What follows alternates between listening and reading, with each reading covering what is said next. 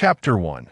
Under the scorching sun, hanging from the vines of a colossal tree, Yun Zhi looked down from several stories high, her vision blurring into darkness. Unbeknownst to her, someone had removed the cover of the sewer, and in a moment of distraction, she had stumbled into this primordial forest, now awkwardly suspended among the branches. Drawing upon her years of internet experience and extensive reading, she surmised that she had likely traversed into another world, though the exact period remained uncertain until she encountered another person. Suddenly, the dense underbrush below rustled, and Yun Zhi, who was desperately seeking a way to save herself, felt a jolt of anxiety. The dangers of such a primal forest were self-evident, especially to someone like Yun Zhi, a reclusive individual who rarely ventured beyond her doorstep. In the face of this predicament, all she could do was silently pray that whatever beast lurked beneath was not a ferocious predator. Even if it were, she hoped it would be one with poor eyesight. Holding her breath, Yun Zhi remained motionless in her cradle of vines, her eyes wide as she beheld the unexpected visitor emerging from the foliage below. As the identity of the intruder became clear, a chill ran down her spine. Several gray wolves leaped from the thickets, their quivering noses sniffing the air for scents. Yun Zhi bit her lip tightly, suppressing any sound that might betray her presence. At around 1.6 meters tall, her petite frame would barely suffice as a morsel for the ravenous wolves. One could only wonder how fortunate someone could be to fall into a sewer. While Yun Zhi was fixated on the wolves below, a snake, as thick as an adult's arm and flicking its forked tongue, stealthily climbed up her hand, gripping the vine. In an instant, her face turned pale. She had an overwhelming fear of snakes. Just one small serpent could haunt her dreams for days, let alone this formidable creature before her. Dizzy with dread, she realized that compared to the wolves, the slippery, cold serpent terrified her far more. Inexplicably fueled by courage, Yun Zhi made a swift decision in a fraction of a second. She would rather be bitten by the wolves than suffocate in the coils of the snake. With a desperate lunge, she seized the serpent's tail and, before it could strike, hurled it away with all her might. This action, however, revealed her location even worse. The vines acted like an elevator, lowering her directly into the midst of the wolf pack, swinging precariously before their collective gaze. Ha ha ha! Escaping the snake's grasp only to land in the wolf's den, her heart raced wildly, the atmosphere falling silent for a moment. Gazing at the wolves' gaping maws filled with sharp teeth and drooling saliva, Yun Zhi instinctively tightened her grip on the vine, hoping it would animate and lift her back to safety. "Hello, brothers. Farewell, brothers," she muttered softly as she slowly rose from her vine swing. The wolves surrounding her emitted low growls, their bodies crouching down, clearly poised to hunt the frail Yun Zhi. The wolf that had locked eyes with her lunged forward, and when her life was threatened, an instinctual survival drive surged within her. Despite her clumsy limbs, Yun Zhi scrambled up the vine just as the wolf's jaws snapped at her.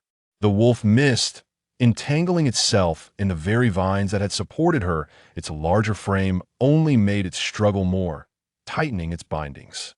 For Yun Zhi, climbing above the struggling wolf was no easy feat. The intense thrashing was so powerful that she could hear the sounds of the vines beginning to snap.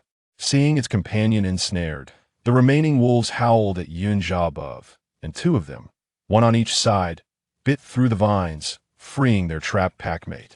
Realizing this, Yun Zhi could only muster all her strength to ascend, only to discover that she was actually descending instead. Looking down, she found the wolves merely watching her, as if waiting for her to fall. Glancing up, in a moment of desperation, she selected the thinnest vine, yet it could barely support her weight. In her misfortune, as she reached out to switch to a more secure vine, she inadvertently chose one that was already half broken. Her face drained of color as she muttered a curse, and the vine snapped.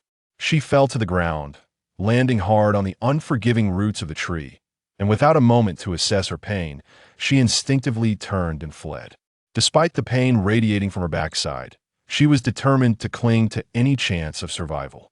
As she dashed through the forest, the broad leaves struck her face and body, leaving countless minor wounds. Blood droplets clung to the foliage, and behind her, the wolves howled, drawn by the scent of her blood, easily tracking her escape route. They pursued her with relentless speed, treating her frantic flight as a mere game. They awaited the moment she would tire, marking it as their time to feast. Summoning the speed she had once displayed in an 800-meter race, Yun Zhi sprinted from the depths of the forest, emerging at the periphery of the falling moon forest. The wolves continued their relentless chase, finally arriving at the moment of her exhaustion. Having barely escaped, Yun Zhi found herself once again surrounded by the wolves, a paralyzing fear of impending doom washing over her. For reasons unknown, she leaned against a tree so massive that it would take 4 or 5 people to encircle it, helplessly calling for help. Help! Is anyone there? If not, I'd settle for a ghost. The wolves seemed to tire of their chase, their jaws wide open as they charged toward Yun Zhi. Gasping for breath, Yun Zhi shielded her head with her arms, crouching low and tightly closing her eyes, unable to bear the sight of what was to come. Instead of the anticipated pain of being torn apart, she heard the wolves' anguished howls and was overwhelmed by the scent of blood. As silence enveloped the scene, only the rustling leaves whispered in the breeze. Gathering her courage, she opened her eyes to find the ground littered with the corpses of wolves. Staring in disbelief, she lowered her arms. Could it be that a ghost truly had come to her rescue? Surveying her surroundings, she saw no signs of life, swallowing hard as she approached the fallen beasts for a closer look. 2 of the wolves bore round, blood-filled puncture wounds on their necks, and the dark, viscous blood suggested they had been poisoned. The other wolves appeared to have succumbed to physical attacks, their forms distorted from the violence inflicted upon them. Yun Zhi even counted, and to her surprise, 2 wolves were missing from the scene. Just as she prepared to voice her gratitude to her benevolent ghost, a feral cry pierced the air, sending her fleeing once more. After a tumultuous ordeal, Yun Zhi felt her legs heavy as lead, utterly spent, and her head spun as she collapsed to the ground. Sweat beaded at her temples and the tip of her nose, her furrowed brow and pale lips betraying her dire state. The twin moons hung in the sky, stars twinkling, while the night was alive with the sounds of insects and the terrifying roars of fierce beasts. In the perilous depths of the falling moon forest, a flicker of orange light emerged from within a crevice in the rocks. Upon closer inspection, it revealed a small cave, its entrance blocked by a massive stone, allowing only a glimpse inside. Within the cave, illuminated by the flickering orange glow, sat a tall figure with long black hair, cascading over broad shoulders, tending to meat over a fire. The sizzling sound of the cooking meat roused Yun Zhi, who lay nearby on a pile of hay, beckoning her with the promise of food. Opening her eyes to the dim light, she was reminded of the unyielding law of transmigration. Despite knowing she might never return home, she still harbored dreams of waking up to find herself back where she belonged. Before she could succumb to melancholic thoughts, the tantalizing aroma of roasted meat wafted closer, compelling her to turn toward its source. The person cooking the meat had their black hair cascading without disarray. Beneath their sword-like brows were deep purple eyes that glimmered with warmth under the firelight. With slightly upturned eyes, a regal nose, and delicate pink lips, their striking features defied mere description. In short, they were nothing short of breathtaking. Now that you're awake, come and have something to eat. A rich, deep voice resonated, sending delightful shivers through Yun Zhi. As her infatuation subsided, she realized her wounds had been treated by this enchanting figure, as her clothes had been torn by branches during her escape. Rising, she examined the white garment crafted from beast pelts adorning her body, and the words "ancient era" flashed through her mind unbidden. Your peculiar beastskin attire was damaged. This one is what I have provided for you, the figure explained. As they gazed at Yun Zhi, their face flushed crimson, their eyes darting away shyly, filled with curiosity yet hesitant to ponder further. After a brief moment of mental preparation, Yun Zhi shuffled her heavy legs and sat across from the captivating figure. Thank you for saving me. I am indebted to you, and though I am currently weak, I will find a way to repay you. She contemplated offering herself in gratitude, but doubted such a striking individual would ever notice her petite frame. Thus, she resolved to repay her benefactor in other ways. The figure remained silent, merely extending a piece of roasted meat toward Yun Zhi, alongside a handful of small red fruits from a nearby hide. Thank you. You are truly a good person. Not only did you save me, but you also provided me with food. A good person, you say? He does not consider himself as such. He witnessed the small female descending from the heavens, ensnared in the branches of a tree. Yet, he has always held a disdain for females, perceiving them as selfish, hypocritical beings. Thus, he observed with a cold gaze, awaiting her demise at the jaws of a gray wolf. Perhaps, upon seeing her youthful visage, which bore little resemblance to the females he had encountered before, he felt a flicker of compassion and decided to follow her as she fled. Watching her being pursued by the gray wolf and feeling hunger gnawing at him, he effortlessly dealt with the pack of wolves, only to be taken aback by the fragility of the small female, who promptly fainted. With no other choice, he carried her to a temporary refuge in a cave, where he beheld her battered form and, against his better judgment, ventured out to find herbs for her and fashioned a makeshift garment. Though he felt honored to be the subject of her gaze, she appeared quite restless. Noticing her discomfort, he nonchalantly withdrew his gaze and casually tended to the fire. What is your name, and from which tribe do you hail? Females are the most treasured entities within a tribe, and those as young as the one before him are particularly safeguarded. All beastmen are acutely aware of the dangers that lurk within the Falling Moon Forest. They would never allow an unaccompanied juvenile female to wander into such perilous territory. Moreover, the small female before him bore no scent of beastmen, leaving him uncertain of her origins. The roasted meat was exceedingly tough, almost threatening to shatter her teeth. Yun Zhi rubbed her aching jaws and casually replied, "My name is Yun Zhi, and I hail from Earth Village. What about you?" The beauty referred to her as a female and spoke of tribes. It must be a primitive world of beastmen. No wonder the roasted meat possessed only a hint of saltiness. From what she had read about the beastman world, the conditions must be quite harsh, indicating that life ahead would be challenging. I am Emo Chen. The Falling Moon Forest is fraught with danger. I shall escort you out tomorrow. There were several tribes nearby, the closest being the Xize tribe, known for sheltering beastmen cast out by others and treating wandering beastmen with kindness. The chieftain was a benevolent beastman who would provide refuge for the young female, while he felt it best to continue his own adventures. What tribe do you belong to? I have not detected any scent of beastmen on you. Unable to gnaw through the tough meat any longer, Yun Zhi decisively abandoned it, opting instead to devour the red berries offered by Emo Chen. Suddenly hearing Emo Chen's inquiry about her lineage, a piece of fruit lodged in her throat, prompting an involuntary cough. Feeling a tinge of guilt, Yun Zhi avoided Emo Chen's gaze, but, undeterred, feigned calmness and declared, "I am of the Dragon Clan." She wished she could honestly claim to be of the human clan, but having read various beastman novels depicting humans as slaves to beastmen, she had no desire to be subjugated. Moreover, being a descendant of dragons, she hoped that her prominent lineage would suffice to shield her identity. She fervently wished that this world lacked dragons, lest Emo Chen truly send her to them. Emo Chen frowned. The continent of Sangyu boasted various clans, including the Flying Lion clan, the Winged Tiger clan, the White Wolf clan, and the Merfolk clan, but notably absent was the Dragon clan.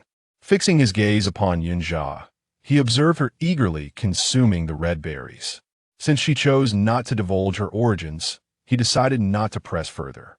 Having satisfied her hunger, Yun Zhi boldly scrutinized Emo Chen, who was tending to the fire. His countenance was flawless, and his physique was beyond reproach.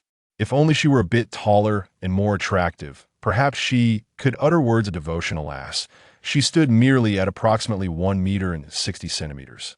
With round, almond-shaped eyes often brimming with mirth, her cherubic face invoked an irresistible urge to pinch her cheeks. Though her smile revealed charming dimples, her subtle freckles were only discernible upon closer inspection. Emo Chen, what race are you, and do you have a wife or partner at home? After saying this, she realized that Emo Chen might not understand the term wife, and quickly altered it to partner. Observing the curious expression on Yun Zhi's face, Emo Chen revealed a smile that bordered on cruel, sending an involuntary shiver down her spine. Do you truly wish to know? Emo Chen countered with a question of his own, as Yun Zhi, entranced by his allure, continued to nod without fear. Suddenly, Emo Chen seated himself beside Yun Zhi, pulling her into his somewhat frigid embrace, his warm breath invading her ear. With a mischievous glint, Emo Chen extended his tongue, which, if Yun Zhi were to behold, would certainly elicit a scream, for the tip of his tongue split, resembling a serpent's forked tongue. Emo Chen noticed the terror in Yun Zhi's eyes when she encountered a snake, yet he was still curious whether she would fear him. Although being held by such a striking figure was delightful, the intimate position made her blush uncontrollably, her ears beginning to redden. However, moments later, Yun Zhi felt something peculiar beneath her, akin to the texture of a cooling mat, and instinctively reached down to touch it. Scales? How could there be scales? Looking down in bewilderment, she beheld black scales, as cold as iron, causing her body to stiffen in an instant. Her reaction elicited a self-mocking smile from Emo Chen, as if to say, "See, this is the outcome you desired. Originally, you belonged to the serpent clan of beastmen. However, you saved me, proving yourself to be a benevolent beastman, and I shall not fear you." To speak of fear, she does feel a tinge of it. Yet, being an admirer of beauty, she finds herself captivated by Emo Chen's striking appearance, her heart silently screaming like a startled groundhog. The once dim light in Emo Chen's eyes sparkled with brilliance the moment Yun Zhi spoke, causing her to emit another round of silent squeals of delight. "I am not a good person. I am a serpent beast and a wanderer. Are you truly unafraid?" Sensing Emo Chen's cautious demeanor, Yun Zhi's initial trepidation was replaced by a pang of sympathy. Gathering her courage, she gently patted Emo Chen's head. Unable to articulate any comforting words, yet clumsily conveying that she was indeed unafraid, offering him a modicum of solace. In this world, all beings possess both good and evil sides. One cannot judge a person solely based on traditional biases or subjective assumptions. Some possess handsome exteriors, yet harbor malevolent hearts, while others may appear fearsome but are kind within. It is unjust to generalize. Moreover, since Emo Chen saved her life and provided her with sustenance, he is, in her eyes, a good person. "Please set me down. You haven't eaten anything yet. Aren't you hungry?" Having only recently met Emo Chen, she felt somewhat flustered by such intimate actions.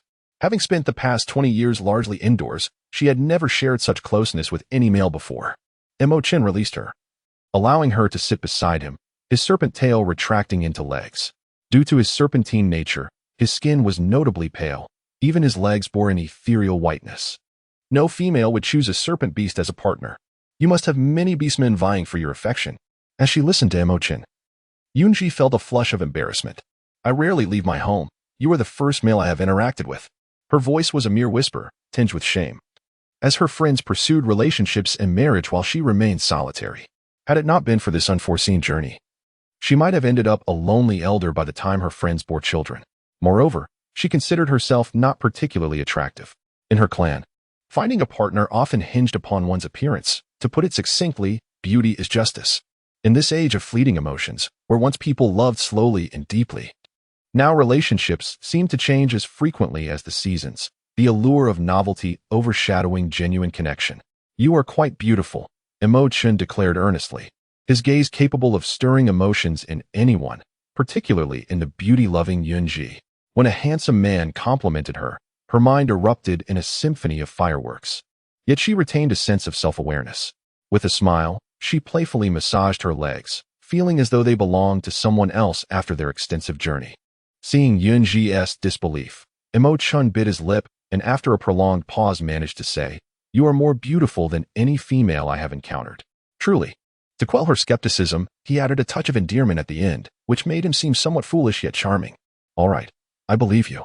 However, I am unfamiliar with this place. Could you elaborate for me?" She understood she was in a world of beastmen but was unaware of their other capabilities, prompting her inquiry to Emo Chen. Fortunately, he did not press her with questions, instead taking the time to explain the world she now inhabited. The Songyu continent is a land blessed by the gods, bestowing upon the beastmen various powers, albeit with distinctions in strength. Those who acquire such powers awaken beast marks. 1 or 2 star beastmen are commonplace, while 3 or 4 stars signify a tribal powerhouse, and 10 stars are the legendary apex. However, Male beastmen are far less adept at seeking partners compared to females, who possess only the ability to shift between human and beast forms and cannot awaken beast marks. Due to the scarcity of females, polyandry is permitted. Upon forming a bond, a female will bear the beast mark of her partners. Should this mark be broken, the corresponding beastman would lose his essence, devolving into a forsaken beast, stripped of his abilities and potentially facing a grim fate. The continent experiences 4 seasons: spring, rainy, harvest, and winter. Spring and rainy seasons are when tribes conduct rituals and select mates, while the harvest season is for storing food. Before winter arrives, tribes organize expeditions to larger tribes to trade for salt, ensuring the survival of their kin during the harsh cold months. Yun Zhi was aware of these customs, reminiscent of ancient times where food scarcity was the norm. Having read numerous novels set in the beastman world, she understood that many perished from the cold and hunger in winter. As for the notion of polyandry, she felt assured it would not apply to her, possessing a clear understanding of her own worth. She had unwittingly glimpsed the allure hidden beneath Emo Chen's beast skin skirt and thought it best to repay his kindness with her own gratitude. So, Emo Chen, how many stars do you possess, and do you intend to seek a partner and settle in a tribe? With Emo Chen's appearance, he could undoubtedly lead a stable life, though it would likely involve polyandry. He had never contemplated finding a partner. After years of wandering, he had witnessed many forsaken beastmen, where females would take those they fancied into their caves, only to discard them when they lost interest.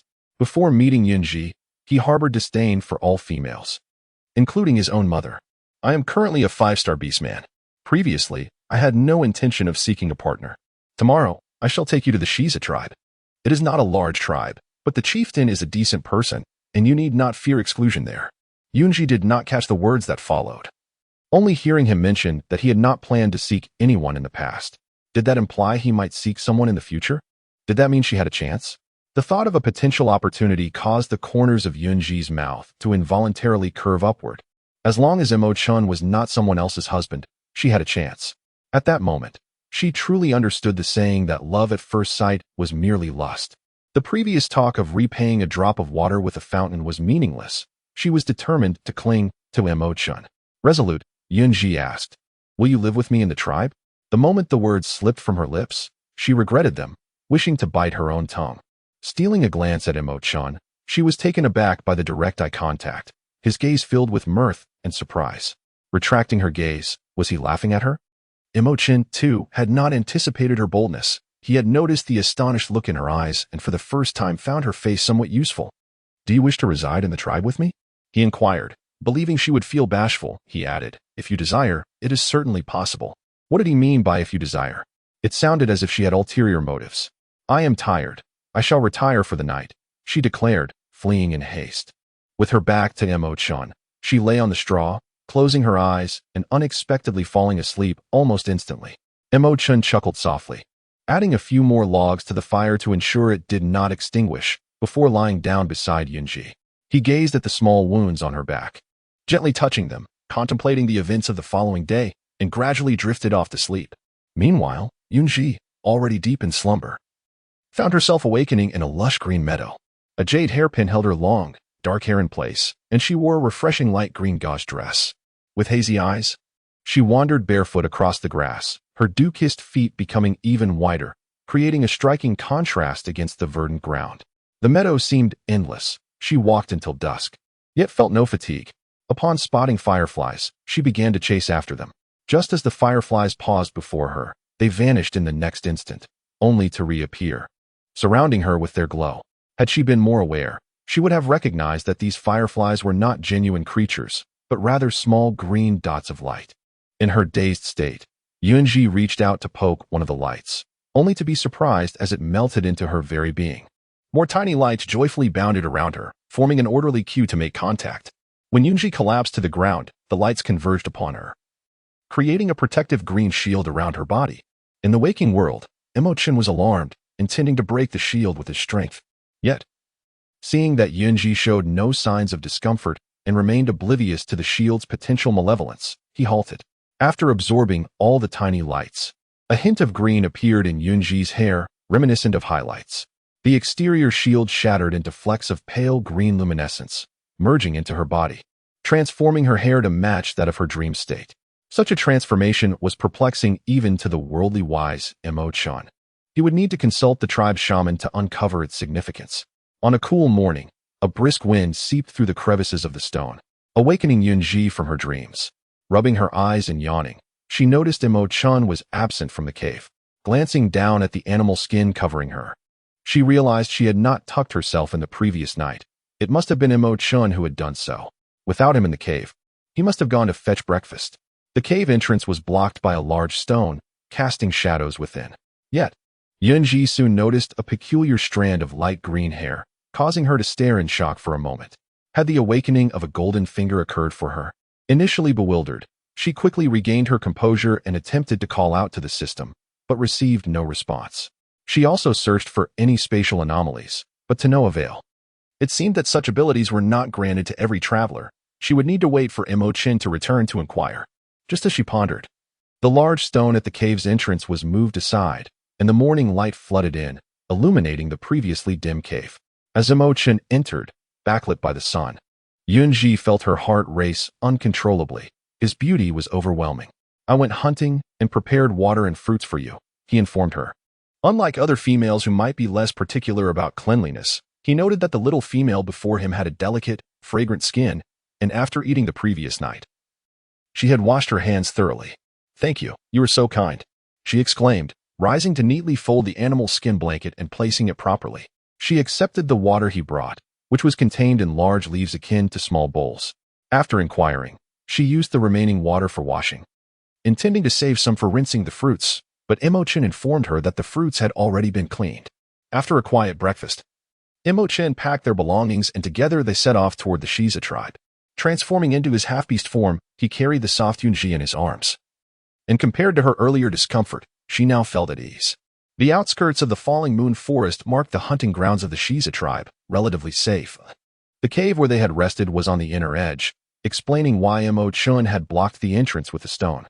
As noon approached, the sun hung high above, shining down on them, causing Yun Zhi's cheeks to redden and her exposed skin to burn. Emo Chen paused in the shade, offering her fruits to quench her thirst, draping a thin piece of animal skin over her, and crafting a makeshift hat from large leaves. However, Yun Zhi adamantly refused to wear it, jesting that she would not don a green hat before even rising to her position. Emo Chen, with no choice but to acquiesce, quickened their pace. As they walked, she inquired, "Emo Chen, do you know what is happening with my hair?" She had been too preoccupied with eating in the morning to ask him. "I thought you wouldn't ask. It appeared after you fell asleep last night. I am uncertain, but we can ask the shaman in the tribe to find out." Thus far, she felt no discomfort. Aside from the heat, it seemed harmless. The shamans in the tribe are quite powerful, right? She mused. She had read of some shamans possessing great prowess, while others were mere charlatans. The larger tribes had 2 shamans, while small tribes like Xize had only 1. But you need not worry. The shaman of the Xize tribe is exceptionally skilled, surpassing even those of the larger tribes. If Emo Chen vouches for their expertise, they must indeed be formidable.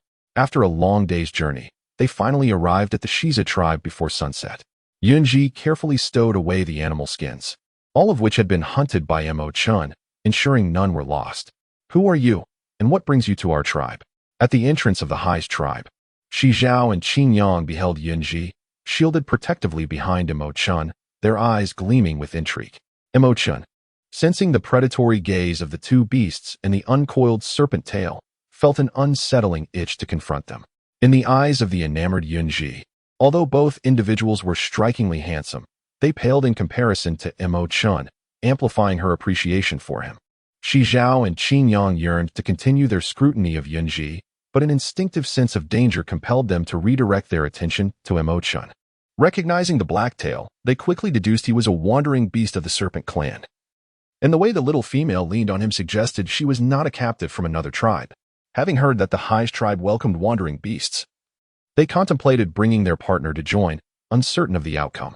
As they swallowed hard, they realized that despite possible objections, they had to proceed. After all, the serpent beast was formidable, and it was prudent to allow the somewhat naive Qin Yang to take the lead.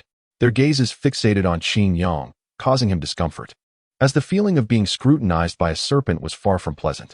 "Follow me," Emo Chen instructed, still cradling Yun Zhi. As they matched Qin Yang's pace and entered the Xize tribe, When Yun Zhi heard Emo Chen refer to her as his partner, her heart skipped a beat. Yet she understood that he was merely attempting to alleviate potential complications within the tribe. Though she comprehended this, she could not suppress the myriad of fanciful thoughts swirling in her mind as she absently surveyed the Xize tribe.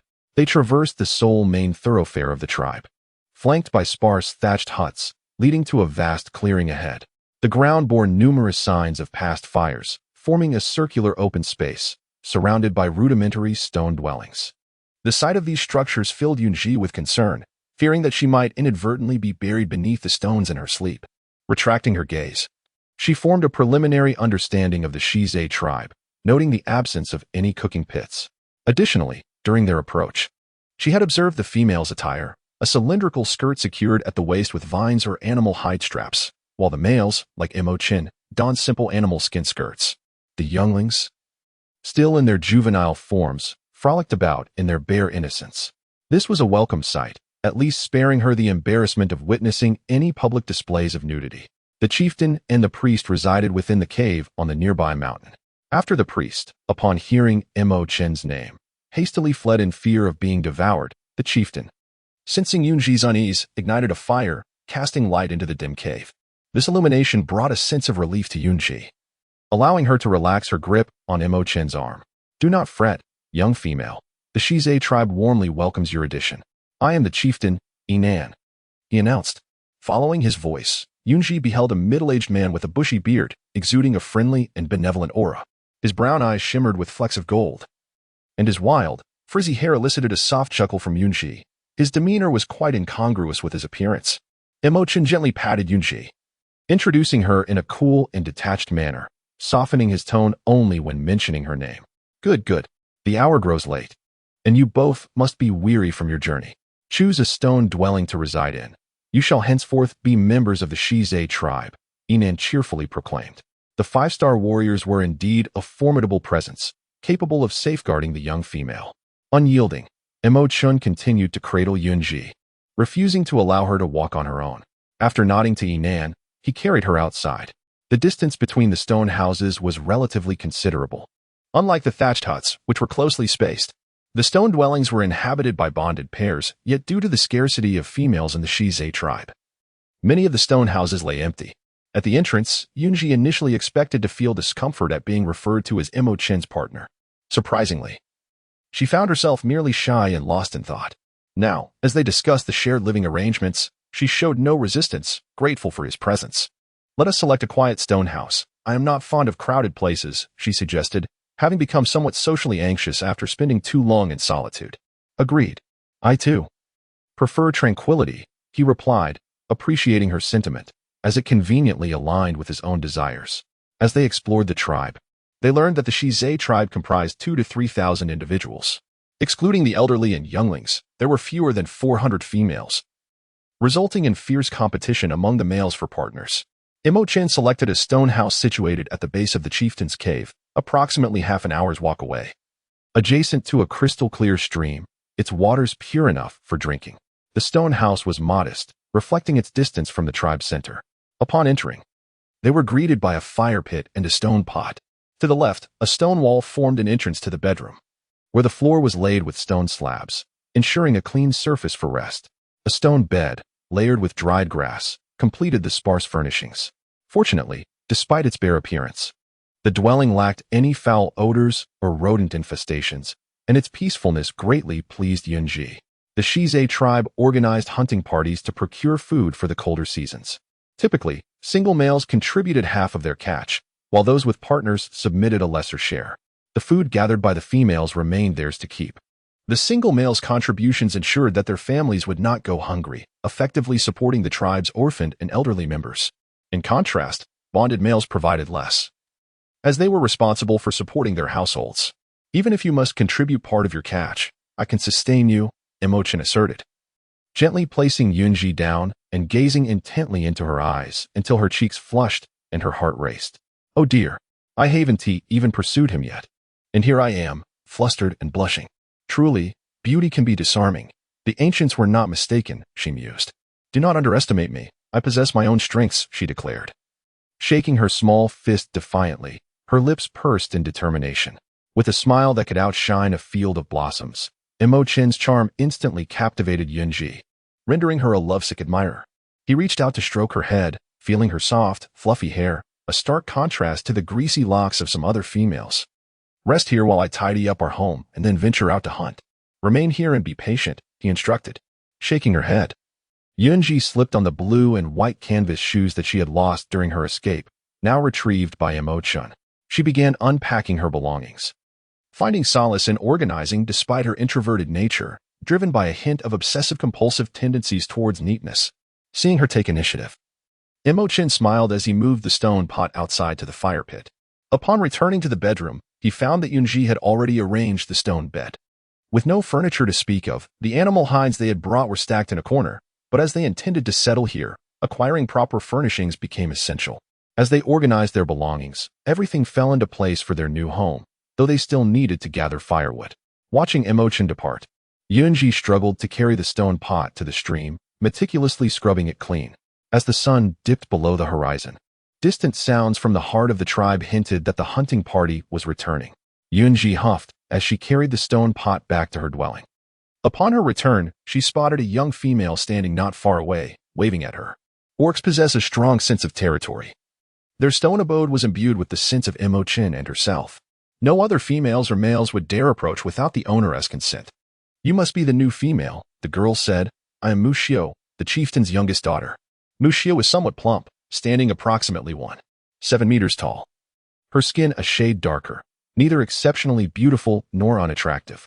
What was most captivating were her clear, bright golden brown eyes. You are truly lovely. My father mentioned the new female was quite beautiful, and I was skeptical, but now I believe it, Mu Xiu exclaimed. Yun Zhi, plagued by social anxiety, was at a loss for words, merely gazing at Mu Xiu, feeling utterly out of place. I am Yun Zhi. Did you need something from me? Mu Xiu blinked, increasingly convinced that Yun Zhi appeared juvenile, yet her father had stated she had a partner. Such an adorable and lovely young female was fortunate to have a mate. With a smile, Mu Xiu approached, hands clasped behind her back, and stood face to face with Yun Zhi. It's nothing serious. My father mentioned that you and your partner are new members of our tribe, and he invited you to join us for a meal and meet the others. Mu Xiu's exuberance made Yun Zhi feel somewhat embarrassed. Unaware of Yun Zhi's discomfort, Mu Xiu reached out and took Yun Zhi's slightly chubby hand in hers. In comparison to Mu Xiu's darker, larger hand, Yun Zhi appeared even more like a young cub. I'll put the stone pot away first, and when Emo Chen returns, we shall go. Yun Zhi realized how strong Mu Xiu was. She couldn't easily pull her hand away. The stories she had read were indeed true. Orc females possessed remarkable strength. All right, I will head back now. Do come quickly. Mu Xiu squeezed her plump little hand before departing with satisfaction. Looking down at her hand, which had been squeezed by Mu Xiu, Yun Zhi wondered if her hands were truly so delightful to hold. She glanced once more at the departing figure of Mu Xiu before making her way to the stream, cradling the stone pot as she walked back to her home. Nightfall approached, and the enclosed stone dwelling was shrouded in darkness.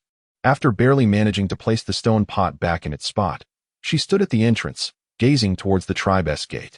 As the last ray of sunlight vanished beyond the horizon, Yun Zhi, who was becoming akin to a stone waiting for her beloved, finally caught sight of Emo Chen.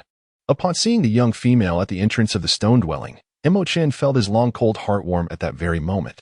A smile graced his lips, and he unconsciously quickened his pace, remembering that Yun Zhi cherished cleanliness. He had left the prey by the stream, unprocessed. Are you injured? He asked, hastening to check on her.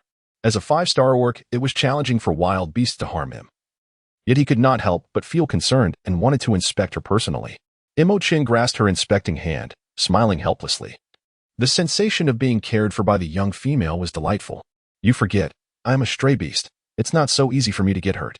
Apologetically withdrawing her hand, she recalled Mu Xiu and remarked that the chieftain had indeed spoken to Emo Chen. He had brought the prey over, intending to clean it before joining them. With Emo Chen's presence, Yun Zhi's social anxiety began to ease significantly. Yun Zhi struggled to see clearly, so Emo Chen decided to kindle a fire. The firewood was gathered haphazardly during his return, and he planned to collect more tomorrow. The serpent beast had feasted well and could go several days without food, having eaten his fill yesterday. Today's provisions were solely for Yun Zhi. Considering her appetite, Emo Chen refrained from capturing larger prey, opting instead to bring back 3 long-eared beasts. which the chieftain allowed him to keep. Emo Chen instructed her to wait inside while he went to the stream to prepare the long-eared beasts. Each of these creatures was roughly the size of a dog, and he thought that if Yun Zhi couldn't finish her meal, he would gladly assist her. As night fell, the temperature dropped rapidly.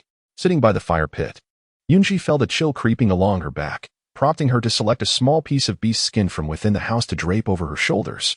Before long, Emo Chen appeared at the door, holding the cleaned long-eared beasts. Yun Zhi carefully adjusted the firewood to prevent any risk of igniting the dwelling upon his arrival. Pulling her shawl tighter around her, she felt the absence of warmth as she stepped out of the stone house, involuntarily shivering. Observant as ever, Emo Chen wrapped her in his embrace. Yun Zhi possesses a rather frail physique, and with the rainy season yet to conclude, the nights are particularly chilly. While the winter months promise even greater cold, Emo Chen cannot help but feel concerned for the delicate figure he cradles in his arms. Let us make haste and return swiftly. The night is too cold, and I would not want you to fall ill. In Emo Chen's eyes, his little female is overly delicate, lacking the robust constitution of other females, and he fears that a moment's negligence could lead to her becoming unwell. Yun Zhi did not endeavor to assert herself, choosing instead to nestle closely in Emo Chen's embrace. Although he was a serpent beast, his body radiated warmth, indistinguishable from that of an ordinary person. She had been adopted from an orphanage, only to find her adoptive parents preoccupied with their own children, leading to a gradual decline in their concern for her. During her high school years, they would occasionally inquire about her well-being, but once she entered university, they coldly informed her that they were no longer a family. They provided her with a sum of money and then vanished from her life without a trace. Yet, she bore no resentment towards her adoptive parents. They had raised her and funded her education, and even though they severed ties after she went to college, they had still given her financial support. Yun Zhi was not one to forget kindness, and despite their eventual abandonment, she remained grateful, though she lamented the lost opportunity to repay their generosity. She was curious about how someone as kind as Emo Chen had become a wandering beast and resolved to inquire further later. Upon arriving at the open area, some members of the tribe had already gathered. The air was filled with the sounds of meat sizzling over the fire and broth bubbling in pots. Though not overwhelmingly noisy, it possessed a lively atmosphere.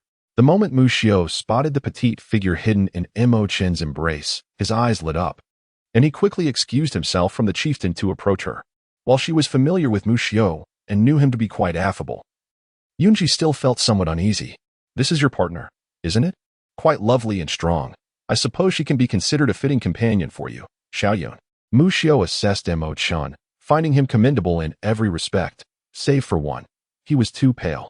Mu Xiao, do not frighten her. Come, let us all gather together. The chieftain observed from a distance, having discerned earlier that Yun Zhi was reticent, while his own exuberant offspring might intimidate her. With a hearty smile, he led the two to join the chieftain, where they encountered the elderly priestess, a white-haired matron. Yun Zhi, do not hold back. Please sit down with us, she encouraged. And instinctively, Yun Zhi looked up at Emo Chen before obediently settling onto the ground, facing the priestess. This is our tribe's priestess, Hui. Should you require assistance in the future, do not hesitate to reach out to us. Emo Chen nodded in acknowledgement, and Yun Zhi, somewhat dazed, followed suit, her obedient demeanor eliciting a fondness from Mu Xiao.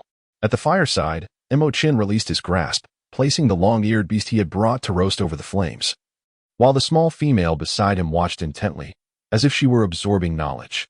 The priestess observed the young couple, her gaze drifting to Yun Zhi's hair, momentarily stunned before she quickly masked her surprise.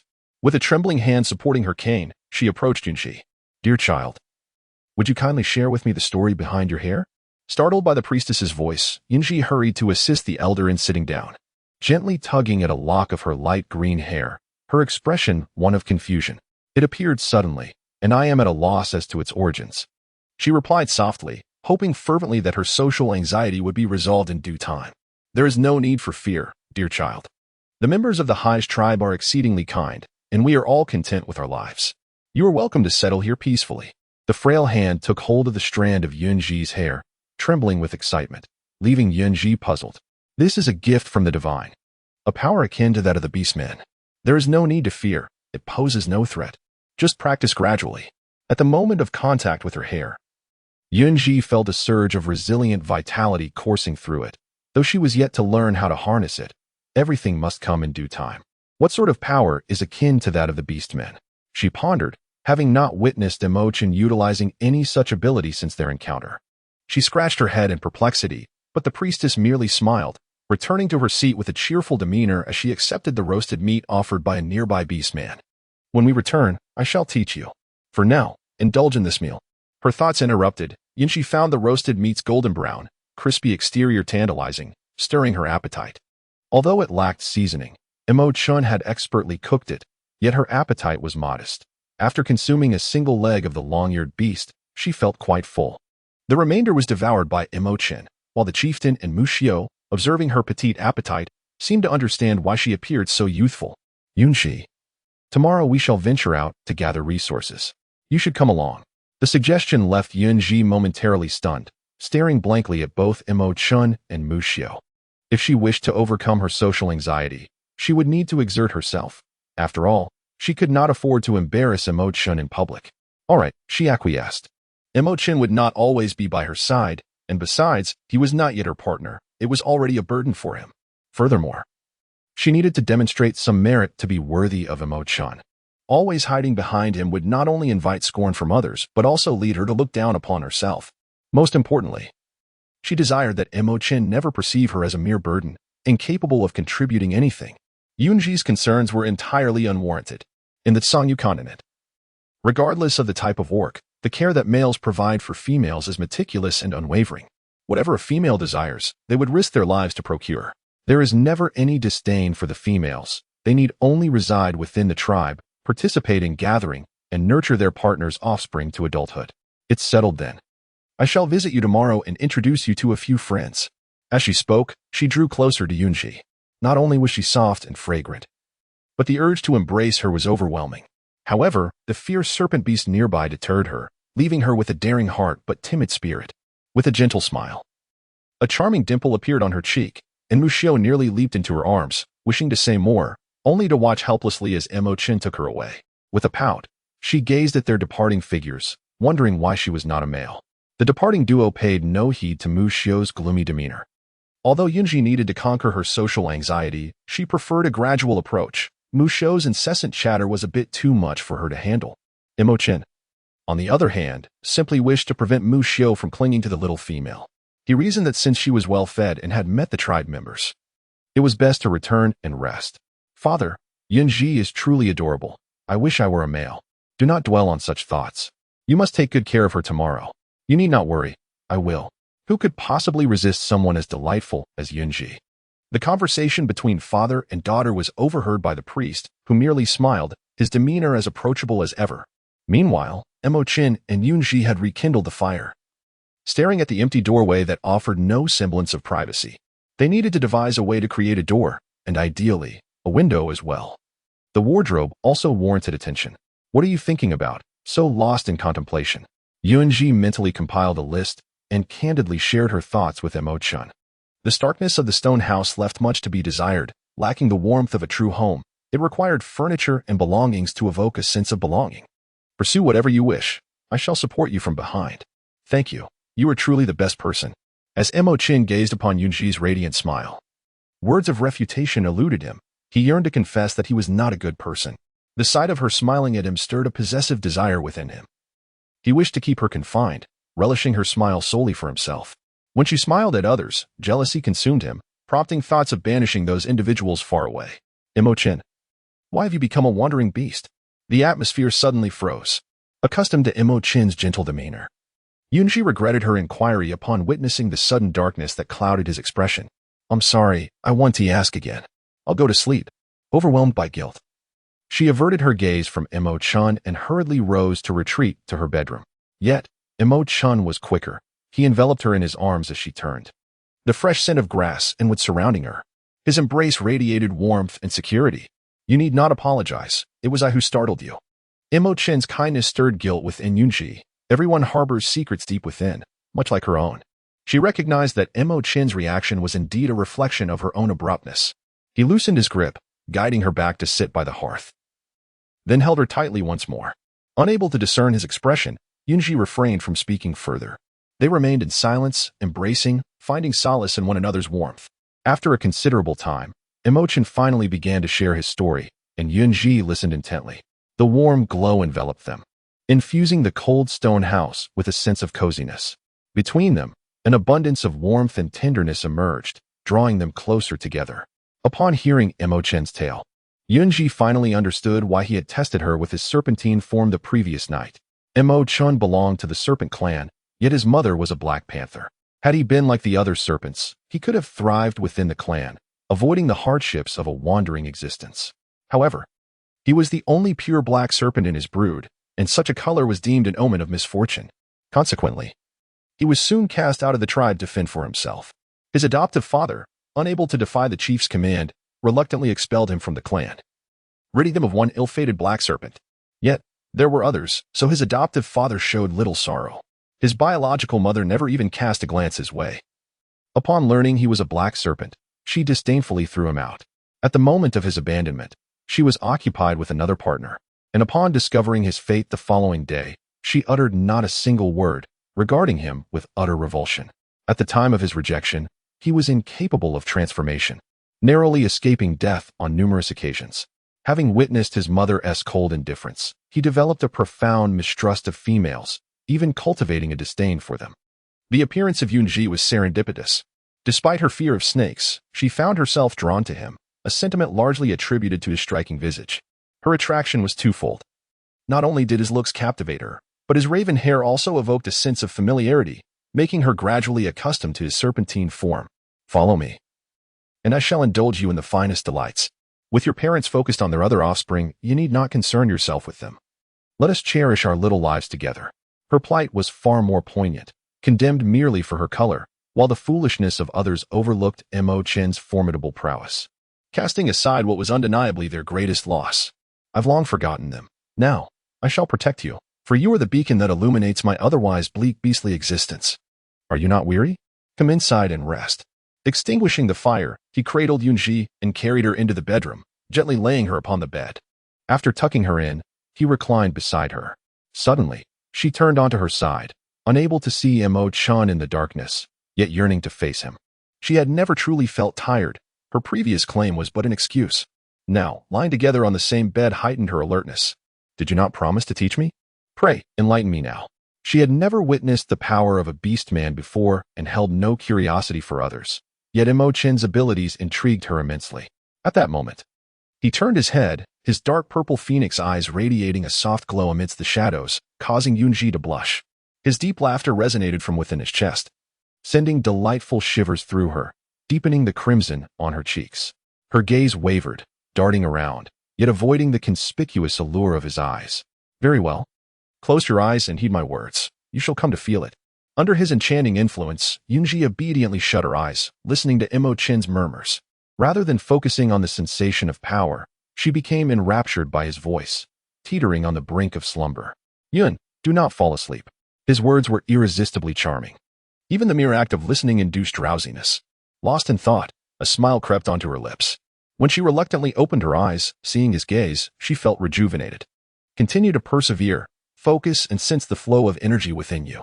After a while Emo Chen believed she had succumbed to sleep, she suddenly turned and embraced him tightly, excitedly exclaiming that she had seen and felt it. Though her power was modest, she indeed possessed a gift. A small, pale green orb the size of a fingernail nestled near her heart. Its vibrant life force enveloped her with comfort. With clever intuition, she drew forth this strength, condensing it within her delicate, fair hands, leaving Emo Chen astonished and adoring. It appears you are of the wood element, Yun. I suspect you are the only one of your kind throughout the entire Tsanyu continent. He himself was a rare dual-element beastman, wielding fire and lightning. Yet neither could compare to the little wood elemental nestled against him. Upon hearing his words, Yun Zhi felt as if a tail would have perked up in delight had she possessed one. How fortunate I am. If I alone possess what abilities? Does that mean I can cultivate my own sustenance?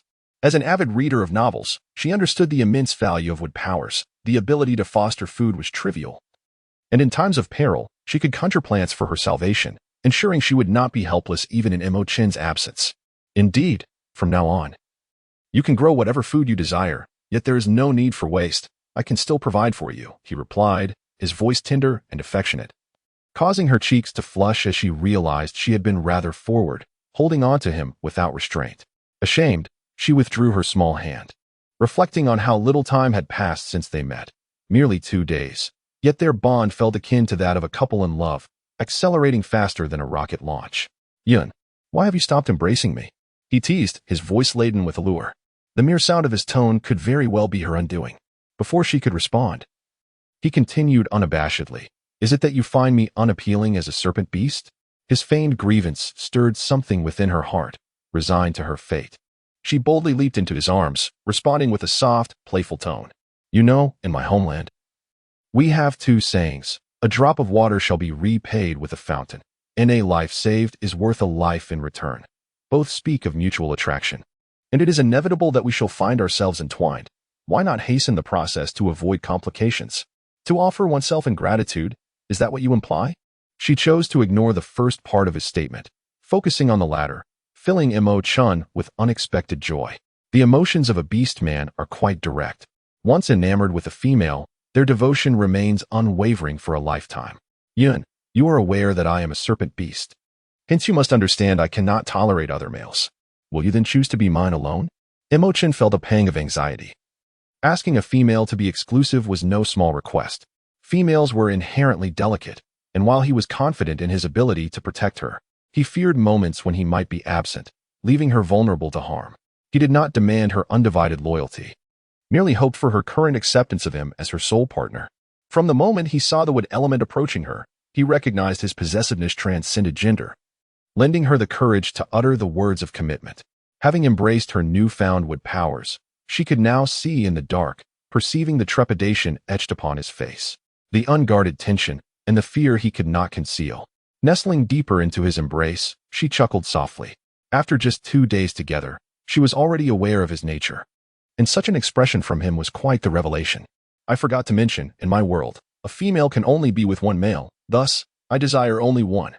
She is neither greedy nor aspires to save the world like the heroines in novels. She simply wishes to be with the person before her and to do what little she can to assist those around her. Emo Chen feels as though he has stepped into a beautiful dream. For how many can claim to possess a female orc solely for themselves in the vast expanse of the Tsanyu continent? He had anticipated a lonely demise in some forest. Yet everything has transcended his wildest imaginings. Clutching the small figure in his arms, the intense warmth radiating from her speaks volumes, affirming that everything that has transpired is indeed real, not an ephemeral fantasy. Yuner, he murmurs softly, and Yun Zhi, enraptured, cannot resist the pull of sleep. Curling up within Emo Chen's embrace, listening to his voice and exhaling long, languorous breaths, delighted by the unexpected turn of events, Emo Chen gazes intently at the slumbering Yun Zhi, feeling no trace of fatigue. The following day, as the first light of dawn breaks on the horizon, Emo Chen, having risen early, prepares breakfast, the enticing aroma awakening the still drowsy Yun Zhi. Sleepily, she meanders to the riverbank to wash up. The morning stream carries a slight chill, banishing the last remnants of sleep. She accepts the leaves Emo Chen offers, which are said to be used by females to clean their teeth. She chews on one, spitting it out before rinsing her mouth with water. The results are indeed refreshing, leaving her teeth feeling thoroughly cleansed. Today, we shall not gather food alone. I will accompany you, if you don't mind. Emo Chen kindly tears the roasted meat into strips, neatly arranging them in a stone bowl for Yun Zhi's convenience. The stone bowl is one he had brought along, and used by himself but crafted for medicinal purposes when he rescued Yun Zhi. Before their journey to the tribe, he had washed it clean, and with her newfound wood affinity, Yun Zhi's wounds had healed almost instantaneously, which is why Emo Chen felt emboldened to hold her tightly through the night. All right, we can venture out to seek items for our home. Though gathering food remains our utmost priority, she is uncertain of what types of food the Xize tribe collects. But she hopes to discover this and familiarize herself with the ingredients of this world. Very well, Yuner must eat well. The gathering location is rather distant, and we must sustain ourselves. To the northwest of the Xize tribe lies a relatively small forest abundant with fruits and leafy greens favored by females. However, the journey from the tribe requires a 2-hour trek, a considerable distance for the delicate Yun Zhi. Eat well, little beauty, she is encouraged. And she devours the food with gusto, stopping only when she feels full, her round belly a sight that prevents her from meeting Emo Chen's gaze. Little Yuner, are you awake? It's time for us to set off for gathering, calls Mu Xiao, her voice booming from just outside the door. With her keen eyesight, she quickly spots Yun Zhi, who is intentionally concealed by Emo Chen. Having grown accustomed to Mu Xiao, Yun Zhi hastily joins her outside. Today, Mu Xiao is clad in a strapless top and a short skirt, holding a piece of animal hide, her face alight with excitement. You've arrived just in time. Emo Chen and I have just finished eating. We were about to come find you, she exclaims. The tension in her voice is palpable, yet thankfully, Mu Xiao remains unperturbed, urging them to hurry as the main group is already prepared. As the three gather at the tribe's entrance, Yun Zhi senses a certain danger in the gazes directed at her, reminiscent of Mu Xiao's, as if they long to pinch her cheeks. Emo Chen swiftly takes her hand, providing a modicum of comfort, though he still swallows nervously. It is no wonder the others fixate on Yun Zhi with such intensity. Their towering stature starkly contrasts her soft and endearing form. This is the new addition, Yun Zhi, alongside Emo Chen. Some have already met them last night. Today, our primary task is to gather fruits and leafy greens, announces Jinhua, who oversees the female gathering in the tribe. With many females venturing out today, the tribe leader has dispatched several orcs to ensure their protection. Yun Zhi timidly followed Mu Xiao's side, as the main group set off at Aunt Jinhua's command. Thus began the torment of Yun Zhi's ears. Newly coupled, they were inseparable even while gathering. Indeed, during my own early days of coupling, I hardly ventured outside for several days. The little female seemed quite spirited. Such vitality could stem from two reasons. Either her partner was gentle enough not to be overly harsh, or simply that her partner was inadequate. Listening to the aunt's banter, Yun Zhi's cheeks flushed deeply. She and Emo Chen had not yet engaged in such activities, yet the aunt's words made it seem as though they had already crossed that threshold. Yun Zhi felt a sense of shyness at the moment, but the orc beside her was not quite at ease. What does it mean to be a partner? He averted his gaze subtly, casting a glance at the object concealed beneath the leather skirt. He was clearly refraining from acting too eagerly, wanting to avoid making the little female feel anxious. Besides, whether he was capable or not did not require others' validation. It sufficed that Yun knew. As long as he could satisfy her needs. Throughout the journey, Emo Chen spoke little, merely holding Yun Zhi's hand and not letting go, leaving Mu Xiao speechless. Nevertheless, Mu Xiao's chattiness remained unaffected. She conversed animatedly along the way, and Yun Zhi listened attentively. It must be acknowledged that Mu Xiao's incessant chatter had successfully fostered a sense of familiarity between her and Yun Zhi. Along the way, they also met two other females of similar age, Fong from the Leopard clan and Xiao Zhu from the Wolf clan, though neither could compare to Mu Xiao in terms of appearance. Upon reaching their destination, Yun Zhi found herself cradled in Emo Chen's arms, her legs feeling as heavy as lead after only half the journey due to her lack of exercise. Pretending to be calm under the ambiguous gazes of Mu Xiao and the others, she nestled in Emo Chen's embrace, though her flushed cheeks betrayed her shyness and embarrassment. Once they arrived at the gathering site, and Jinhua instructed the females to disperse, while the accompanying orcs remained vigilant, periodically patrolling the surroundings. Mu Xiao and the others led Yun Zhi, with Emo Chen silently following behind her like a shadow. Walking alongside Mu Xiao, they discussed which fruits were edible and which were not. For instance, the red and green fruits on the trees, roughly the size of apples, were the primary targets for today's gathering. Another surprise for Yun Zhi was the sight of large cabbages, real cabbages, towering half her height. Carrying one back would provide enough sustenance for several meals. However, currently, the tribe only had two cooking methods, boiling and roasting. According to Mu Xiao, cabbages were typically consumed raw or added to meat broth for the young ones. Do you not have baskets or backpacks? As they continued to gather fruits using animal skins, Yun Zhi realized that cabbages, unlike soft fruits, were prone to damage if not handled carefully. What is that? They looked at Yun Zhi with puzzled expressions, a realization dawning on her that she had forgotten. Using baskets would allow for more food to be carried back, and males could use them to transport larger game. After this epiphany, she requested Emo Chen's assistance in retrieving some vines, sitting down on the ground to ponder the method she had seen online. After some time, she clumsily fashioned a rather unsightly basket. When she attempted to place the gathered fruits inside, the basket held firm, and it was Emo Chen who stepped in to help test its durability. Though not aesthetically pleasing, it was relatively sturdy. With practice, she would soon be able to create baskets that were both robust and beautiful. Wow, Yun Zhi, you were truly clever. We usually use these vines to secure animal skins and never thought of using them this way, Mu Xiao exclaimed, watching in awe as Yun Zhi transformed the vines into a basket. The few strands of vine in her hands had morphed into something remarkable, leaving them astonished. They eagerly touched Yun Zhi's crude basket, their eyes sparkling with admiration. Yun Zhi shyly smiled back at them, feeling as though she could melt their hearts. Why don't I teach you how to make them? My fruits and leafy vegetables are almost done as well. The females, all over 7 meters tall, needed baskets significantly larger than those she had just created, which required a fair amount of vines. Musho suddenly embraced her, leaving Yun Zhi flustered, though fortunately. The hug was brief.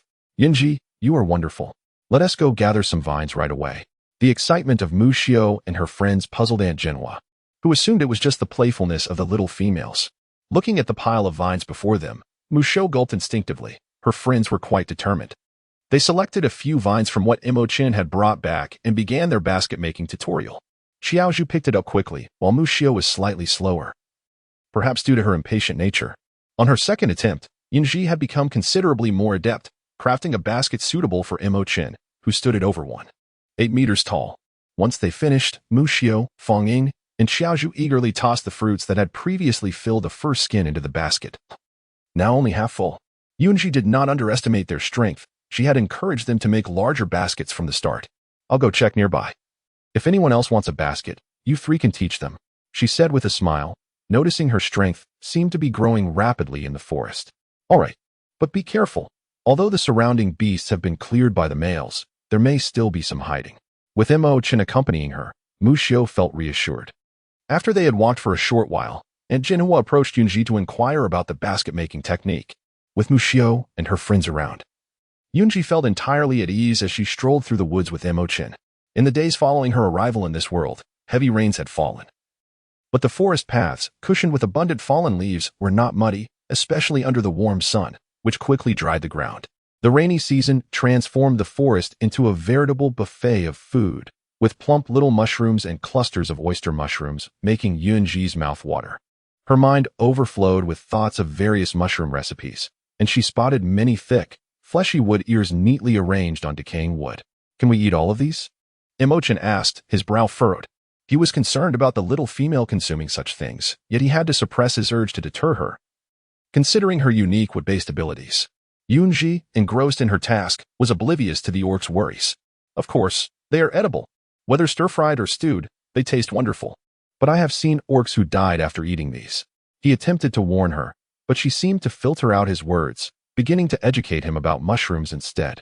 The brighter the color, the more poisonous they are. Everything I picked is edible.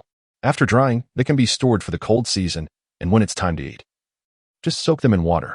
Upon hearing about storing food for the cold season, Emo Chen fell silent. As a 5-star snake beast, he did not need to hibernate for an extended period, but he would still be affected in the last 2 months. He feared that he would be unable to care for Yun Zhi if he succumbed to hibernation. Yun Zhi, who was sensitive to cold, was a constant source of worry for him. He dreaded waking from hibernation to find her lifeless. If only he could break through to 6 stars. He would no longer be affected by hibernation. However, he had been stuck at 5 stars for quite some time, uncertain if he could achieve the breakthrough before the cold season arrived. Then tell me which ones are safe to eat, and I will help you gather them. You can sit and rest nearby, Emo Chen offered, squatting beside Yun Zhi as he assisted her in gathering wood ears. He was hesitant to pick anything else, fearing he might accidentally collect something poisonous. No, I finally get to enjoy the fun of mushroom picking. You must not deprive me of it just because you're worried about me. With a light smile, she glanced sideways at the busy Yun Zhi. If she did not cherish her little female companion, whom else could she lavish attention upon? If only he could pick a bit faster. After indulging in the gathering, she realized that she had accumulated quite a pile on the ground. Seizing some resilient vines, she deftly wove a basket. One was insufficient, so she crafted 2 more to accommodate her findings. Emo Chen carried one in each hand while Yun Zhi, with a half-full basket, strolled back with a buoyant spirit. On their way, she had overlooked several clusters of wild scallions growing by the roadside. These scallions, not particularly large, blended into the grass and were not easily discernible. Yet, with Yun Zhi's unique strength, even the most concealed could not escape her notice. Without a second thought, she uprooted them all, her spirits soaring, humming a little tune as she walked, much to Emo Chen's affectionate gaze from behind. Upon returning to the orchard, everyone had already utilized their vine baskets, covering the contents with animal hides and securing them with more vines to prevent any fruits from tumbling out during transport. Musho's gaze fell upon the baskets held by her and Emo Chen, and she disapprovingly remarked, Yun Zhi, these are inedible. There is no point in bringing them back. Indeed, in the past, members of their tribe had consumed such items, only to suffer grievous consequences the following day. Fangying and Xiaozhu nodded in agreement. their eyes filled with concern for Yun Zhi. During the rainy season, the forest was rife with mushrooms, yet they never dared to collect them, fully aware of their toxicity. In response to the apprehension surrounding unfamiliar substances, Yun Zhi assured them, "I gathered shiitake, pleurotus, and wood ear mushrooms, none of which are poisonous. The shiitake and wood ear can be dried and preserved for the cold season." Her words left Mu Xiao and the others utterly stunned. No one had anticipated that what they typically feared could become a source of sustenance in the cold months. Once they regained their composure, joy illuminated their faces. They all understood how challenging the cold season could be, and everyone desired a greater food supply. "Could you teach us how to distinguish mushrooms?" the three inquired. Their eyes fixed on Yun Zhi as if she were their savior, the fear of hunger during winter weighing heavily on their hearts. "Of course. But we must return to the tribe now." She gestured toward Jinhua, who was organizing the females for their journey back. The four exchanged smiles, agreeing that she would impart her knowledge during their next gathering. Nodding in agreement, Yun Zhi, now preoccupied with her new friends, momentarily disregarded Emo Chen, which displeased him. On their way back to the tribe, Emo Chen deliberately slowed his pace, trailing behind the main group with her. He wished to keep his little female companion at a distance from Mu Xiao and the others. And this subtle intention granted Yun Zhi the opportunity to experiment with her powers. A delicate layer of pale green luminescence radiated from her, expanding outward to encompass a diameter of approximately 10 meters. This glow adhered to the plants, imbuing them with vitality while also replenishing Yun Zhi's strength. The fatigue that had previously weighed her down vanished in an instant. As they neared the tribe, Yun Zhi ceased her glow, retracting the pale green light and stepping down from Emo Chen to walk on her own. Initially, she had intended to carry the baskets of mushrooms herself, but Emo Chen had firmly insisted otherwise, leaving her no choice but to acquiesce. Thus, his serpent-like tail entwined with the two baskets, one small for cabbage and the larger one for the fruits. He had dismantled the animal hide, dividing it between the baskets. He balanced 3 baskets on one hand, covered with larger leaves to prevent spilling, while his other arm encircled Yun Zhi. Once again, she marveled at the fact that one could not regard beastmen as ordinary beings. As night descended, the two, having returned home early, began to organize their day's haul. Placing the 2 baskets in a cool corner of the living area, they first washed the contents by the creek. The shiitake and pleurotus were scant, filling only half a basket, while the remaining space was brimming with wood ear mushrooms. Yun Zhi had no intention of consuming everything in one sitting. The mushroom stew was fragrant, and the stir-fried pleurotus mushrooms were quite delectable. She planned to dry all the black fungus, saving it for the cold season ahead. Lacking a winnowing basket for drying, she temporarily placed them in a basket, intending to arrange some wooden boards on the stone roof tomorrow, which was perfectly square and ideal for sun-drying her provisions. The wild onions were scant but sufficient, allowing her to finally enjoy something other than roasted meat tonight. As she prepared a comforting cabbage soup to balance the richness. "Yunner, please take a seat and rest. I will handle the rest," she said. What to do about the little female being overly diligent? "I await your guidance with great urgency." Yun Zhi shook her head in refusal. "I wish to walk alongside you. I do not desire your unilateral efforts. After all, we are destined to be lifelong partners. How can it be that only you toil for our home?" Emo Chen was deeply moved by her words.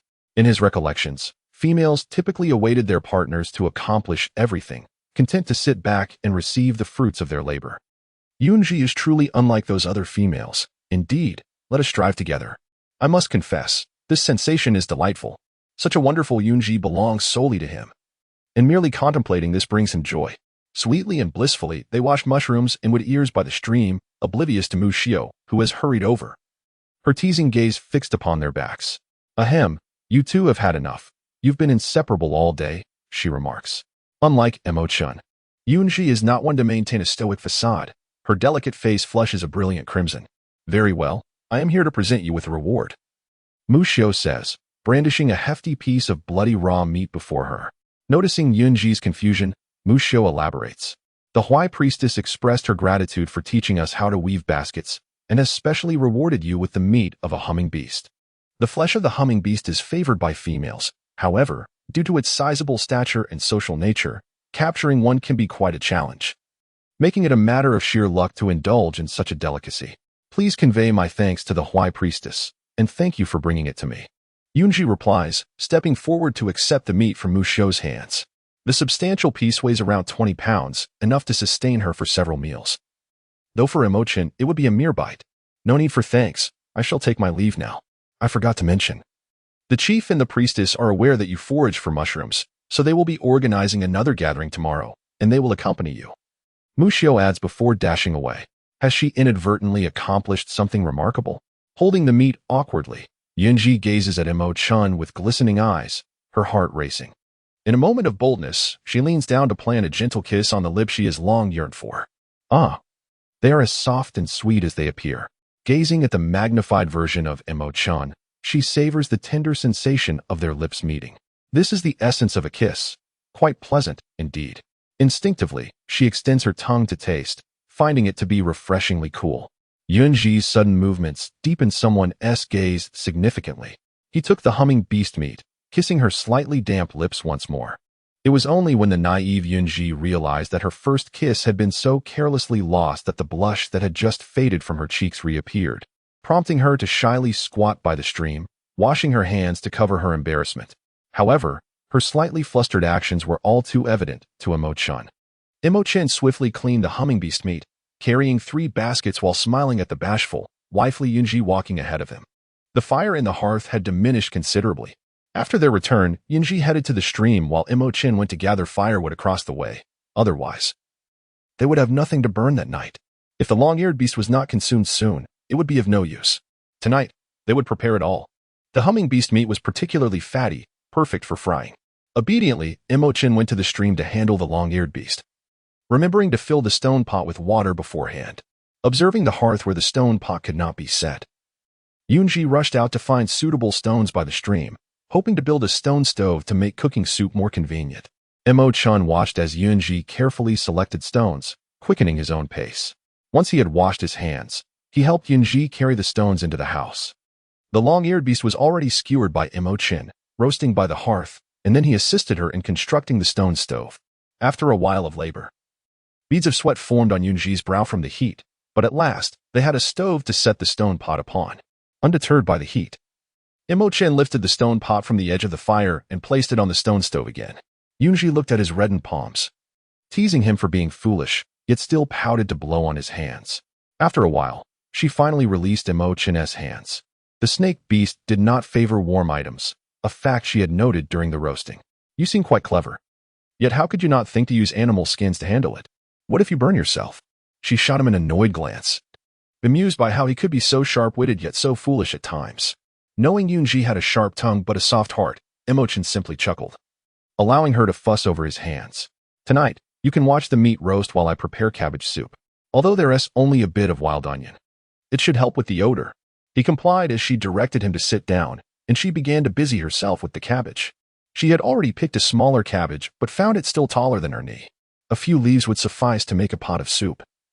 Considering Emo Chen was a beast man who did not particularly enjoy vegetables, so she did not cook too much. If only we had some salt. I don't recall seeing anyone in the tribe using salt for cooking. Though she had only dined with others the night before, she indeed had not seen anyone using salt. Emo Chen gazed thoughtfully at her profile before asking, "Salt is available only in the larger tribes. I nearly forgot to mention it." He stood and walked toward the bedroom. Recalling that the salt stone was wrapped in leaves and stored with the animal skins, having not taken it out when he placed the skins away yesterday. Before I met you, I visited the winged tiger tribe, where I exchanged for a piece of salt stone. In a medium tribe like the Xize tribe, salt is a precious commodity, and it is only given to females, and not every female receives it. Emo Chen uncovered the animal skins, delighted to find the salt stone, and walked over to Yun Zhi, placing it in her hand. Looking at the fist-sized salt stone, she licked it lightly with her tongue. It was bitter and salty, but usable nonetheless. Emo Chen, you are truly remarkable. If we crush this and add it to our food, it will taste much better. With more salt, we could enjoy meat even during the cold season. Emo Chen could grasp the earlier part of her statement, but the latter part about the cold season and meat puzzled him. Seemingly sensing his confusion, Yun Zhi pulled him down to sit beside her, placing the salt stone in a stone bowl and grinding it little by little. If we had enough salt, we could turn our meat into cured meat, allowing us to preserve it for the cold season, thus enabling us to have meat even then. She hoped she had not misremembered. The specific steps would have to be discovered gradually, but for now, there remained an entire harvest season before the cold season, so there was no need to rush. Turning to observe Emo Chen, who appeared deep in thought, she continued to watch the water in the stone pot. Once it seemed ready, She scooped a bowlful and poured it into their stone pot, washing it out again. Stop pondering and help me slice the humming beast meat into pieces. Don't forget. We still haven't had dinner. Hearing her soft admonition, Emo Chen snapped back to reality, retrieving a bone knife. With a few deft strokes, the humming beast meat transformed into evenly sliced pieces, replacing the washed stone pot on the stove. He placed several pieces of the fatty meat inside to render some oil before adding water, salt, and cabbage, finishing with the wild onion. Emo Chen sprinkled salt over the roasting meat, enhancing its aroma significantly. He tore off a piece of the roasted hind leg, shredding the meat into strips and placing them into the stone bowl. Yun Zhi had grown accustomed to Emo Chen's thoughtful and understanding nature. Yet, her soup lacked a spoon, necessitating a trip to the riverbank to find a suitable stone. Thankfully, Emo Chen complied with her every request, and under her guidance, he fashioned a rudimentary stone spoon. Once cleaned, Yun Zhi eagerly tasted the soup, finding it quite delightful. After testing its flavor, she confidently blew on it and fed it to Emo Chen. In a shared rhythm of taking turns, the two finished their dinner, neglecting to prepare the promised mushroom soup. Satiated in content, Yun Zhi felt no desire to move. After days of consuming the first meal seasoned with salt, she had inadvertently overeaten. Watching Emo Chen carry the stone pot and bowl to the stream to wash them, she followed, intending to clean herself as well. Her hands and lips were greasy and uncomfortable. When we go to the large tribe to trade, I'll strive to exchange for more salt, she mused. Realizing Emo Chen had been distracted earlier, likely pondering this very matter. The only items suitable for trading for salt were animal skins. Yet did the inhabitants of the large tribe lack animal skins? The answer was a resounding no. Thus, trading skins for salt would be a losing venture.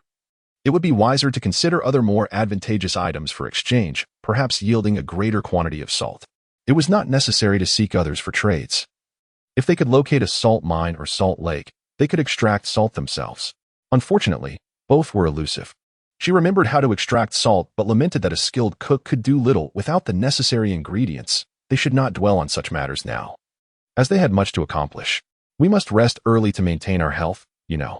Today had truly left her both exhausted and drowsy. She had felt sleepy even while eating, and now, having filled her stomach, she felt even more weary.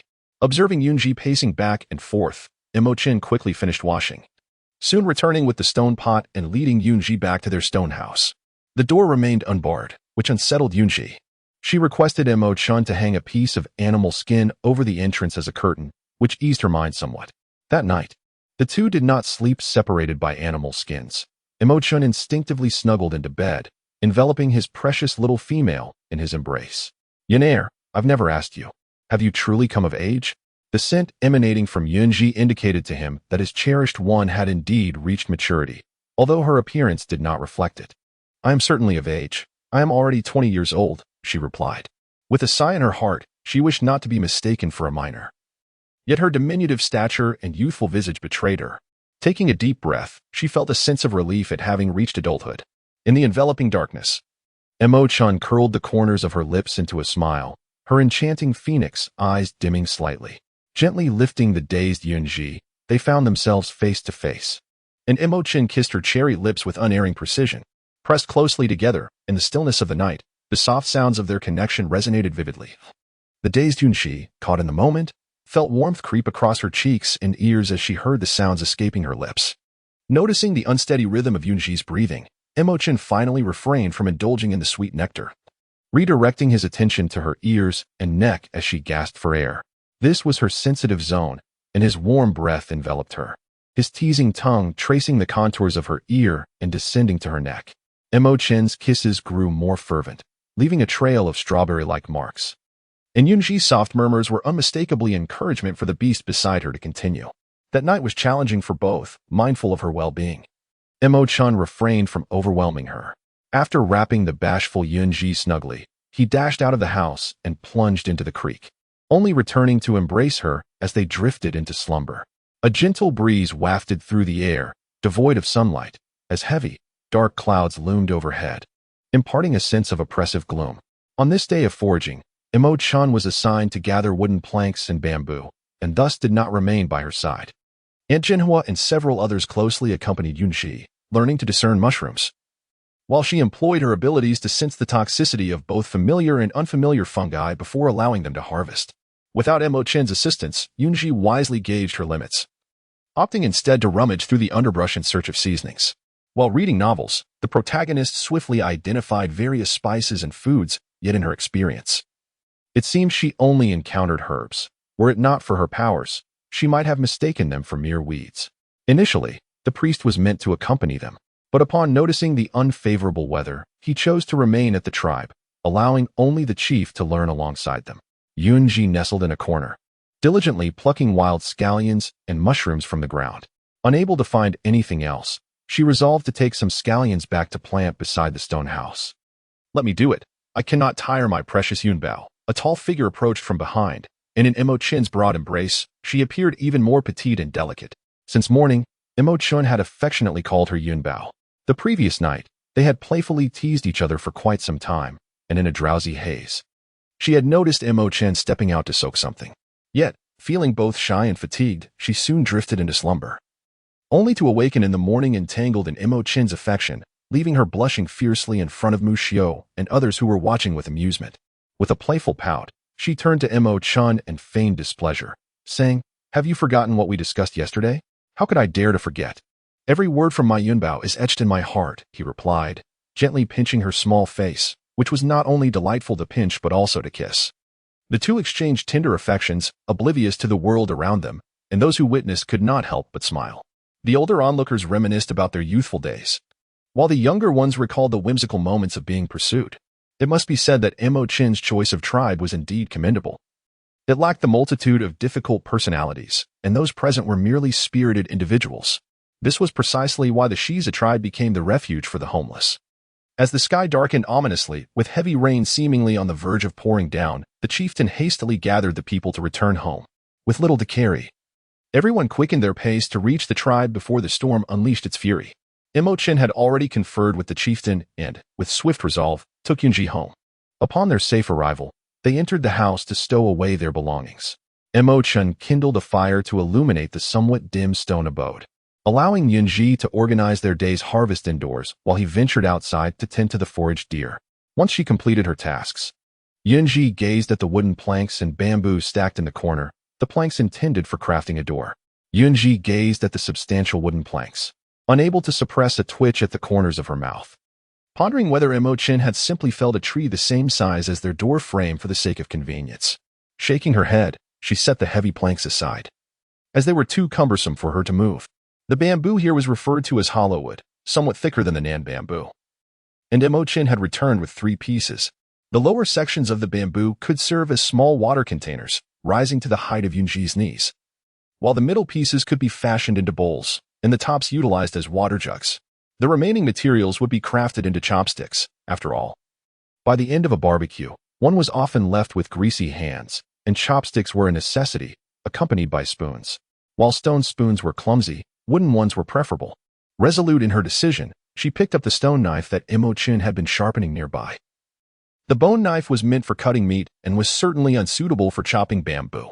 The sound of sawing resonated from the stone house, and Emo Chen understood that his little mate could no longer endure the weight and had begun to tinker with the wood and hollow bamboo herself.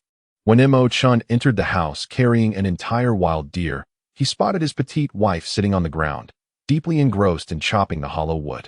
"The wood is quite hard. If you wish to prepare dinner, why not leave this to me? Just tell me how to proceed, if you please." Emo Chen divided the deer in half, slicing some meat into the stone bowl while the rest was set to roast over the fire. Upon hearing Emo Chen's words, Yun Zhi's spirits plummeted.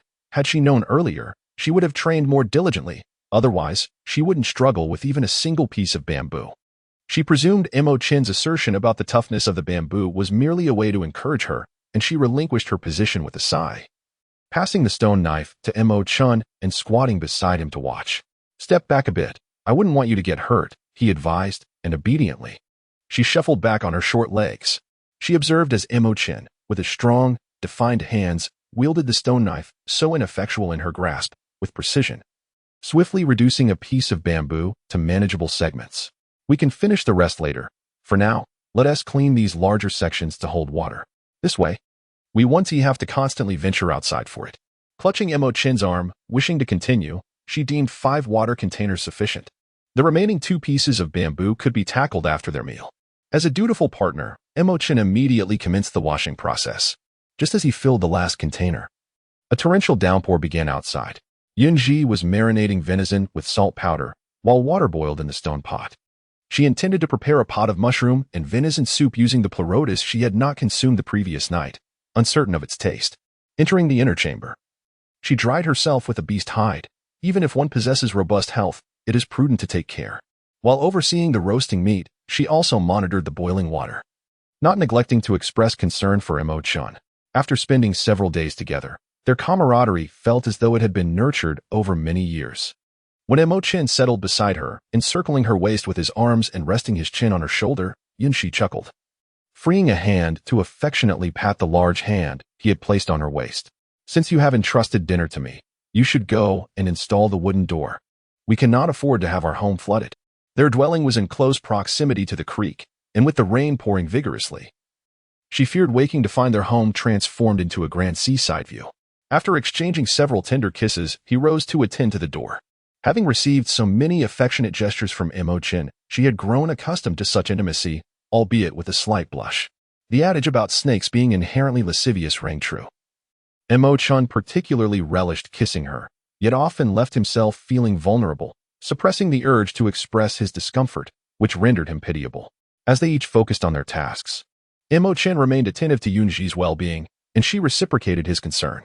Such mutual care between spouses is perhaps the most enviable of circumstances.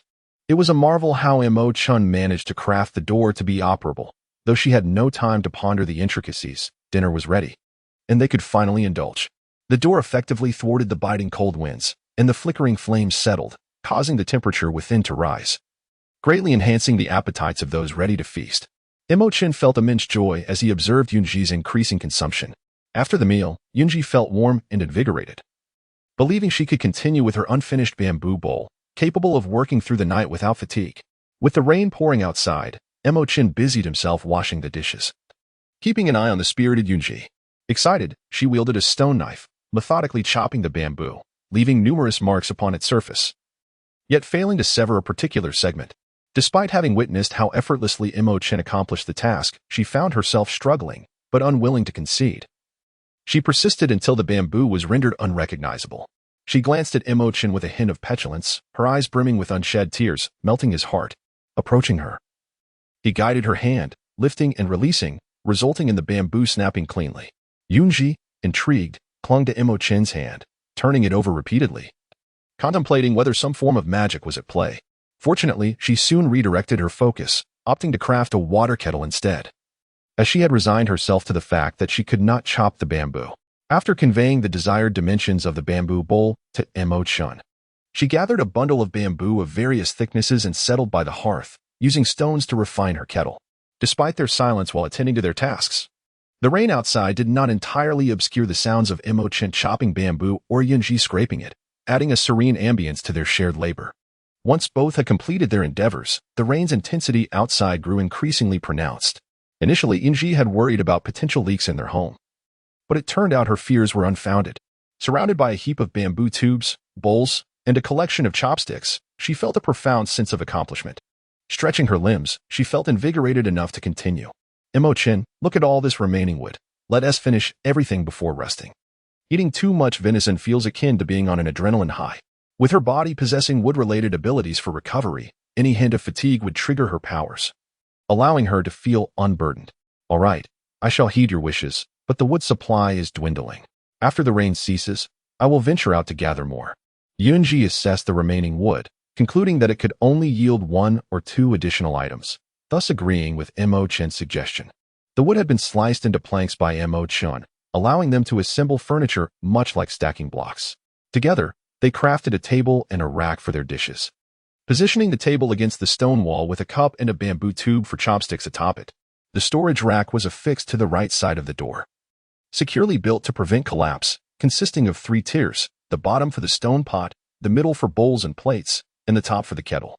After organizing their belongings, with fruits and cabbage piled in a corner, they finally washed up and prepared to rest, yet Yun Zhi, for reasons unbeknownst to her, lay in bed unable to sleep. Mo Chun had also consumed a fair share of venison, and given the light workload, he too was not drained of energy. With Yun Zhi's soft voice echoing in his ears, he found himself unable to escape the quiet allure of her presence. Emo Chen, when do you think the rain will cease? Emo Chen, after the rain, the mushrooms in the forest will sprout overnight. Emo Chen, I just remembered something. Did you see any hollow wood with shells when you were chopping? She recalled that the bamboo grove certainly contained bamboo shoots, which could be dried to enjoy during the cold season, a delicious dish indeed. Yun Zhi was still contemplating the delightful dishes to savor during the winter season, completely unaware that Emo Chen's mind was occupied with frivolous thoughts. Suppressing the restlessness within him, Emo Chen embraced Yun Zhi and affectionately nuzzled her cheek. Following this rain, the bountiful season would arrive. Yun Bao adored mushrooms and wood ears. Once the rain ceased, I would venture to gather them for Yun Bao. Currently, the hollow would lack seedlings, and one must wait for the harvest season to witness their emergence. His voice, rich and resonant like that of a cello, ensnared Yun Zhi's senses even further. Ah, then when the harvest season arrives, you must take me to explore. Perhaps there will be more delicious treats. She assumed that the bamboo shoots here would behave similarly to those she knew, sprouting forth after rainfall. To her surprise, the bamboo in this region had a specific time for the shoots to grow. Your little mind is truly clever. It seems that anything that comes your way can transform into delectable food. He leaned close to Yun Zhi's ear, the warmth of his breath brushing against her earlobe, leaving a tantalizing tickle. Yun Zhi sensed something amiss and attempted to push away the approaching head, only to find it utterly immovable, bringing it even closer instead. It's too hot. Could you please maintain some distance? She had initially sought comfort in Emo Chen's embrace due to the chill, but now the bed was warmed by the two of them, making the proximity rather stifling. The fragrant warmth of soft jade was right beside her. There was little reason to create distance. She was uncertain of what Emo Chen had done, as his body temperature had suddenly turned slightly cool, though not excessively so. Observing that Emo Chen preferred to alter his own temperature rather than release her, Yun Zhi found herself powerless to resist his advances, resigned to his whims. After all, it would be her discomfort in the end. If she chose to endure this, she could hardly blame him. She had taken her precautions, yet Emo Chen remained obstinate, leaving her with no other choice. With a pitiful yet pleading tone, Yun Bao's voice was irresistible even to the hardest of hearts. It was a reminder that compassion is indeed a malady in need of remedy. The final rain of the season arrived with great ferocity, as if the entire continent were being cleansed, and Emo Chen stepped into a new realm of possibilities. The heavy rains persisted for several days, only lightening enough for Emo Chen to venture out for hunting. Aware of Yun Zhi's fear of snakes, he ensured to feast outdoors before returning home with his catch. However, his worries proved unfounded. Yun Zhi was quite content, for in her eyes, Emo Chen treated her with great kindness and was indeed the object of her affection. Their intimacy, though nearly complete, still lacked that final step, leaving her untroubled by his beastly form. As the skies cleared, the female ventured out once more for gathering, though she opted not to return to the fruit grove, as it had already been nearly depleted. She now foraged closer to the tribe. The mushrooms in the forest flourished splendidly, and the faces of the females were aglow with sincere smiles, which brought joy to Yun Zhi as well. With the last rain of the season behind them, a busy period lay ahead, thanks to the baskets little Yun had shared with them. Otherwise, they would not have been able to store so much food. Here, the year spans 20 months, with each day comprising 24 hours. The sun and moon shine together, and their conjunction marks the cold season. The greater the distance between the sun and moon, the hotter the weather becomes. Spring lasts 4 months, the rainy season 5 months, the bountiful season 5 months, and the cold season 6 months, wherein the days drag on as if they were years. Even the orcs of the great tribe endure hardship. It's nothing. We are all part of the same tribe, merely helping one another, she modestly remarked, recalling a pertinent matter. Fruits cannot be stored for too long. We can dry the fruits, allowing us to enjoy dried fruits even in the cold season. She remembered having savored persimmons before and wondered if she could replicate that success. If not, they would have to devise another method of preservation. Xiao Zhu's eyes sparkled as she looked at Yun Zhi. We knew you would have a solution. You truly are our tribe's little lucky star. Though Xiao Zhu belonged to the wolf clan, she was an authentic fruit enthusiast, with plenty of fresh fruit stacked in her home. Little Yun, your previous tribe must have been quite large, had you not told us that mushrooms were edible. Who knows how much precious food we would have wasted. Fong Ying smiled gently, exuding the warmth of a neighborly older sister, which made Yun Zhi feel particularly at ease. Mu Xiao was a lively little sunbeam, while Xiao Zhu oscillated between being adorably confused and astutely clever, depending on the situation. I only know so much. Many things must be learned through exploration. Had I known I would come here, I would have read more books, thus avoiding the need for excessive caution in every action. A group of young females gathered together, their chatter seemingly endless, creating a lively buzz that filled the air. Yun Zhi recalled Emo Chen's words urging her to gather. Thus she exerted herself to harvest diligently. The forest was vast, and food was abundant. It would take quite some time to gather it all. Once her baskets were filled to the brim, Yun Zhi prepared to shift her focus. Her wood-based abilities had developed significantly, expanding her range to 15 meters. Each time she enveloped the plants with her powers, names and other pertinent information naturally surfaced in her mind, proving to be immensely beneficial. For instance, at this moment, she scurried with her short legs towards a thicket of taro leaves, instinctively delving into the root systems. To her delight, she unearthed the taro, which was as large as both of her hands combined. Taro was indeed a satisfying food source. While potatoes and sweet potatoes were absent, taro sufficed. Mushio, come quickly, she called out from a distance. Seeing her excitement from afar, the three knew instinctively that she had discovered new sustenance. They promptly set down the mushrooms they were gathering, hoisted a basket, and hurried to Yun Zhi's side, their eyes filled with curiosity as they gazed at the mud-covered taro in her hands. This is taro. Look at this entire patch behind me. It's filled with them. Let us dig them up and store them away. Ideally, we should create a cellar. That way, they could be preserved for a long time. Yun Zhi spoke to herself, oblivious to Mu Xiao, who had already dashed off to summon Aunt Jinhua. Enlisting the other females to weave more vine baskets, creating an atmosphere ripe for industrious endeavor. The Xize tribe's elevated terrain safeguarded them from flooding, and excavating cellars proved convenient. Perhaps they wouldn't even need to dry the fruits. Little Yun, stop dawdling and start digging for taro. At Mu Xiao's shout, she resumed her work. Yet her thoughts lingered on the cellar. By noon, having consumed the fruits she brought along, Yun Zhi resumed her labor. When the time came to gather, Emo Chen arrived just in time. Otherwise, she would have been unable to take the taro and mushrooms home. Upon entering the tribe, she encountered the priestess. Having been there for several days with Mu Xiao and the others, her social anxiety had significantly diminished, and now she could greet the priestess. It appears everyone has had a fruitful day. Look at you all, glowing with joy. Have you discovered new food? Priestess Hui remarked, her gaze lingering on Yun Zhi, who possessed a certain strength. A few eager and lively females began to eagerly share their findings with the priestess, while Yun Zhi stood beside Emo Chen, smiling as she observed them. Yun Zhi, the spirit of another realm, endowed with divine power. With you in the tribe, I feel reassured. The smiling Yun Zhi was taken aback, glancing around before looking up at Priestess Hui, who wore a warm smile directed at her. Only she had heard the priestess's words. After a while, the crowd dispersed, and Yun Zhi urged Emo Chen to head back first, choosing to accompany the priestess instead. Seated in a cave fragrant with medicinal herbs, Yun Zhi fixed her intense gaze on Priestess Hui, contemplating how to begin her queries. Do you not wish to ask whether you can return? The priestess inquired kindly. Expecting Yun Zhi to follow up with questions, she was surprised when Yun Zhi simply shook her head. I do not wish to go back. I prefer this place over my original world. With friends like Mu Xiao, Fong Ying, and Xiaozhu, and Emo Chen, the one she held dear, despite the inconveniences. She felt confident that together with Emo Chen, they could cultivate a stable and happy life through their own efforts. I have seen your world. It is far superior to the Tsangyu continent. Are you truly willing to relinquish a good life there for the hardships of the Tsangyu continent? Priestess, we continued to regard Yun Zhi. In truth, after witnessing Yun Zhi's origin, she feared that Yun Zhi might choose to leave.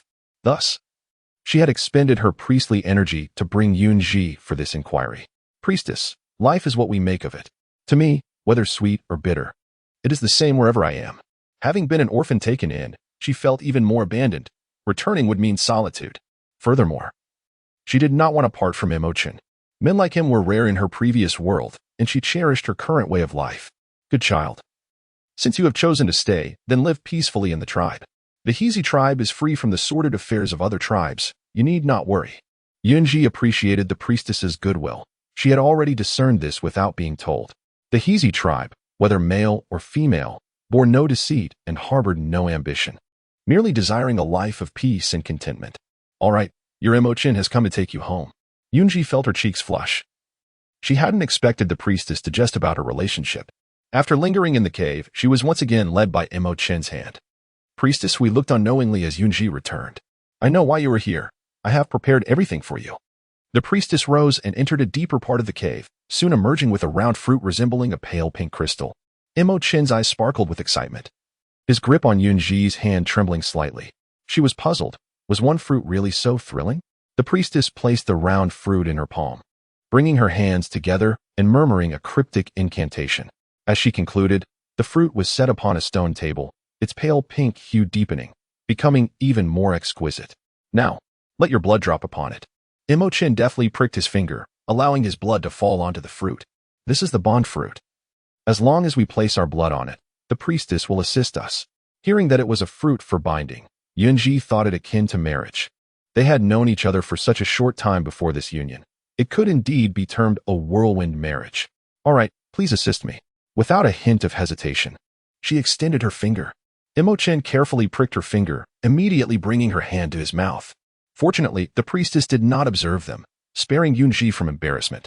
2 drops of blood merged with the fruit, and the priestess recited the incantation once more, concluding with blessings for the couple.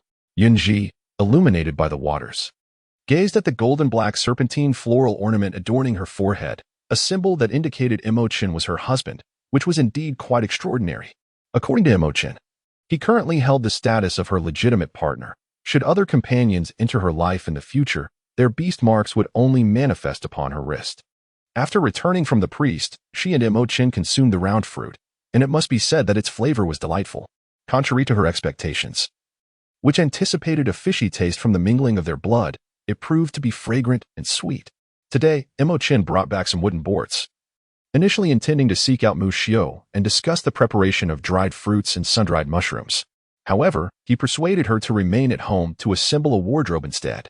Once they completed the task, a few boards remained, which Yun Zhi then used to lay out the mushrooms and wood ears, commencing preparations for their dried goods. Lamentably, the wooden boards were not as effective as a winnowing basket, and lacking the skills to make one, she had to make do with the boards. As she busied herself, she momentarily forgot about seeking Mu Xiu. By the time she remembered, dusk had fallen, and it was time to prepare dinner. Emo Chen, I wish to cultivate a few patches of wasteland near our home for vegetable cultivation, allowing us to be self-sufficient without venturing out to forage. This was a notion she had harbored ever since learning of her wood element abilities, though she had yet to voice it. Emo Chen, disinclined for her to frequently leave the tribe to forage, contemplated for a brief moment before wholeheartedly agreeing. However, before we begin clearing the land, we must excavate a cellar at home for food storage. Once we have finished and confirmed its suitability, you may convey this to the chieftain. It would be best to entrust these matters to Emo Chen. Her role was to instruct others. Nevertheless, the orc's appetite was considerable, and given the current size of their stone dwelling, she pondered whether it would suffice. All right, I shall heed your words, but what exactly is a cellar? Emo Chen inquired, a look of confusion crossing his features as he regarded his partner. Traditionally, food storage was managed by placing provisions directly within the cave, and no one had ever mentioned a cellar before. Yun Zhi softly elucidated that a cellar is a cavity excavated beneath the ground, reinforced with timber for support. Due to the lower temperatures found underground, food can be preserved for an extended period. With a spark of realization in his eyes, Emo Chen considered that perhaps he could reside in the cellar during the cold season, thereby diminishing the necessity for hibernation. Indeed, there were numerous tasks demanding his attention of late. Yun Zhi shared similar thoughts. The furniture was nearly complete, and aside from meat, they had a plentiful supply of other provisions. She had already planted Chinese cabbage and wild onions behind the house, nurturing them well with her abilities. Once the land was cleared, she could transplant them. With the addition of taro, land reclamation had become an important task. After completing the simpler chores, it was time to undertake more labor-intensive work. Tomorrow, I shall commence digging the cellar, striving to finish it as soon as possible. This way, I can prepare several days' worth of food and spend more time at home with my warm little companion. Primarily, she wished to spare her delicate partner from hard labor, for those slender arms and legs deserve gentle care. But will you not tire yourself too much? We need not rush. We can take it step by step. A gradual approach is far superior. Haste often leads to mistakes. Emo Chen remained silent, merely holding her soft little hand as they walked home. What you have mentioned is simply insufficient. One must remember I used to roam the Moonfall Forest daily. Listening to Emo Chen speak with such an easy demeanor, Yun Zhi felt a pang in her heart, gripping his large hand tightly. She resolved to always stand by Emo Chen's side. Upon returning home, the two worked in harmony to start a fire and prepare dinner. That evening, Emo Chen refrained from any untoward actions, simply holding Yun Zhi close and remaining respectful. After a restful night, The following morning, after finishing the breakfast prepared by Emo Chen, Yun Zhi informed him about how to dig the cellar before setting out to find Mu Xiao and the others. Emo Chen watched his partner depart, immersing himself in his work to complete the digging swiftly and return to fetch her home. Meanwhile, as Yun Zhi ventured halfway, she encountered Mu Xiao, who had come looking for her, and together they went to Mu Xiao's home. Mu Xiao had 3 partners. Her primary partner, Rui Feng, was a robust Tiger Clan beastman, exuding a sense of safety with his sturdy physique. The other 2 were out hunting, so Yun Zhi did not meet them. Mu Xiao, please ask your partners to prepare some wooden boards for us to dry mushrooms and wood ears. If we wish to air dry the fruits, it is best to string them together and hang them where the wind can reach them. This will expedite the process. The knowledge she possessed was limited to what she was familiar with and a few simple concepts, leaving her feeling as though her education had been in vain. Returning everything to her teachers, Mu Xiao and Rui Feng acted swiftly, and to Yun Zhi's astonishment, the couple transformed partially into their beast forms, their sharp claws slicing through wood with the ease of cutting tofu, quickly fashioning boards. With the boards ready, the 3 worked together to spread the mushrooms and wood ears on the stone roof to bask in the sunlight. I couldn't find a substitute for rope, so we might have to resort to a more tedious method for the dried fruits. We can slice everything thinly and place it on the stone slabs to dry slowly, resulting in crispy dried fruits. That's fine. As long as it can be preserved, it suffices. Xiao Zhu and Fang Ying stood not far away, accompanied by their respective partners, Bao Chuan and Shi Feng, watching the busy trio with cheerful expressions. Xiao Zhu, who adored fruits, was undeterred by the inconvenience, with 4 partners. Aside from those hunting, 2 remained to assist her, ensuring that no matter how troublesome the task, there would be help. Fang Ying, like Mu Xiao, also had 3 partners, and their interactions were harmonious, all robust males. Let us first fetch some stone slabs, and I kindly ask you to slice the fruits. Those that cannot be sliced can be set aside for making fruit preserves. Leaving their partners at home to cut fruits at Yun Zhi's request, Mu Xiao led them to the tribe's place for storing waste stones. It was a bit distant from the residential area, but they could still see the rooftops. Yun Zhi carefully selected a few stones, initially intending to showcase her strength, but reality soon humbled her. Her wood-based abilities did not grant her enhanced strength, so she wisely followed behind the older sisters, cheering them on. Selecting 5 flat stones when the 4 returned, they found that many fruits had already been sliced and neatly placed in a basket. Mu Xiao, if you have time, you could also fetch some hollow wood. By cutting it at the nodes, it can be fashioned into barrels or other convenient items. Yun Zhi busily moved small stones, constructing a stove in the clearing before the wooden stone house. Her memory was poor, and she had forgotten to inform Mu Xiao and the others about the utility of hollow wood. Now was the perfect moment to remedy that oversight. Hollow wood had been harvested by others in the past, but it had merely been used as firewood, without consideration for its potential as a tool. The hollow wood was quite thick, so at that time, they only thought to chop it for burning, never imagining it could be fashioned into implements. Items crafted from hollow wood would be significantly lighter, unlike the cumbersome stone pots. However, the choice to utilize it remained entirely theirs, as they were not as strong as Mu Xiao and her companions. How wonderful! We can use hollow wood to store dried fruits, Xiao Zhu exclaimed, her enthusiasm palpable. A wolf with a penchant for fruit, was she not akin to the banana-loving Jiao Tailang? Observing Xiao Zhu's eager expression, the others erupted into laughter. The slate was thoroughly cleaned and heated, and the neatly sliced fruit pieces were arranged with care. As they waited, the sweet aroma of the fruit wafted through the air, and they could almost see the drool forming at the corners of Xiao Zhu's mouth.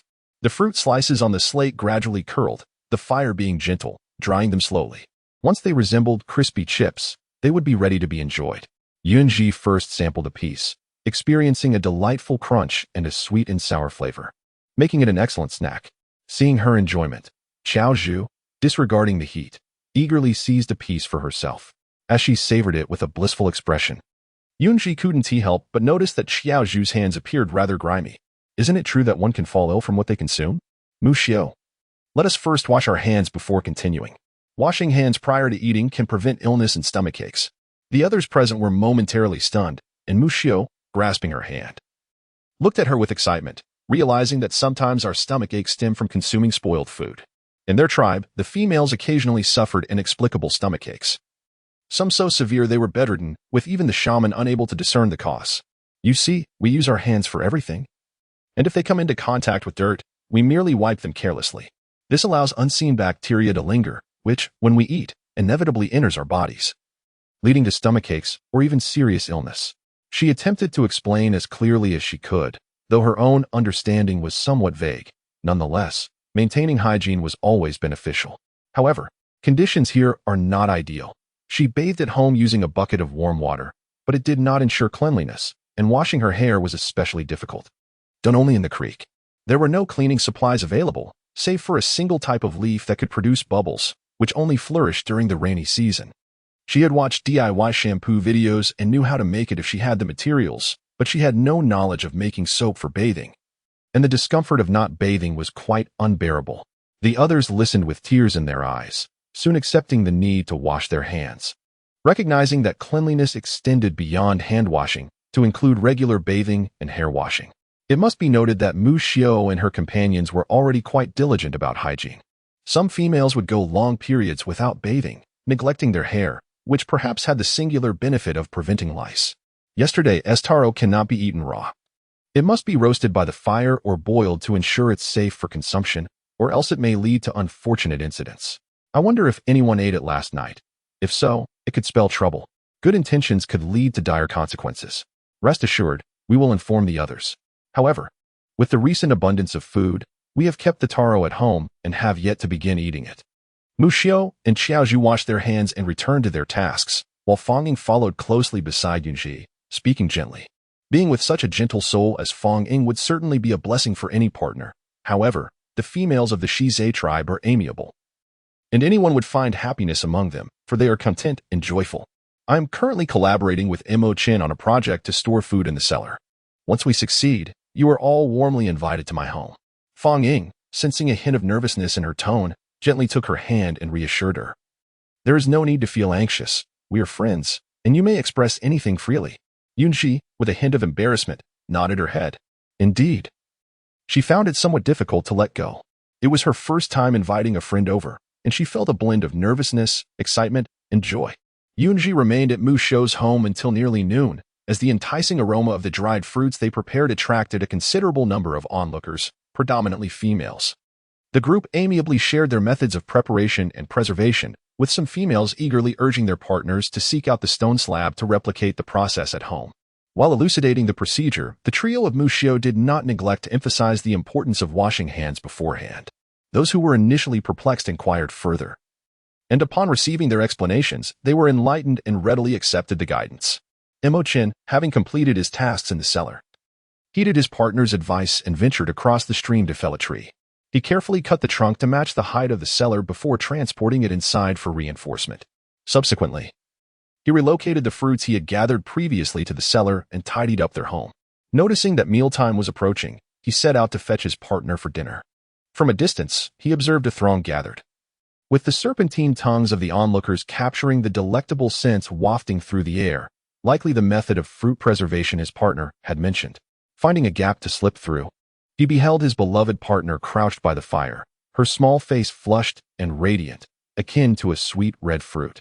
Noticing the gazes of the surrounding orcs, Emo Chen instinctively radiated a chill, causing several nearby orcs to retreat, wary of incurring his ire. Amidst the bustling activity, Yun Zhi remained oblivious to the unusual tension within the crowd, her attention fixated on the dried fruits on the stone slab. After a considerable time, discomfort began to creep into her back, prompting her to rise and stretch her limbs. When her gaze fell upon the approaching figure, her eyes sparkled with delight. Emo Chen, you've come. Look at all we've made. Impressive. I ascent it. With a playful leap, she nestled into his embrace, feeling the cool aura that emanated from him. A perfect balm against the warmth of the day. Truly, he was the epitome of a divine partner, providing warmth in winter and coolness in summer. As he affectionately ruffled the tuft of hair atop her head, Emo Chen felt his jealousy dissipate.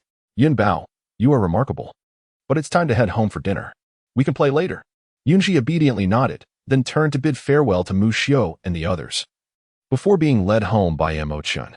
However, before returning home, she first took Emo Chen to select a stone slab to bring back. Today, we shall indulge in stone slab barbecue, as we still have quite a bit of meat left from last night, which is perfect for our lunch. Yun Zhi, ever the loquacious companion, followed Emo Chen with an air of unassailable confidence, and her husband seemed to revel in her chatter. They ventured to the stream to cleanse the stone slabs before returning home together. Upon descending into the cellar via the ladder left by Emo Chen, Yun Zhi was taken aback to discover an expansive subterranean chamber, nearly as vast as their stone abode itself. Fruits were piled within. Yet the damp ground necessitated the construction of a barrier to prevent contact with the soil. Additionally, it was imperative to store their game within the cellar, preferably suspended, so that even the most cunning of rodents would find it challenging to pilfer their provisions. Upon returning to the surface, Yun Zhi found Emo Chen diligently slicing meat. The stone slab had been placed over the hearth, and the moisture had nearly evaporated, awaiting the rise in temperature. Yun Bao, I shall venture forth to hunt this afternoon. What would you like to eat? With the meat prepared, Emo Chen settled nearby, observing Yun Zhi as she expertly grilled the meat. She placed several fatty slices onto the heat, allowing the oils to render. Emo Chen's meticulous cuts ensured that they were ready in mere seconds. Her hands were in constant motion as she stole glances at Emo Chen, suggesting, how about the Goo Goo Beast? It would be splendid if we could capture a live one to rear, ensuring our sustenance through the winter. Emo Chen, touched by his little female's foresight in planning for the cold season, was reminded of the conversation he had overheard outside the priest's cave, causing a pang of discomfort as he gazed at Yun Zhi. Noticing his contemplative silence, Yun Zhi turned to him, her eyes questioning his sudden mood. Yun Bao, do you think me utterly useless? In your previous world, there would be no need to fret over food supplies for the winter. It must be said that in this regard, Emo Chen felt a deep-seated insecurity. Yun Zhi set aside the skewered meat, removing a few sticks from the fire, and regarded Emo Chen, who was enveloped in despondency and self-doubt, with earnestness. Do you truly believe that life on our side is so idyllic? The food and resources one requires are all contingent upon financial means. Without money, what can you eat or drink? It is not to say that money is omnipotent, but lack of it is an insurmountable barrier. Although I have received a sum from my foster parents, it cannot sustain me for a lifetime. Here, we engage in barter.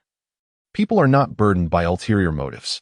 Yet where I come from, the combined cunning of just 2 individuals could easily exceed 700 or 800. Emo Chen, you need not feel that you are imposing upon me. I was an orphan, bereft of parental care, later adopted only to be abandoned once more. Thus, you are now my soul kin. Cradling Emo Chen's face in her hands, her clear gaze locked onto his, reminiscent of an injured creature. Yun Zhi felt a flutter in her heart and pressed a heavy kiss upon his lips. We are partners. You must take responsibility for me.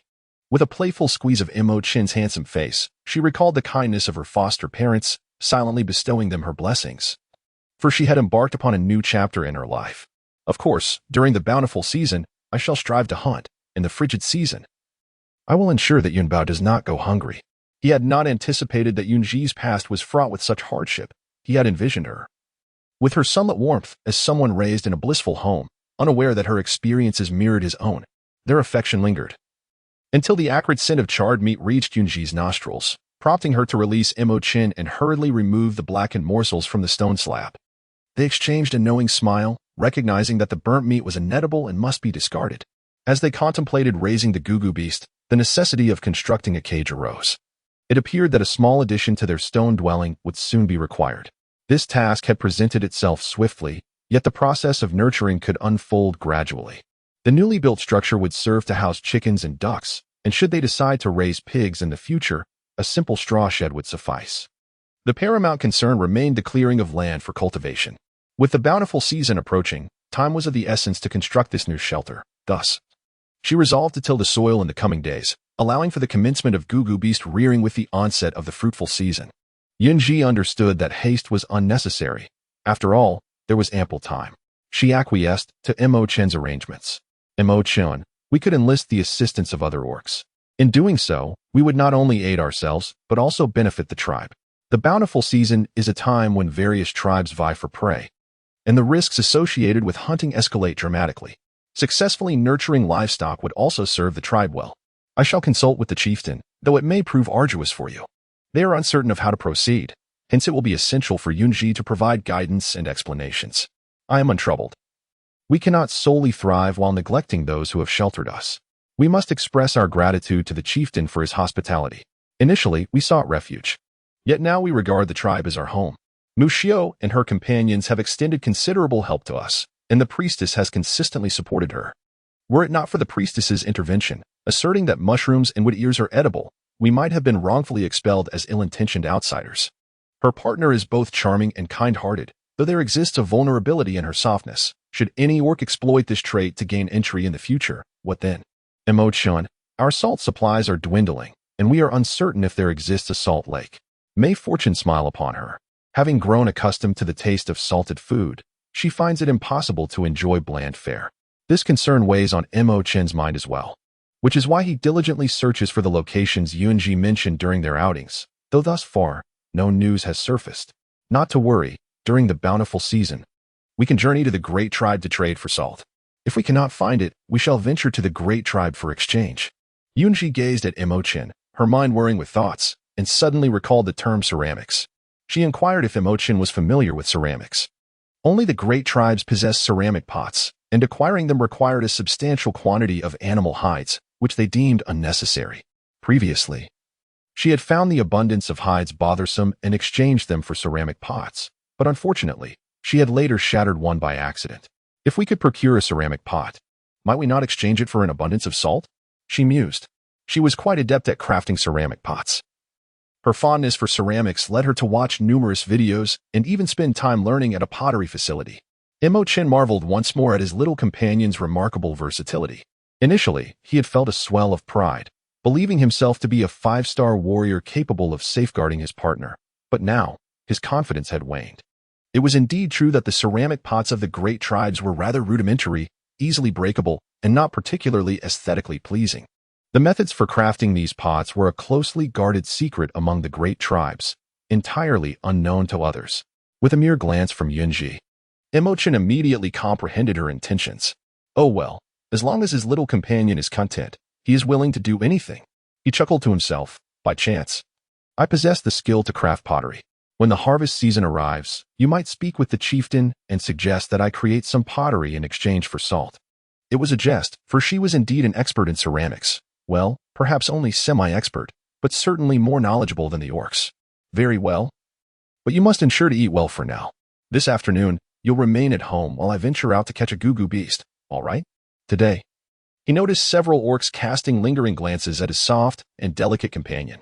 This was Yun Zhi's second appearance in a crowded setting. The first being the night they joined the tribe. He felt the need to take precautions against any unwanted attention from the many single orcs observing her. All right. I shall heed your words. This afternoon, I will prepare some dried fruits as well. You can take them as snacks while you hunt. Also, make sure to carry a water flask with you.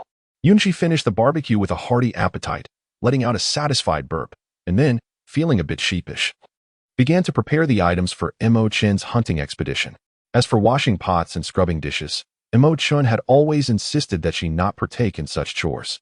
Unable to resist his wishes, she decided to find other tasks to occupy her time. The water jug, perfected during the rainy days, lacked a cord. So she ingeniously tied it with resilient vines and fashioned a stopper.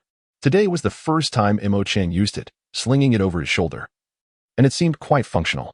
After Emo Chen departed, Yun Zhi commenced her own duties, preparing dried fruits while selecting leftover wooden scraps.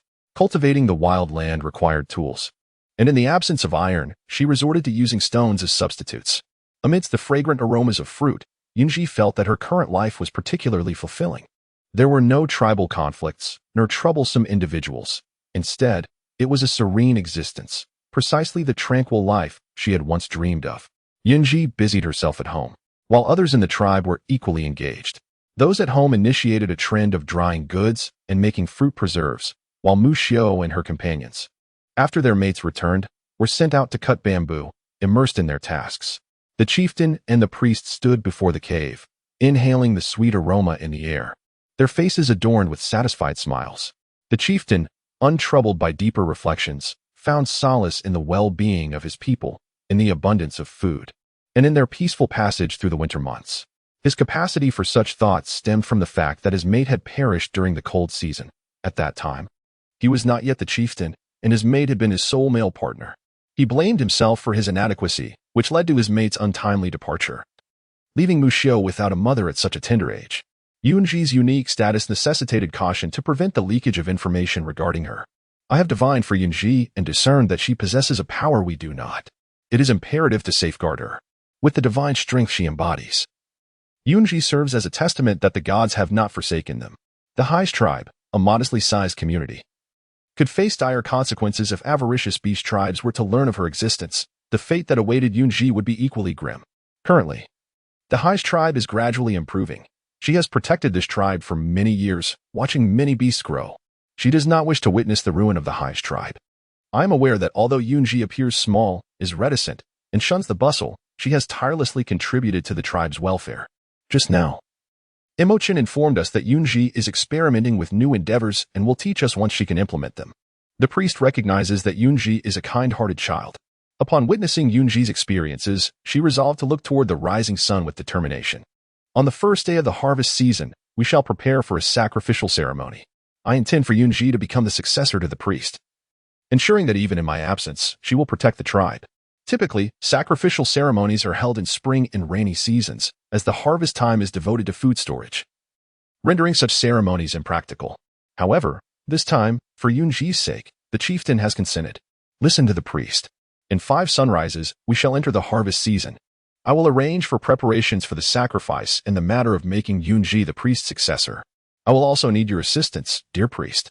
We waved her hand and, leaning on her staff, made her way toward the stone dwelling where Yun Zhi resided. The chieftain observed the priest's retreating figure, reflecting on the years of dedication Hui had devoted to the tribe. With Yun Zhi's support, the priest could finally find some respite. Yun Zhi had not prepared many dried fruits, only filling a single barrel before ceasing her efforts. Armed with a stone knife, she cleared the weeds surrounding the stone house, facilitating her occasional planting endeavors. Fortunately, the tribe had eradicated the weeds during the construction of the stone house, so now Yun Zhi merely needed to tidy up once more, which led her to discover an abundance of common medicinal herbs, a stroke of good fortune indeed. What are you doing, Yun Zhi? Upon rising to gaze at the priestess, Yun Zhi was taken aback, having failed to notice the priestess standing behind her, eagerly engaged in weeding. The priestess has arrived. I merely had some idle time and thought I would clear the weeds. Once Emo Chen returns, we can cultivate the land, planting leafy vegetables right at our doorstep. So we won't have to laboriously venture outside for food. She assisted the priestess in settling onto a nearby stone and went inside to fetch a bowl of dried fruits for her to snack on. What a splendid idea! Perhaps we could also raise some small game, so that during the cold season, we might enjoy fresh meat. The priestess's ability to draw connections amazed her, quickly shifting from surprise to understanding. Orcs, by nature, were quite clever. For instance, the woven baskets she taught them to create served a purpose. Injured or elderly orcs often felt they would squander food during the cold season and would silently depart from the tribe, saving their share for the others. The chieftain was aware of this situation but felt powerless to intervene. Now, thanks to Yun Zhi, they had found something to occupy themselves with, collecting various vines around the tribe to weave baskets, which they could then trade for food with others. Additionally, some would forage for mushrooms and would ear fungus, exchanging their bounty as well. They were immensely grateful to Yun Zhi, and the basket designs flourished. They were intelligent, requiring only a guiding hand. Indeed, we could start by raising some small creatures like the Gugu beasts and long-eared beasts. When raising Gugu beasts, we can trim the feathers from their wings to prevent their escape, while for long-eared beasts, we must ensure they do not burrow underground to flee, Yun Zhi elaborated. The priestess savored the dried fruits Yun Zhi had provided, listening intently to her thoughts. If everyone could cultivate food and raise game, the cold season for the Xize tribe would surpass that of the larger tribes. Pausing her weeding, Yun Zhi smiled at the priestess. She had fallen into her old habit of incessant chatter, yet the priestess did not seem to mind. By the way, priestess, did you seek me for something? The Hui priestess, munching on the dried fruits, had assumed Yun Zhi would not inquire. Oh, it is nothing of great importance. I merely wish to ask if you would be interested in becoming a priestess during the harvest festival that marks the beginning of the bountiful season. In my eyes, you are far more suited to the role than I. Yun Zhi was taken aback to discover that the priestess Hui had chosen her to succeed her as a priestess. However, she possessed no knowledge of the priestly arts. Her sole ability lay in using her wood-based powers to cultivate plants. Surely you jest. I have only recently arrived in the tribe, and I lack any skills in the priestly arts. How could I possibly assume such a role? Her talents were scant, and she harbored no potential to become the grand heroine. Yun Zhi's reaction was anticipated, and she refrained from hastily countering her. Rest assured, you possess abilities that surpass those of the priest, and you will undoubtedly excel beyond my capabilities. You shall first become my heir, and in due course, you will formally assume the role of priest. After all, I am resolute in my decision to appoint Yun Zhi as my successor, which serves as a form of protection. A priest of a tribe is a treasured asset, and typically, they are not harmed. Once Yun Zhi becomes the heir to the priesthood, she will be afforded an additional layer of security. After assuming the priestly role, you will have the freedom to pursue your desires without needing to consult the chieftain for every matter. A simple notification to the chieftain will suffice before you embark on your endeavors. When venturing beyond the tribe, you need only select a few formidable warriors to accompany and safeguard you. In a fleeting moment, Yun Zhi found herself in a state of turmoil. To venture beyond the tribe, she needed to seek the chieftain's approval, and only upon receiving consent could she leave. The prospect of foraging for alternative sustenance was limited to the designated gathering days. Simultaneously, she harbored fears of inadequacy in her role as a priestess. Her powers were still feeble, insufficient to instantaneously cultivate plants for her own protection or that of others. Becoming the heir to the priestess title was undoubtedly a fortuitous opportunity for her, and she believed that Emo Chen would be equally pleased. She could perceive Yun Zhi's internal conflict. As far as she knew, very few females had awakened their powers, with most ultimately becoming the tribe's priestesses, safeguarded by their community. Naturally, the nature of their awakened powers dictated their responsibilities. For instance, she herself possessed the ability to foresee the future. Then I shall heed your counsel, esteemed priestess. Though I must confess my learning is rather slow. I hope you will not disdain me. The Hui priestess, robust in health, was unperturbed by the prospect of sudden duties. Being inherently averse to venturing outdoors, she only contemplated leaving her home out of necessity. Once food could be cultivated right at her doorstep, she would happily retreat into her domestic life once more. Rest assured, I would never think less of you. You are my personally chosen successor. I have heard from Emo Chen and the chieftain about your recent endeavors. Might you share them with me? The priestess had unwavering faith in Emo Chen's capabilities. Presenting her work to the priestess now would be an opportune moment to receive valuable insights. At home, they had excavated a cellar, and she implored the priestess to assess its efficacy. Abandoning her weeding tasks, she supported the priestess as they entered the dwelling. Akin to a child eager to showcase their achievements to an elder, awaiting praise. Upon entering the house, the priestess conducted a thorough examination. To the left, against the door, stood a shelf adorned with pots, bowls, and a kettle. Extending from there was a long table, upon which bamboo tubes held chopsticks and wooden spoons, accompanied by a round wooden cutting board and a compartment for bone knives. The remaining space was occupied by ingredients and condiments, while at the far end of the table lay the entrance to the cellar, securely covered with wooden planks to prevent accidental falls. To the right was a wooden dining table, accompanied by 4 stools, with 2 long benches nestled in the corner. Although the fire pit remained in use, a stove had also been constructed, akin to a hearth, positioned against the wall to the right of the entrance. 2 cooking spots featured a stone slab for grilling meat and a stone pot for soup, with firewood neatly stacked in the corner, reinforced by several sturdy sticks to prevent spillage. She had also arranged for Emo Chen to install a chimney on the roof. Otherwise, the entire house would be permeated by the acrid smell of smoke. A window had been opened in the bedroom to ensure proper ventilation. After completing the tour of the upper level, Yun Zhi descended into the cellar first, assisting the priestess down afterward. The dim light in the cellar posed little challenge for the two, as they possessed night vision. Presently, it was merely a work in progress. Once Mo Chen returned, they would certainly need to finalize the lighting arrangements. Burning kerosene was excessively wasteful, particularly when their food supplies were meager. They needed to devise alternative solutions. If they could procure luminous pearls, it would be a more energy-efficient option. As the priestess entered the stone house, her excitement was palpable, intensifying upon seeing the cellar. In the event of a significant crisis, the females and young ones could find refuge within its confines, serving dual purposes. Yun Zhi, what you have accomplished here is more than sufficient to earn the title of priestess of the tribe. Yun Zhi felt undeserving of the praise. All these achievements were the result of her predecessor's efforts, and she merely stumbled upon the orc's unawareness of this advantage. The cellar was shrouded in darkness. Allow me to assist you upstairs. The priest typically bestows blessings upon the tribe's members and tends to their ailments. Thus an incident in her home must be avoided.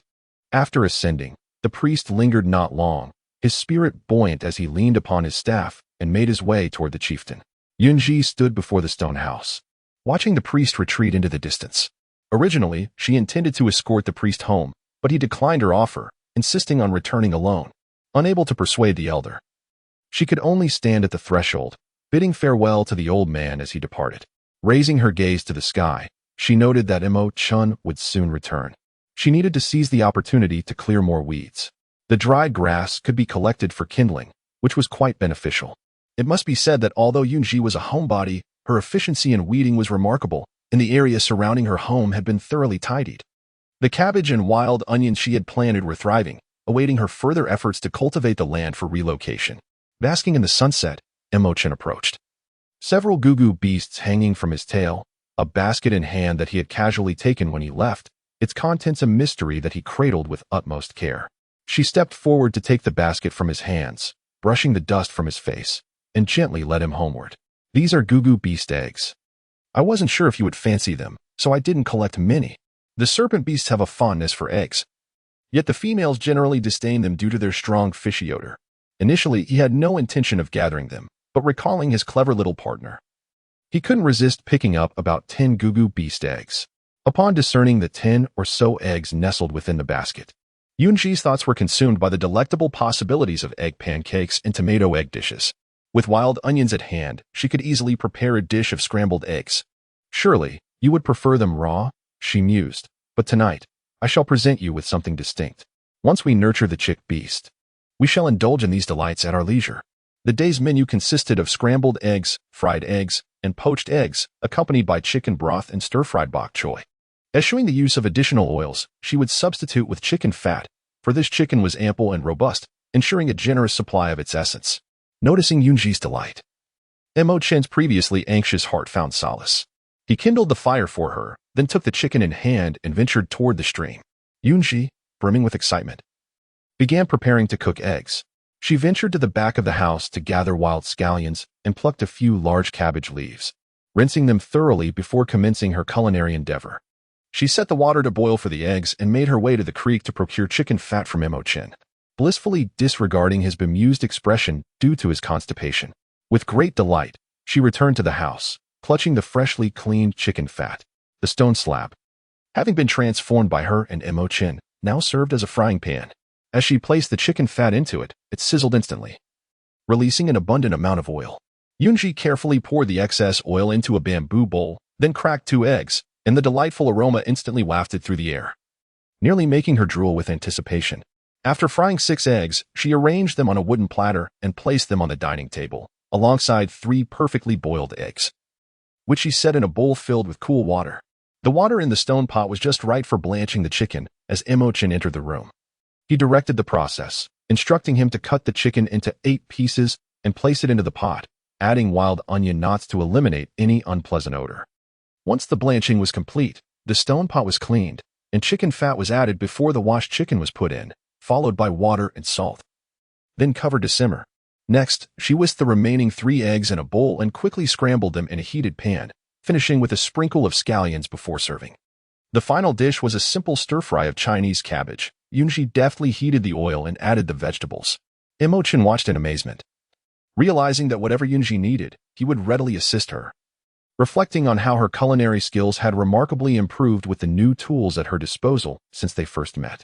Emo Chen, I'm almost done here. You should try the eggs on the table. They lack many seasonings, so just make do with them for now, she remarked. Initially, she had intended to make steamed eggs, but having never succeeded at it, she opted for boiled eggs instead, hoping Emo Chen wouldn't mind. I will wait for you to eat together. Like a devoted little tail, Emo Chen followed her wherever she went, readily assisting her in fetching items. Yun Zhi couldn't help but feel that he was becoming increasingly attentive. It seemed he could read her desires with just a glance, and their unspoken understanding was truly remarkable. Emo Chen took the Chinese cabbage from her hands, noting that the chicken would take a while longer to cook. Once Yun Zhi had prepared the firewood, Emo Chen gently pulled her to the table for dinner. Observing an extra plate of purple fruit that resembled grapes yet had the texture of peaches, she mentioned, these purple fruits are abundant during the harvest season. These few are early ripeners, while the others are still maturing. Once they are ripe, I will gather more for you and store them in the cellar. Purple fruits usually thrive in thorny areas, a fact Yun Zhi was unaware of, mistakenly thinking they were similar to crunchy fruits. Since there are plenty in season, we need not gather too many. I cannot consume them all. Tomorrow, let us first prepare the cellar floor before we cultivate the land for vegetables. Physical labor is quite exhausting, and taro will come in handy. Tomorrow's menu will be taro chicken. I recall there might be fish in the creek, which we could try steaming. Indeed, stones are plentiful in the vicinity, We shall pave the floor with stone slabs, saving you the trouble of constructing a wooden frame, allowing us to clear the land sooner. His intention was straightforward, to ensure that his dear companion had an abundance of food, nurturing her to be plump and healthy, thus making the winter months more bearable. Quickly taste and let me know if it's good. I remember that the snake beast enjoys eggs. But I wonder if you will like this preparation. With her eyes sparkling with anticipation, he found it impossible to refuse.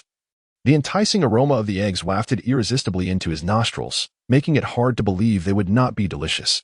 Under Yun Zhi's eager gaze, Emo Chen picked up a chopstick full of scrambled eggs, noting the intriguing flavor of the scallions. Yun Zhi offered him a piece of fried egg, and he found it even more delectable than the scrambled version. Seeing him relish the meal with delight, Yun Zhi picked up a boiled egg, gently tapped and rolled it on the table until the shell came off perfectly, and handed it to Emo Chen. Yun Zhi has consistently been indulging her partner, finding pleasure in watching her beloved enjoy a meal, particularly when it is her own beauty. As Emo Chen bit into a soft-boiled egg, its runny yolk perfectly cooked, it was evident that he had a preference for this delicacy. You should eat, too. You've been feeding me. Be careful not to starve yourself. No matter how long she gazed at Emo Chen, she found herself entranced by his exquisite visage. If beauty could be consumed as sustenance, she would undoubtedly fixate on him continuously. Shaking her head in a dreamy daze, she mused that it was not a crime to admire her man. Among a table laden with eggs, Yun Zhi's appetite paled in comparison to Emo Chen's. She managed to consume 2 fried eggs and 1 soft-boiled, while a plate of cabbage nearly vanished into her stomach, with the remainder being devoured by Emo Chen.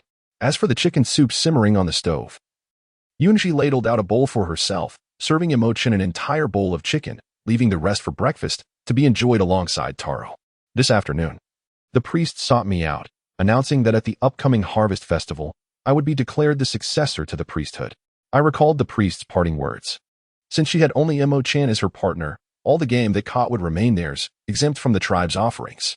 Upon my return, the chieftain had already informed me that, with the protection bestowed by my status as the priest's heir, even the orcs from the larger tribes would not dare to bully me.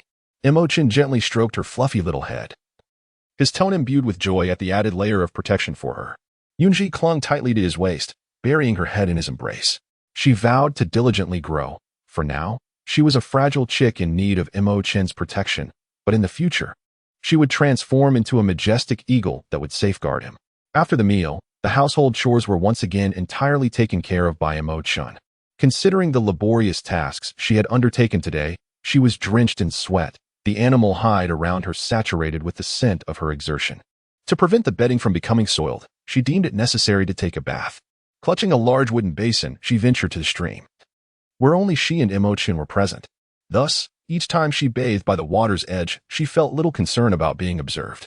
As for the notion of Emo Chen peeping, he hardly needed to. Every inch of her had been familiar to him. Although she felt a hint of shyness, it was no longer as pronounced as it had been in the beginning. The night waters of the stream were somewhat chilly, but in pursuit of comfort, she gritted her teeth and stepped into the water. Once the water reached her lower abdomen, she squatted down, finding that it could only reach that height. After acclimating to the temperature, Yun Zhi began to cleanse herself. Realizing her hair also required washing, she plunged her head underwater, her petite figure allowing her to submerge easily. Upon completing his chores, Emo Chen emerged to find his little companion in the water. With a mischievous grin, he transformed his tail into that of a serpent and approached her. Unbeknownst to Yun Zhi, who was reveling in her aquatic play, her man's intentions had turned playful until she felt his warm chest pressing against her back, at which point she sensed an impending predicament. Emo Chen did not engage in any inappropriate behavior. Rather, he crushed clean leaves to assist Yun Zhi in washing her hair, his movements tender as if she were a fragile porcelain doll. Being pampered by Emo Chen, Yun Zhi closed her eyes in bliss, clutching his sturdy serpent tail to avoid slipping into the water. This scene was one that Emo Chen had never dared to envision before. Now that it had come to fruition, it was impossible to deny his joy. After thoroughly cleansing Yun Zhi's hair, his large hands became restless, wandering across her smooth back, sending delightful shivers through her. In the end, Yun Zhi, feeling utterly relaxed, was dressed by Emo Chen, who then cradled her and carried her back to their abode to sleep. She had once inquired why he refrained from taking their intimacy to the next level, to which Emo Chen replied that her body was frail, and he wished for her to regain her strength before solidifying their bond as partners. Yun Zhi possesses a profound understanding of her physical condition. Once frail, she has significantly improved with the aid of her newfound abilities. However, to Emo Chen, she still appears rather weak. Unbeknownst to Yun Zhi, her height, which had previously ceased to increase, has begun to subtly rise. And the freckles on her face have notably diminished. Life is often bustling. Early in the morning, Emo Chen set off to procure provisions for the upcoming days. Judging by his demeanor, it seems he intends to remain at home to assist her during this time. Following Yun Zhi's instructions, he went to catch the Gugu beast and the long-eared beast, though he would surely return with other catches as well. By the time the sun had risen high in the sky, Yun Zhi awoke leisurely from her slumber, groggily washed up, and patted her cheeks to awaken herself further. She went to the cellar to retrieve taro, cleaned it, and placed it into the stone pot to boil. After reheating the chicken soup from the previous night, she set out 2 bowls and a plate, arranging the utensils neatly. Only then did she take the stone knife and step outside to continue her unfinished weeding task. After calculating the time, she returned indoors, washed her hands, and retrieved the taro, savoring the fragrant aroma of the bubbling chicken soup. Around 10 o'clock, Yun Zhi prepared breakfast, boiling extra taro to replenish her energy for the afternoon's labor. Just as she finished cleaning the taro and placed it in the pot, she heard a commotion outside. Stepping out, she was taken aback to see Emo Chen, who had his tail wrapped around a grunting beast, his left hand clutching a string of Gugu beasts, and his right hand holding a basket with an additional load of fruits and a large cabbage strapped to his back, as if he had just returned from a grand expedition. Given his impressive haul, it was evident that his early morning venture had been worthwhile. Though there remained an abundance of fruits at home, far too much for her to consume alone. The cabbage was a fine addition, as he had even uprooted it completely, allowing for replanting. With what strength she possessed, she took the basket from him and dragged the string of Gugu beasts along. Emo Chen placed the grunting beast by the creek and headed to the back of the house to plant the cabbage. As he entered with the fruits, Yun Zhi went out to water the vegetables, using her abilities to aid the growth of the cabbage. The fruits in the cellar were also her practice subjects, otherwise the earlier harvested ones might have withered and become inedible. After washing her hands, she sat down to eat, pulling Emo Chen to wash his hands as well. She served him several pieces of taro in a bowl, and then stood to ladle out chicken soup. We shall prepare taro chicken for dinner. After we handle the prey, let us line the basket with leaves before placing the meat on top. This way, I can infuse my abilities into the leaves, ensuring that the meat remains fresh for several days. Emo Chen always remembered her words, though he remained silent, simply indulging in her nurturing. To be precise, he had already filled his stomach from the hunt, yet he wished to accompany his little partner, resulting in him consuming more than her. Following Yun Zhi's instructions, after their meal, the two began processing the prey. This time, the Gugu beast was relatively small with tender meat, making it easy for Yun Zhi to handle. Once the Gugu beasts were cleaned and stored in the cellar, she turned to help Emo Chen, only to find him discarding the entrails. She had a fondness for fatty intestines and would often buy them to cook at home when she had the time. Now, seeing Emo Chen waste such delicacies, she hurriedly stepped in front of him. "You can't throw that away, Emo Chen. Please listen to me." Emo Chen frowned. No beastman would consume the grunting beast's innards, so he could not fathom why Yun Zhi was so adamant, her expression betraying a desire for something delicious. No, please allow me to prepare it. It will be delightful, trust me. I truly wish to eat this. Neither was willing to yield, yet ultimately, Emo Chen relented, knowing he would enjoy it once it was made. Successfully securing a portion of the pig's innards, Yun Zhi was as jubilant as a rabbit discovering a carrot. She filled a wooden basin with the entrails and squatted a little distance away to wash them, panting slightly. They typically sourced their water from upstream, but now they were at a section of the creek somewhat distant from the stone house. Fortunately, it was flowing fresh water, or she would not have dared to use it. The grunting beasts have a limited diet, hence the flavor is not particularly strong. Observing the undigested remnants in the grunting beast's belly, Yun Zhi found them strikingly familiar. Emo Chen, when you captured the grunting beast, was it eating something? Gazing at a singular intact leaf, a realization struck her. Isn't this one of the target foods, sweet potatoes? If we dig some up and plant a large patch, we need not worry about hunger during the cold season. Yes, that area often harbors grunting beasts. I was just fortunate to spot this one while it was grazing. He did not comprehend why Yun Zhi was inquiring, as that area was merely grass, devoid of anything edible. Suppressing her excitement, she replied in a tone of measured gravity. If I am correct, that patch should be a sweet potato field. Sweet potatoes can be stored in the cellar for a long time and yield abundantly, perhaps providing us with an additional food source for the cold season. Emo Chen paused in his task of dismantling the grunting beast, turning to Yun Zhi. But I did not see anything edible. Could it be that the food is underground? Yun Zhi responded with a smile, affirming, Indeed, it is buried in the earth. When you have the time, take me there. I must witness it to be certain. Speaking of uncertain matters may lead to empty hopes should the outcome prove unsatisfactory. She was not a universal genius. Everything she dared to share had to be tested and confirmed safe before she would teach others. I shall take you there. The location is somewhat distant, though it is quite near the cave where we once resided. It is precisely where the humming beast appears, at the edge of the depths of the falling moon forest. Thus, those without strength would not risk capturing it. Does this mean we can revisit our old haunts? By the way, did you see me fall? The eyes, infused with a hint of emerald, gazed curiously at Emo Chen, causing him to feel increasingly restless, leaving him no choice but to bury himself in work. I know without you saying, you must have been hiding in that tree, watching me being chased by wolves. Emo Chen, with an expression devoid of emotion, felt a pang of fear and regret at the words of his partner. He pressed his soft pink lips tightly together, listening quietly to Yun Zhi's voice. It is not that I blame you for not saving me. After all, we were strangers then. At least now we are husband and wife. You are my partner, are you not? Yun Zhi could already surmise much of Emo Chen's hidden thoughts. Yet she was taken aback by a sudden melancholy. Looking at her soiled claws, she hesitated to stroke the head of her big fool at home. Quickly cleaning the pig's entrails from her hands, she approached her husband with a wooden basin, smiling as she enveloped his large hand within her smaller one.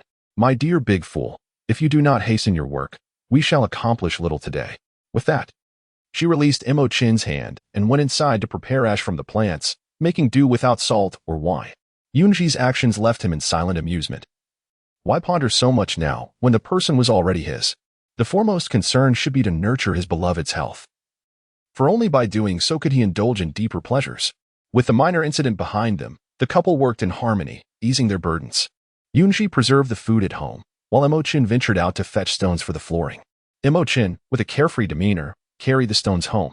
A few familiar faces of Yun Zhi recognized that he must have acquired something novel, prompting them to follow him with their partners in tow.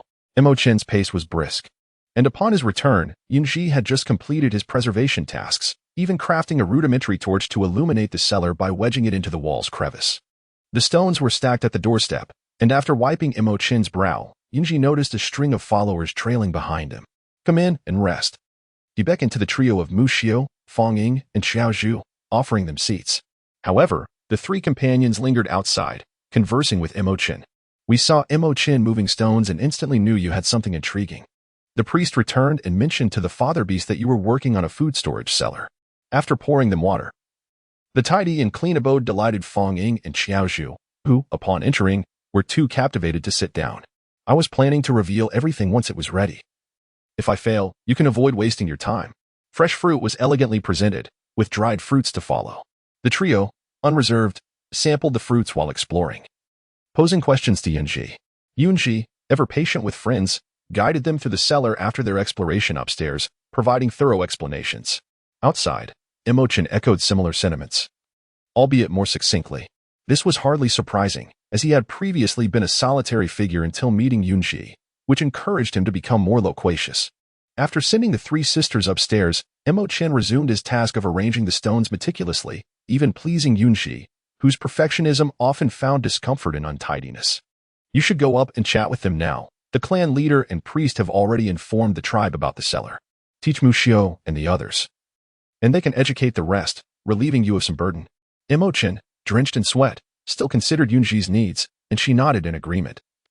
Thinking that Mu Xiu and her companions were quite clever, the cellar was straightforward, and they would learn quickly.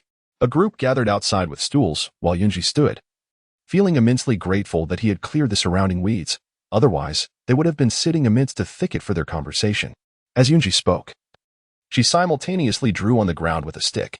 The others listened intently, while Emo Chen quietly transported stones to level the floor of the cellar.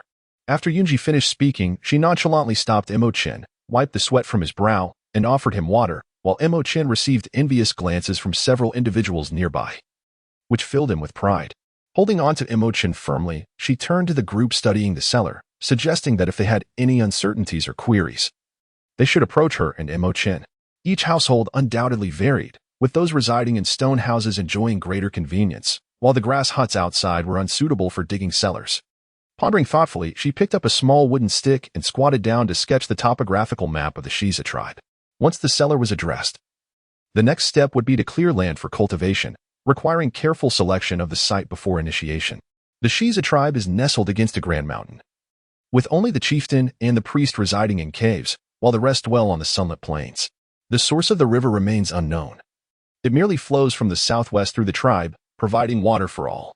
Mushio remarked that there were still many unoccupied stone houses within the tribe, and given the insecurity of the grass huts, it would be prudent to allow those individuals to move into the stone dwellings. By dismantling the grass huts, a vast expanse would become available for vegetable cultivation, conveniently adjacent to the river, facilitating irrigation. The grass huts served as residences for single orcs, while the stone houses offered ample space for multiple occupants, allowing for future couples to establish their own homes as needed. The advantage of this location lies in the abundance of land and the freedom to construct houses of any size without the burden of financial concerns, so unlike the past, where acquiring a home could be utterly daunting. All right, I shall speak to Father Beast when I return, Mushio said, for once the harvest season commences, time will be scarce. With a smile radiating like a little sun, she followed closely behind Yun Zhi, resembling an inseparable shadow. While the harvest season may not be ideally suited for vegetable cultivation, she resolved to discreetly employ her abilities to assist, anticipating that by spring, conditions would improve. Ideally, preparations would be completed before the harvest season, as she wished to plant some food. The small grove across the stream could also be cleared promptly, transforming it into an orchard. When she moved into the stone house, she had envisioned converting the grove into an orchard, as the females often traveled great distances to procure fruit from outside the tribe. Cultivating it at home would be more convenient and secure, requiring only regular maintenance, with no worries about irrigation, as the stream was a reliable source. The orchard, I shall take charge of it, if you please. Xiaozhu, who had been deliberating with Fang Ying, abandoned their conversation upon hearing about the orchard and rushed to Yun Zhi and Mushio's side. A wolf with a passion for fruit, Yun Zhi chuckled silently, realizing that entrusting the orchard to Xiaozhu would be advantageous, as her dedication would surely shine through. Indeed, once we clear the grove, we shall transplant the fruit trees from the gathering area back here, and then leave their care to you. What do you think? Starting from seeds would be too slow. Transplanting directly would be swifter and easier to manage. With Yun Zhi's assurance, Xiaozhu was overjoyed, nearly losing herself in her excitement, only restrained by her partner's grasp, preventing her from dancing about in delight. The Xize tribe did not have a customary midday meal, and Yun Zhi and her partner tended to eat later, resulting in no preparations for lunch. Mushio departed first to discuss matters with the chieftain, while Fang Ying, now a mother of 3 cubs, returned home with her partner for the sake of family. Yun Zhi was astonished to learn this, as Fang Ying appeared quite youthful. And indeed, everyone in the tribe, regardless of age or gender, seemed rejuvenated after their cleansing rituals. It was Emo Chen who clarified her confusion, revealing that the average lifespan of orcs was around 200 years, with maturity attained at 20. Although Fang Ying appeared young, she was actually in her 30s. As was Xiaozhu, while only Mushio was in her 20s. With everyone departed, Yun Zhi decided to return and continue digging the cellar. Xiaozhu, childlike in her enthusiasm, tugged at Yun Zhi, finding her even more adorable than the youngest cubs and wishing to remain close to her. Yun Zhi revealed a faint smile and gently patted Xiaozhu's hand, suggesting that they could come back to play another time, promising to prepare delicious food for them. She had not previously realized that Xiaozhu had a hidden appetite for food. All right, I'll take my leave now, she said, releasing Yun Zhi and waving goodbye as she departed with her companion. As she gazed at the now tranquil stone house, she would have thought the earlier events were merely a figment of her imagination had it not been for the drawings on the floor. The adage that teamwork lightens the load rang true as Emo Chen returned the chairs to the house while Yun Zhi covered her sketches, restoring everything to its original state in no time. Curious about the condition of the cellar and any necessary improvements, he affectionately wrapped an arm around Yun Zhi's waist as they entered, following her lead. He crafted several torches and affixed them to the walls at the entrance of the cellar. The freshly revitalized cellar appeared much cleaner, with the floor polished by Emo Chen to a smooth finish, resembling the work of machinery. Fruits were arranged on the left, while meats occupied the right. There remained a spacious area at the back, intended for the sweet potatoes once they were harvested, although there was only a small pile of taro left, and it was uncertain if that patch of land still held any more. However, the likelihood of finding more was slim, considering the substantial population of the Xize tribe. What seemed like a large patch of taro to her might not appear so vast to the orcs. It was already quite satisfactory, and she decided to take a short rest, knowing that rejuvenation would provide her with the strength to work more effectively. With the cellar task accomplished, she transitioned into farming mode, feeling quite exhilarated about it. After a brief afternoon nap, the couple awoke around 2 o'clock. Yun Zhi, clutching a piece of unusable beast skin, filled a pouch with ash and stood 5 meters behind the house, beginning to plan the dimensions of her vegetable garden. Considering Emo Chen's substantial appetite, she resolutely decided to carve out an area the size of a basketball court. Fortunately, with Emo Chen's assistance, she avoided digging a pit for herself. Mo Chen worked swiftly. By the time Yun Zhi had cleared a palm-sized area, he had already progressed significantly, clearing a space nearly the size of the stone house. At his current pace, he would manage to clear the grass today. She envisioned dividing the area into zones for vegetables, seasonings, and sweet potatoes. The space she had cleared would serve as the seasoning area, conveniently close to home for easy harvesting, adjacent to the vegetable zone. Currently, the only vegetable was the large cabbage, which required little space due to its size, leaving the remainder for sweet potatoes. Since the sweet potatoes had not yet been harvested, she would start with taro. As the sun began to set, and the moon prepared to rise, the couple returned home, prioritizing the preparation of the innards, as they would not taste as good if left too long. Initially, they had planned to enjoy fish and taro chicken, but for now, they would focus on consuming the innards first.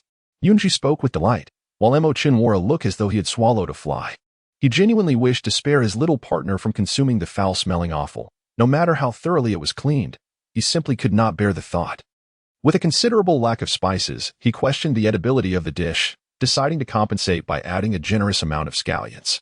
The salt supply was dwindling, as he had been frugal with it in recent days, yet today would be an exception, a veritable splurge.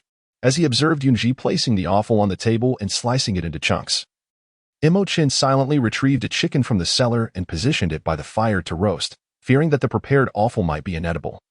Leaving the roasted chicken as a fallback, preoccupied with her culinary endeavors, Yun Zhi paid no mind to Emo Chen's activities. After arranging the limited spices, she hurriedly returned to the cellar to select a few peculiar fruits. These had been gathered by Emo Chen earlier that morning. They resembled mangoes but bore a pale blue skin adorned with tiny yellow speckles, presenting an odd sight. Upon peeling the skin, he discovered the interior filled with seeds. He pinched one to inhale its fragrance, reminiscent of Sichuan peppercorns, while another fruit, akin to passion fruit, revealed a ginger yellow powder within, evoking the aroma of star anise. Watching Yun Zhi add these fruits to the pot, Emo Chen felt increasingly justified in his decision to roast the chicken, even contemplating the addition of a few taros to the fire as well. Emo Chen, where did you gather these 2 fruits? You ought to bring back more. And it would be splendid if you could uproot the entire plant. For the moment, she dubbed them pepper fruits and star anise fruits. Though she had initially worried about the flavor of her dish, she now felt a sense of relief with these 2 flavors incorporated. The chances of culinary disaster had significantly diminished. Emo Chen pondered, what should I do if my partner insists on consuming such bizarre items? I am rather anxious.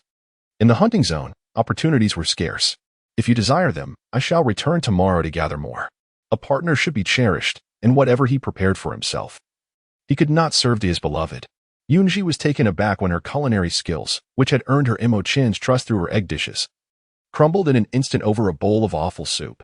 The wait felt interminable until the stone pot began to bubble, releasing an unusual yet indescribable aroma that wafted through the air. It lacked the pungent stench typically associated with offal. Instead, it bore a pleasant scent reminiscent of other pork dishes. Could it be that the addition of those 2 peculiar fruits had resurrected the soup? Emo Chen set the table, preparing to wash his hands and partake in the meal. With no staple food available, Yun Zhi had relied on cabbage to sustain her. Otherwise, she might have succumbed to constipation from an all-meat diet. She inserted a torch into a crevice in the wall, illuminating the stone house considerably, and proceeded to wash her hands before fetching the bowls and utensils. Understanding that Emo Chen might not be accustomed to pig offal, she prepared a few fried eggs for him, knowing that the portion of offal was substantial and they could not finish it all. I'll sample the flavor first. If it's palatable, I'll send some to the priest and the clan leader, as I've made plenty. If it's not agreeable, I'll consume it myself. But if it's delightful, I shall share it. Perhaps if others have tasted it, they want to discard the offal from the next hum-hum beast they hunt. After all, meat is still meat, and in times of scarcity, it can be consumed. The flavor was peculiar yet devoid of any foulness, and it was cooked to tenderness, suitable even for the priest. This was Emo Chen's assessment. She no longer sought an extraordinary taste, for given the limited ingredients, Producing such a dish was commendable. With Emo Chen's approval, she selected 2 larger bamboo bowls, filled them, and instructed Emo Chen to deliver them to the priest and the clan leader. As for Muxiu and the others, she reserved a bowl for each, intending to wait for Emo Chen's return before making another trip, primarily because she only knew where Muxiu lived. She had yet to visit Fong Ying and Xiao Zhu's homes. After Emo Chen made 2 rounds, he received their feedback. They found the flavor satisfactory, though upon learning it was offal from the hum-hum beast, they hesitated to take a bite. The offal tasted odd at first, but the more one chewed, the more flavorful it became, especially the fatty intestines. No wonder his companion insisted on saving them for soup. Yun Zhi understood. Once one had tasted it once, they would likely taste it again. All right, let us eat. Tomorrow we must transplant the cabbage and wild onions. Beneath the warm glow of the orange flames, they enjoyed a cozy dinner. The day's labor had been exhausting, and after their meal, they would wash up and retire for the night. At dawn, Emo Chen rose and left the house. He was determined to fulfill the promise made to his companion the previous night. The overcast sky greeted him as he swiftly traversed the village, transforming into his beast form upon exiting the settlement, disappearing into the forest. Qing Yang watched Emo Chen depart from a distance. The eagle snake was a natural enemy. Yet even a 2-star beastman like him stood no chance against the 5-star Emo Chen. Emo Chen is out hunting early, perhaps to store food for his companion. Xize nudged Qing Yang's arm, speaking with envy. Qing Yang scratched his head, grinning. I heard Fengze mention that Emo Chen always takes the water flask and food prepared by his companion on his hunts. It makes us all envious. Indeed, and though Emo Chen's companion appears small, she is both beautiful and intelligent. I've heard the priest has already designated her as his successor. Yaqing and Yuxing, arriving for their shift, patted Qing Yang's shoulder. Both had the fortune of hunting alongside Emo Chen and understood how much he cherished his companion. I can assure you this news is true. The priest plans to announce Yun Zhi as her successor during the first day of the harvest festival. I happened to be near the priest when I overheard him and the clan leader discussing it. In the past, they might have deemed Yun Zhi too young for such a role, but things have changed. Aside from the dried mushrooms and wood ears, there were also taro and a cellar, giving her ample qualification to become the priestess successor. Initially, I considered pursuing Yun Zhi as my second companion. But upon seeing Emo Chen, I immediately recoiled. Emo Chen is simply too formidable. Many beastmen in the village admired Yun Zhi. Yet some believed she was too frail to survive the harsh winter. Those who sought her out were not deterred by the prospect of confronting Emo Chen, however. Unbeknownst to Yun Zhi, those who had been beaten in a fight with Emo Chen preferred to keep their distance from her. I doubt that the little female will choose another companion. Her gaze is solely fixed on Emo Chen. Have you ever seen her look at anyone else? The 4 of them exchanged glances, growing increasingly envious of Emo Chen's fortuitous circumstance in finding such a devoted, adorable, and intelligent partner. As daylight brightened, Emo Chen appeared at the entrance, cradling several saplings adorned with a few scattered fruits, unmistakably the pepper and star anise that Yun Zhi desired. Upon returning home, he was greeted by the enticing aroma of food. Indeed, upon entering, he found his companion preparing bowls and utensils, with eggs and taro boiling in the pot, along with some fried eggs. I've brought back the trees, though they're small and bear few fruits. I'll plant them shortly and will need your help with that, my dear. He embraced Yun Zhi from behind, inhaling her sweet fragrance, feeling immensely content. Yun Zhi had grown accustomed to Emo Chen's clingy behavior, and he particularly enjoyed affectionate gestures. For now, it was merely an embrace. I didn't exert myself as you did. I went out early to dig for trees, knowing you enjoy eggs, so I made extra for you. She had also prepared steamed eggs. Though her lack of expertise nearly led to a mishap, the simple breakfast brought Emo Chen great satisfaction. He found the steamed eggs more delectable than fried or boiled eggs, as they were tender and smooth. Seeing Emo Chen relish them brought her joy. While she could not match his prowess in physical labor, she excelled in the kitchen, especially when it came to delightful food that could win his heart. After tidying up, she gathered her tools, closed the door, and plunged into a new round of agricultural work. Today's task was to delineate the area and proceed with the transplanting. Fengze, take your team to clean up that patch of woodland today. Let the others handle the hunting. The clan leader regarded Fengze, the most outstanding among the younger generations, with trust. The forest behind was crucial for the female sustenance, and he felt secure in trusting it to Fengze. Yes, clan leader. The clan leader nodded. Having watched Fengze grow up and intending to nurture him for future leadership of the tribe, Fengze, having received the task, selected several strong beastmen, each wielding stone knives. Those in the know understood they were going to clean the woodland, while others might mistakenly believe they were off to confront Emo Chen. From a distance, Emo Chen observed Xize and his companions approach, discreetly shifting closer to Yun Zhi, eyeing Xize with wariness and raising an eyebrow in challenge.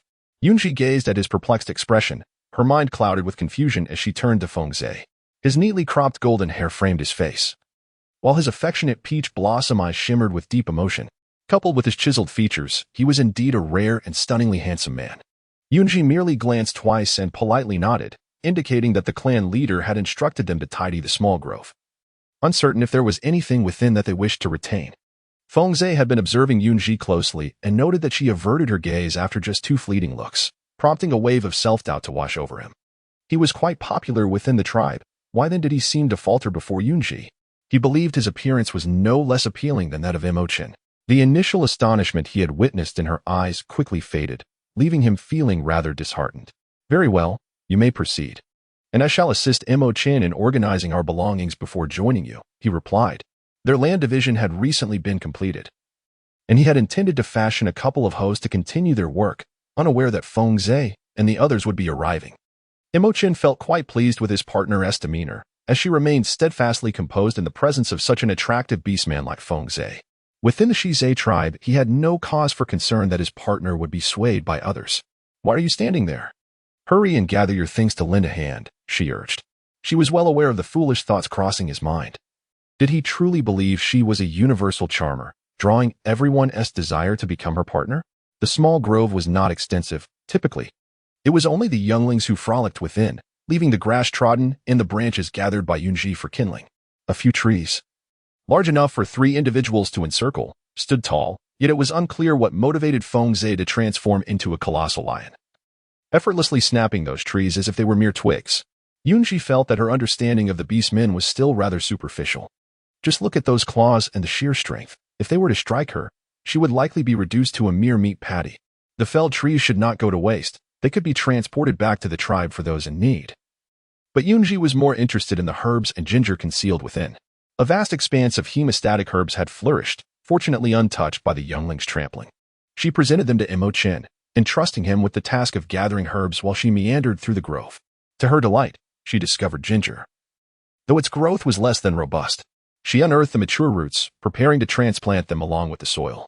While digging for ginger, she made sure to unleash her abilities. It was rather difficult to enhance her powers within the tribe. The thought of accompanying Emo Chen on an outing in a few days filled her with joy, influencing her abilities, which the beastmen in the grove sensed in a subtle manner. Emo Chen, busy gathering herbs, wore a silent smile, surprised that Yun Zhi's affinity not only affected plant growth but also had an impact on the beastmen themselves. Emo Chen, hurry back home and fetch 2 baskets, Yun Zhi called out, kneeling on the ground with a smile reminiscent of a playful kitten, prompting Emo Chen to feel a strong urge to embrace her. As for why Yun Zhi was kneeling, one might ask if a tribe that donned only animal skin skirts would have undergarments. The answer, of course, is no. She had considered crafting some from animal hide, but her sewing skills were lacking, and she had no thread, so she conformed to local customs and remained unencumbered. Each time, she deliberately overlooked the rather pronounced sensation of ventilation. With the herbs and ginger relocated, Xize and the others began to clear the remaining branches and stumps. Yun Zhi and Emo Chen certainly would not be supervising nearby, as they had other matters to attend to. The last time they bathed in the stream, Emo Chen particularly relished that sensation. After sending Yun Zhi to the fields to plant ginger, he hurried to his favored bathing spot along the stream. There, he deepened a section of the water, transforming it into a swimming pool spacious enough for both of them. He meticulously lined the bottom with clean pebbles, ensuring that Yun Zhi would not slip while swimming. Furthermore, he resolutely discarded the small fish and shrimp that had found their way into the pool, determined to prevent them from disrupting their aquatic haven. Meanwhile, Yun Zhi toiled in the fields. After planting the ginger, she began relocating the large cabbage and the dwindling wild onions, which were in short supply. Once she planted the existing crops, she enveloped the buried roots with her abilities, enhancing their chances of survival through her nurturing energy. Observing the cabbage she had sown with her own hands filled her with a profound sense of accomplishment. After ensuring their vitality, she returned home with a basket in hand, gathering herbs picked by Emo Chen to cleanse in the stream.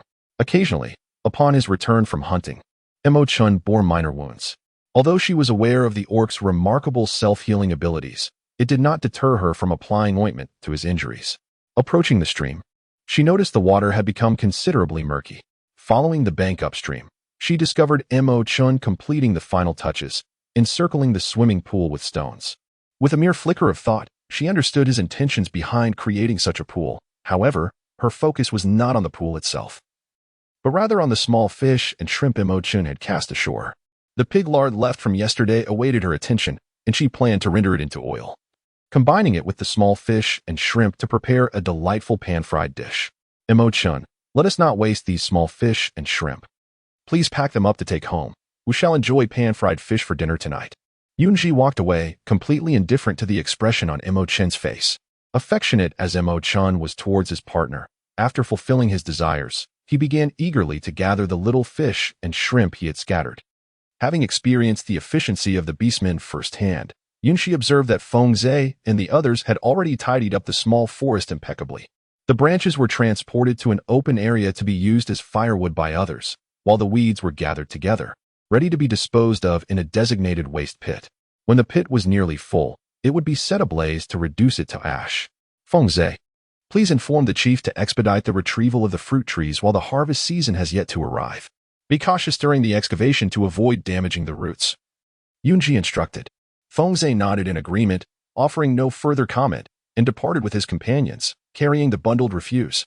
As mealtime approached, Emo Chen was fortunate to have a diligent partner preparing a meal, unlike the solitary beastmen who had to fend for themselves, often with questionable culinary results. The keen-sensed beastmen had caught a whiff of a delightful aroma wafting through the air the previous night, undoubtedly emanating from Emo Chen's partner, igniting a surge of envy and admiration towards Emo Chen in their hearts. Having dried the herbs, Yun Zhi hurried inside to retrieve the pork lard, washing it anew before cutting it into small pieces, while ginger was sliced for later use.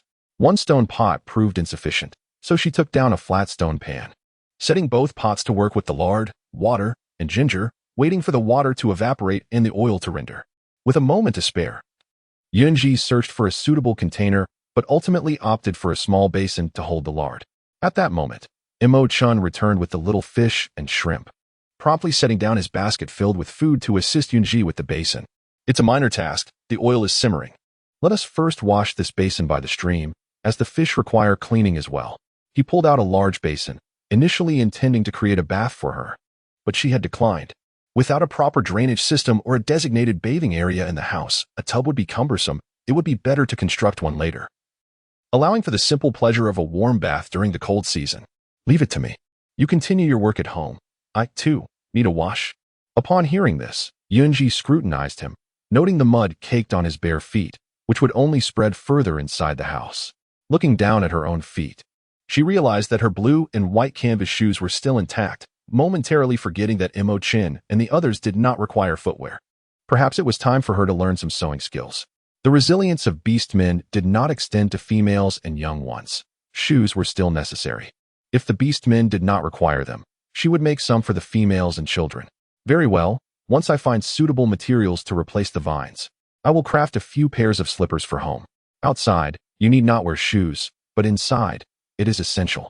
Slippers would be simpler to make than outdoor shoes, and she believed her skills could suffice, albeit with less than aesthetic results. Emo Chen nodded, a smile illuminating his entire face, his eyes nearly crescent-shaped with joy. As the lard rendered, leaving behind cracklings to savor, Yun Zhi was engrossed in her tasks when she suddenly heard footsteps. Upon peering out the door, she was surprised to find the partners of Mu Xiao and her two companions. Each held a piece of meat wrapped in leaves, leaving Yun Zhi momentarily bewildered. It was Ruifeng, Mu Xiao's partner, who spoke first. Last night, Yun Zhi, you kindly sent Emo Chen with the awful soup for us. This is our return gift, he said, presenting the meat. It is merely some offal. There is no need for such formality. Please take it home and enjoy. It was evident that they had brought high-quality meat, and Yun Zhi felt unworthy of such a generous exchange for a simple offal soup. She was not so petty. You surely would not wish to decline the gift for last night's soup, so instead, I propose it be exchanged for the root cellar. You must accept it. Ruifeng, a towering figure of the Tiger clan, stood at the door like a wall, his impressive musculature evident. Yun Zhi found herself in a quandary, yet Emo Chen returned.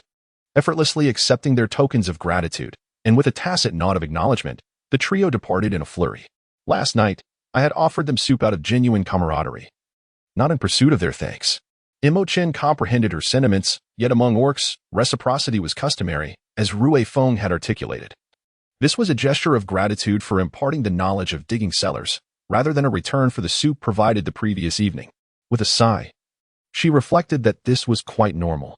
In times past, it was known as the subtleties of human relationships, but here, it was merely a straightforward exchange, devoid of any negative implications over trivial matters.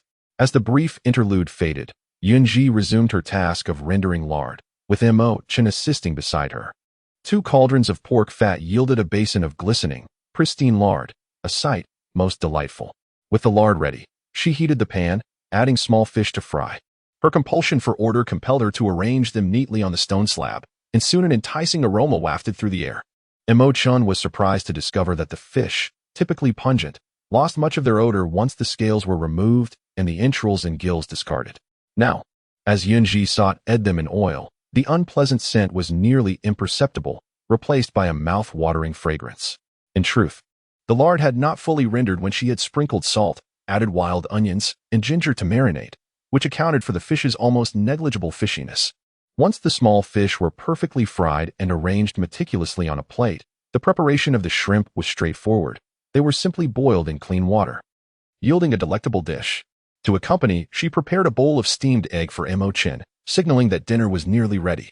Emo Chen, please fetch some fruit and wash it for dessert, she called over her shoulder, focused on the pots on the stove, unaware of his actions. Starving. Yun Zhi beckoned Emo Chen to join her at the table. The fish, golden on both sides, devoid of any fishy taste, was crispy on the outside and tender within. A true delight for the palate. The boiled shrimp were equally pleasing, raised in pristine waters, sweet and fresh. Had there been a dipping sauce, she might have relished them even more. Generally, she preferred stronger flavors, but due to the scarcity of salt, her regular fare leaned towards the lighter side. Save for the saltire offal soup from the previous night, Emo Chen's steamed egg was freshly removed from the pot, still steaming, set aside to cool. During the wait, he deftly picked the fish flesh from the bones and placed it into Yun Zhi's bowl, also peeling the shrimp to feed her. Once she had her fill, having devoured an entire plate of boiled shrimp and half the fish, she rested on the stool, allowing Emo Chen to finally enjoy his now lukewarm steamed egg. With her head propped up, Yun Zhi could not help but admire Emo Chen, who was undeniably aligned with her aesthetic ideals. The sight of him eating was a visual feast, exuding elegance. Furthermore, his hands were strikingly beautiful, reminiscent of a character from a comic book. She mused that he seemed like a deity straight from the realms of fantasy, utterly captivating. Her infatuated gaze remained fixed on him as he tidied up, fetched water to wash her face, and prepared for her mouthwash. Ah, my husband is too handsome. I can never get enough of him, she thought. Yin Bao, if you continue to stare at me like that, I cannot promise I won't act on it, he teased, lacking self-restraint in her presence, especially when being scrutinized during meals. While engrossed in washing her feet, he couldn't resist making ambiguous comments, causing Yun Zhi to vividly recall their shared moments from those starry nights. Her delicate feet, pale and petite, squirmed in Emo Chen's large hands as she looked up, revealing a perplexed expression, which only served to highlight the amusement dancing in his eyes. Feeling bashful, Yun Zhi coughed lightly, her cheeks reddening as she turned her head away, inadvertently directing her gaze towards the bedroom. Seizing the opportunity to tease her further, Emo Chen approached with a hint of flirtation in his tone. Oh, so my Yun Bao wishes to retire for the night? As your partner, it is only right that I cater to your desires. With that, he gazed at her, his eyes sparkling with mischief. Playfully removing her shoes before leaning down to plant a soft kiss on her cherry lips, satisfied before he turned to fetch the water for her foot bath. Yun Zhi yearned to slip on her shoes and retreat to her chamber for a moment of repose before Emo Chen returned. To her surprise, Emo Chen had already placed her shoes at the entrance, leaving her to sit obediently on the stool, awaiting his arrival. How careless he had become. In the days prior, he had maintained decorum, but once boundaries were established, he had begun to grow bolder, stealing kisses from time to time. Indeed, the experience of yearning and possession were 2 distinct realms. With the bashfulness of a young maiden in love, she feigned annoyance at Emo Chen's disregard for propriety, though her heart betrayed her true feelings. How could she not be enamored by him, especially considering he resembled a dashing anime idol? Lost in her reverie, Yun Zhi remained oblivious to Emo Chen, who had already returned and was gazing at her with a glint of mischief in his eyes. Sensing the impending danger of her infatuation, she snapped back to reality, feeling a rush of shyness that made it difficult to meet his gaze. Emo Chen set down the wooden basin and extinguished the torch, enveloping them in darkness as he approached her with certainty, supporting her back with his left hand. He slipped his right arm beneath her knees, prompting her to instinctively wrap her arms around his neck, nestling comfortably against his warm, sturdy form. After a restful night, she awoke to find her small hands slightly flushed. In a fit of playful irritation, she struck Emo Chen's exposed chest with a resounding slap, the sound echoing through the quiet room, effectively rousing her senses. He grasped her hand, unperturbed, and regarded her with amusement, gently chiding her. Now, let's refrain from hitting. We wouldn't want your delicate hands to hurt." He pressed a soft kiss to her knuckles, chuckling at her childish display of temper. One could not deny that Emo Chen's chest was indeed firm. Yielding to the moment, she leaned against him, enchanted by the rich timbre of his voice, which instantly dispelled her earlier annoyance. "Today, let us explore the sweet potato fields. We must ascertain the treasures we seek. Only then can our efforts bear fruit." Initially, she had assumed their 5-day venture would be consumed by clearing the land, but to her surprise, they had completed the task ahead of schedule. There was little else to occupy their time in the tribe. "Ah, I had intended to take you there today as well, and perhaps surprise you," Emo Chen mused, recalling the destination with satisfaction. After rising and sharing a simple breakfast, they set out with a large wicker basket. Observing the vanishing grass huts within the tribe, Yun Zhi felt increasingly compelled to cultivate the land, believing it would be a disservice not to plant something. "It's too perilous for the two of you to venture out alone. You ought to take a few more warriors with you," the chieftain admonished, furrowing his brow. With the season of abundance approaching, many warriors from various tribes were scouting the forests, and he did not wish for Emo Chen to flaunt their presence with Yun Zhi in tow. "No need. I can protect Yun Zhi myself. All I require is your permission to leave the tribe," Emo Chen asserted, his gaze firmly fixed on the chieftain. The others remained unaware of Yun Zhi's unique nature, and the chieftain's concerns seemed unwarranted. However, the chieftain remained resolute, insisting on additional protection for the pair, threatening to deny their departure otherwise. In an effort to diffuse the tension, Yun Zhi gently tugged on Emo Chen's arm. His imposing demeanor softened instantly as he looked down at her. She shook her head in response, turning to the chieftain with a radiant smile. "Let us heed the chieftain's counsel. It may be wise to bring a few more along, just in case we find ourselves in need of assistance." With a playful wink at Emo Chen, her mischievous charm was impossible to resist. The chieftain, pleased, strode outside and called out towards the stone house. Shortly thereafter, Xize arrived with a few companions. Upon seeing Yun Zhi, his eyes brightened, casting a challenging glance at Emo Chen. Unbothered, Emo Chen paid him no mind, focusing solely on protecting Yun Zhi. Without waiting for the chieftain's further instructions, he led the group away. What began as a party of 2 had now swelled to a dozen, and the chieftain clearly valued her presence. Considering the potential yield of the sweet potatoes, once deep within the forest, Emo Chen cradled Yun Zhi in his arms while she obediently harnessed her abilities. After all, it was a rare outing, and they could not simply remain idle. The vibrant energy surged around them once more, prompting Xize to frown. He had sensed this same vitality while clearing the grove the previous day, initially attributing it to Emo Chen's awakening powers, but now it seemed otherwise. Suddenly, he recalled the chieftain and the shaman's regard for Yun Zhi, who had even requested he forego hunting to accompany them as protection. It appeared that this small female was indeed unlike the others, and a bold hypothesis took root in his mind. Upon reaching the area where Emo Chen had captured the grunt beast, the sparse trees revealed an expanse of sweet potato vines. Nudging Emo Chen's arm, she indicated her desire to be set down. Kneeling, she unearthed a tuber with a stick, revealing its red skin. After a few more strokes, she extracted the root, presenting it to Emo Chen, who broke it in half to reveal the white flesh within.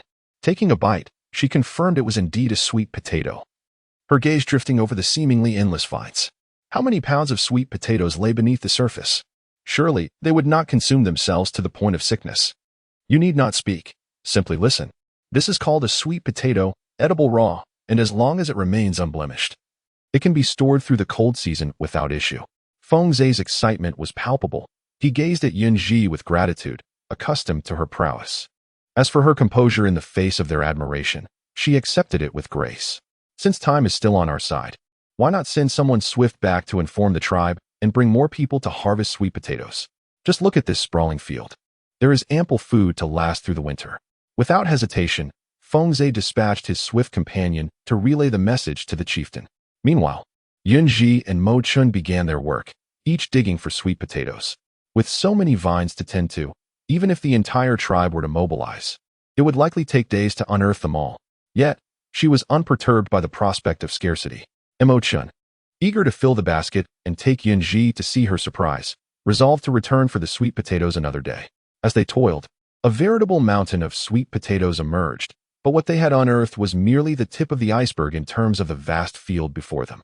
With the basket brimming, Emo Chen took Yun Zhi's hand, and without a word, they darted into the forest, leaving no trace behind. Xize, wishing to follow, found his abilities lacking and remained behind, assisting the others in harvesting the sweet potatoes.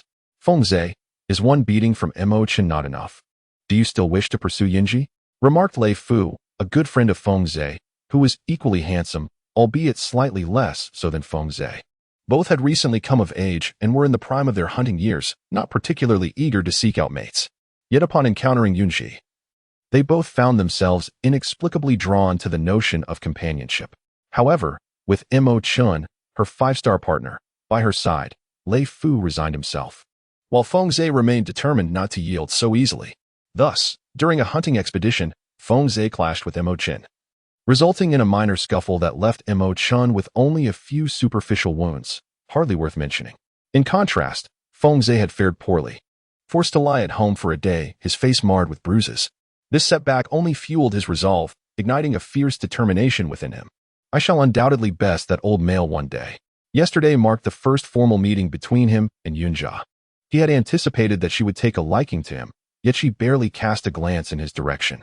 Subsequently, he departed without uttering much, merely relaying a message to the clan leader. Upon returning home, he felt a wave of gloom, pondering whether his appearance was unappealing. However, he recalled the moment Yun Zhi had displayed a look of astonishment, leaving him to wonder where the true issue lay. Though I am your brother, I must speak candidly. In comparison to Emo Chen, you lack his strength, his looks, and his gentleness. It would be wise for you to concede. Setting aside Xize's envy of another's partner, it is clear that everyone holds a reverence for Emo Chen. They possess an inherent admiration for the strong, a truth that Lei Fu is acutely aware of. Xize replied, I appreciate your honest words. You've made your point well, but do refrain from such talk in the future. Observing his brother's stubborn demeanor, Lei Fu realized that his words had fallen on deaf ears. He had done his part in advising him. If he were to get beaten again, it would not be his fault. Meanwhile, Yun Zhi was cradled in Emo Chen's embrace, feeling the swift rush of wind by her ears, contemplating whether Emo Chen might possess speed-based abilities. Upon arrival, the sound of the wind ceased, and she peered from Emo Chen's arms, surveying the surroundings. The landscape could be described as barren, with a large lake at its center, where she could faintly discern some white objects along the shore. She wrinkled her nose, inhaling the air, which carried a hint of saltiness. Her eyes brightened as she leaped from Emo Chen's hold, dashing towards the lake. Unexpectedly, she stepped on something solid and glanced down to find a hard-shelled alligator turtle. What was an alligator turtle doing in what appeared to be a salt lake? Had the world changed, altering the behavior of species? Just as the turtle clamped onto her calf, a black serpent's tail struck, sending the turtle flying into the unknown. Do not assume that this barren land is devoid of danger. We must remain vigilant, he admonished, holding Yun Zhi's hand in a paternal manner. Had he been a moment slower, she would have been bitten by the turtle. He regretted not clarifying before letting her run off on her own. After encountering the turtle, Yun Zhi learned her lesson. She closely followed Emo Chen, mimicking his alert demeanor and instinctively releasing her abilities to scan the vicinity. Once assured of their safety, Yun Zhi picked up a handful of white granules, tentatively licking them, only to be met with an immediate burst of saltiness on her tongue. Emo Chen, you are truly remarkable. With the salt lake, we will never lack for salt again, and we can even make cured meats to endure the cold season, she exclaimed, excitedly bouncing in his embrace. Emo Chen, touched by her enthusiasm, smiled wider, knowing her happiness was his own. The lake was not far from their tribe, yet it remained largely undiscovered, hence the absence of knowledge about its existence. While many large tribes utilized salt stones, the merfolk extracted salt from seawater, a process known only to them. The merfolk were notoriously exclusive, harboring a disdain for land-dwelling beastmen, including females, resulting in scarce sightings of their kind. Nevertheless, the merfolk females were still deemed more beautiful than those of the fox and peacock tribes. It was imperative to claim this territory for their tribe. Aside from their own needs, any surplus could be traded with the larger tribes for other resources. With the discovery of the salt lake, the production of clay jars could soon commence. Salt harvested could be stored in these jars and traded, potentially yielding better goods in exchange. Let us return to the tribe. Prepare the necessary tools, and have the clan leader send some people to guard it, lest others beat us to it, he proposed. Today had proven to be a significant success. Not only were there sweet potatoes to be harvested, but Emo Chen had also gifted her the delightful surprise of the salt lake, making the journey worthwhile. Then you must hold me tight. I shall race back at full speed, declared the excited Yun Zhi, nodding vigorously as if pecking like a chick, indeed clutching Emo Chen's lean waist, confirming her firm grip. Emo Chen shot forward like an arrow, darting far ahead. She could hardly contain her anticipation to return for the tools to cook salt and attain the freedom to season her food. If she could find chili peppers, she would be able to prepare delectable spicy dishes. Oh dear, I mustn't think of it any longer. I'll start drooling. As they returned to the tribe, they did not forget to stop by the sweet potato field, gathering the fruits of their labor. The tribe had already sent people to assist. The pair rushed back without exchanging pleasantries, their urgency akin to that of expectant parents returning home, leaving Xize with no opportunity to speak with them. Upon reaching the clan leader's residence, they found the shaman present, likely discussing matters of rituals. Seeing the young couple hastily return, they feared something had gone awry and prepared to receive troubling news. What happened? Did something occur while harvesting sweet potatoes? Or perhaps another tribe has arrived? Observing the anxious expressions of the clan leader and shaman, they realized their excitement had startled the elders. Once their emotions stabilized, they allowed Emo Chen to place the sweet potatoes back before recounting the discovery of the salt lake. Emo Chen had found the salt lake not far from the tribe, and with this newfound salt, they would no longer need to trade at exorbitant prices with the larger tribes. This vast expanse of salt lake would sustain them for many years, and with the bountiful season approaching, they could hunt freely to store food.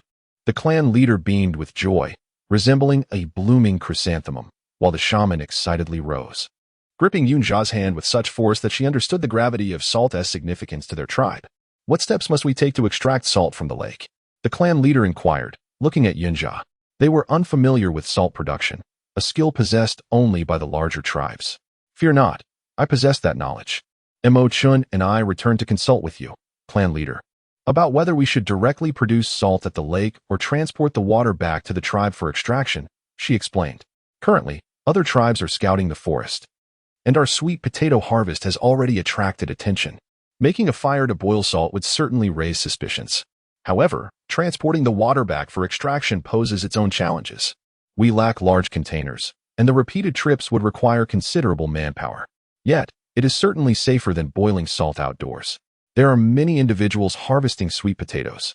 If we allocate some to salt production, our tribe would be left unguarded. While the quantity extracted may be less, it is safer. And we can ensure there are guardians at the tribe. Yun Zhi shared a similar sentiment, believing that residing within the tribe offered a greater sense of security than the outside world. Although the supply of salt would be limited, it could accumulate over time. At that moment, Emo Chen arrived, instinctively enveloping Yun Zhi in his embrace, a sight that the priest and the chieftain had long since grown accustomed to.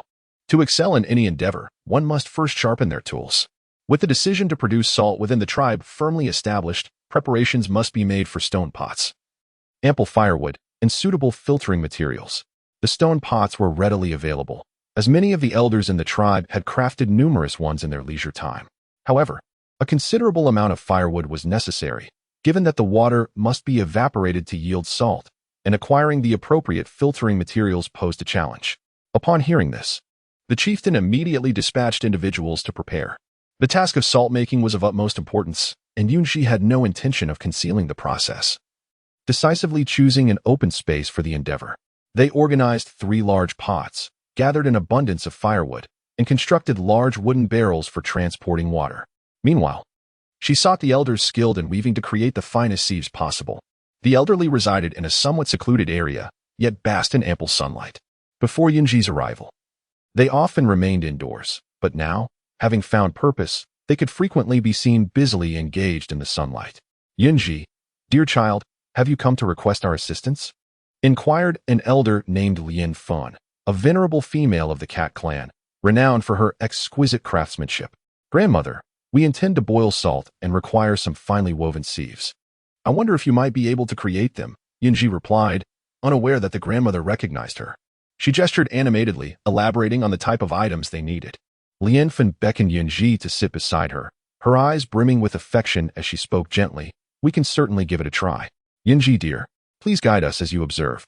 Within the tribe, from the eldest to the youngest, nearly everyone knew Yun Zhi.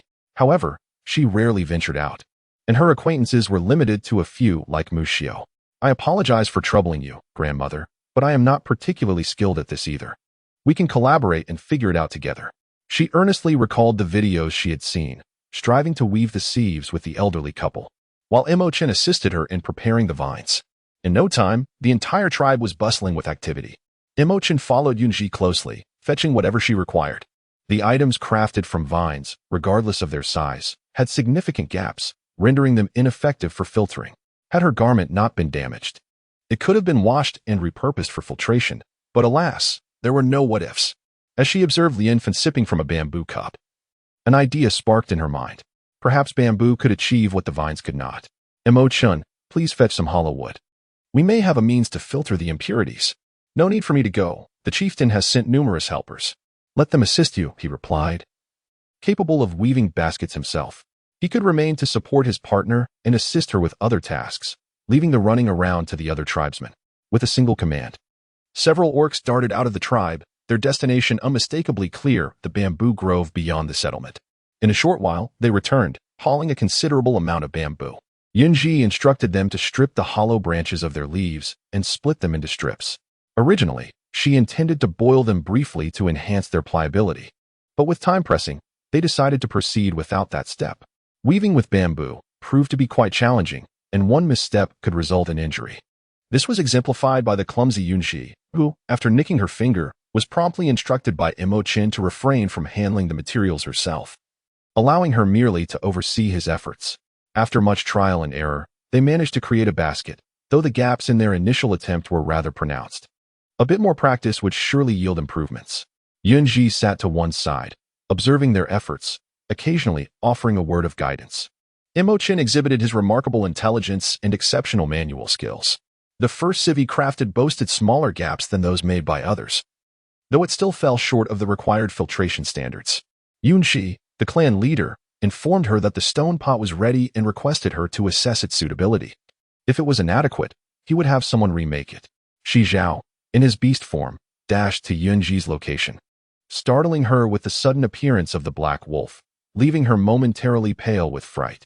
Emo Chen abandoned his unfinished sieve, flicked his serpentine tail, and sent Xize sprawling, then enveloped Yun Zhi in a protective embrace, gently patting her back in comfort. "Do not fear, my dear Yun. He is an orc, not one of those gray wolves pursuing you." Yun Zhi gently closed her eyes, and upon reopening them, she beheld Xize, who appeared somewhat dazed after being struck, transformed back into his human form.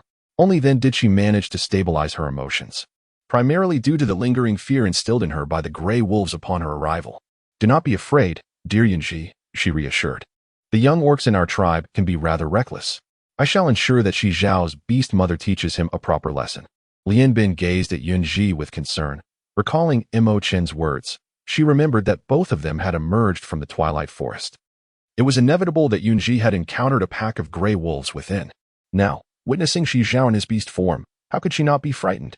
It was truly pitiable for dear Yun Zhi, as the terrifying experience with the gray wolves might deter her from seeking a partner among the wolf clan in the future. Yun Zhi gazed at Lian Bin with a pale smile, her eyes misty, evoking deep sympathy in Lian Bin. Regaining her composure, she forced a strained smile and nodded at them, which only made Emo Chen more concerned. "I'm fine. It's merely my own timidity," she reassured them. Xize's wolf form was significantly larger than that of a gray wolf, and her fright stemmed from its sudden appearance. Filled with regret, she glanced at Xize, who had been struck by Emo Chen's tail, beads of sweat forming at her temples, indicating the force behind Emo Chen's action. "I apologize, Xize. Did I hurt you?" "It's nothing. He is an orc, resilient to blows." She cast a cool glance at Xize before turning to Yun Zhi, speaking gently. "Didn't he, the clan leader, ask you to check on the stone pot? Let us proceed." She tugged at Emo Chen, adding, "Even if orcs are tough, They cannot withstand the blows of a 5-star beast warrior. I'm all right. Emo Chen's strike was not severe. I'm sorry, Yun Zhi, for startling you.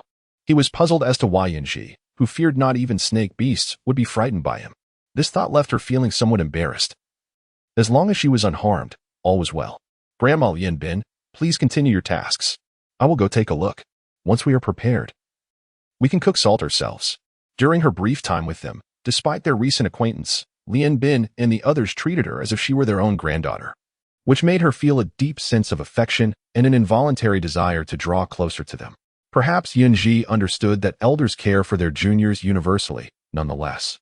She felt the warmth of their concern, which, though rooted in ancient times, remained heartening. All right, we will prepare it and show you. Emo Chen, do take good care of little Yun Zhi. Most elders held on to the notion that snake beasts were cold-blooded and lacked the capacity to nurture females. Lien Bin and her companions were no exception, harboring reservations about Emo Chen, fearing that under his care, Yun Zhi might be neglected. Rest assured, Grandma. Emo Chen is very attentive. We shall take our leave now. Having regained her composure, Yun Zhi greeted the elders cheerfully before being swept away by Emo Chen. Xize followed at a distance, maintaining a safe space, still startled by Emo Chen's earlier actions. From afar, they observed the bustling scene in the clearing, where numerous younglings weaved through the crowd. Indeed, the Xize tribe was quite lively. The newly crafted stone pot was exceptionally large, capable of accommodating 2 or 3 individuals squatting inside. She had asked for a large pot, but not one of such enormous proportions. This is quite enough. A pot this size is sufficient. How long would it take to boil down this massive pot to extract the salt? And how much firewood would be required? The priestess beamed at Yun Zhi, having anticipated her delightful reaction when the clan leader commissioned the creation of the large pot. It was an endearing expression. No wonder Mu Xiao and the others were so fond of being around Yun Zhi. Unbeknownst to the jovial clan leader, who was too preoccupied with happiness to notice Yun Zhi's slightly exasperated expression, she cheerfully directed others to clean the pot. Clan leader, gather a few trustworthy individuals. Take some barrels, and accompany Emo Chen to fetch salt lake water. We shall commence salt production today. The clan leader awaited her command, having already selected several robust orcs, each appearing stout and dependable. Upon noticing the oversized wooden barrels, she could only think that they could serve as bathtubs for both her and Emo Chen. Perhaps even for a romantic bath together. Emo Chen, take them to fetch water. I will return to Grandma Lien Bin to check on her. Be good.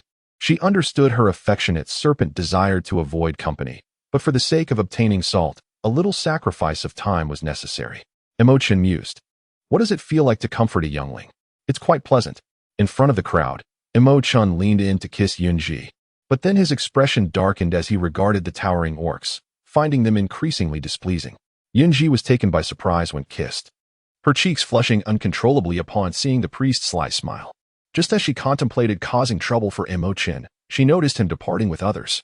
There is no need for shyness. It is common for bonded males to behave thus, desiring to remain close to their partners every day. You have yet to witness Mu Xiao and those female cubs. During their bonding days, they rarely ventured out of their dwelling. Yun Zhi, how is it that she possesses a sense of the priest driving, yet she holds no evidence? The priest, it seems, has left no trace of tire marks. Truly a master of stealth. Remaining here, she anticipates enduring a lengthy bout of mockery from the priest. It is far better to be with Granny Lien Bin. Thus, she hastens to escape the priest's presence and seeks solace in Granny Lien Bin's embrace. After Yun Zhi departed, the priest instructed the clan leader to gather the remaining females and cubs to collect firewood nearby, for heating the large stone pot was no trivial task. This time, Fengji should take some of the salt we made to exchange for valuable goods.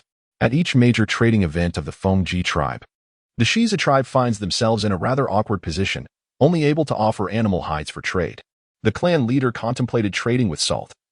Should he bring Yun Zhi along? He gazed intently in the direction Yun Zhi had left, questioning this decision. In truth, driven by selfish motives. He wished to keep Yun Zhi from going out. While ordinary beastmen were manageable, other tribes also had priests who could easily discern Yun Zhi's uniqueness. Priests, being most familiar with divine powers, could detect her distinctiveness, even the weakest among them. Moreover, as Yun Zhi's powers grew stronger, they would become evident to ordinary beastmen, even without her deliberate use. If she accompanied Fengji to the trade, it might draw attention to their tribe, especially with Emo Chen present, who consistently shielded Yun Zhi within the tribe. In the future, Yun Zhi would lack the capability to fend off danger. As the heir of the divine, Yun Zhi must not be weak. Their duty was to safeguard her until she matured. Furthermore, the major tribe would not permit harm to females, and by then, Yun Zhi would be the priestess heir of the Xize tribe, causing ill-intentioned individuals to think twice before acting. It was a fleeting thought of his. He had always regarded Yun Zhi differently from other females, thus sending people to protect her regardless of her actions. Yet, he overlooked the fact that Yun Zhi was an awakened female with powers. The priest observed the clan leader's dawning realization, her enigmatic gaze lowering to conceal the gravity and deep concern within her eyes. Sometimes, the ability to foresee the future is not a blessing. In her youth, the priest had first received the gift of foresight and learned that a dear friend would soon fall ill and pass away. Despite her efforts to alter her friend's fate, she ultimately realized that some outcomes are inescapable, regardless of one's actions. She watched helplessly as her friend succumbed to illness. From that moment on, she became indifferent towards others, fearing the pain of loss, and refrained from forming genuine friendships. Recognizing the futility of trying to change preordained outcomes, she ceased her fruitless endeavors and focused solely on honing her priestly powers. However, Yun Zhi's emergence compelled her to employ her foresight once more, revealing troubling glimpses of what lay ahead for Yun Zhi, including threats to her life. She resolved to allow Yun Zhi to pursue her desires, trusting that the kind-hearted girl would not engage in actions that could harm the tribe. With preparations underway for the salt-making process, the temperature began to rise significantly as midday approached, causing sweat to bead on their brows. Soon, the weather turned pleasantly cool, as if the heavens were aware of their intent to boil salt, thick clouds shielding them from the blazing sun, with a gentle breeze providing the perfect opportunity for their task. The team transporting Salt Lake water had returned, awaiting at the designated area. Emo Chen, self-aware, approached to greet his partner, though he felt a bit embarrassed to embrace Yun Zhi after such a long trek that had left him sweating profusely. As Emo Chen approached, Yun Zhi was scrutinizing the newly crafted winnowing basket, with the gaps reduced to a minimum, barely suitable for filtering. However, contemplating the large pot and buckets, she realized she needed to collaborate with Granny Lian Bin and others to produce more. "Granny, I will head out to boil the salt. It's hot outside, so you should busy yourself indoors." After exchanging pleasantries, the two departed, feeling displeased that the elders had disallowed them from working. With preparations in place, Yun Zhi secured her animal hide clothing to prevent any embarrassing mishaps under the public gaze. The firewood was stacked high, and the large pot was set up, as she directed others to stoke the flames. Working alongside Mo Chen, they filtered the impurities from the water, pouring the purified liquid into the pot. And now it was merely a matter of waiting. Once the water evaporated, the white granules left behind would be salt. The process was that simple, and the rest would be up to them to manage. She pondered how much salt would be produced from the 5 large barrels of Salt Lake water they had brought back. The clan leader had just sampled the Salt Lake water and had yet to return from the riverbank. The bitter and salty liquid had truly tested his nerves, as he had taken a direct sip. The salt that would be produced needed to be stored in clean, dry stone or wooden bowls, and once they crafted ceramic jars, they would use those for storage. Yun Zhi spoke enthusiastically, oblivious to the disheveled clan leaders standing nearby. The prospect of producing salt exhilarated the leader, and upon hearing Yun Zhi mention ceramic jars, he was overwhelmed with unexpected joy, feeling as though he might float away in delight. "Yun Zhi, you must be exhausted after this morning's work. Emo Chen, take your partner home to rest. Once the salt is ready, I will call for you."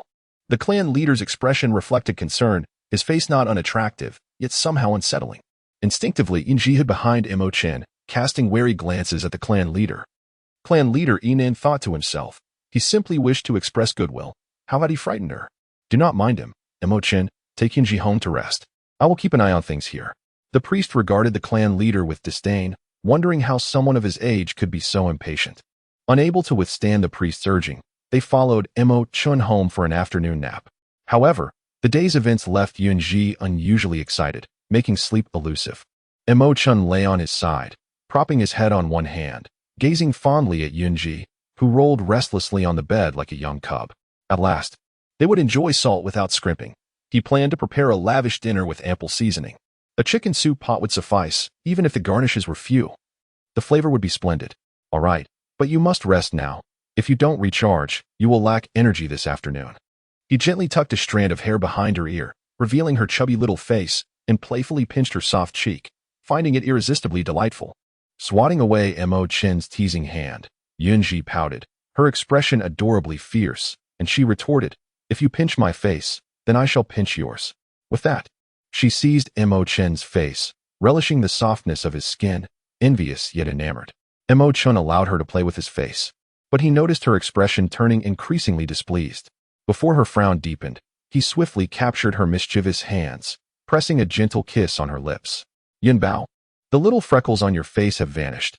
You look even more beautiful now." Yet, he secretly preferred her with the freckles, feeling a twinge of unease at the prospect of change. Upon hearing Emo Chen's comment about her freckles, Yun Zhi beamed, pushing away from him to gaze into the water bucket, delighted to see her reflection. Indeed, the freckles had disappeared. "My skin has improved so much. I no longer envy you." He. What girl wouldn't wish to be beautiful? She never anticipated that in this new world, her appearance would enhance without effort. Emo Chen approached her, wrapping his arms around her from the side, resting his chin atop her head, and with a melodramatic tone, he murmured, "I still prefer Yun Bao with her little freckles." Yun Zhi was momentarily at a loss for words, tilting her head to observe the aggrieved expression on Emo Chen's face. What could this fool be thinking? "Emo Chen, regardless of whether there is something on my face, I only desire you, so you need not worry about my seeking another." She gently caressed his smooth, flawless visage. It was no wonder Emo Chen felt insecure. After all, he had endured so much in his childhood, and it was already a relief that he had not become overly fragile. Emo Chen remained silent, and Yun Zhi allowed him the time he needed. She would demonstrate through her actions that in this lifetime, she needed only Emo Chen. The salt-making team had significantly expanded, although each member was drenched in sweat. Witnessing the white grains in the stone pot made their efforts worthwhile. Uncle Shan, too, filled with excitement, scooped a bit of salt into a bamboo bowl, carefully wiping his hands on his beast skin skirt before tasting it. The flavor was purely salty. He had previously tasted salt mixed with bitterness. Unlike the pure white salt before him, as pristine as snowflakes. "Tribe leader, we have successfully made salt. We will no longer be bullied by those large tribes over salt." Uncle Shantu's words brought tears to the eyes of many peers and elders, including the tribe leader and the shaman, who also showed signs of emotion. "Thank goodness for Yun Zhi, we can now produce salt ourselves. She truly is a messenger sent by the gods." The tribe leader repeated his gratitude thrice, revealing the depth of his appreciation for Yun Zhi. Meanwhile, a couple watering their vegetable garden at home remained oblivious to the tribe leader bestowing the title of divine messenger upon Yun Zhi, as they playfully flirted while tending to their plants. After extracting the salt, they placed it into pre-prepared wooden barrels. One pot yielded an impressive 2.5 barrels of salt. "Yun Xing, go tell Yun Zhi that the salt is ready and invite her to come and see." The shaman instructed, rising to her feet and addressing Yun Xing, who was a swift member of the Weasel tribe. "Yes, shaman." In the blink of an eye, Yun Xing arrived at Yun Zhi's home. Observing the petite and soft Yun Zhi, he gained a deeper understanding of why Xize was drawn to her. If he could become her partner, it wouldn't matter how many times Emo Chen struck him. "So the salt has been boiled, has it?" The excitement and joy were evident on the faces of the beastmen present. Anyone with eyes could see it. Yun Xing nodded silently. Unlike Xize, who was a 3-star beastman and dared not covet Emo Chen's partner, he still remembered how badly Xize had been beaten. "Let us go and take a look," he said, naturally taking Emo Chen's hand and nodding amicably at Yun Sheng as they walked ahead. Observing their tightly clasped hands, Yun Sheng concluded that Xize was destined not to be Yun Zhi's partner and felt a twinge of pity for him.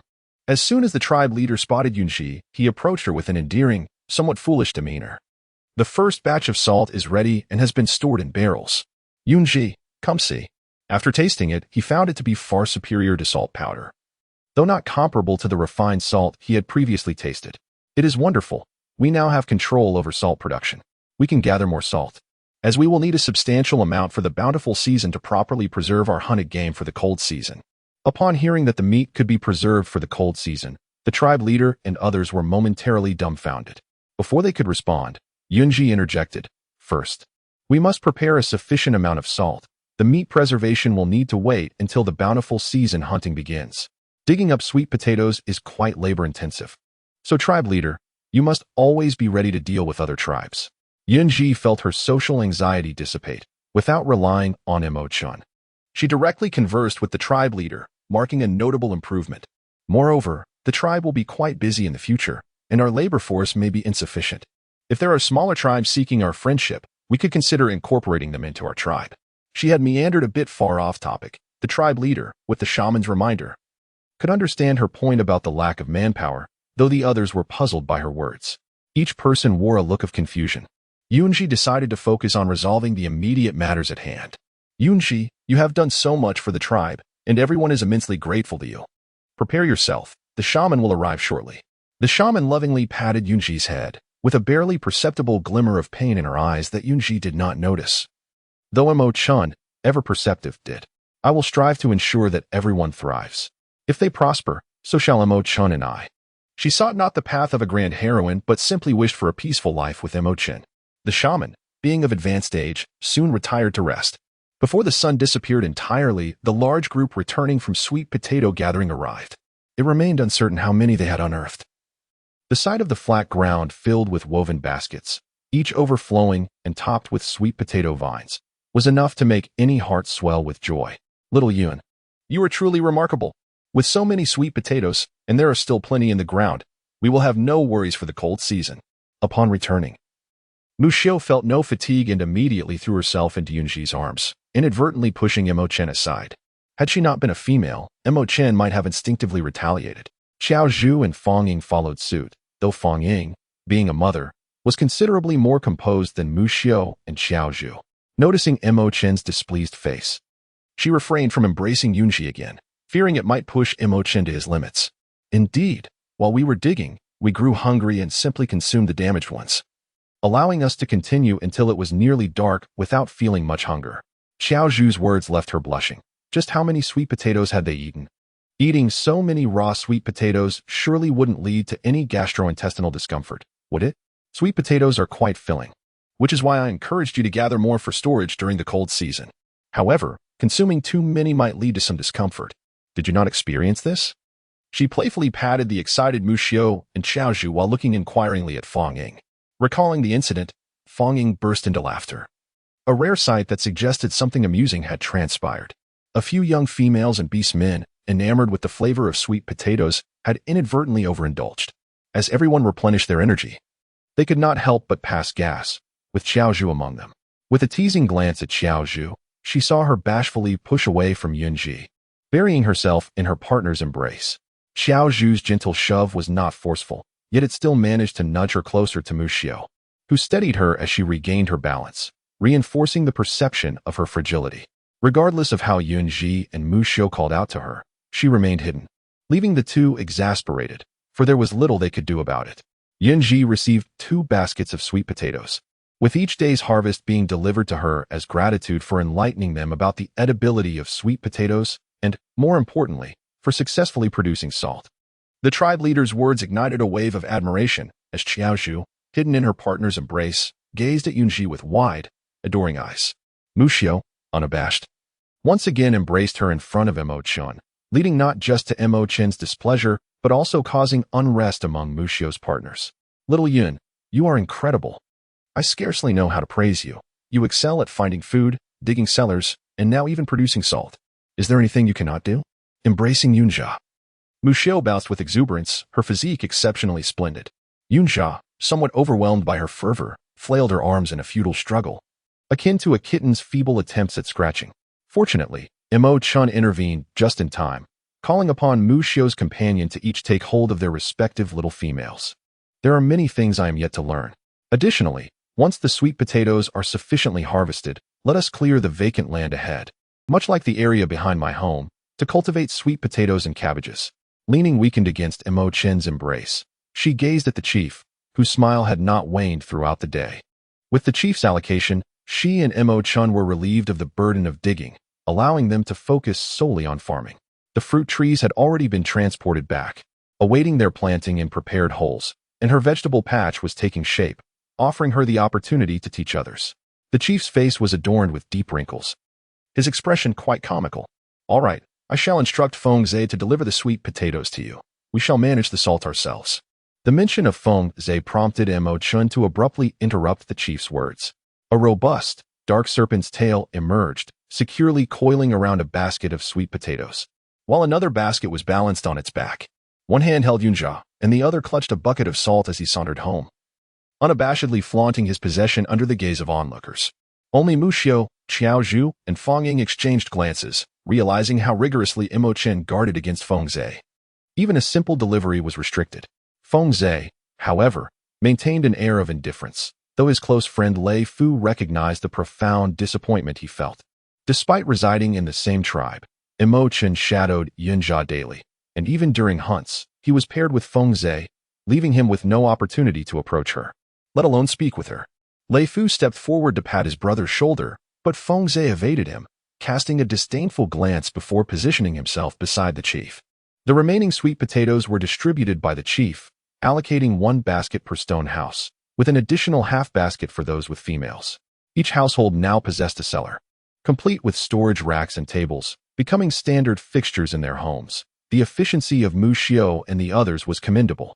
Upon returning home, Yun Zhi had already set the chicken to boil, reigniting the fire pit in preparation for a hot pot meal. Emo Chen, please fetch 2 pieces of meat. The thinner the better, we shall enjoy hot pot. The rich aroma of chicken broth made her mouth water in anticipation. With half the chicken stewing and another half placed on the stove, they would not fear going hungry. Roasting a couple of sweet, sticky red potatoes would render the evening meal impeccable. Once you slice it, arrange it on the plate. I shall gather some large cabbage leaves. Suddenly feeling as if she had forgotten something, she smacked her forehead, realizing she had neglected to retrieve the sweet potato vines. The tenacity of sweet potatoes was remarkable. Those vines could indeed be planted, and with her abilities to assist, there would be no need to forage for them herself. Having departed in haste, she planned to collect the unwanted sweet potato vines from their gathering tomorrow, as their field required embellishment. Once her planting endeavor succeeded, she could begin teaching others. Cultivating was an intrinsic skill, and even those who had never farmed could glean insights from mere fragments of conversation. All right. The chief mentioned that the sweet potatoes gathered daily would be divided into 2 baskets for us, so there is no need for you to toil outdoors. You may remain at home to study the soil. The season of abundance would bring sweltering heat, and her delicate partner, who was both cold and heat-sensitive, would be better off playing in the mud at home, while the food would be brought back. We shall heed your words. Is there anything specific we need to prepare for the ritual? I have never participated before. Are there any precautions I should be aware of? Please share your insights. As they conversed, the 2 shifted the round, tree stump table closer to the fire pit, placing the meat slices, cabbage, some fruits, and roasted sweet potatoes upon it. Most importantly, there were steamed eggs, a favorite of Emo Chen's. With a table filled with offerings, the cabbage would undoubtedly be her contribution, and as for the meat slices, surely the ample quantities would suffice. Emo Chen, pursing his lips, expressed regret. This is my first time partaking in the tribe's ritual. Before meeting you, I lived in the forest and knew nothing of such ceremonies. It was surprising that neither was aware of the ritual's requirements. No matter. Tomorrow we shall inquire with Priestess Hui. For now, our focus should be on the meat. Skillfully picking up the meat slices, she swiftly dipped them into the bubbling chicken broth for a few seconds until they changed color and curled, ready to be savored. The first bite was offered to Emo Chen, her eyes sparkling with anticipation as she enhanced the flavor with salt, pondering whether he, accustomed to a more delicate palate, would enjoy it. The meat prepared by Yun Zhi is perfectly tender, not at all tough, its succulence enhanced by the rich flavor of chicken broth, elevating the aroma to new heights. The dishes crafted by Yun Bao are undeniably delectable, making me feel as though the countless meals I consumed over the years were in vain. Reflecting on the hastily devoured food in the past, it barely qualifies as sustenance compared to the delightful fare before me.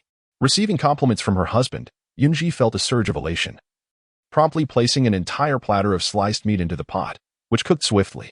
The 2 indulged in their meal, their lips glistening with the lusciousness of the dish. And once Yun Zhi had her fill of meat, she turned to the cabbage, noticing Emo Chen furrow his brow. Yun Bao, don't you wish to grow taller? You must eat more meat to achieve that, she remarked, casting a doubtful glance his way. Typically, she only consumed a modest amount of meat and had never heard him urge her in such a manner before. Why are you staring at me, Yun Bao? She asked, feeling a bit uneasy as she set down her utensils, instinctively touching her face, wondering if she had inadvertently smudged it while assisting Yun Bao earlier. It's fine. For the sake of growing taller, I shall eat just a little more. You cannot dissuade me now. After patting her belly, she lamented, oh dear, it seems I have gained weight. Upon hearing Yun Zhi relent, Emo Chen, fearing she might change her mind, quickly served her an entire bowl filled solely with slices of meat, devoid of any vegetable in sight. Yun Zhi, did you not notice that she has gained some weight? It's utterly unfair to feed her like a pig, while Emo Chen indulges in copious servings of meat, yet maintains such an exquisite figure. She finds this intolerable. After reluctantly consuming half a bowl, she realized that she simply could not fit any more into her stomach. She pushed the bowl toward Emo Chen, gazing at him with a pitiful expression, genuinely full. She even sipped a bit of broth, declaring that she could eat no more, pleading for mercy. I am completely satiated. If you don't believe me, feel my belly. Whatever remains is yours. She reached out, taking Emo Chen's warm hand and placing it on her slightly protruding abdomen. Her expression seemingly saying, I'm not deceiving you. Once full, she decided to refrain from eating further and sat aside to rest. Confident that he would finish his meal in short order. Orcs do not waste food, and Emo Chen always consumes any leftover dishes. Yun Zhi consumed as much as was served, and the remnants of meat in her bowl this evening were purely incidental.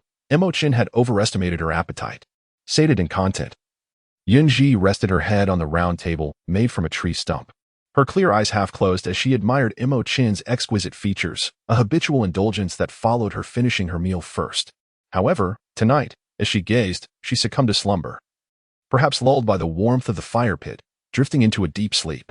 Awakening from a dream unmarred by Emo Chen's mischief, she found herself rising earlier than him.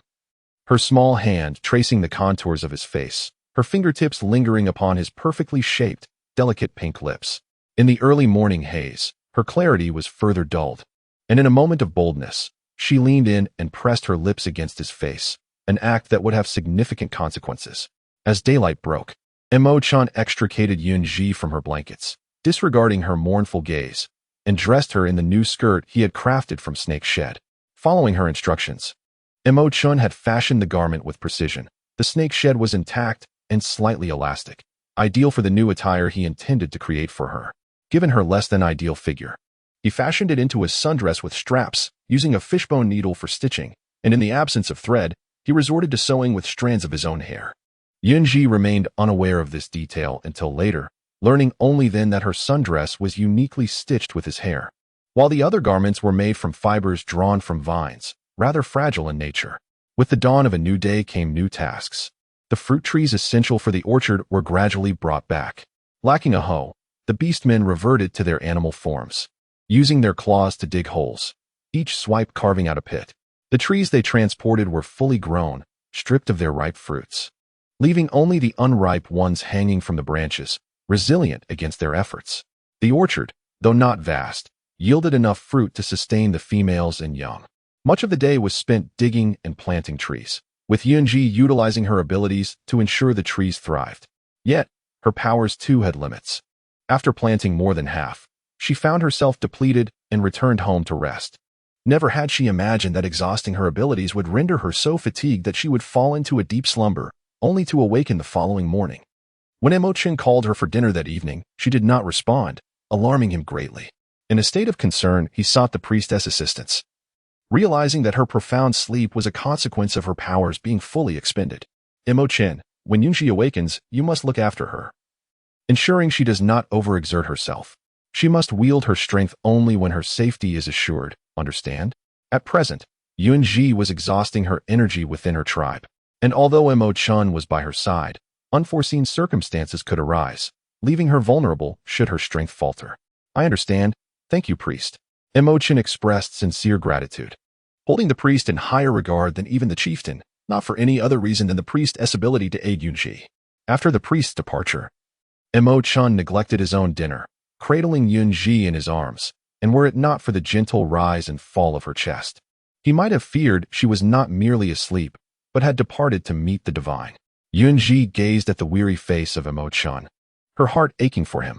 This foolish boy must have stayed up all night watching over her.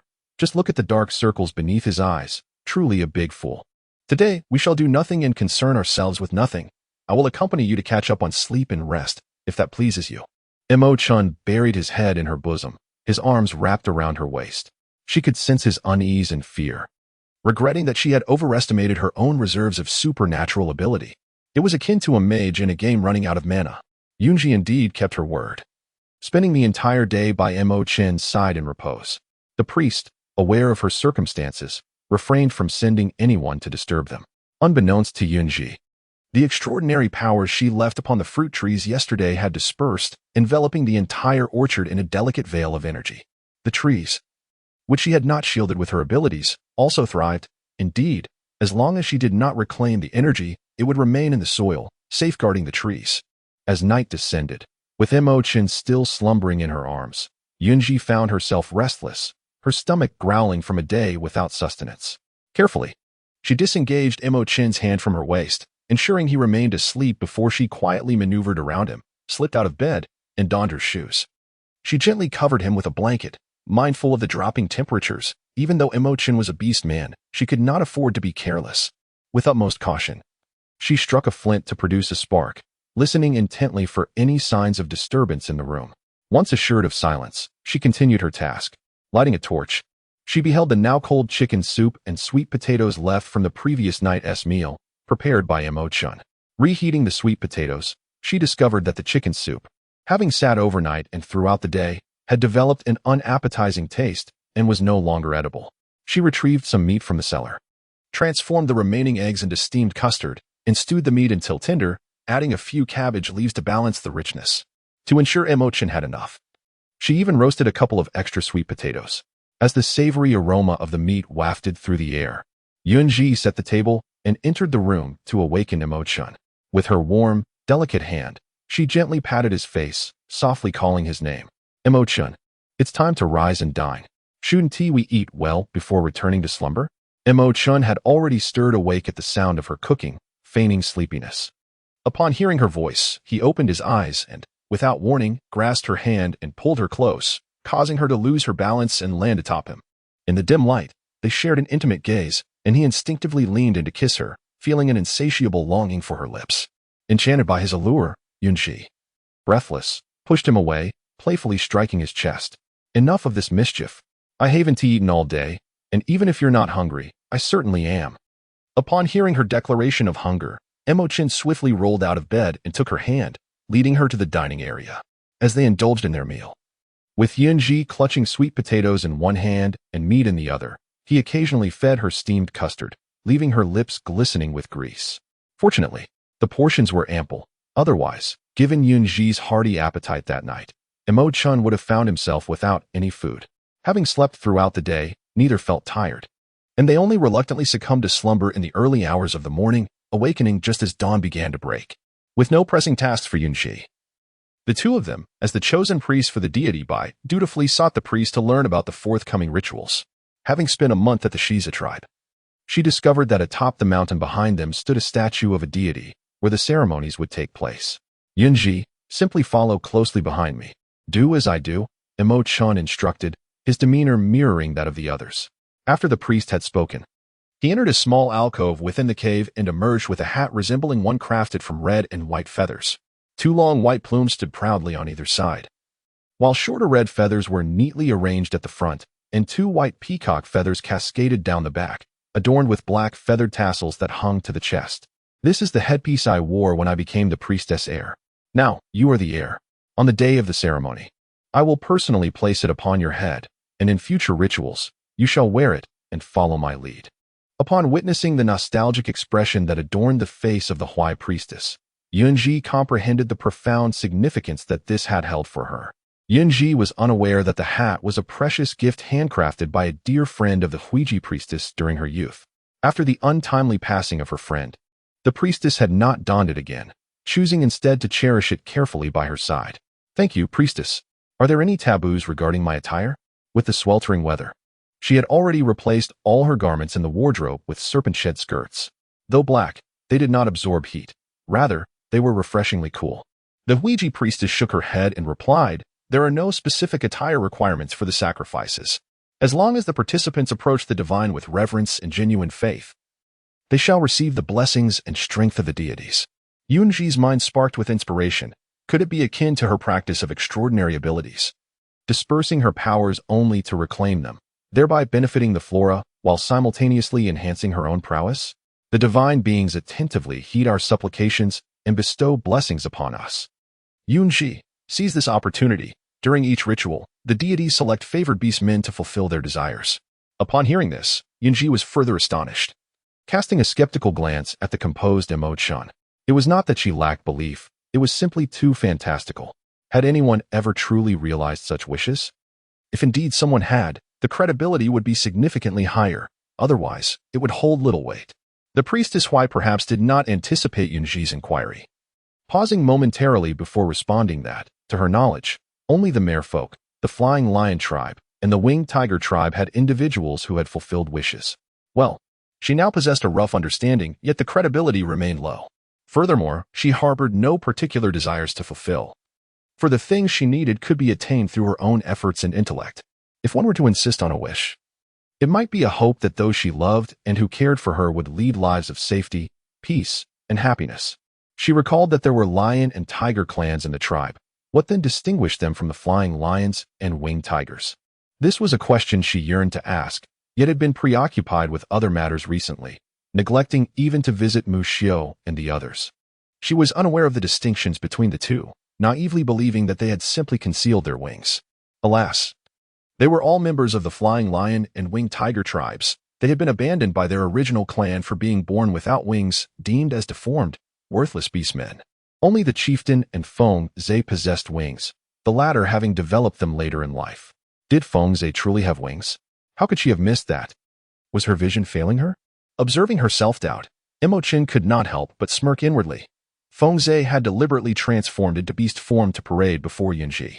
There was no way he would allow Xize to flirt with his companion in his presence, so he positioned himself in front of Yun Zhi, ensuring she could only see Xize's claws, concealing everything else from her view. How could their parents abandon their own children, if wings could grow later in life? How unjustly wrong those discarded individuals must be. Unbeknownst to her, she had been drawn into Emo Chen's own experiences, cast aside simply for their different colors. The members of the tribe had also been forsaken for lacking wings. Prejudice was a deadly affliction. How could there be any agreement to such abandonment? If the females of their tribes bore deformed offspring, they would not be welcomed in the tribe. Aside from the primary mate, others could choose new females. And only if they subsequently bore normal young would their status improve. The priestess expounded in one breath, pausing only to continue, stating that even if wings developed later, the innate abilities and strengths differed from those born with them. Xize could only be considered fortunate. Others would not share such good fortune. What a shock. There were no prenatal checks here, leaving one entirely unaware of potential deformities. Childbearing was not solely the responsibility of the females. Why was all the blame placed upon them? Yun Zhi passionately declared, "How can this still be considered a great tribe? It is truly disgraceful. That child cannot possibly be born from a single female alone. Regardless, the child is a piece of flesh that has fallen from the mother. Moreover, whether or not the child possesses wings should never serve as a criterion for judging their worth." She spoke fervently, her words flowing like a torrent. The high priestess was taken aback by Yun Zhi's intense reaction, and Emo Chen was even more astonished that this fire would ignite upon him. "Yun Bao, I could never allow our child to endure the hardships I faced in my youth." Rest assured, it was the first time he had witnessed Yun Zhi so animated, and it left him quite startled. The high priestess observed quietly from the side, reflecting on the beauty of youth. She had never sought a partner, fearing she would foresee their demise and feel powerless to alter fate. Watching the interaction between Yun Zhi and Emo Chen brought her joy, reminiscent of witnessing her own granddaughter and grandson-in-law. All right, you two should return home and indulge in your affections. Do you not fear that I, an old woman, might chase you out for causing a ruckus in my presence?" Yun Zhi felt a twinge of embarrassment, her temper flaring up slightly, while Emo Chen refrained from pulling her back. Alas, they had made fools of themselves before the priest. "Let us return for now. If there are issues with the salt production, have someone call for me. I shall come at once." After voicing her thoughts, they exited the priest's cave under his benevolent gaze. Instead of heading home directly, they made a brief visit to the chieftain's house to discuss the matter of the sweet potato vines before embarking on their journey back. "Yun Bao, please gather the fruits from the orchard in a couple of days, and also collect from the fields. You should attend to that shortly." The plants in the fields were thriving splendidly, already capable of thriving without the aid of supernatural powers. The fruit trees, resilient in spirit and nourished by the extraordinary energy for over a day, would stabilize in a couple of days, and withdrawing that energy would pose no adverse effects. "Very well, I shall heed my beloved husband's words." "Husband? It is merely a term of endearment for a partner on my side." "Then what should I call you?" You may call me beloved wife." Their exchange, laden with sweetness, unfolded amidst the pleasantly warm sunlight as they walked along the path homeward. Xize remained indoors today, having deliberately chosen a stone house in close proximity to Yun Zhi's residence. Standing at the doorway, he observed the couple returning home hand in hand, their bond seemingly impenetrable to outsiders. Entering the house in a daze, he crouched in a corner, his beastly ears drooping in despair. Among the customs of their kind, one must defeat the first partner of a female to have the chance to pursue her. Yet, at his current rank of 3 stars, how could he possibly contend with the 5-star Emo Chen? The thought alone filled him with frustration. He had not even been granted the opportunity to pursue Yun Zhi, let alone aspire to be her second partner. It must be said that Xize was indeed tenacious, having encountered someone who captured his heart at the wrong moment. How could he so easily extricate himself from such an attachment? As he gazed over the fog-laden landscape from the mountain peak, the mist enveloped the scene, imparting an ethereal quality akin to a celestial paradise. Today marked the day of the tribal sacrifice, with the village bustling from the break of dawn. The path up the mountain was paved with stones, providing a slight sense of steps. The act of sacrifice was a solemn and sacred undertaking, necessitating that each individual ascend on their own. Had it been a month prior, Yun Zhi might have struggled to make the climb. But now she moved with grace and agility, reaching the summit without even a hint of breathlessness. As the first rays of morning light illuminated the statue hidden within the mist, the priest donned a robe of coarse fabric and a black and red hat, said to belong to the previous priest. The chieftain followed closely behind the priest, ascending the steps towards the statue, when a gentle breeze swept by, dispersing the fog that cloaked the statue, revealing its true visage. Yun Zhi stood in a trance, gazing at the stone statue before her. It was a magnificent dragon carved with exquisite detail. As she looked into its dragon-like eyes, she felt a fleeting moment where the statue might transform into a real dragon, soaring into the clouds and vanishing from sight. Recalling that Emo Chen had inquired about her lineage, she found herself conflicted. The true dragon statue now loomed before her, and she cast a furtive glance at Emo Chen, who had claimed that the Songyu continent was devoid of dragons. Why then? Did the Xize tribe honor a statue of the dragon? Emo Chen, unaware of her thoughts, offered her a gentle smile, encouraging her not to feel anxious. But what she needed was not encouragement. She yearned to understand why they were venerating a dragon. There was no time for contemplation as the ritual commenced. The chieftain and Yu Sheng stepped back to stand before the tribe, while Priestess Hui ascended the wide stone steps and began to perform a primitive dance of supplication. Typically playful, Mu Xiao and Xiao Zhu now composed themselves, standing solemnly in the ranks, their attention fixed on the dancing priestess and the towering statue. The dance was brief, appearing to lack structure, yet each movement seemed meticulously calculated, with angles and force executed perfectly. Strangely, at the moment the priestess concluded her dance, Yun Zhi thought she truly saw a dragon. However, upon a second glance, nothing was there, leading her to question the reliability of her own vision. Yu Sheng approached to support the priestess, and soon several orcs led by Xize carried offerings to place upon the stone table beneath the statue. The priestess knelt first, and a wave of dark-clad figures followed suit, clasping their fists across their chests and bowing their heads in reverence. Priestess Hui joined her hands in prayer, reciting an unintelligible incantation, before accepting the staff from Yu Sheng and bowing humbly before the statue. When she raised her head once more, the azure patterns on the staff emanated a soft glow, indicating that the divine had acknowledged their petition and was responding. Then, the statue radiated a cascade of golden light, rippling outward like waves until it enveloped everyone present. The strength of the orcs intertwined with the golden luminescence, while the females and younglings received its cleansing and blessings. However, Yun Zhi's experience was different. Her pale green abilities were drawn to the light, intertwining around her. Unlike the orcs, for whom the light amplified their power, her situation felt like a long-awaited reunion with a dear friend. As the priestess rose to observe the blessed assembly, she recognized Yun Zhi's unique presence and confirmed that Yun Zhi shared a connection with the divine, suggesting that it was indeed a privilege for the priestess to inherit her. The brilliance gradually faded, yet a strand of light lingered around Yun Zhi, eventually merging with her heart. Under the divine's protection, it was decreed that from this day forth, Yun Zhi would serve as the priestess of the Xize tribe, embodying the role of a divine envoy. Wait, was she not merely to be the priestess heir? How had this evolved into a direct appointment as a divine envoy? Yun Zhi, come forth.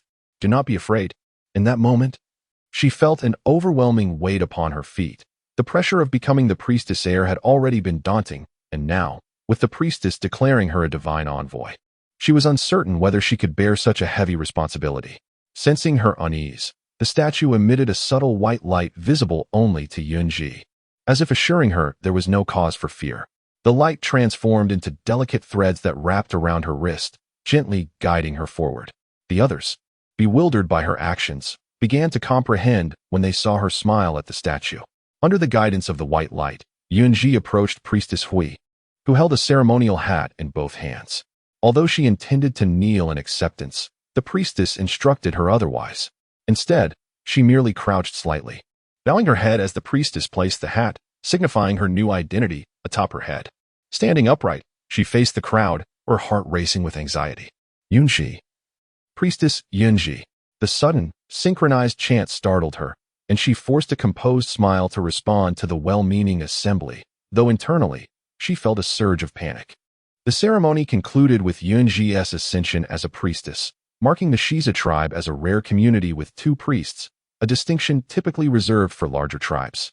It was anticipated that nearby smaller tribes would soon flock to join the Xize tribe. As the ritual ended and everyone descended the mountain to return home, Yun Zhi and Emo Chen lingered at the rear. She remained in a daze. She had transformed from an ordinary individual into a priestess, now additionally bearing the title of divine envoy. "Do not worry, I will assist you. Priestess, we will guide you," he reassured her, holding her cool hand. Sensing her trepidation, she feared failing in her role as priestess and being unable to aid the tribe. Yet, what did it matter? Based solely on her past deeds, she could maintain her position as priestess and divine envoy without further effort. "Thank you, Emo Chen, for not viewing me as a burden and for always caring for me. When I grow stronger, I will take care of you. You can cook for me at home while I conquer the world outside." Yun Zhi positioned herself firmly on the path of cherishing her husband, determined to pursue this course unwaveringly. Who said that only wives deserve pampering? She aimed to transform Emo Chen into an enviable beastman. Thus, she resolved to learn the art of cooking, striving to master it and replicate the delectable dishes he prepared. This endeavor alleviated her anxiety and fear, and with laughter and conversation, they descended the mountain together. Once everyone had made their way down, the dragon-shaped statue at the mountain summit shimmered once more, this time emanating a green light, reminiscent of Yun Zhi's hue, though no one was there to witness it. As days turned into weeks, Yun Zhi, the newly appointed priestess, diverged from the ways of Priestess Hui. Instead, she frequently ventured out of the tribe with Emo Chen in search of new food sources. While they found no new provisions, they discovered a plethora of seasonings, including chili peppers, and unearthed a considerable amount of wild onions, now blooming and on the verge of seed formation. Over the course of a month, Yun Zhi and Emo Chen traversed the sacred mountain and surveyed the perimeter of their tribe. The source of the river remained elusive, as the stream emerged from the depths of the earth. Given that the tribe lacked fortifications, Yun Zhi proposed to the chief the construction of a wooden fence around the sacred mountain, which would prevent the younglings from straying beyond the tribe's boundaries and deter small wild beasts from intruding. In just a month, the vegetable patch behind Yun Zhi's dwelling flourished, brimming with vibrant sweet potato vines, all nurtured through her extraordinary abilities. Indeed, she had acquired the power to stimulate plant growth. With seeds in hand, she could coax them to sprout. However, for sweet potatoes, she required 5 days of nurturing to achieve their current state. The bountiful harvest of sweet potatoes had been collected, and according to her instructions, all the vines were buried to ensure new growth for the following year. The agricultural fields within the tribe had been cultivated, and they were currently enriching the soil. Once sufficiently fertile, Yun Zhi planned to share her cultivated sweet potatoes with the tribe for planting. Not to mention, the root cellar was now filled to the brim with sweet potatoes, necessitating the excavation of a new cavern for salt storage. Once each household cellar was full, any excess food would be sent to the storage cave located halfway up the sacred mountain, where numerous small openings awaited. Each stone dwelling had its own small opening, allowing families to retrieve provisions once their supplies ran low. Emo Chen, where do you store the game you've hunted? With sufficient salt on hand, we can begin preparing cured meats and sausages. She and Emo Chen had added a small room near the water, where he was currently hanging the day's catch. Today, he had brought back a squealing beast, and she was already preparing to cure the meat, using this small room specifically for that purpose. Given the abundance of sweet potatoes in the tribe's root cellars, most of the meat from their hunts had already been delivered to the storage cave on the mountainside. Although the bountiful season appeared to last 5 months, each day passed swiftly, much like the blink of an eye since she became priestess. Whenever Emo Chen observed her weary countenance, he refrained from troubling her. Currently, the tribe's salt reserves were plentiful, sufficient for preserving meat. They decided to conduct an experiment with their own supplies first. If successful, they would invite the chief to witness the results. Yun Zhi is no longer the same as when she first arrived. Now, even in the absence of Emo Chen, she can effortlessly engage in conversations with the members of the tribe. Well then, shall we begin? The neatly segmented hum-hum beasts are hung orderly within the dwelling, while wooden basins are placed on the floor to collect the blood, ensuring that the ground remains unsoiled. Yun Zhi nodded, instructing Emo Chen to retrieve 2 of the largest wooden basins. She then took down the meticulously humming beast meat that Mo Chen had worked so hard to prepare. From within the room, she produced a collection of jars and bottles filled with spices she had crafted during her leisure time, including Sichuan pepper and chili powder.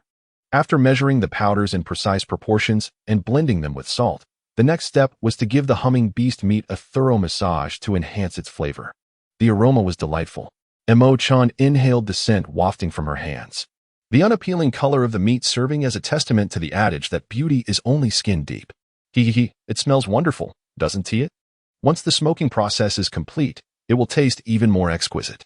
Pairing it with a bowl of rice would be simply divine. Yun Zhi wore a look of triumph. Though the amount of Sichuan pepper and chili powder she had prepared was insufficient to meet the vast demands of the entire tribe. However, she could share her methods with them, and in the future, perhaps create a more fragrant version. For now, they would have to make do with salt. Rice?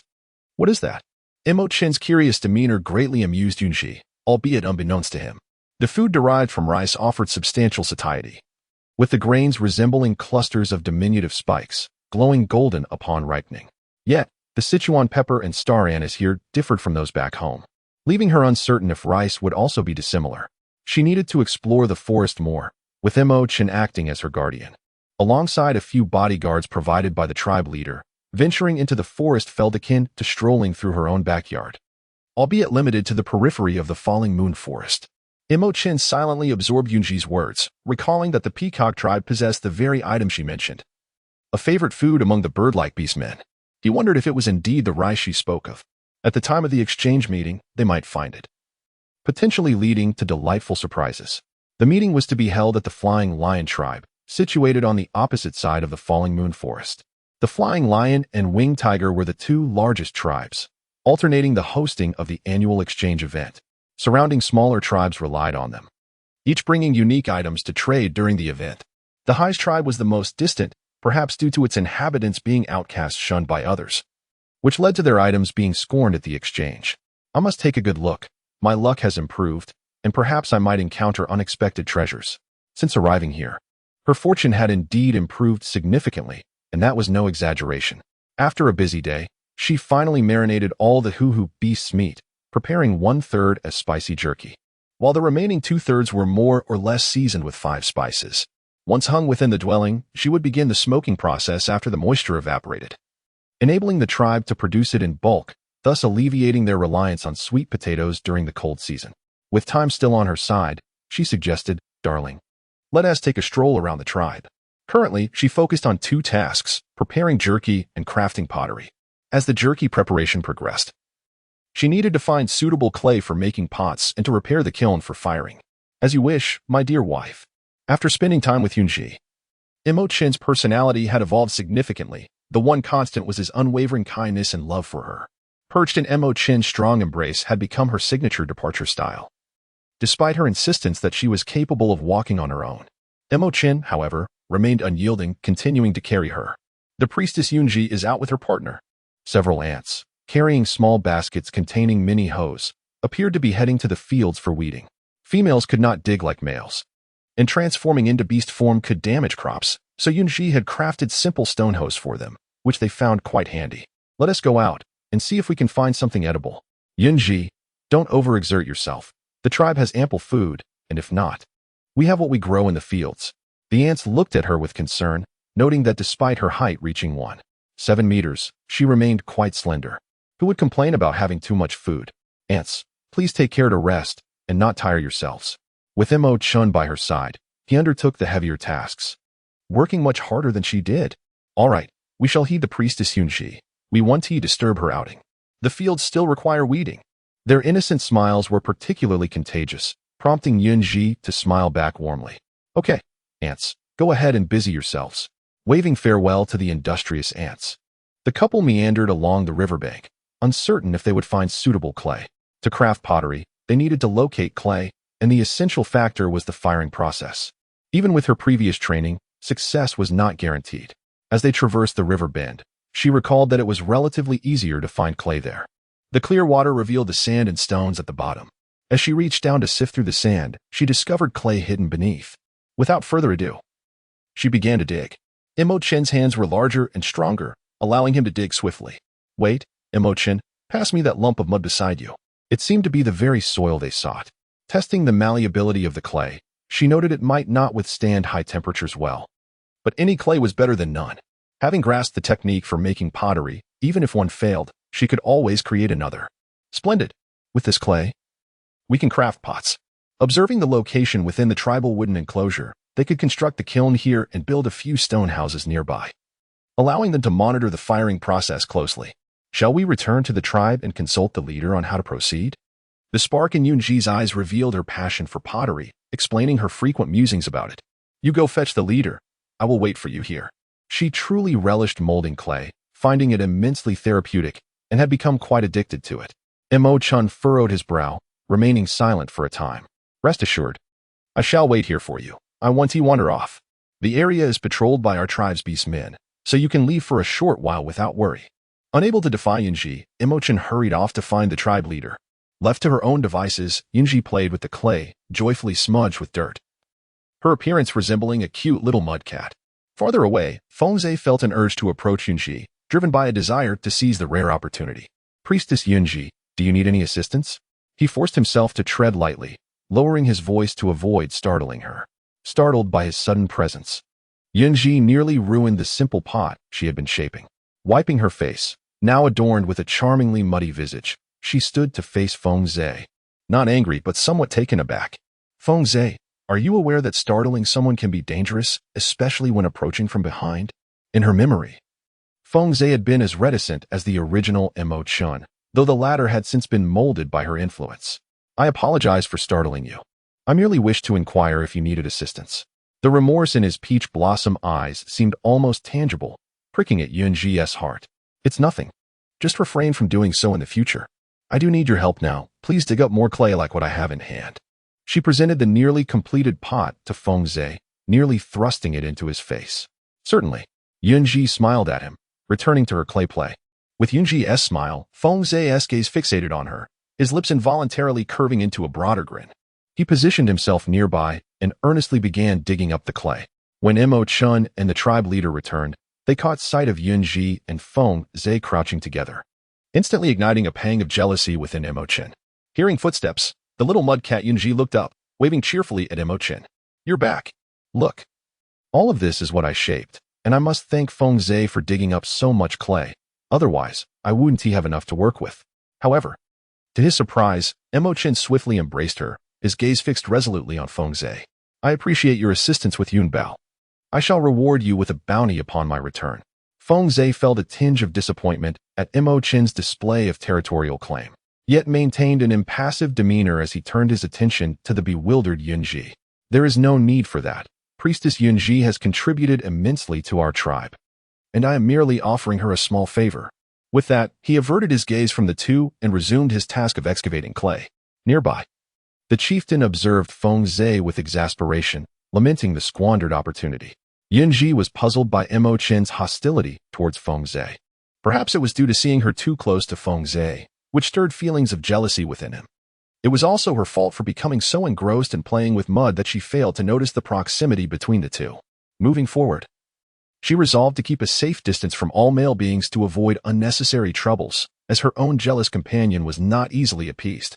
Emo Chen, we have important matters to attend to. I shall reward you tonight.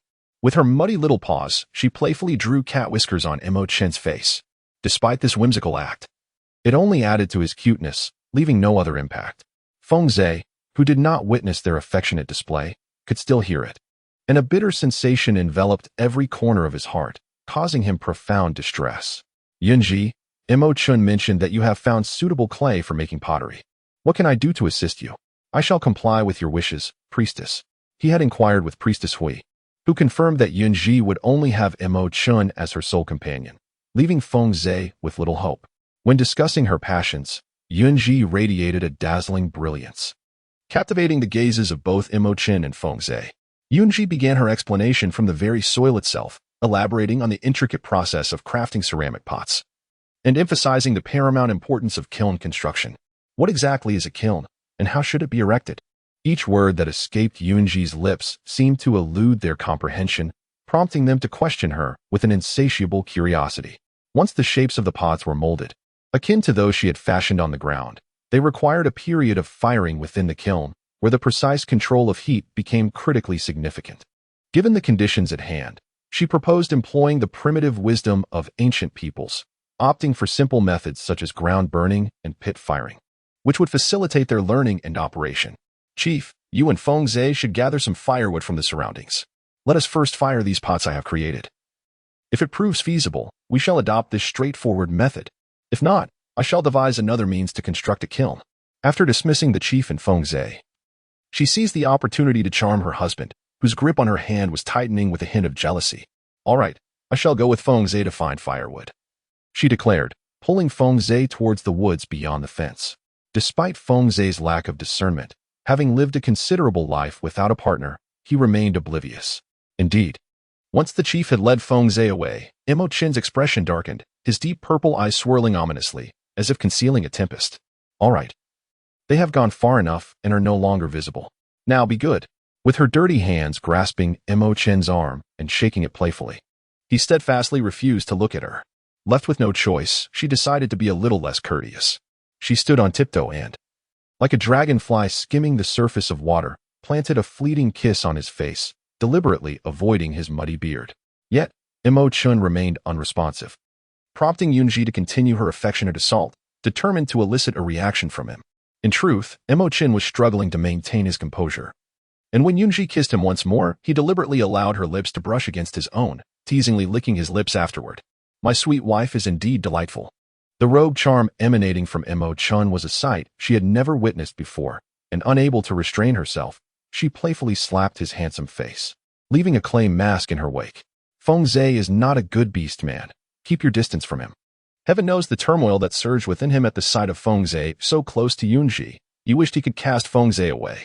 His lips twitched slightly, for Xize had done nothing but assert his status as a not-so-good beastman. Was that not a tad hasty? Very well. Whatever my husband says is right. Whoever he deems a villain shall be considered one. Emo Chen greatly appreciated Yun Zhi's affection, and without further ado, he assisted her in moving the ceramic pots. When the chief and Xize returned, burdened with large bundles of firewood, Yun Zhi and her husband had already arranged about 10 ceramic pots on the dry grass, nestled together, exchanging tender glances. Yun Zhi, what shall we do next? Just tell us, and we shall follow your lead, the chief chuckled, displaying an eagerness reminiscent of the day they had boiled salt. Utterly devoid of the gravitas one would expect from a leader, Yun Zhi nodded in agreement, settling beside Emo Chen as she directed the clan leader to construct a pile of firewood, upon which they placed the meticulously crafted pottery, finally covering it with a layer of kindling. They ignited the fire from the bottom, but it would take some time to burn adequately. Yun Zhi and Emo Chen lingered by the riverbank, accompanied by the clan leader and Xize, all witnesses to the birth of the first batch of pottery. Instead of returning home to prepare a meal, they decided to utilize the resources at hand. Emo Chen was instructed to catch some fish and clean them thoroughly. Xize rummaged through his belongings and produced a small bamboo segment containing white salt. I often venture out for hunting, so I carry a bit with me, he explained, a justification readily accepted by the others. It was common knowledge that orcs of Xize's age relished outdoor excursions, making the presence of salt quite normal. In their tribe, fish was seldom consumed. During the harsh winter months, they would catch fish to stave off hunger. Now, as Yun Zhi directed Emo Chen to grill the fish, being inept at roasting meat herself, she relied on him for this task, while she could experiment with various other dishes. Roasting meat eluded her mastery. Thus, when the craving for grilled meat arose, she would prepare the seasoning and entrust it to Emo Chen to fulfill her desire. To ensure the fish was delectable and devoid of any fishy odor, it was essential to scale it, remove the gills, and gut it, if conditions permitted. Additional spices could be added to enhance the flavor. Otherwise, like now, a simple application of salt sufficed.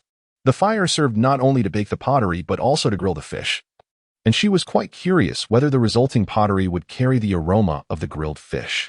Despite the sole use of salt, the exquisite flavor of the fish made for a delightful meal for the four of them, although Xize appeared somewhat sullen as he consumed his grilled fish, seemingly oblivious to its taste.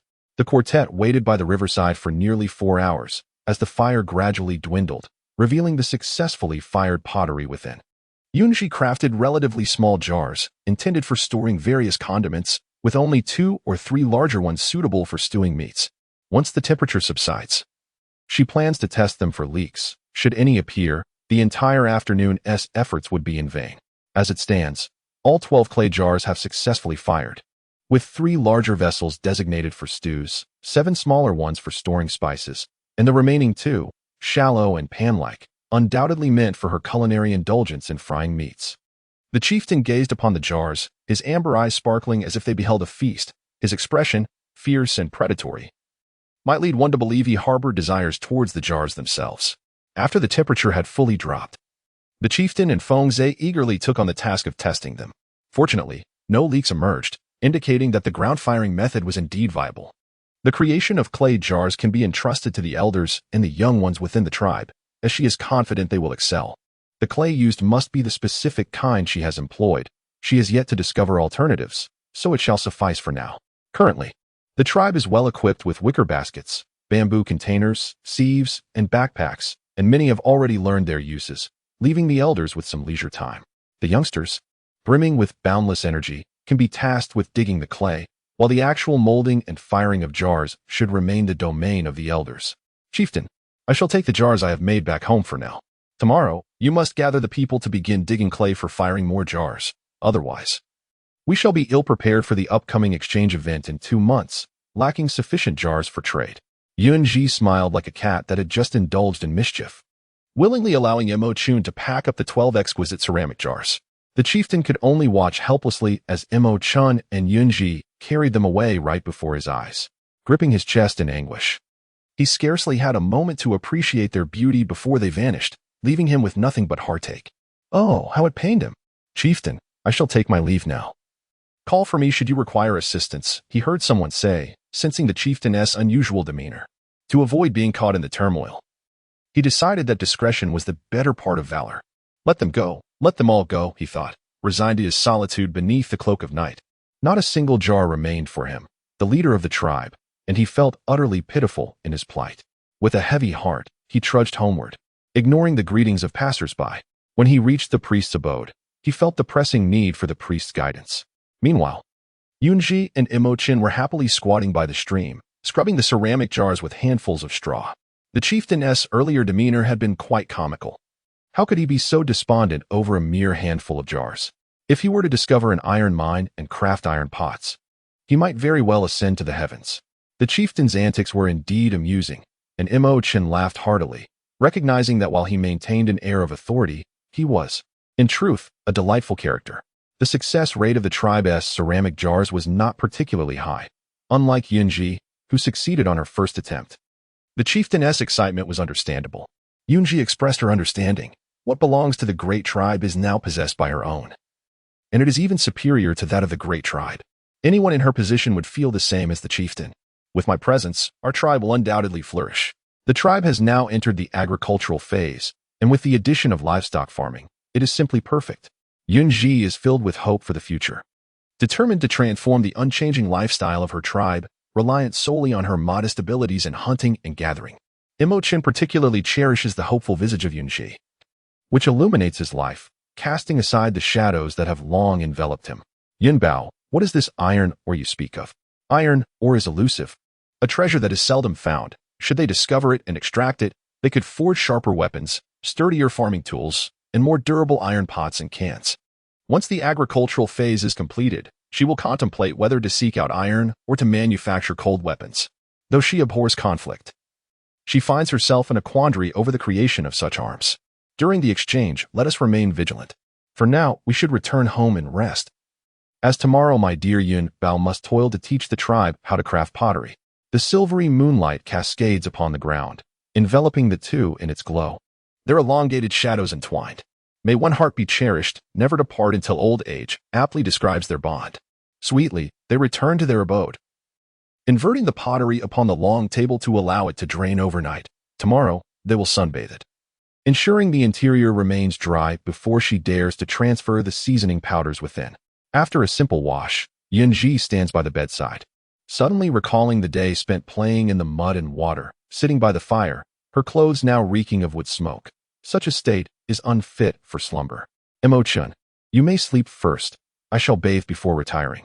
Turning her back to Emo Chen as he enters, she casually grasps her dress along with the undergarments she had secretly crafted, modestly designed with ties, feeling shy to present them in his presence. His eyes, which seem to penetrate the depths of one's soul, blaze with curiosity as he observes the guilty demeanor of Yun Zhi. Just days prior, he had noticed unfamiliar small items emerging from the wardrobe. Puzzled by their nature, he had inquired, yet she had been evasive. And now he was eager to discover her intentions for those mysterious trinkets. Coincidentally, I too am headed there. Let us go together. With no room for refusal, Emo Chen snatched the garments from her grasp and strode outside, leaving Yun Zhi momentarily stunned. Hastily, she pursued his steps, attempting to reclaim her clothing. But despite her newfound height of 1.7 meters, she remained shorter than Emo Chen. Unable to grasp or retrieve them, she trailed him like a shy bride, hoping he would not uncover her hidden undergarments, thus avoiding a repeat of previous events.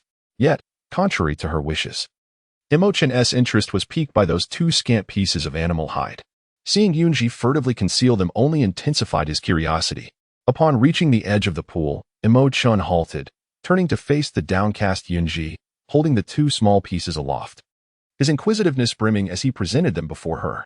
Yun Bao, you still have not revealed the purpose of these small animal skins. Why not enlighten me now? On the day Yun Zhi arrived, when he was changing her clothes, he caught a glimpse of something captivating. However, at that moment, he exercised restraint and did not dwell on it, casually burning the sight from memory. Now, gazing at two similar pieces of animal hide, he was reminded of the enchanting scene from that day, and his thoughts involuntarily drifted back. What purpose does the hide serve other than clothing? Just return it to me, he insisted stubbornly, a flush of crimson betraying his composure. Emo Chen readily confirmed his suspicions, instinctively licking his lips, his phoenix eyes glimmering with intrigue as he held the two pieces of hide up to Yun Zhi.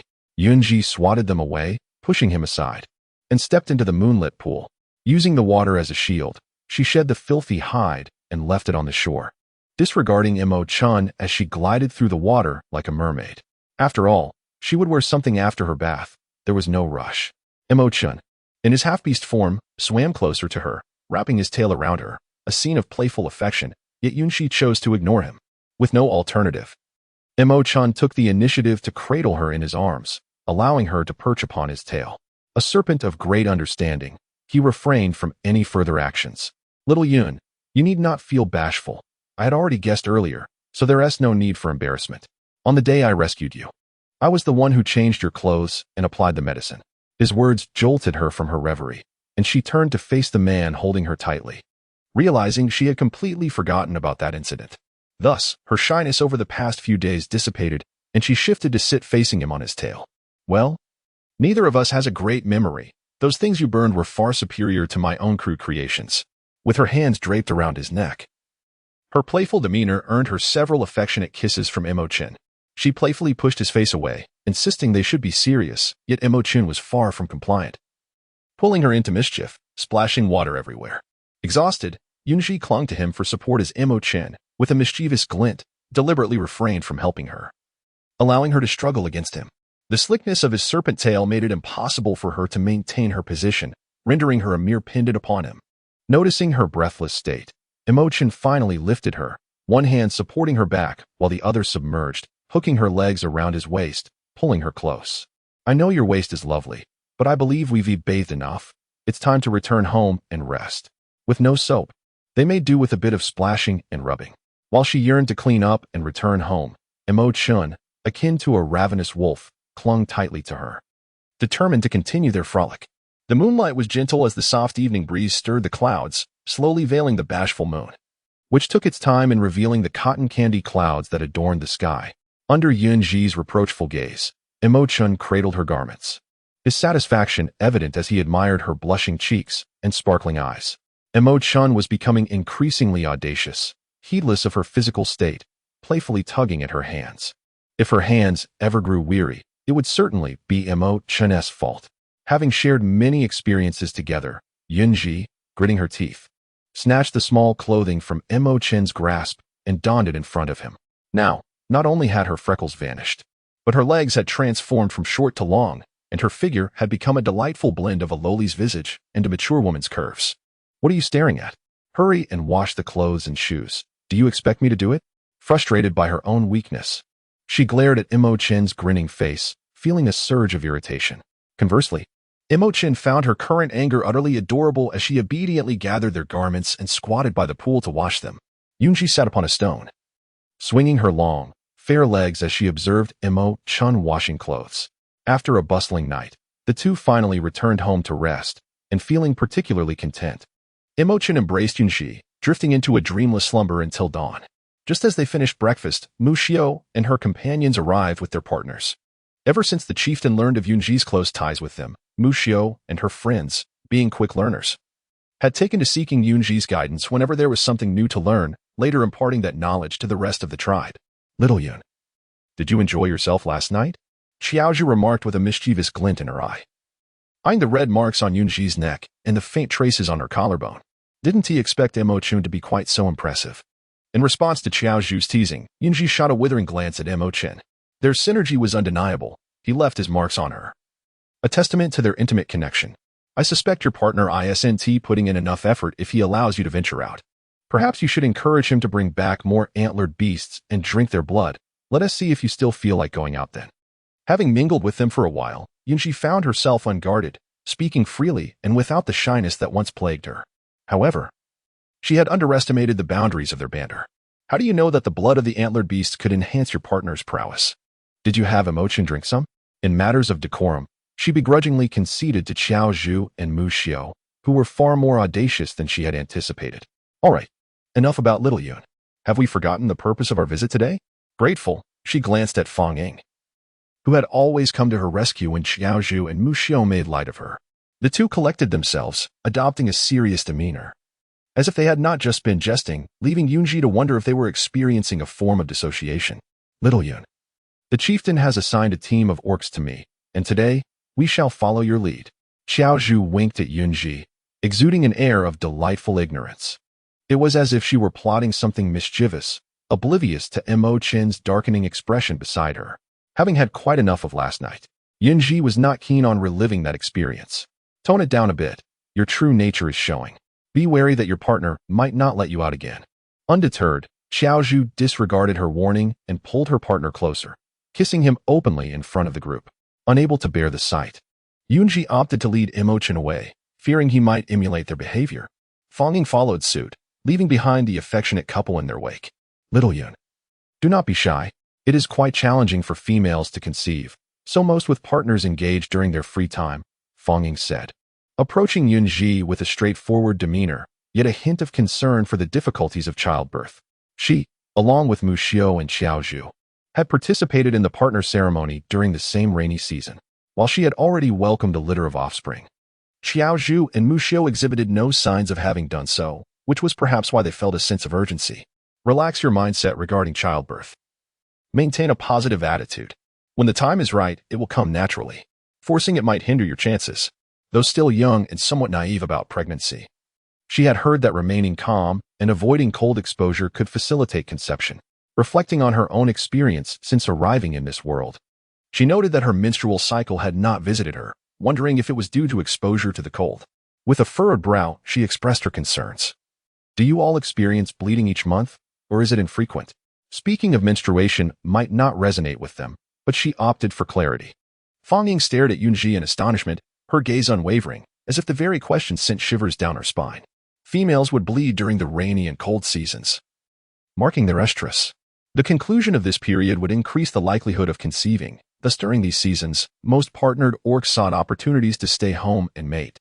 Her first litter had been conceived during the second rainy season after her bonding ceremony, and both Mu Xiao and Xiaozhu often sought her advice on conception. Experiencing menstruation twice a year was enviable, and she mused that if anyone learned of her previous monthly cycles, it would surely astound the entire tribe. Little Yun, if what you said truly enhances a female's chances of conceiving, then what of our tribe? The number of newborns is dwindling, and the absence of female offspring poses a dire threat to our future. Yun Zhi's expression reflected her unease. She was unfamiliar with this particular realm of knowledge. Most of what she had heard being mere hearsay. She could not recklessly offer them false hopes only to see those hopes dashed. Perhaps there was some utility in her words, but if she tended to her health, perhaps the little ones would come to her abode. At present, the females appeared robust and healthy, yet their internal states were less than ideal. Externally, they seemed fit to conceive, but if their bodies were excessively cold, the likelihood of pregnancy would be significantly diminished. Perhaps it would be more accurate to describe it as a struggle. It was essential to pay heed to warmth, to avoid consuming excessively cold foods, to wear shoes, to refrain from drinking unboiled water, and to consume only warm water. There were other precautions she would elaborate on when they came to mind. She had no immediate plans for conception. At least, she did not wish to become pregnant now, as she could not guarantee a good living environment for a child. She preferred to delay motherhood. Behind her, Mu Xiao and Xiaozhu, upon overhearing their conversation, seemed invigorated, eagerly pushing past Emo Chen and Fang Ying, bombarding Yun Zhi with questions from either side, their enthusiasm unrelenting. Though she was not socially anxious at present, the double dose of fervor was overwhelming. Fang Ying, having been sidelined, could not approach to alleviate her predicament and could only cast a forlorn glance at Emo Chen. The phoenix-like gaze, inscrutable in its emotions, swept over Mu Xiao and Xiaozhu's companions. Sensing Emo Chen's hostility, they hurriedly intervened to pull Mu Xiao and Xiaozhu away, fearing Emo Chen might resort to forceful measures. Even those beastmen with partners would refrain from harming the females, yet given Emo Chen's demeanor, such rules seemed ineffectual. They were led to the site where the pottery had been fired yesterday. The group of beastmen dispatched by the chieftain had already stacked the firewood, awaiting Yun Zhi's arrival. Mu Xiao, Xiaozhu, do not hasten your desire for offspring. They shall come when the time is right. Each individual's constitution is unique, and the timing for conception varies accordingly. For now, let us focus on crafting these pottery pieces, ensuring our tribe does not suffer disdain at the exchange meeting, shall we? The two understood that their emotions and actions were overly exaggerated, quieting down and obediently following Yun Zhi, planning to inquire further during a more opportune moment. 5 beastmen were transporting firewood, 10 were excavating clay, and another 10 were shaping pottery, all fervently engaged in labor by the river bend. Mischievous younglings trailed behind, as if aware of the significance of the tribe's endeavor, energetically digging into the clay with their tiny paws. The already transformed little ones joined the pottery-making group, clumsily attempting to mold their vessels in imitation of Yun Zhi, though their creations paled in comparison to hers. Yun Zhi, why do our creations lack the beauty of yours? Are we truly so foolish? Inquired Ling Shan, the son of Aunt Jinhua, a remarkably adorable little one. His furrowed brow and cherubic face made Yun Zhi's hands itch to pinch his cheeks, the softness surpassing that of her own face. Little Ling Shan was quite clever.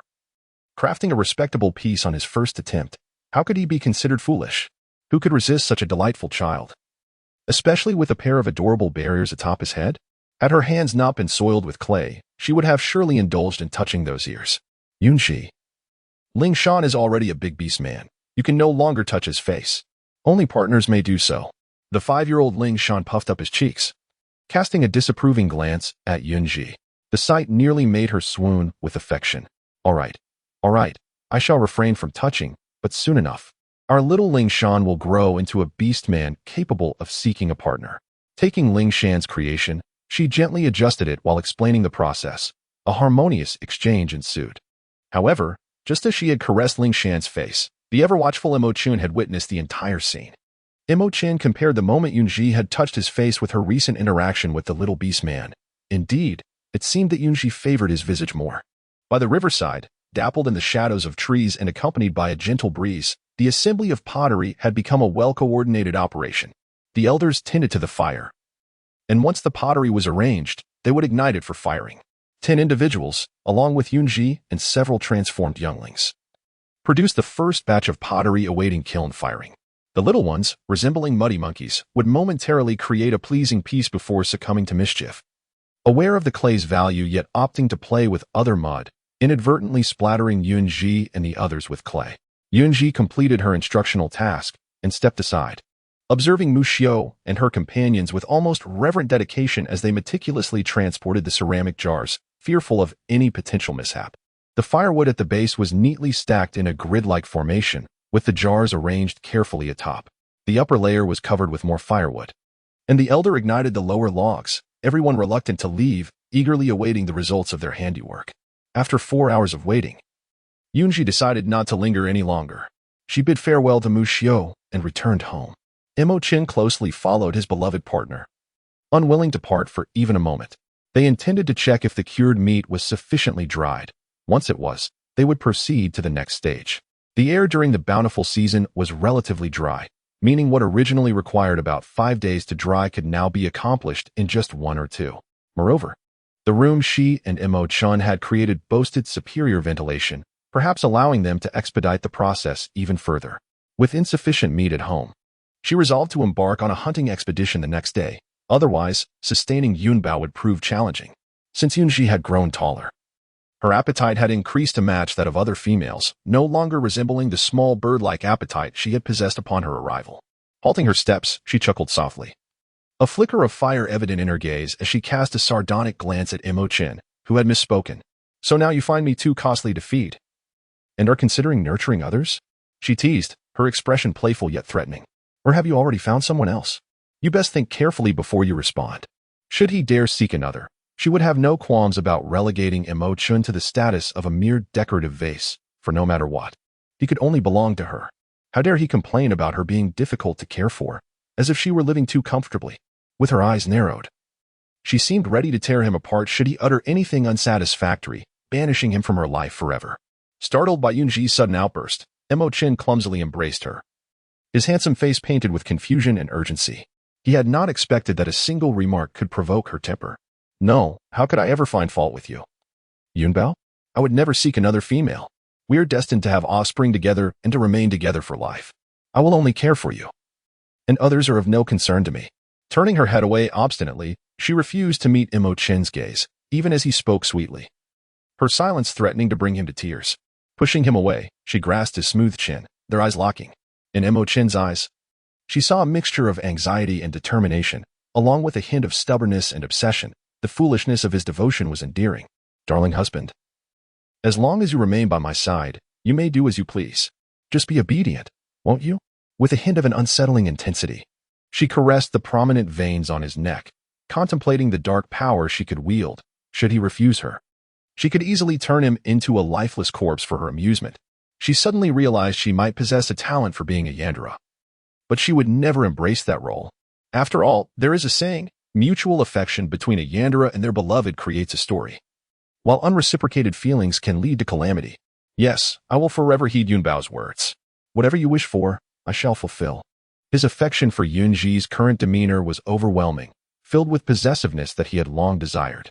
In an instant, Yun Zhi's face bloomed with joy as she playfully leaped into Emo Chen's embrace. "Then let us hurry home. I am eager to savor spicy cured meat during the cold season." The act of feigning a Yandere was exhausting. Being herself felt far more liberating. Emo Chen's smile stretched to his ears as he happily cradled Yun Zhi, who resembled a koala clinging to him, as they made their way back. The dried meat was nearing completion. Yun Zhi reached out to touch it, confirming that in this primitive world, the drying process was remarkably swift. Just a day had passed since they began. Rows of cured meat hung densely, and she beckoned Emo Chen to bring the wooden basin outside to clean the floor anew. The moisture had nearly evaporated. They would need to go out and gather some cedar branches today to begin the curing process. Considering the time required for their current quantity and preparation, by the cold season, they would have no worries about sustenance. Inspired by the thought of cedar branches, an idea struck her. She could experiment with crafting shampoo and perhaps even soap. Without hesitation, she set her sights on this new endeavor. "To ensure my beloved wife enjoys a cozy cold season, I must continue to work hard, preparing warm and soft animal hides to keep her from the cold." Feeling slightly nauseated by her own thoughts, Emo Chen had learned his lesson. He would refrain from mentioning the phrase "too costly to raise" and would find a different way to avoid provoking Yun Zhi's ire. Each took up a basket, Emo Chen primarily gathering cedar branches, while Yun Zhi sought her own materials for the shampoo and soap. With their baskets on their backs, Emo Chen held her close as they gazed toward the side of the ceramic jars, Everyone remained fixated, lest a momentary lapse lead to failure. Yun Zhi found herself in a rather amusing predicament, gently patting Emo Chen's arm as the two of them boldly ventured out of the tribe and into the forest. Cypress branches were not particularly difficult to find, as they were abundant in the woods. However, the presence of the soapberry in the acacia trees was quite rare. She recalled needing a herb known as Hisho Wu, which was also not easy to come by. Emo Chen, you start chopping the cypress branches here while I take a look around for other materials. Emo Chen, perched high on a tree, glanced down at her with a hint of concern. Be careful, and call for me if you need anything. Although we're not far from the tribe, hidden dangers may lurk. I'll keep that in mind. Don't forget, I'm just as capable as you are, so there's no need to worry. Since the ritual concluded, each time she utilized her abilities, a star-level mark akin to Emo Chen's appeared on her waist. While Emo Chen remained stuck at 5 stars, she had swiftly climbed to 3 stars in a short span. Believing it wouldn't be long before she surpassed him, and no longer felt the need to be overshadowed. With a brilliant smile directed at Emo Chen, she waved goodbye and disappeared into the thicket, her basket slung over her shoulder. The forest teemed with insects, and Yun Zhi fully unleashed her abilities to detect the surrounding flora, absorbing a wealth of information that overwhelmed her senses, causing her to lean against a tree for support. Shaking her head to regain her composure, she realized she had overestimated her physical condition. Just a brief exertion had left her feeling drained. After pinpointing the locations of the soapberry and acacia trees, she picked up a sturdy branch the thickness of her wrist and made her way into the woods, evidently beyond the safe reach of Emo Chen. As she ventured deeper into the perilous twilight forest, her initial fear had dissipated, replaced by a newfound confidence. Though her abilities remained solely focused on locating the soapberry and acacia, unbeknownst to her, the surrounding wildlife had fallen eerily silent, and the trees grew taller and more ominous. Towering trunks were cloaked in moss, and the winding vines appeared almost predatory as they clung to the branches. Yun Zhi, engrossed in her search for the soapberry and acacia, failed to notice the unsettling transformations occurring among the flora around her. It was imperative for her to heighten her vigilance. She could not afford to forget the forest's inherent dangers, even under Emo Chen's watchful protection. Having gathered a sufficient amount of soapberry, her mood lifted considerably as she released a small portion of her energy. However, upon sensing the rapidly approaching, sinister vines, she turned in disbelief. Countless tendrils surged toward her, and with a pale face, she took off running. Just previously, she had been chased by a pack of gray wolves, and now she was pursued by animated vines. Wasn't it decreed that such entities would not come to life after the establishment of the nation? A person carrying a basket could hardly navigate through the dense underbrush and towering grass, where a moment's distraction could lead to a painful stumble over the concealed roots. In her frantic flight, she discarded the basket, but fell hard, scraping her elbows and knees. Struggling to move, she leaned against a tree stump, gasping for breath. In her panic, she had lost track of her surroundings, and time was of the essence as the vines closed in. The tendrils twisted and contorted, their heads cocked in a strangely anthropomorphic manner that struck her as somewhat adorable. But this was hardly the moment for compliments. Her focus needed to be on survival. Steadying herself against the stump, she summoned her abilities to alleviate the pain coursing through her limbs, biting her lip defiantly as she faced the encroaching vines. She refused to believe that her 3-star wood-based powers could not control this chaotic mass of vines. After all, she was a descendant of dragons. She would not allow herself to be devoured by tendrils. Gritting her teeth, she recalled her bold vow to protect Emo Chen. If she couldn't even safeguard herself, how could she defend him or help him build his empire? Following Emo Chen's teachings, she directed her energy to coalesce in her hands, forming a long azure whip. Lacking finesse, she wielded it with sheer force to tame the vines. As she released the whip, it shattered into azure motes, soothing the agitated tendrils. Both Emo Chen and the priest had said that her abilities were imbued with immense life force. Once she reached level 10, she could breathe new life into barren lands with a mere wave. Seeing the vines struggle against the moats, she quickly concentrated more energy to strengthen her control. Yet, her power was life-giving, not aggressive. What she required was not a forceful suppression but a gentle taming. If she radiated kindness and gentleness, her abilities would resonate in kind with their master. The vines, sensing Yun Zhi's goodwill, began to calm, as they had originally been drawn to her. Unfortunately, she was unaware of this and relied solely on instinct to suppress them, which only provoked a stronger resistance. Predictably, the vines broke free from her grasp. the moats shattering like glass and merging into the earth, nourishing the surrounding plants. Realizing she could not overpower them, Yun Zhi opted to flee. Her legs had regained strength, allowing her to escape the reach of the vines. Summoning a wall of grass to shield her for a few moments, she dashed deeper into the twilight forest, the vines in relentless pursuit. Meanwhile, Emo Chen, laden with cypress branches, sought out Yun Zhi. Not finding her, he discovered the remnants of the vine's passage. Abandoning his basket, he gave chase, his heart tightening upon spotting the discarded basket, panic surging within him. His heart felt as if it were gripped by a vice, making it difficult to breathe, and a singular thought consumed him. He must reach Yun Zhi quickly, or she would slip away from him. In a blur, he arrived at the tree stump where Yun Zhi had fallen, the scent of blood igniting his senses, the tautness of his nerves threatening to snap. Following the path forged by the vines, he surged forward, the unease within him intensifying. Ahead lay the place where Yun Zhi had last appeared, deep within the twilight forest. His expression remained calm, yet inside, he yearned to incinerate the forest, fully aware that Yun Zhi was still within its confines, and burning it down could harm her. Abruptly, he halted, his sharp gaze scanning the surroundings. It was here that Yun Zhi's presence had vanished, leaving traces of struggle akin to those by the tree stump. As the essence of Yun Zhi dissipated, the vines, failing to find their target, retreated into the shadows, lying in wait like a hunter. Unexpectedly, Emo Chen intruded.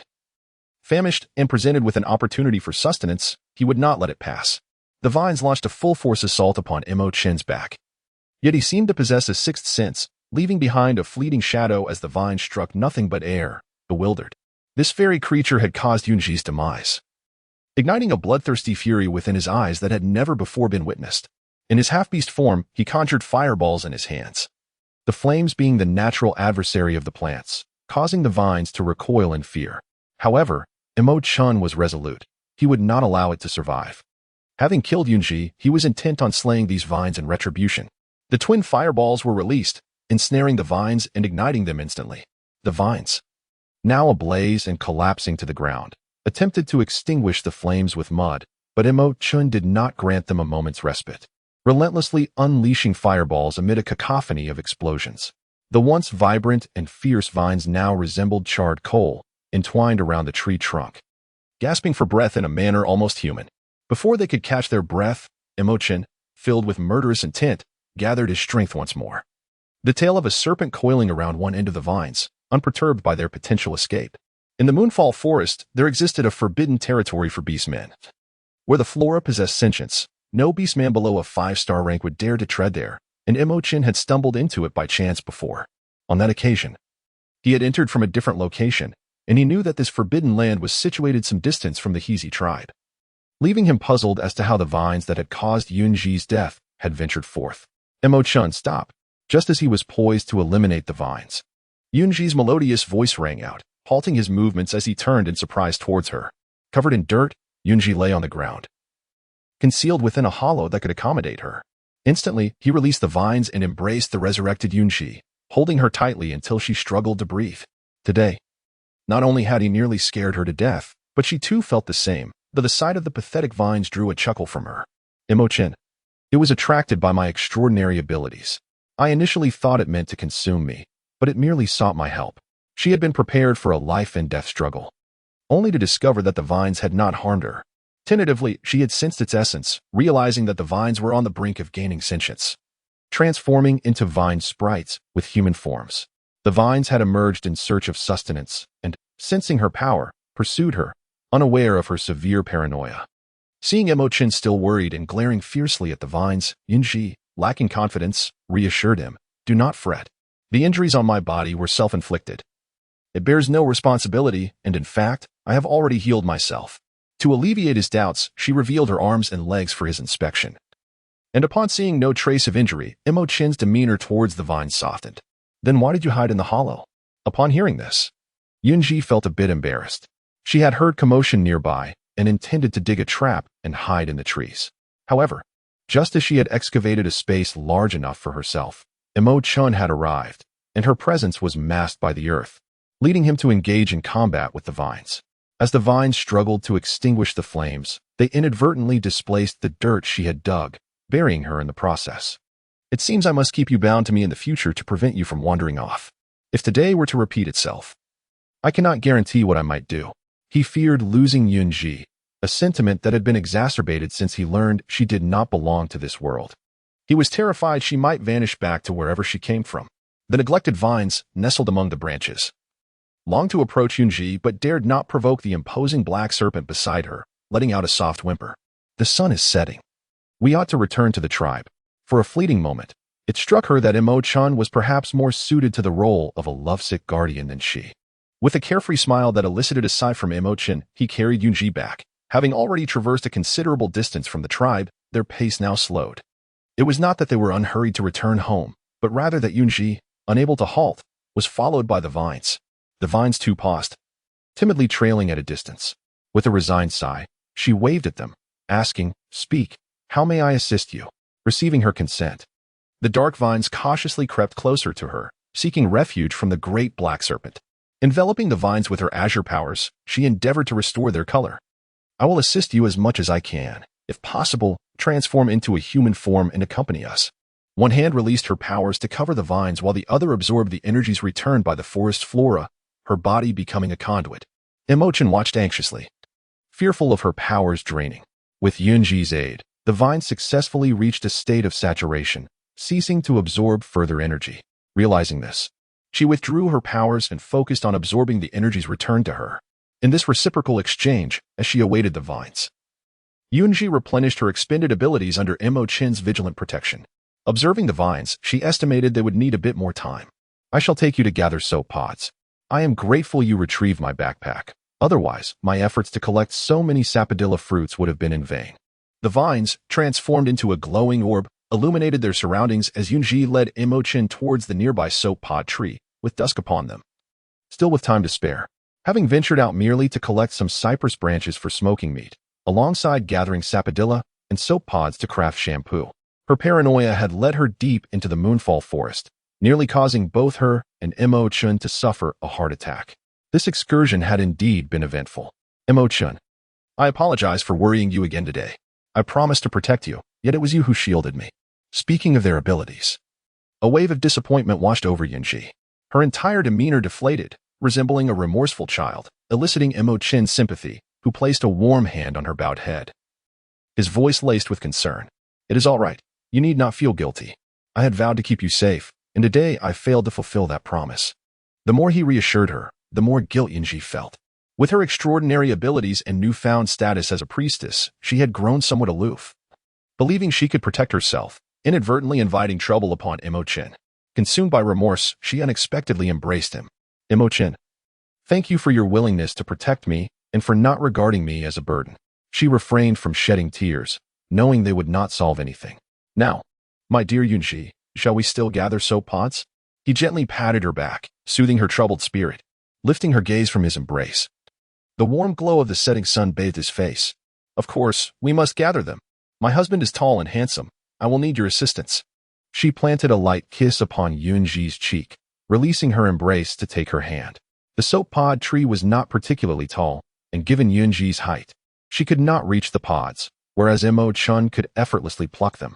Yun Zhi, with her hands free, grasped a woven basket, synchronizing with Emo Chen as they plucked the large, abundant pods from the tree. The pods were significantly larger than any she had encountered before, in truth. Only a few would suffice. Beneath the shade of the pod tree, the two exchanged tender words, while the vines had fully absorbed their strength. A little girl, clad in a dress fashioned from green leaves, with pointed ears and a round face, her bright light green eyes sparkling, sported two small buns tied with green vines atop her head. She appeared to be around 5 years old, resembling a doll. With her eyes alight with curiosity, the little girl focused her gaze on the affectionate embrace shared by Yun Zhi and Emo Chen, and, with her chubby little legs, hurried towards them. She threw her arms around Yun Zhi and exclaimed in a cheerful voice, "Mother, hug me." Startled, Yun Zhi gazed at the tiny bundle before her with a look of sheer astonishment. The girl bore a striking resemblance to the short-legged character Kai Kai from her game. Yet why was she calling her mother? After all, she was still an unmarried young woman, with no 5-year-old daughter to claim. Emo Chen furrowed his brow, his expression revealing no excess emotion, yet to the little girl, he appeared ominously fierce, instilling a sense of fear. "Please do not call me mother. Do you have a name? This is not the time for jesting. We must return home promptly. The sooner we resolve this, the sooner we can leave." As the dusk approaches, though the girl was as adorable as Kai Kai, Yun Zhi had yet to engage in any intimate relations with Emo Chen, and it was inconceivable for her to suddenly have a 5-year-old child. Why can't I call you mother? It is because of your power that I came into existence. Isn't it quite normal to call you mother? Mother, I do not have a name yet. Please bestow one upon me. What was she to do? The urgency of the situation weighed heavily upon her. Since this child was transformed into a human due to Yun Bao, calling her mother was indeed accurate. Although the idea of a peculiar entity trailing Yun Zhi was unsettling, considering the child's potential for protection, it was clear that even if she were not by Yun Zhi's side, she could still safeguard her. Yun Zhi, I thank you for venturing out. I have acquired a daughter. Indeed, I am quite the miraculous being. Very well, since you have emerged from the vines, let us name you Man Man.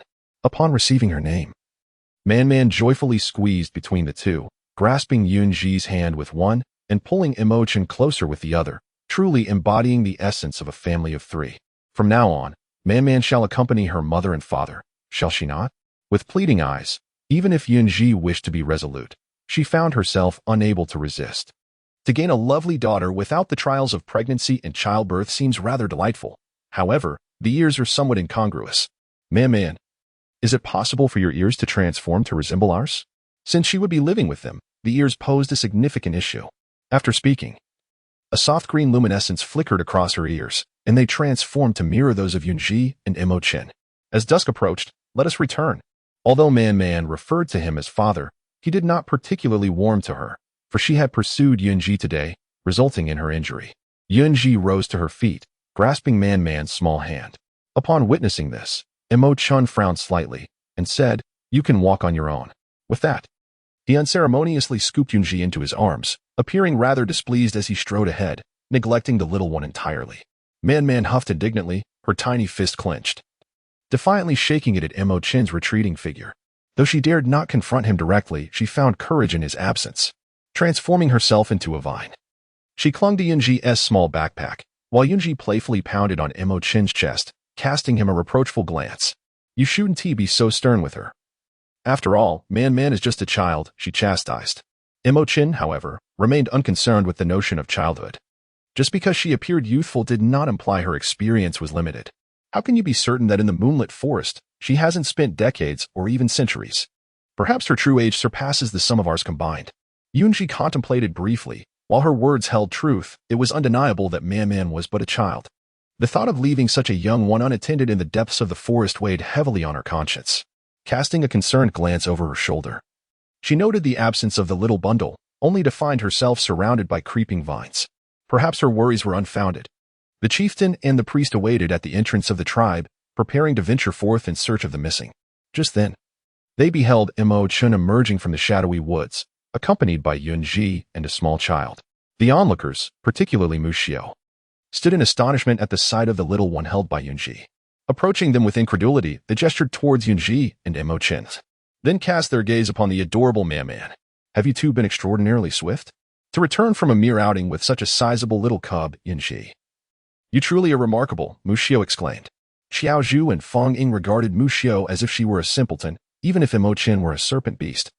Any offspring would originate from an egg. Could a black serpent beast possibly produce a green offspring? Xiao Zhu had anticipated Mu Xiao's reaction but was taken aback by the extent of her folly. Mu Xiao, have you lost your senses? I am not even with child. How could I have a daughter as large as Man Man? Stepping aside from Mu Xiao, Yun Zhi approached the priest with Man Man in tow, without needing to utter a word. The priest discerned the uniqueness of the child. Yun Zhi had encountered yet another extraordinary event, yet caution was paramount to ensure her own safety. The priestess raised her hand. A strand of milky white energy emanating from her palm and flowing into Man Man's mind, permeating her entire being as it organized the energies within her. Man Man, feeling a wave of comfort, squinted her eyes contentedly, gradually releasing Yun Zhi's hand and focusing intently on cooperating with the priestess to stabilize the power within her. Yun Zhi leaned against Emo Chen as if she were boneless, while Mu Xiao assisted Xiao Zhu and Feng Ying in transporting several ceramic pots they had crafted over the course of the afternoon. Approaching Yun Zhi, her voice barely concealed the excitement and exhilaration. Little Yun, look. The pottery is exquisite, surpassing anything we have encountered in the great tribe. Moreover, we have tested them, and they do not leak. The joy was not limited to Mu Xiao and her companions. The entire tribe was filled with elation, with salt, pottery, and an abundance of food now at their disposal, always thanks to Yun Zhi. As long as they do not leak, we should proceed cautiously. We are uncertain about the quantity of clay available. Chief, please send someone to search for more. Perhaps we can discover another site rich in clay. Lacking high-tech advantages and unaware of the clay reserves in the riverbend, she understood the necessity of diversifying their sources rather than depleting a single location. Very well.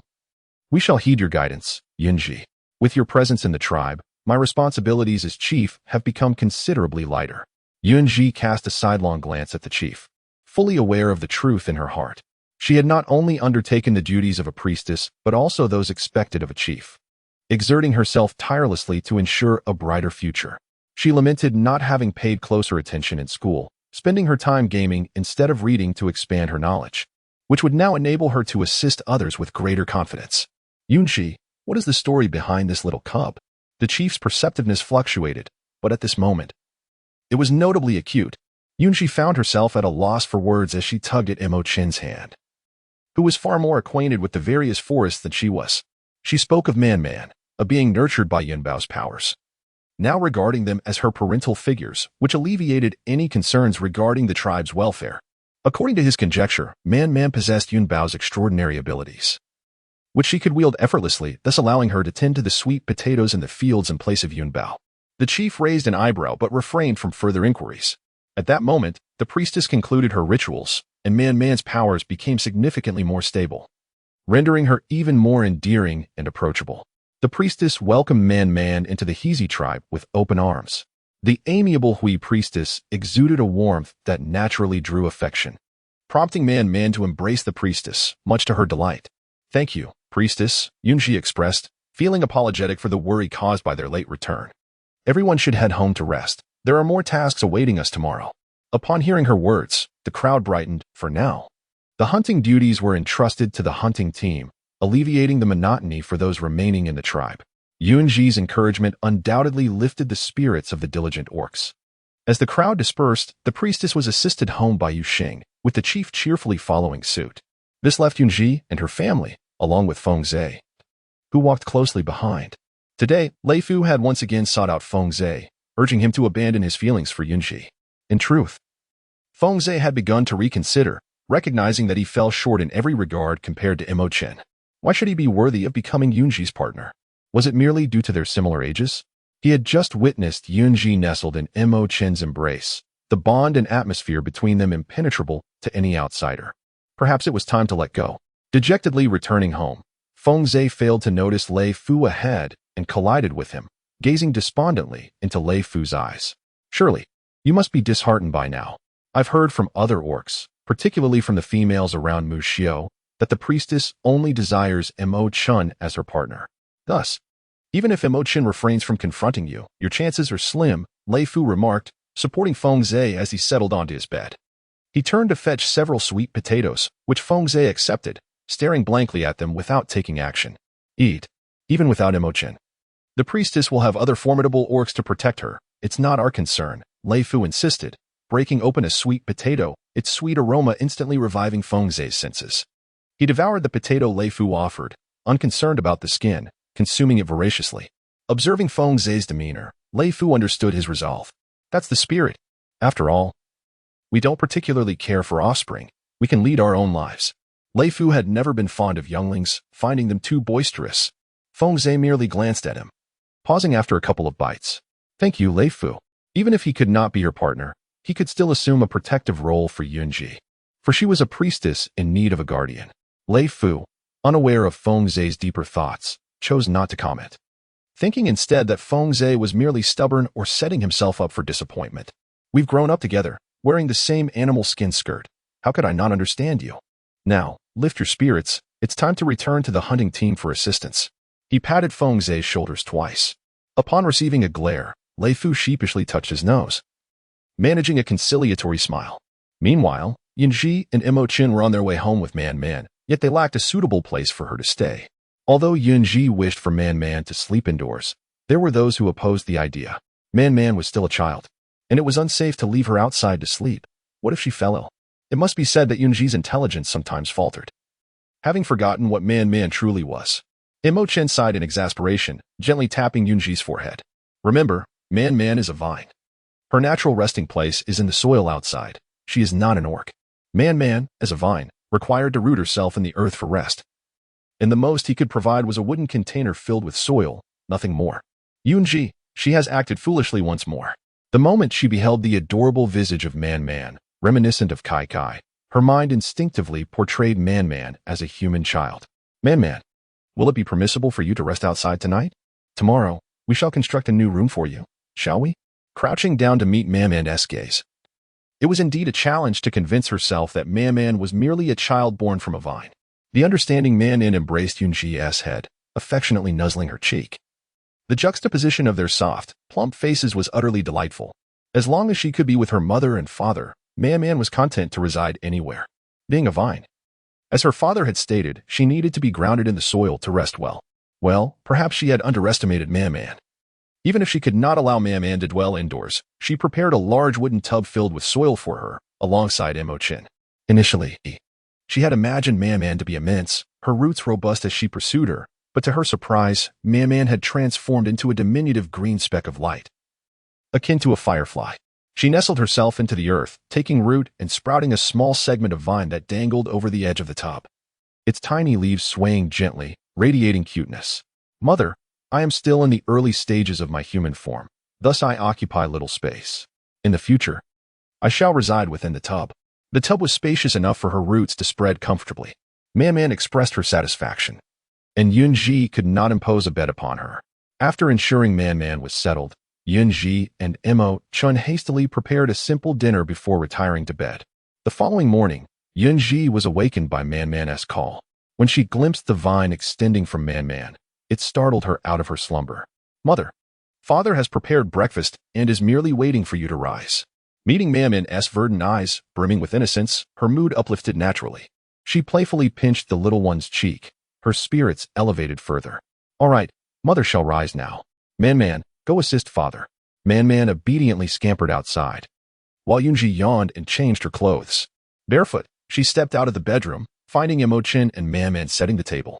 Yun Zhi watched the father-daughter duo with interest. The scene was quite harmonious. Who would have thought that just yesterday, Emo Chen nearly turned Man to ashes? Yin Bao, are you still feeling sleepy?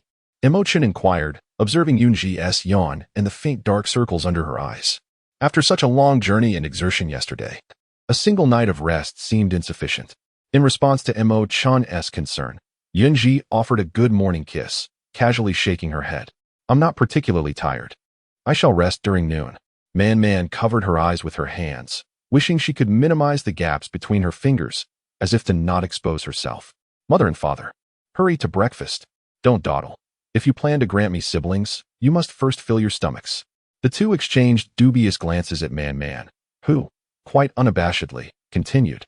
There is no need for such looks, for when I was still a vine, I often witnessed wild couples. You should understand well enough. Emo Chen, in a peculiar atmosphere. Breakfast concluded as Emo Chen sent Man to water the vegetable garden, while he and Yun Zhi began the preparation of smoked cured meat. The two moved stools into a small room, igniting a fire with cypress branches while ensuring the flames did not blaze too fiercely. They only required smoke. Emo Chen dutifully managed the smoke, while Yun Zhi fetched her small basket, extracting the soapberry and soap pods, and brought over a ceramic pot to commence the concoction of shampoo. As Emo Chen kindled a fire not far away, placing the pot filled with water upon it, he added the clean soapberries, soap pods, and cedar leaves, initiating the boiling process. As it required some time to simmer, Yun Zhi chose to accompany Emo Chen in smoking the meat. There were plenty of cypress branches brought back yesterday, but smoking the cured meat was not a task to be completed in a single day, so they needed another trip to the forest. Stay in today. I shall take an extra couple of baskets and make a swift return, Emo Chen suggested, and after a moment of thought, Yun Zhi acquiesced to his plan. Before departing, Emo Chen instructed a still busy Man to look after Yun Zhi, leaving her perplexed. What logic was there in a daughter guarding her mother? Even if she was not Man's biological mother?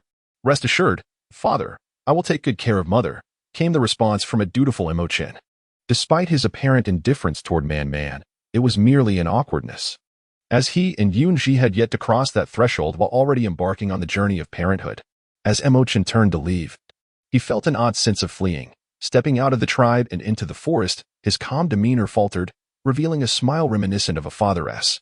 Meanwhile, the mother and daughter at home remained oblivious to Emo Chen's somewhat foolish state, both engrossed in the task of smoking meat, occasionally glancing at the simmering shampoo. Unable to contain their curiosity, Mu Xiao and Xiaozhu chose not to follow fogging and crafting ceramic pots. Instead, the two females came to find Yun Zhi for a chat. Ahem, little Yun, do you wish to set your home ablaze? One teased as they pulled one another closer, leaving the mother and daughter perplexed, exchanging bewildered glances. In unison, they turned to the small room, indeed sensing an illusion of fire, though could stones truly ignite? At most, they would merely heat up, like pancakes on a griddle. Little Yun, don't you think man truly resembles your own offspring? Just look at your eyes. They are remarkably alike, Xiaozhu chimed in, nodding in agreement. Man's eyes sparkled emerald green, while Yun Zhi's had transitioned from black to green, with only a hint of darkness remaining, barely noticeable unless scrutinized closely. Enough with the banter. What brings you both here? Yun Zhi inquired. The ceramic pot was already resolved, and there should be no issues, given the high success rate. The salt posed no concern either. Was it the sweet potatoes and cabbages from the field that had gone awry? Food issues were indeed grave matters. No, there are no problems in the tribe. We came to inquire if, based on your words from yesterday, we could successfully conceive. The two gazed at Yun Zhi with eager anticipation, hoping for her affirmation. They had been partners for several years, yet no progress had been made, though their partners did not voice their anxiety. Both women were acutely aware of their longing for children. Yun Zhi gazed at the two individuals before her, taken aback by Mu Xiao and Xiaozhu's urgency regarding the matter of the cubs. Calmly, she grasped Man's hand and said, Man, could you assist your mother by watching the bacon for me? She feared that Man might utter something startling, much like she did in the morning. So it was prudent to divert her attention. Of course, mother, I understand, replied Man, smiling as she gently patted the little group's head. As she observed Man entering the kitchen, Yun Zhi turned her attention back to Mu Xiao and Xiaozhu, faced with their eager anticipation. She found herself unable to provide a definitive answer, opting instead to discuss practices that would benefit their health. Allow me to first examine your physical condition, she proposed. This was a skill she had learned from the priest, and it was an opportune moment to assess her newfound abilities. The two complied dutifully, sitting beside Yun Zhi, their demeanor markedly different from their usual boisterous selves. A gentle stream of her ethereal energy gradually flowed into their bodies, imparting a warm sensation that coursed through their limbs, prompting Mu Xiao and Xiaozhu to release soft sighs of comfort. As a quarter of an hour passed, Yun Zhi's expression shifted from ease to gravity as she withdrew the energy that had traversed their bodies. How do you feel? Is it possible for you to conceive? Xiaozhu inquired anxiously, her hands gripping tightly. Turning pale, Mu Xiao mirrored her tension. The two of you possess robust constitutions, albeit a bit cold in nature. May I pose a question? During the days of menstruation, do you experience abdominal pain? The two exchanged glances before nodding in acknowledgement of Yun Zhi's inquiry. Indeed. During those days, we endure significant discomfort, and it is not just us, others experience it as well. Yun Zhi let out a sigh, reassuring herself that there were ways to improve the situation. Although she lacked knowledge of herbal medicine, she was aware of certain foods that could be beneficial. As the saying goes, every medicine has its poison, and even with her extraordinary abilities, she could not guarantee the absence of side effects. Thus, the safest approach would be to rely on dietary therapy for improvement.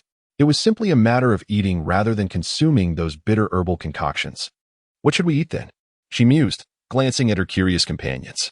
Feigning profundity, Yun Zhi suggested, have your partner catch a sheep for soup and drink ginger-infused water. But don't make these your only meals, and refrain from running around barefoot. Remember to bathe in warm water, with no dates or brown sugar available. They would have to make do for now. At worst, I can examine you both a few more times later to help improve your condition. We knew you would have a solution, little Yun. For the next month, we will take care of the food at your home, her friends exclaimed, leaping towards her. Having anticipated their movements, Yun Zhi skillfully sidestepped them. Don't rejoice too soon. It might turn out my advice is futile, and you may end up merely celebrating in vain. Perhaps you should thank me once you achieve a successful pregnancy. Their household was not lacking in provisions, and the cellar was nearly full. Would she need to expand her stone cottage? Very well, what should we do now?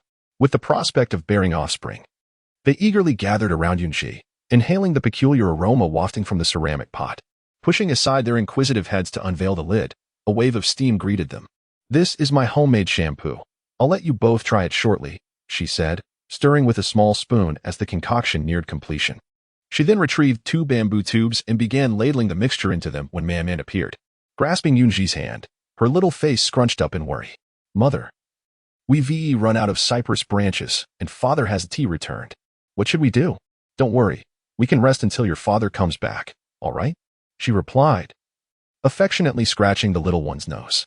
Without the need to endure 10 months of pregnancy, she was blessed with a delightful daughter, and how could she not be overjoyed? Hee. Man will listen to mother, the little one said, snuggling close to Yun Zhi.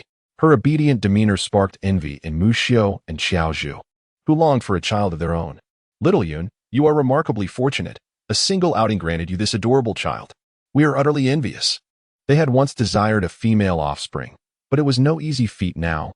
They would be content with a whole litter of sons. Well, you may continue to envy. Yun Zhi replied triumphantly, pulling Man into her embrace. She gestured toward Mu Xiao and Xize, saying, these two are my good friends. You should call them Aunt Mu Xiao and Aunt Xize. There's also Aunt Fong Ying, who couldn't come today. Understanding her mother's words, Man stepped out of Yun Zhi's embrace and approached Mu Xiao and Xize, sweetly greeting them. Hello, Aunt Mu Xiao. Hello, Aunt Xize. Man's adorable antics tugged at their hearts, and they could hardly contain their desire to touch her. Man is simply too cute.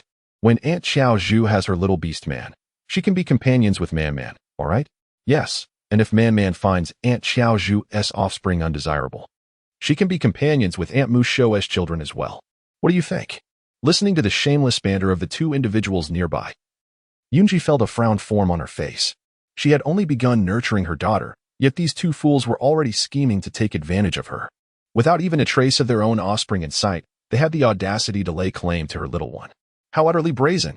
With a scowl, she dismissed Mu Xiao and Xiaozu, stating, enough of this. My man is merely 5 years old, and your children have yet to make an appearance. You dare to covet my daughter? It would be best for you to return home and tend to your health. Farewell. However, the two refused to leave, clinging to Yun Zhi like stubborn shadows. Oh, we understand, but we must become one big family in the future. You cannot refuse. They were adamant, their intentions clear. Yun Zhi, ever open-minded, believed that their children should have their own ideas and that interference was unnecessary. If fate willed it, they would become family, and if not, they could simply remain friends. She would even support her daughter should she bring home a beastman, readily embracing the idea of their union. All right then. Can we try that homemade shampoo you made? We'll leave right after. They sweetly nudged Yun Zhi's shoulder, playfully coaxing her. One could only wonder how it felt to have two girls, both around 5'7", acting so adorably affectionate, with no choice but to indulge their whims. Yun Zhi feigned reluctance, leading them to the stream to wash their hair, bamboo tube in hand. Come along, man. Her daughter chimed, following closely behind. Wary yet intrigued by the enthusiastic duo of Mu Xiao and Xiaozu. Her mother was calm and gentle, an intelligent woman, yet her sisters were overwhelming in their exuberance. How could her mother possibly have befriended such talkative aunts? Maman pondered, her little head filled with questions. Surely it was their fervor that had melted her mother's heart.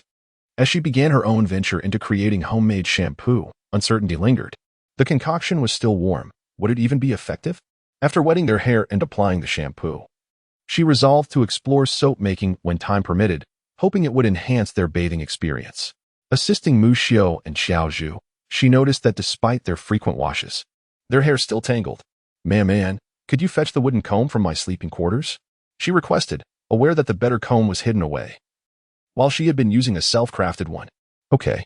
Man scampered off, her little legs carrying her swiftly back to the stone house, soon returning with the requested comb. Mu Xiao and Xiaozu eyed the wooden comb in Yun Zhi's hand. Their curiosity piqued, but Yun Zhi remained indifferent to their gaze. Thank you, man, she said, affectionately ruffling her daughter's hair. You truly are a thoughtful little darling, always eager to help. This comb is for taming our hair. Have you noticed how smooth mine is compared to your wild locks? She teased, settling Man on a nearby stone to play while she set about detangling the chaotic strands of her friends. The task was daunting, had they not intended to wash first. She would have simply gifted them the comb. Thank you, Yun Zhi, you are so kind. Once we master this, we'll gift you a few new ones, they exclaimed, gratitude sparkling in their eyes. Such a minor item, no need for thanks, Yun Zhi replied, unconcerned, as she prepared to test the shampoo, which had cooled sufficiently. "Extend your hands, and let us see how it feels now," she instructed, pouring out the shampoo, its appearance satisfactory. As they massaged it into their hair, bubbles formed, a promising sign of success. The scent was pleasantly fragrant. "If the females in our tribe enjoy it, perhaps I could take some to the exchange fair. Who knows? Luck may favor us with a few willing to trade," she mused, though she quickly redirected her focus back to the task at hand. After washing, Mu Xiao and Xiao Zhu appeared much refreshed, though their hair remained in its wild state. Handing them the comb, she dismissed them with a wave.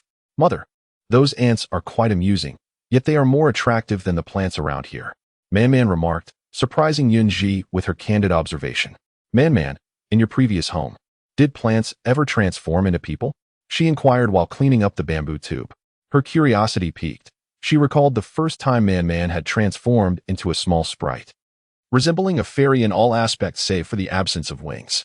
"Indeed, but they prefer to remain hidden, playing in the valley. When I was younger, I would sneak out. Just yesterday, I felt your strength and came to find you." So, her unique ability attracted plant sprites? According to Man, these sprites dwelled within a valley known as Woodheart Valley, suggesting she had parents there. "Do you have a common name, like our Xize tribe?" she pressed, her gaze fixed on Man, sensing a discovery of new species in the continent. "Yes, we are all various plants transformed into sprites, overseeing the growth of flora in the valley. It is called Woodheart Valley. The beastmen refer to it as a forbidden area, as it is surrounded by carnivorous plants and vines that prey on them." Yun Zhi was taken aback by the dangers surrounding Man's home.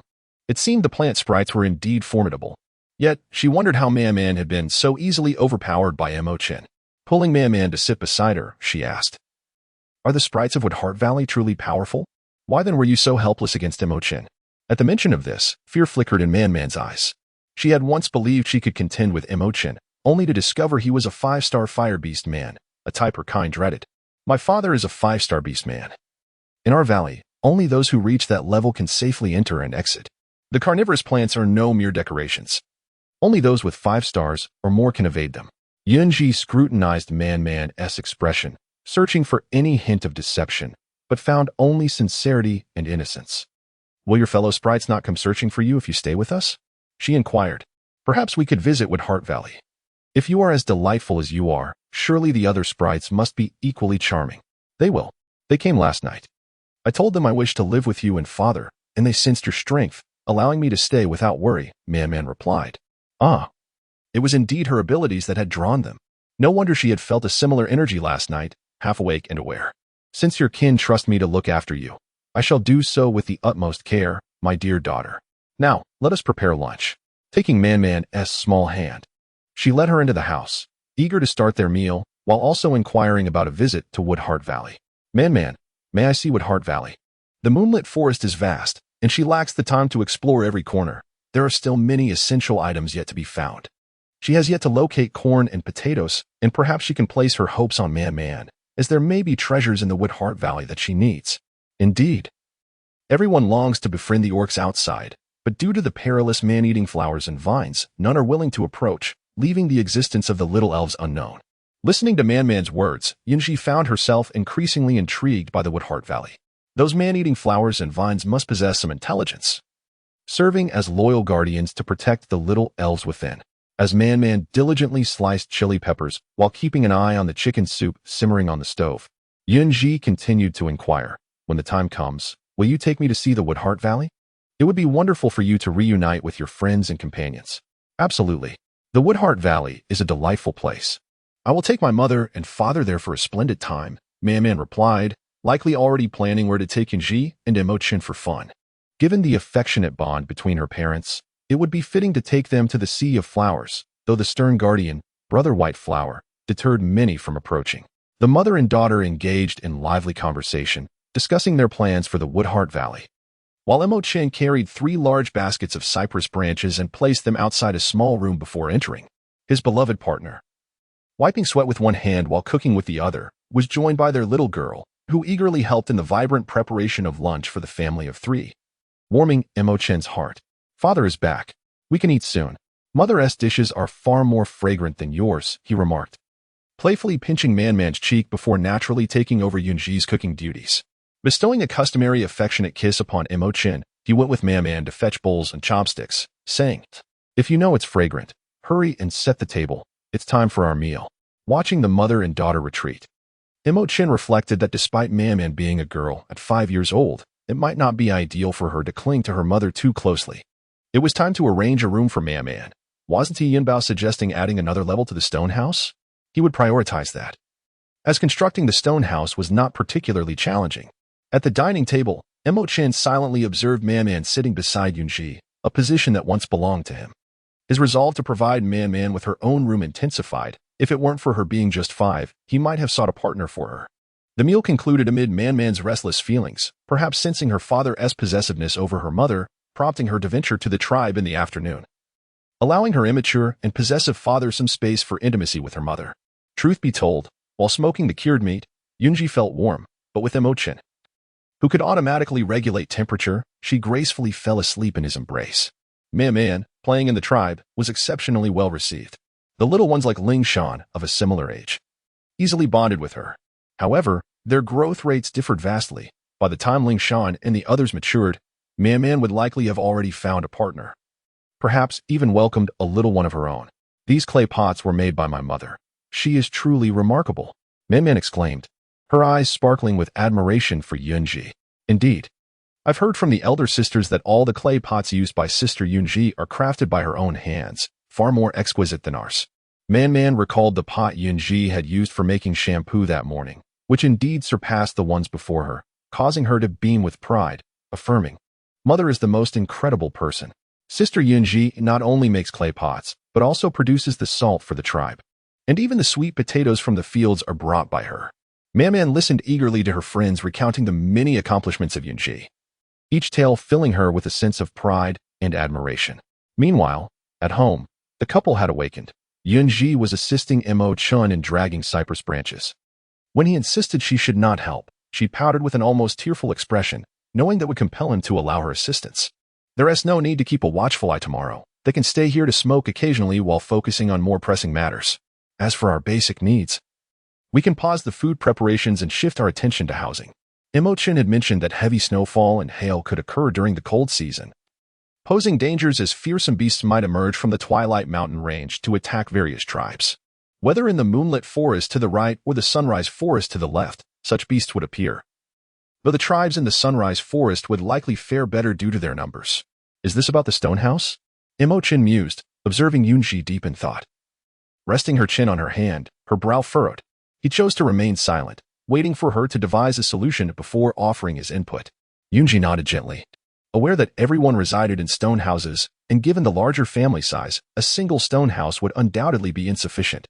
Her intention was for everyone to inhabit 2 or 3 stories. Yet, she was curious about constructing a Kong, having only glanced at diagrams that she could not fully recall, making replication a daunting task. If she opted against the Kong, she would need to source cotton for bedding and clothing. The challenge lay in the fact that she and Emo Chen had traversed most areas without encountering any trace of cotton. "We could add several stories to our home." Preparing for future offspring, he envisioned a 3-story structure, with the top floor designated for himself and Yun Zhi, the second for the young ones, and the ground floor remaining as it currently was.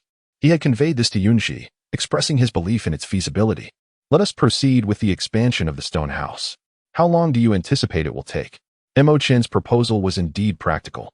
The staircase would be situated above the cellar entrance, cleverly concealing it from view and making it less vulnerable to discovery in times of danger. "If we commence tomorrow, it should take around 3 days. If Man assists, we could expedite the process." Given that Man could transform into vines, her reach was no trifling matter. She could extend her vines from their home to the stone pile, while Yun Zhi carefully selected suitable stones, allowing for a swifter construction of the stone edifice. However, the notion of having Man engage in labor felt slightly amiss to Yun Zhi, who fixed her gaze intently on Emo Chen, recalling the size of Man when she had pursued her. Thus, she tacitly accepted Emo Chen's method of employing child labor. "You two can discuss your plans. I shall take it upon myself to consult the clan leader and the priest, teaching the tribe to prepare cured meats. We shall divide our efforts for greater efficiency." The hunting team had already begun stockpiling provisions, though this year's tasks were notably lighter, with sweet potatoes alleviating food scarcity, resulting in significantly reduced targets compared to previous years. This was fortuitous, for the construction of a new stone house was laborious, and the presence of herself and Man-Man sufficed. Yet, the way Emo Chen spoke made it seem as if he regarded Man-Man as a source of free labor. Be cautious. While Man-Man cannot be defined as an ordinary young one, she is, after all, our daughter. Man-Man had endured much, nearly becoming charred by Emo Chen's fire, and now, as their daughter, she was still subjected to his whims. Emo Chen furrowed his brow, questioning, does daughter imply a female offspring? Was it truly acceptable to disregard her inquiry? Yet, there was no remedy, for her husband indulged her. Leaning against Emo Chen's chest, she idly played with his long, dark hair, responding in a languid tone, yes. Female offspring are referred to as daughters or girls, while males are called sons. With her words hanging in the air, Emo Chen fell into contemplation. Just as Yun Zhi assumed he had lost his train of thought and was about to speak, he interjected, then let us have a daughter. Sons are rather bothersome. Let us forego them. With Man-Man having taken on a human form, her eyes mirrored those of Yun Zhi. They pondered whether their own offspring would resemble Yun Zhi. If they were to have a daughter akin to her, he would be overjoyed. Such a father you are.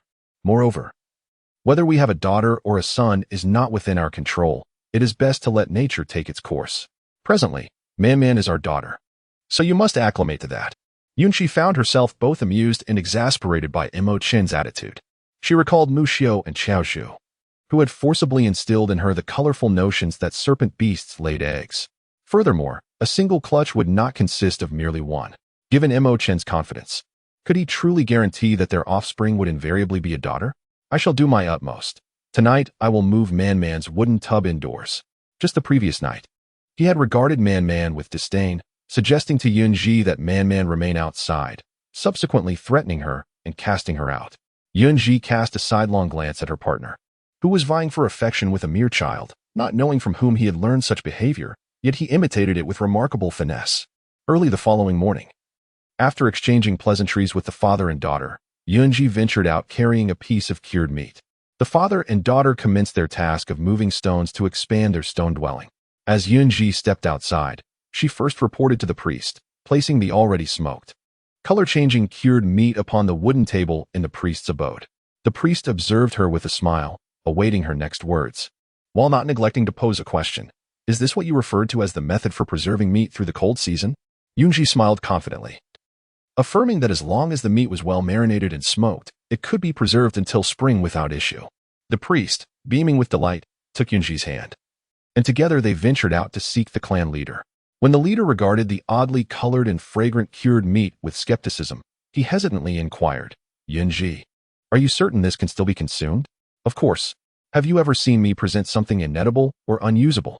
Yun Zhi replied, before consuming the cured meat, it simply needs to be washed thoroughly, then boiled and sliced. At this, she was reminded of rice, and her mouth nearly watered in anticipation. The priest shot a glance at the bewildered leader and, with a kind-hearted tap of his cane, urged, what are you dawdling for?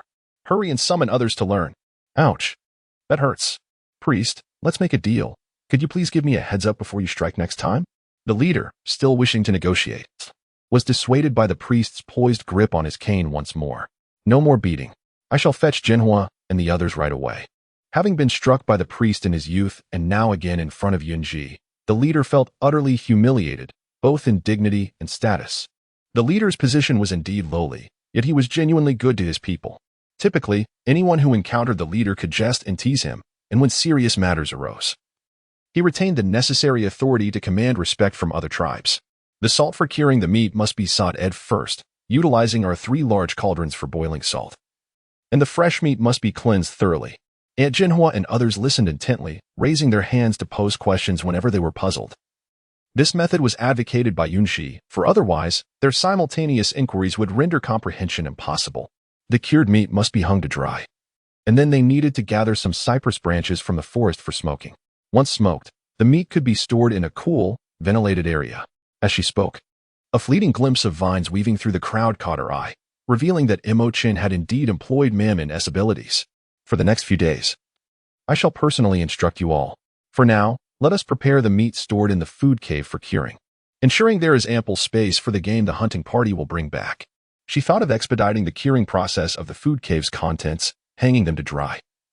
Given the warm temperatures of the bountiful season, even a shaded food cave could not preserve them indefinitely. Once the drying process commenced, the freshly hunted game could simultaneously undergo curing and drying. The previously smoked meat could be returned to the cave for storage, and as the process became routine, efficiency would improve. All right, we shall follow the arrangements of Priest Yun Zhi. Each household retrieved their respective food from their designated caves. Piles of various game were placed by the river, and each family set about processing their own catch, a considerable undertaking that required ample time. Yun Zhi led a group to begin sought ing the salt. The leader accompanied Yun Zhi and her group to the salt cave, which now boasted more salt than some of the larger tribes, allowing them to use as much as they desired.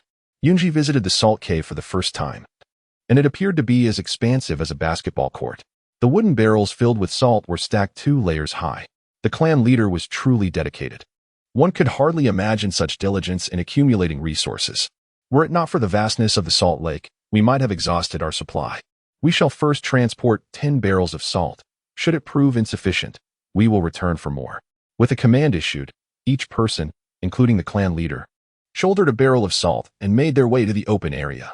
Yun Zhi gazed towards the pile of stones where a striking hue of green stood out vividly. Fortunately, the chief and the others were preoccupied with preparing cured meat, oblivious to her observation. 10 buckets of salt and 3 pots were evenly distributed into the stone cauldron. In families learning to make cured meat, 2 members participated. One processed the game by the river, while the other accompanied Yun Zhi for instruction. Priestess, you may sit beside and bask in the sun. Feel free to seek out Granny Lianbean and join her in play. There is no need to burden yourself with undue stress. As a female orc, the priestess also required rest and recuperation. The priestess tirelessly tended to the ailments of the tribe, preparing remedies, offering blessings, and overseeing rituals, a burden not lighter than that of the chief. I will find time to rest. The tribe is flourishing, and the number of injured and ill orcs has significantly diminished, making my duties far less arduous than before. Yusheng supported the priestess as they observed Yun Zhi and others salting the meat, pieces of flesh placed into wooden bowls, seasoned with salt, pierced, and bound with vines before being set aside to dry on sturdy racks. The thriving tribe was a sight the priestess yearned to witness, and the current scene was a testament to that. The ground was strewn with wooden bowls brimming with assorted meats, and the drying racks were robust enough to bear an entire family's worth of cured meat. The ample space of the tribe allowed each household to utilize their front yards for this purpose. Those like Mushio, who frequently visited Yun Zhi's home, had already constructed a stone house. With foresight, they concentrated on curing the meat in a communal area, later transporting it home to hang for drying. Just yesterday, little Yun was engaged in the preparation, and we assumed she was merely tending to the fire.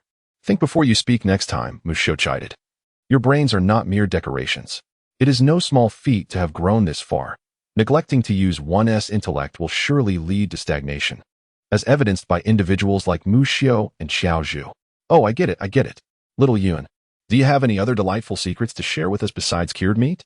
Their unabashed inquiry was met with a knowing smile from the priestess. Tomorrow, I shall impart the knowledge of crafting shampoo, though the necessary ingredients are somewhat distant from the tribe. It would be wise for your mates to gather them while hunting. That area poses certain dangers for females. Even if they can transform into their beast forms to escape, it is unwise to invite trouble upon themselves by seeking injury. I knew you would come through, little Yun.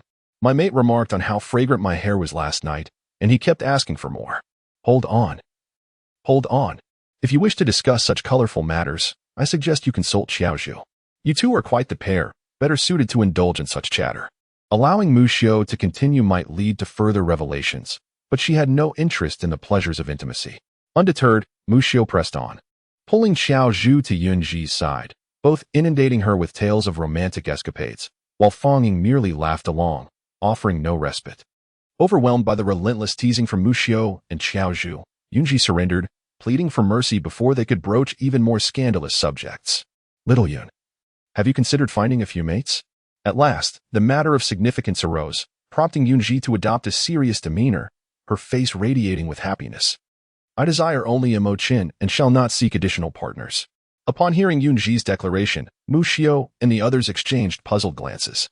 More female partners would typically ease the hardships of the cold season and signify her desirability, yet Yun Zhi clearly held a different perspective. Listening to Fang Ying's explanation, Yun Zhi remained unfazed. She felt no need to measure her worth by the number of mates she had. The salt and pottery from earlier, and now the cured meat, could equally serve as evidence of her popularity. With the presence of cured meat, the burden of surviving the harsh winter seemed significantly lighter. Alas, those orcs in the tribe who admire you shall be disappointed. However, I believe more will envy Emo Chen. Xize sighed on behalf of the tribe's single orcs, who had previously only heard rumors but were now faced with the reality of the situation. Yun Zhi smiled quietly, feeling no need for anyone else to intrude between her and Emo Chen. The Xize tribe was flourishing, and she could envision a blissfully tranquil life alongside Emo Chen here. It is often said that many hands make light work. However, the food storage cave had yet to be filled in abundance. By the end of the afternoon, over half of the cured meat had already been hung, with the remainder set to be completed the following day. Remember to bring the cured meat inside at night and hang it up again the next morning, she said. Mu Xiao, lead me to the food storage cave for a look. As dusk approached, she seized the moment to explore the cave. Mu Xiao, unsure of her intentions, guided Yun Zhi toward the entrance, which was relatively small, yet opened into a surprisingly spacious interior. The stone walls bore the steps they had carved, dotted with numerous small holes.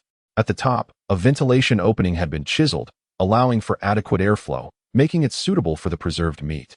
The individuals who had excavated the cave displayed remarkable ingenuity.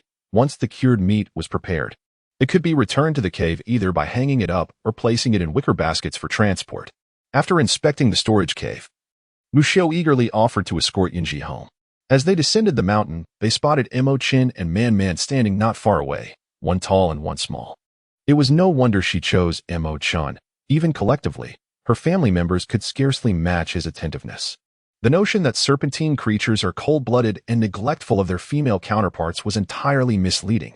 Just as Mu Xiao finished her thought, Yun Zhi flitted over to Emo Chen like a delicate butterfly, prompting a pang of envy in Mu Xiao, who quietly slipped away. Mother, Father has prepared dinner and is waiting to take you home. We thought you were still in the clearing teaching everyone how to cure meat. But it seems you and Aunt Mu Xiao visited the storage cave instead. Man, with her chubby little hand, grasped Yun Zhi's, her cherubic voice chiming sweetly. Thank you. Dear husband and daughter, let us return home for dinner. As she affectionately patted Man's round face, her hand was caught tightly by Emo Chen, who held on firmly. Hand in hand, Emo Chen led Yun Zhi, who in turn held Man's hand. The three of them walked together into the fading light of the sunset, heading toward the newly renovated stone house. It could no longer be referred to merely as a stone house. It was now a stone building. In a single day, thanks to the efforts of Emo Chen and Man, the second floor had been successfully constructed. The second floor now boasted 4 rooms, with a corridor in the center, leading to the stairs for the third level, which could commence work the following day. Man's wooden tub had already been placed in the first room on the left of the second floor, where the vine-like Man was happily nestled in the soil, gently swaying her little leaves. Yun Zhi surveyed each room, noting that the furniture had yet to be arranged. Once the overall construction was completed, they could begin to furnish the space.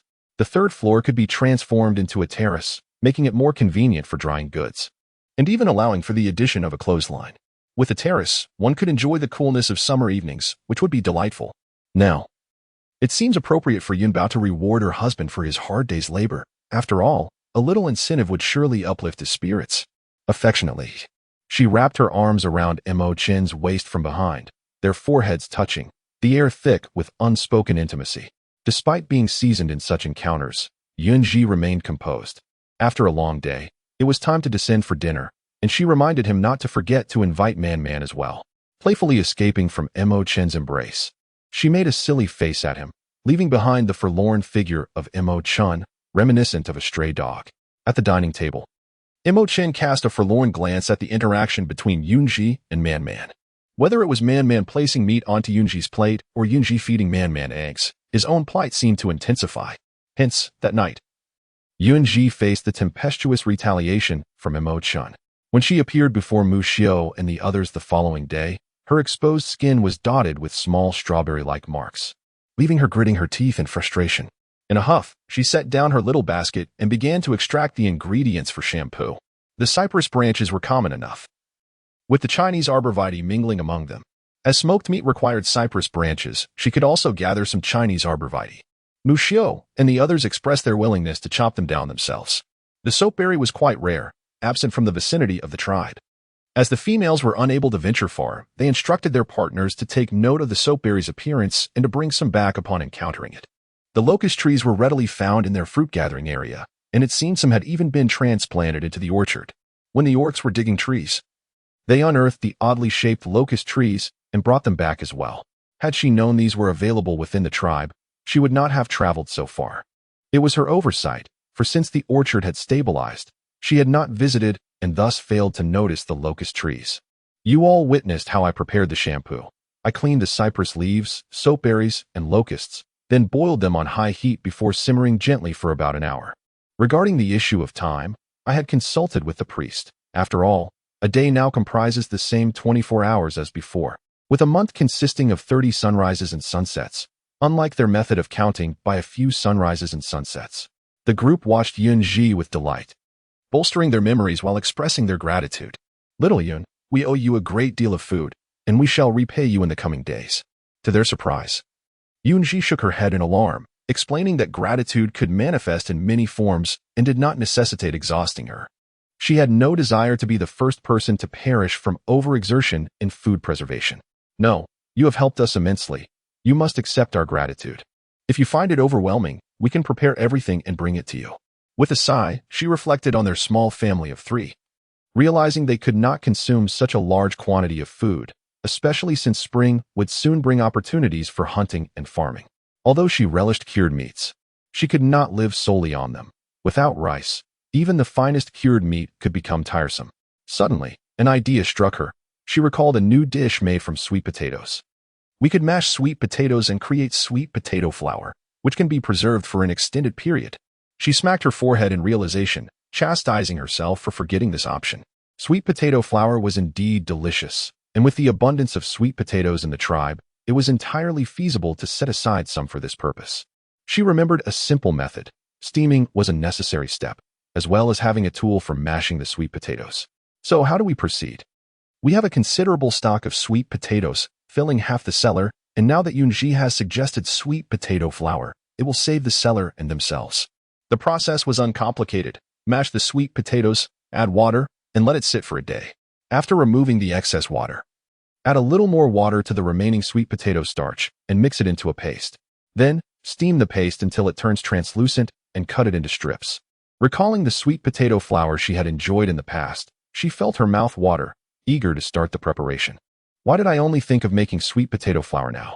If I had thought of it when I first discovered the sweet potatoes, we could have been enjoying it by now. Yun Zhi was profoundly distressed. Her poor memory had left her without the necessary materials for her desires. However, when the time comes for the cured meat to be smoked, we shall delve into this matter further, as our companions will be occupied at home, leaving the females with ample time. As the hunting party nears the end of their endeavors, the chieftain will call for a temporary halt in their activities, allowing them to remain within the tribe to assist in processing and tanning animal hides, ensuring that the females endure the cold season unscathed.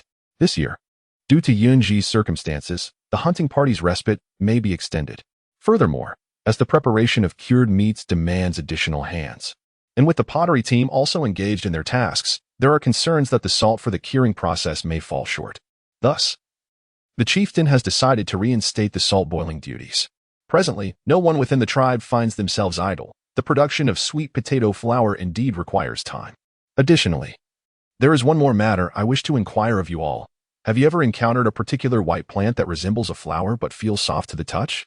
In response to Yun Zhi's enigmatic description, the others exchanged perplexed glances, their faces etched with confusion. It is true that, having traversed every accessible area surrounding the tribe with Emo Chen, they would surely recognize it if they had seen it. What purpose does this plant serve?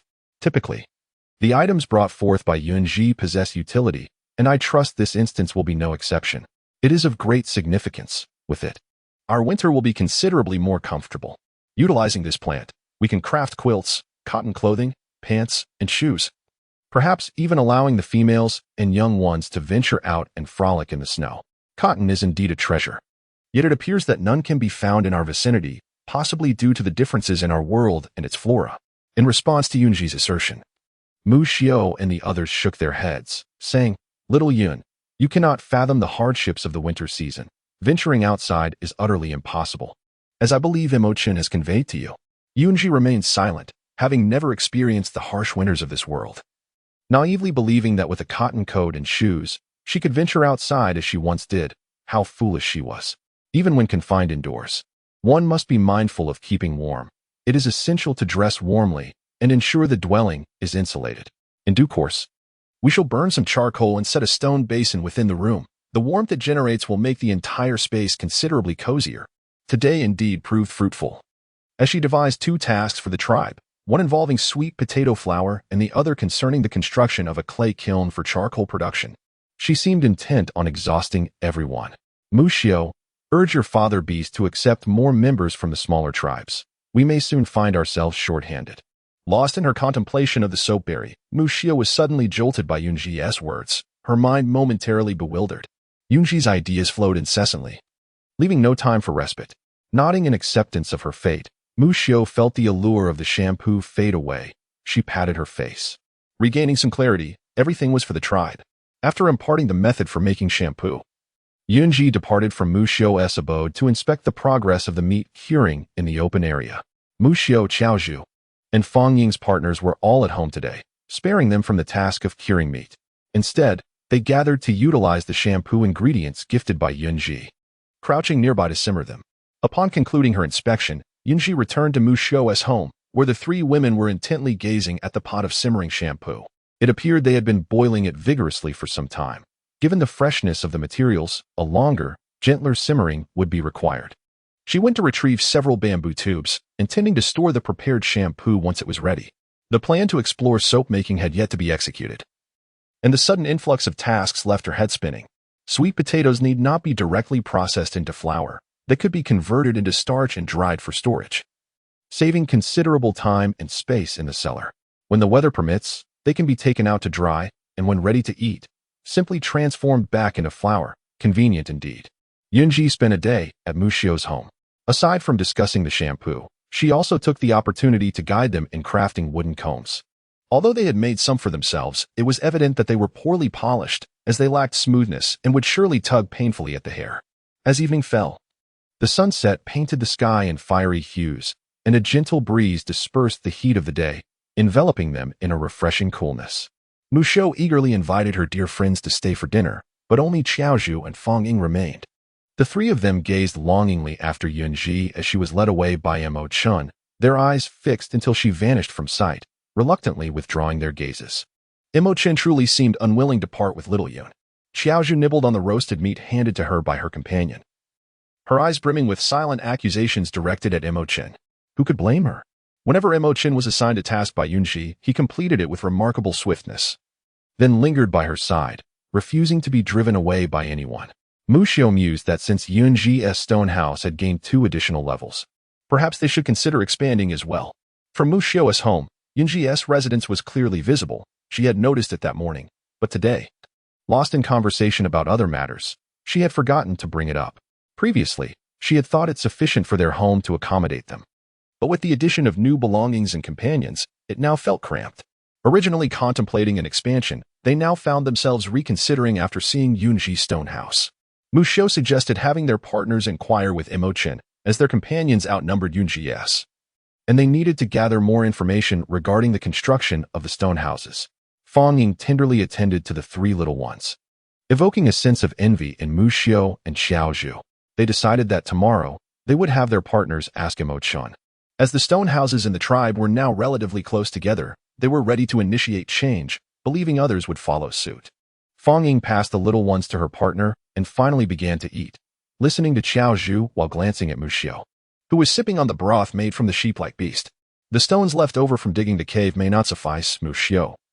You should promptly discuss this with the chief. Also, in the afternoon, little Yun mentioned the sweet potato flour and soap. It would be wise to give a heads up to the chief and the priest. Muxio, savoring the broth, nodded resolutely, understanding the importance of the matter. As Yun Zhi indicated, if the soap and shampoo were well received by the females of the tribe, they could bring some along for the upcoming exchange. In previous years, they had only exchanged animal skins, and having attended such exchanges, she had noticed that upon revealing her identity as a member of the Xize tribe, others often spoke disparagingly, and despite the quality of their furs, they were frequently undervalued by the other tribes, resulting in minimal returns. Little Yun had suggested that this time at the exchange, they should not aim merely for salt and pottery but rather exchange for whatever they desired, elevating their spirits. The mere thought of other tribes mocking them while they presented salt and pottery was enough to cause Xiaozhu's heart to ache. Her somewhat childish musings were not unfounded. The Xize tribe had long endured ridicule and bullying from other tribes, now with Yun Zhi among them. They eagerly anticipated the moment when those tribes would regret their mockery. As Yun Zhi returned home, guided by her father and daughter to explore the newly added third level, they discovered a skylight at the top of the stairs with a sturdy vine ladder hanging down, a creation of Man. Climbing the vine ladder to the rooftop, they were greeted by a railing of half-height and vines entwined above, with small green leaves fluttering in the breeze, presenting a uniquely enchanting sight. It was said it would take 3 days to complete. Your estimate was rather conservative, she remarked, surprised by Emo Chen's swift progress. Her father replied, if it's finished sooner, Man can have little siblings. Mother, is what father said true? Facing Man's innocent expression, Emo Chen felt quite pleased. He looked at her with a bemused smile, realizing she was unaware of his playful side, coaxing their daughter into labor without a hint of shame. Your father is quite the trickster. Do not trust him too easily, or you might find yourself sold by him without realizing it. Siblings are merely a jest. Let us discuss such matters when the time is truly ripe. Man, still young and innocent, did not fully grasp the meaning, only understanding that her father had said her mother was shy and wished for siblings, but they first needed to repair the stone house. Why then? Did her mother now call her father a liar? Yun Bao, how could you tarnish my reputation in front of our daughter? Do you not wish to give Man siblings? Observing Emo Chen's pitiful demeanor, she found herself unable to scold him, knowing he would never take her reprimand seriously, the cunning dark serpent. Mother, I'm hungry. Man piped up, her little stomach growling in agreement. Blushing, she lowered her head to pat her belly, her bashful demeanor exuding an adorable charm. Upon hearing this, Yun Zhi cast a sharp glance at the playful Emo Chen, then picked up Man and descended the stairs. Emo Chen innocently touched his nose and followed closely behind. The only thing missing now is furniture. I have gathered numerous animal hides, all of which are stored in the bedroom. The wardrobe can no longer accommodate them. Tomorrow, I will make haste to arrange the third floor, and then we shall move up to reside there. Yun Zhi nodded in agreement with Emo Chen's arrangement. Let us convert our current bedroom into a storage room.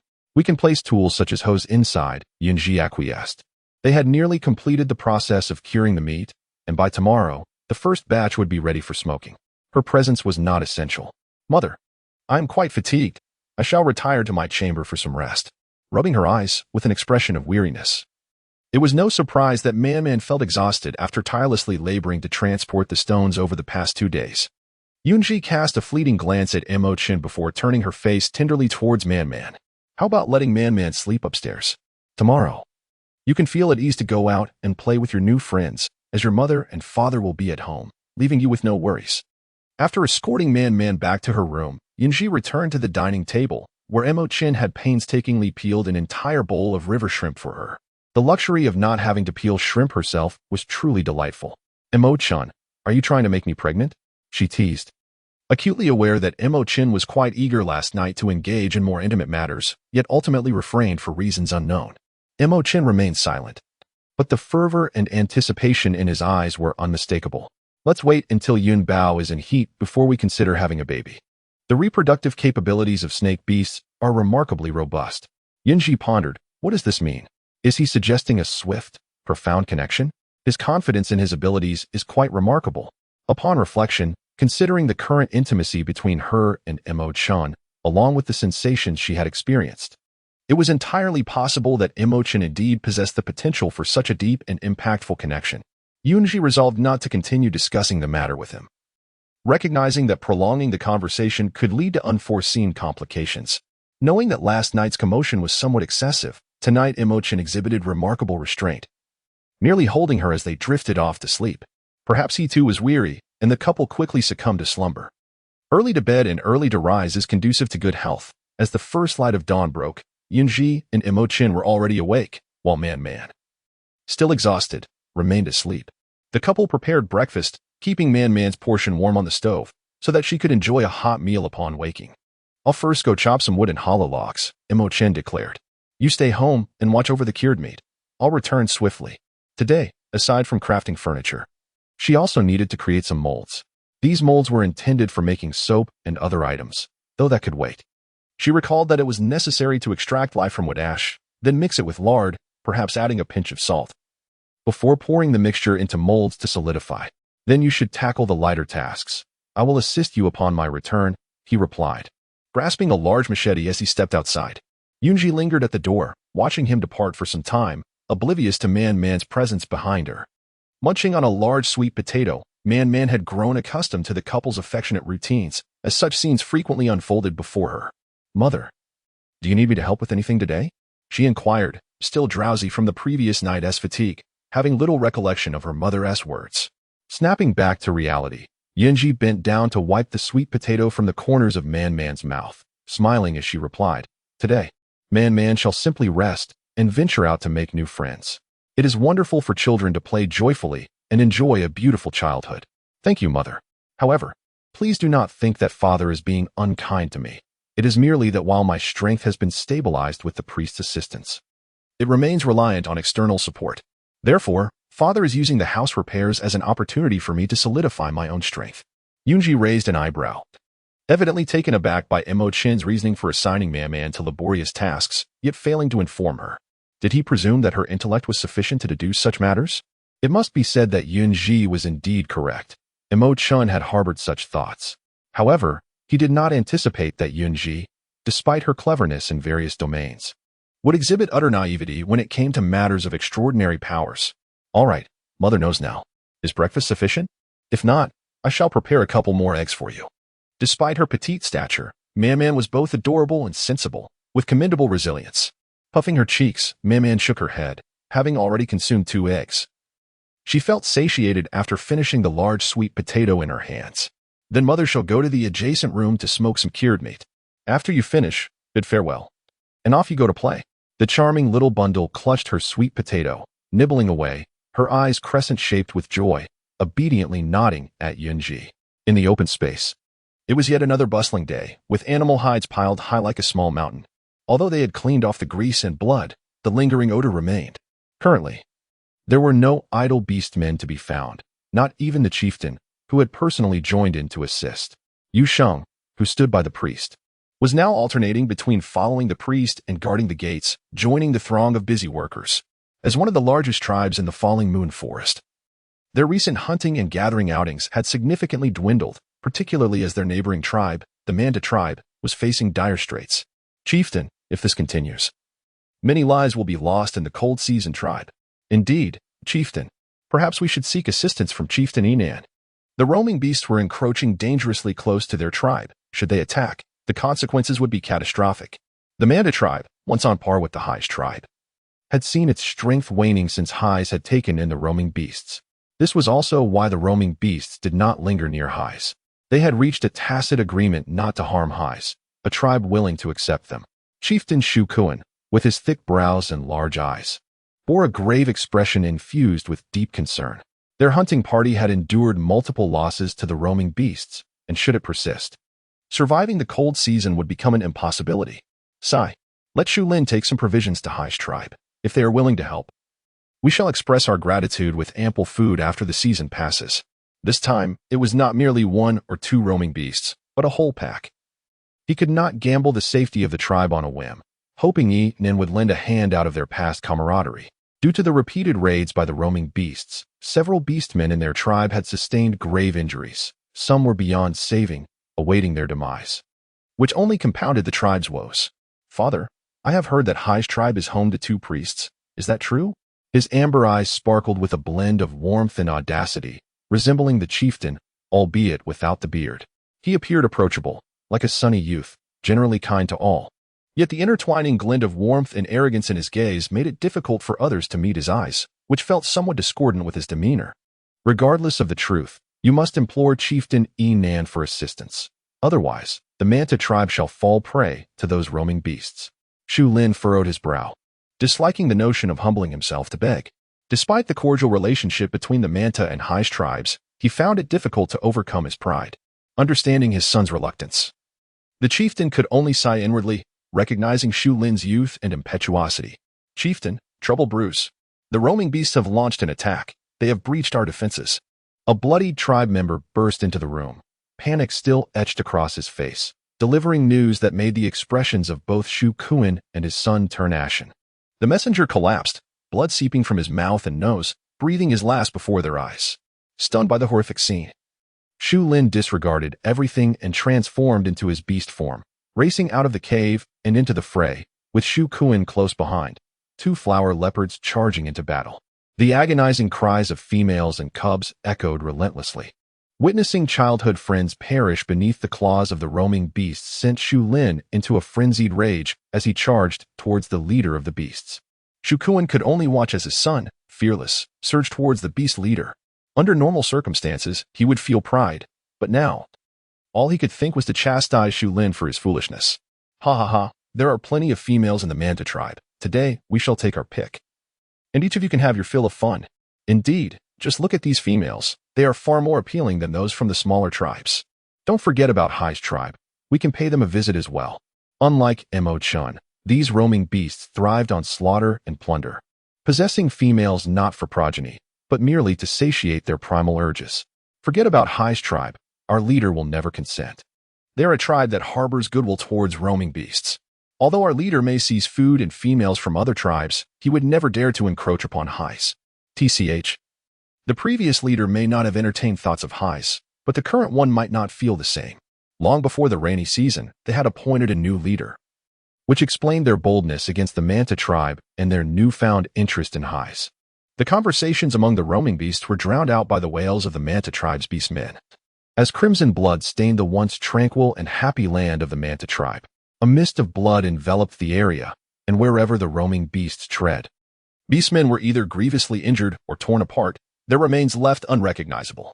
Females were brutally seized, dragged outside the tribe, while the roaming beast re-entered to capture others, mercilessly slaughtering any cubs that dared to obstruct their path, whether transformed or not. Shu Lin, driven by a bloodlust, charged towards the leader of the roaming beasts, Dabi.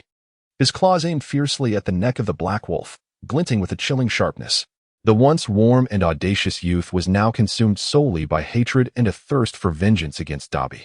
The scent of blood and the cries of his kin urging him on, his mind was singularly focused on killing these roaming beasts to avenge his tribe. Shu Kuan's son is no better.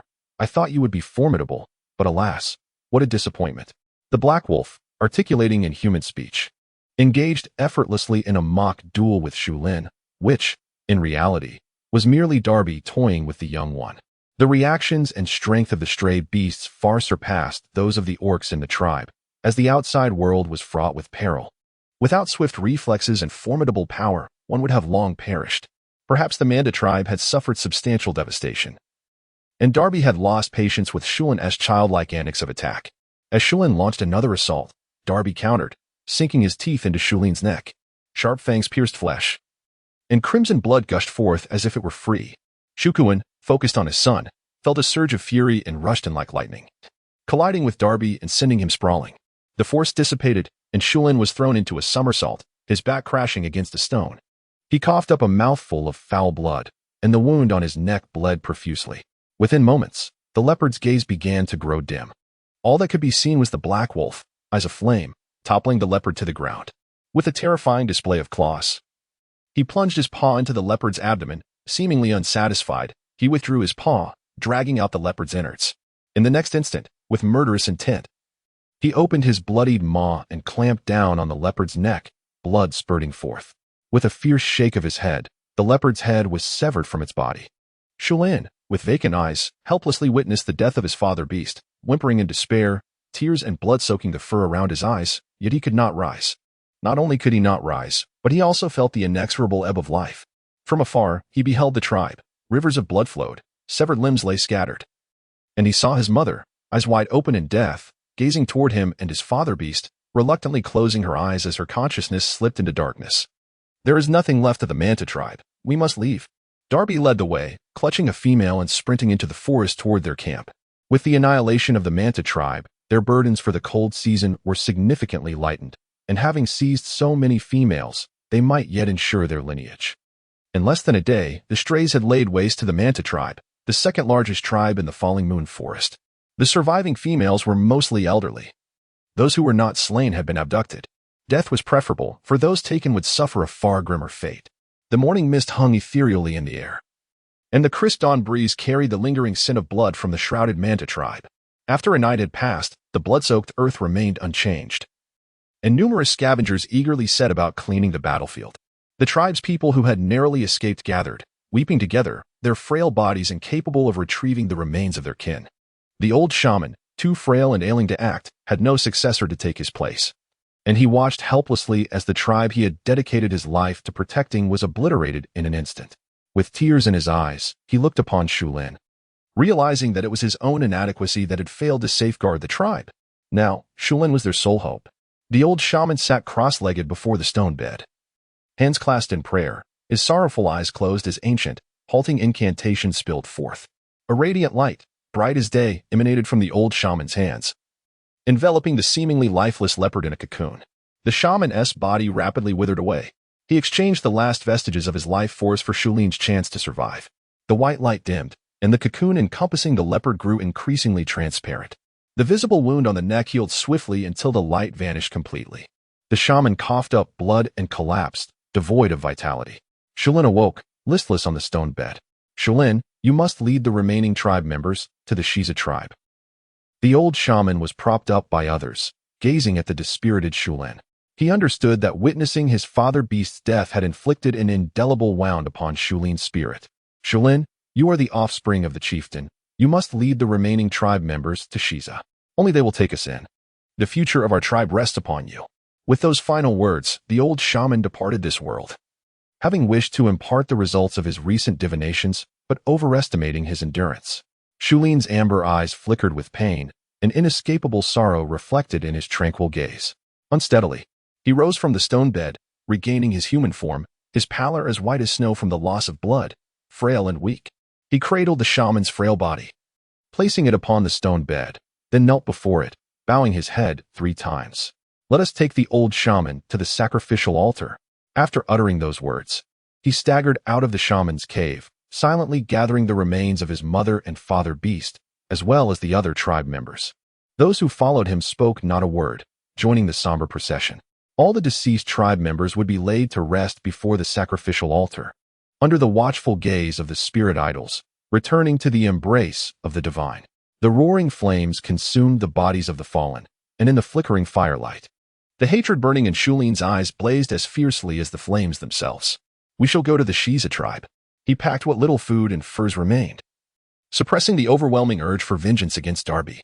The Manta tribe was no more. Seeking revenge would only lead the few remaining tribe members to their doom. He could not rescue the females who had been taken. A self-deprecating smile lingered upon his lips. He had once believed himself formidable.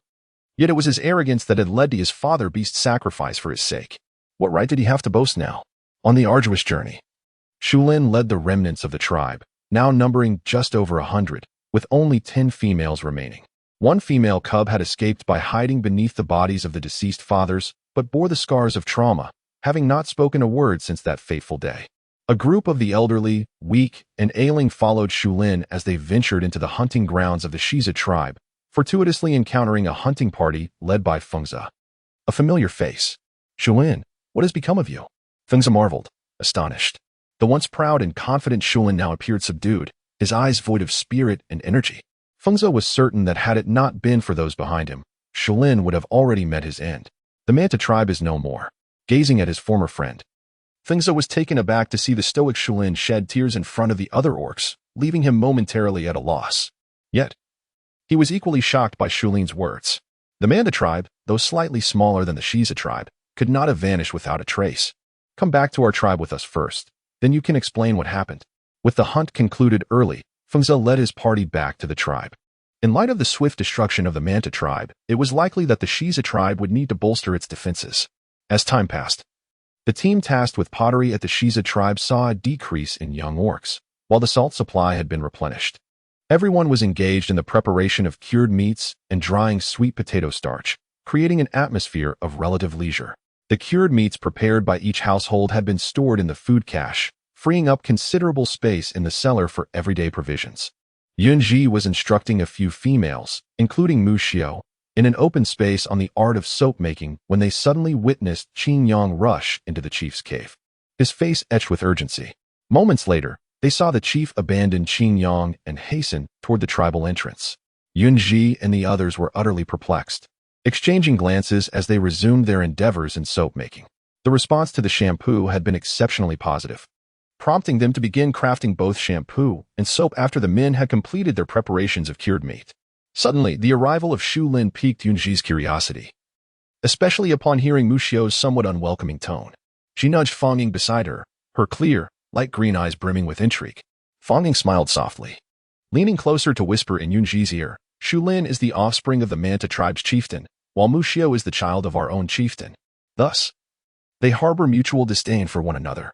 Despite their chieftain's cordial relationship, they maintain a faade of friendship while secretly bickering. Understanding dawned upon Yun Zhi. It was surprising that these playful adversaries had not formed a couple. However, Shu Lin's current demeanor appeared rather dismal. His amber eyes were bloodshot, reflecting a lifeless gaze, and his pallor was overshadowed by an air of sorrow. Most notably, the vitality surrounding him seemed unstable, as if it were an imposition upon him. When the chieftain arrived with his entourage, Yun Zhi and her companions paused their tasks to make room for their guests. What could have transpired with the chieftain? Yun Zhi regarded him with confusion, observing his furrowed brow that seemed capable of squashing a fly. The chieftain looked back at Yun Zhi, releasing a deep sigh as he gritted his teeth and lamented. The Manta tribe has suffered an attack from wandering beasts, leaving only Shu Lin and a few others. The females have been abducted by those beasts, and their fate is all too apparent. Yun Zhi suddenly widened her eyes in astonishment. She had always believed that the strays were gentle, considerate, and attentive, much like Emo Chen. However, she was now informed that the strays had brutally slaughtered a tribe similar to the Xize tribe. Yun Zhi, not all strays are like those we have sheltered in our tribe. Recently, that group of strays attacked the Manta tribe. They will not trouble us before the cold season ends, but once it does, the situation may change unpredictably. Yun Zhi remained silent, neither affirming nor denying, as the chieftain's words unsettled her composure. Having grown accustomed to a tranquil existence, the sudden emergence of such news heightened her sense of crisis. The members of the Xize tribe observed the disheveled Shu Lin, each person pursing their lips in silence, offering food and water to care for them. At that moment, Priestess Hui, supported by Yu Shang, approached Shu Lin, her gaze fixed intently upon him. After a prolonged silence, she spoke, "The vitality I bestow upon you is not intended for you to squander. Your life is a gift from the priestess." Shu Lin, his face ashen, raised his head, his unfocused eyes brimming with unshed tears as he gazed steadily at Priestess Hui. With a sigh in her heart, Priestess Hui turned her attention to Yun Zhi, who stood beside the chieftain. "Yun Zhi, please assist him.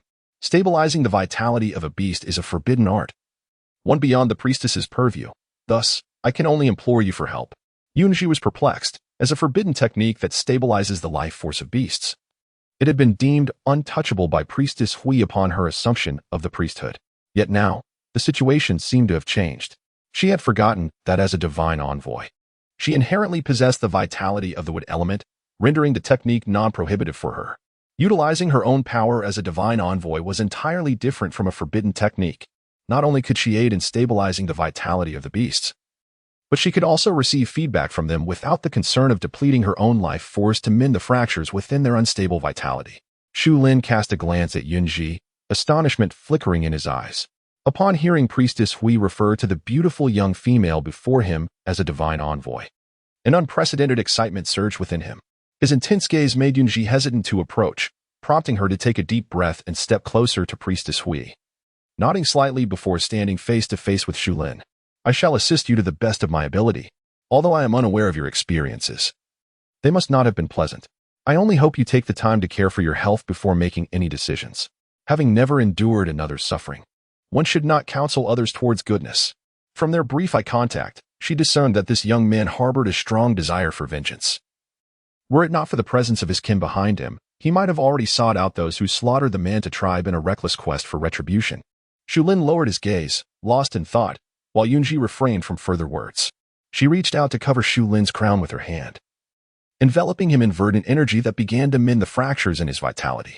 Half an hour passed, and the green cocoon gradually dissipated. Yun Zhi withdrew her hand and stepped back, gracefully retreating after her successful endeavor. Mu Xiao and the others witnessed Yun Zhi's capabilities for the first time, observing the stark contrast between Shu Lin's previous frail state and his current condition. Although he still bore a pallor of fatigue, His physical state had returned to a semblance of normalcy. "Little Yun, you are remarkable. Just look at Shu Lin now. He is much improved," Mu Xiu remarked. Fully aware of Shu Lin's troubled mood and refraining from provoking him further, yet unable to suppress her admiration for Yun Zhi. "Of course, little Yun is our priestess. How could she not be extraordinary?" Xiao Zhu chimed in, cheerfully sidling up to Yun Zhi, her demeanor a touch obsequious. However, their light-hearted banter alleviated the heavy atmosphere considerably. "Priestess," Shu Lin exclaimed, abruptly lifting his head. He had not anticipated that this enchanting young female was not only a divine envoy but also a priestess. It was indeed true that the Xize tribe boasted 2 priestesses. "Fengze, please escort them to rest," the tribe leader instructed, and Fengze complied, guiding them to the stone hut. As they departed, Shu Lin cast one last glance at Yun Zhi, a look that rendered her unable to ignore, compelling her to retreat behind the priestess. Following Fengze, Shu Lin observed the Xize tribe, his gaze settling on the clay pots and the gleaming salt barrels, his expression growing solemn. As they passed by the area where cured meats hung, confusion clouded his mind. Upon entering their designated stone hut, envy crept in once more. Since the tribe no longer needed to worry about food, they had constructed additional stone huts, and the area once filled with stone materials had been cleared, revealing a considerable expanse of land. "With the Manta tribe gone, you may now reside in the Xize tribe without concern for food," Fengze assured Shu Lin as he led him to the stone hut he shared with his close companions. With Yun Zhi's family's stone building as a foundation, they had made renovations to ensure Shu Lin's accommodation would not feel cramped. "What about that young priestess?" Shu Lin inquired, his gaze intensely fixed on Fengze, only to fall silent midway, casting his eyes down at his grimy feet, calloused and unkempt, and then at Fengze's simple straw sandals, feeling inexplicably embarrassed. Since Yun Zhi advised that females should wear shoes, Mu Xiu and Xiao Zhu had stubbornly dragged her to find Granny Lianfen, spending a good part of the day successfully crafting straw sandals from dry grass. However, due to the need for warmth, the straw sandals became obsolete, replaced by short boots made of animal hides, which the males then adopted. Upon hearing Shu Lin mention Yun Zhi, Fengze's demeanor shifted noticeably. Priestess Yun Zhi is the chosen successor of Priestess Hui. Unfortunately, during the ritual, an unexpected incident occurred, leading Priestess Hui to appoint Yun Zhi as the tribe's second priestess in her capacity as a divine envoy. Speaking of Yun Zhi, Fengze's countenance brightened, prompting Shu Lin to observe him with renewed interest. He wanted to say something, but was interrupted by Fengze's enthusiastic words. "The tribe was quite similar to yours. But ever since Priestess Yun Zhi arrived, we no longer need to worry about food. She has even taught us how to acquire salt and clay pots without needing to trade with the larger tribes." Recognizing the unspoken understanding, Shu Lin wisely fell silent, following Fengze up to the second floor. "From now on, you will reside with us.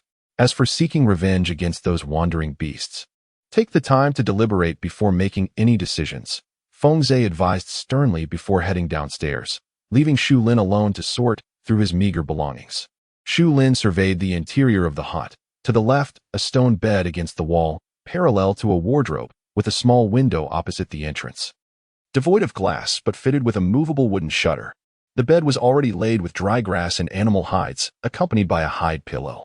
Such conditions deepened Shu Lin's silence. Unbeknownst to him, the Xize tribe had surpassed the Manta tribe in many respects. With the Manta tribe's demise, and his parents lost to him, he found himself bereft of everything. Self-deprecating, he approached the window, catching sight of a 3-story stone building in the distance, where a blissful family of 3 came into view. The young priestess nestled in the embrace of her partner, their eyes sparkling with affection as they lavished attention on their small female offspring, a picture of happiness reminiscent of his own childhood. After a moment's gaze, he averted his eyes, collapsing onto the stone bed behind him, pained to shut his eyes as memories of his father and mother flooded his mind. While he observed Yun Zhi's family, Emo Chen sensed his gaze but felt no threat, choosing instead to embrace his partner, seeking affection. He had intended to visit the Wood Heart Valley with Man in the coming days, but this unforeseen incident had altered those plans. Seated on the rooftop, Man graciously provided a vine sunshade. Emo Chen remained silent, pressing close to his partner. Man, feeling uncomfortable, transformed into vines, entwining beneath the sunshade to avoid being seen. Emo Chen, do you know the group of wandering beasts that attacked the Manta tribe? If you do, the Xize tribe could devise a targeted defense, she inquired. Moreover, the Xize tribe had already erected a wooden fence around their perimeter. By reinforcing defenses along the fence's trajectory, They could likely withstand an assault for some time. It is most likely to buy that black wolf. He was expelled from the white wolf tribe. Although he is slightly better off than I, his expulsion was not due to his color, but rather for committing wrongs. At the mention of Dubai, Emo Chen narrowed his eyes, a hint of barely perceptible malice flickering in his gaze. It was not surprising that an outcast, who had forcibly taken advantage of the tribe's females and had slain his kin, would engage in the massacre of the Manta tribe. Yun Zhi pondered for a moment. Since the expulsion stemmed from wrongdoing, it was evident that the individual in question was no virtuous person, and thus she felt no remorse for her harshness. Resolute, she fixed her determined gaze upon Emo Chen. Do you know anyone among the strays that follow Darby? Upon this inquiry, it was palpable that Emo Chen fell into silence. I was their leader once, yet I never committed any heinous acts. However, in time, those beasts chose to follow Darby, and I departed. As for their current state, I am unaware. Emo Chen answered candidly, leaving Yun Zhi somewhat astonished. She had not anticipated that he had once been the leader of the strays. Quite impressive indeed. Well then, with that last question resolved, I shall hold back no longer. Let us visit the chieftain's home, and tomorrow we shall venture to Mushin Valley. I would greatly appreciate it if Man could guide us. She intended to transplant a few carnivorous flowers and vines around the tribe and tame them with her abilities, thereby adding an extra layer of protection to the Xize tribe. Additionally, with bamboo groves nearby, she could craft some spike traps. And she had inquired about acquaintances to avoid inadvertent harm, only to discover there were none. Mother, we are finally going to Mushin Valley. I must send a signal to my little friends. Upon hearing about the trip to Mushin Valley, Man instantly transformed into a little bundle, leaping into Yun Zhi's embrace, seeking affection.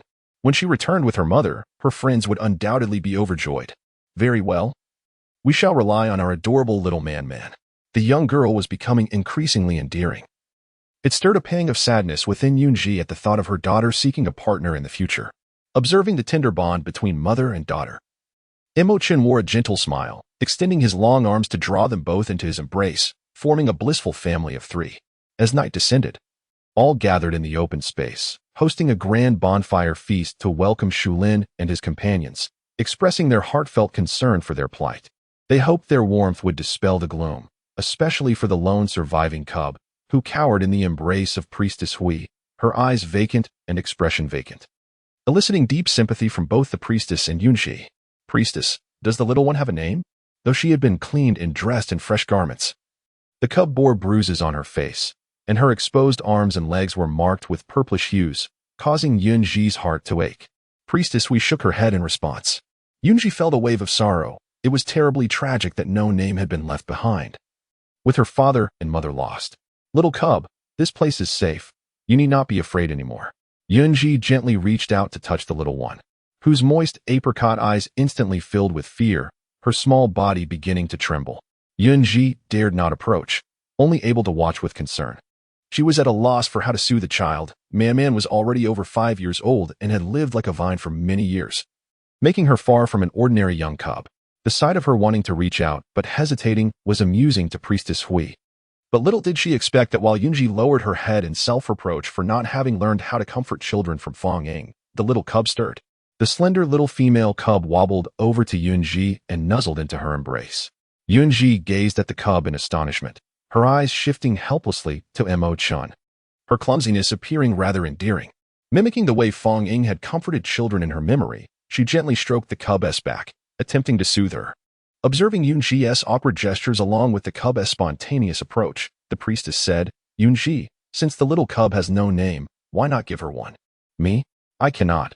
Naming is my greatest weakness, she exclaimed, astonished. Her inability to name was evident, as even Man's name had been derived from the two characters she had picked from the vine. Seeing how much the little cub adores you, why not bestow her a name? The priestess, reminiscent of a jovial Buddha, placed considerable pressure on Yun Zhi. The cub also looked up, her not-so-vibrant apricot eyes devoid of fear, now glimmering with expectation. Yun Zhi felt compelled to act, ruminating over numerous names, yet finding none satisfactory. Tentatively, she suggested, how about we call her Xize, which signifies a future filled with hope and light. Struggling to find a name, she could only think positively. In truth, she had contemplated naming her Xize in repetition because of a line she remembered from watching CDE and Huan. But upon noticing the cub's vacant gaze and lifeless demeanor, She reconsidered. Very well. Given that she has endured such bloody and harrowing experiences, this name is indeed fitting. From now on, Xize shall live with me.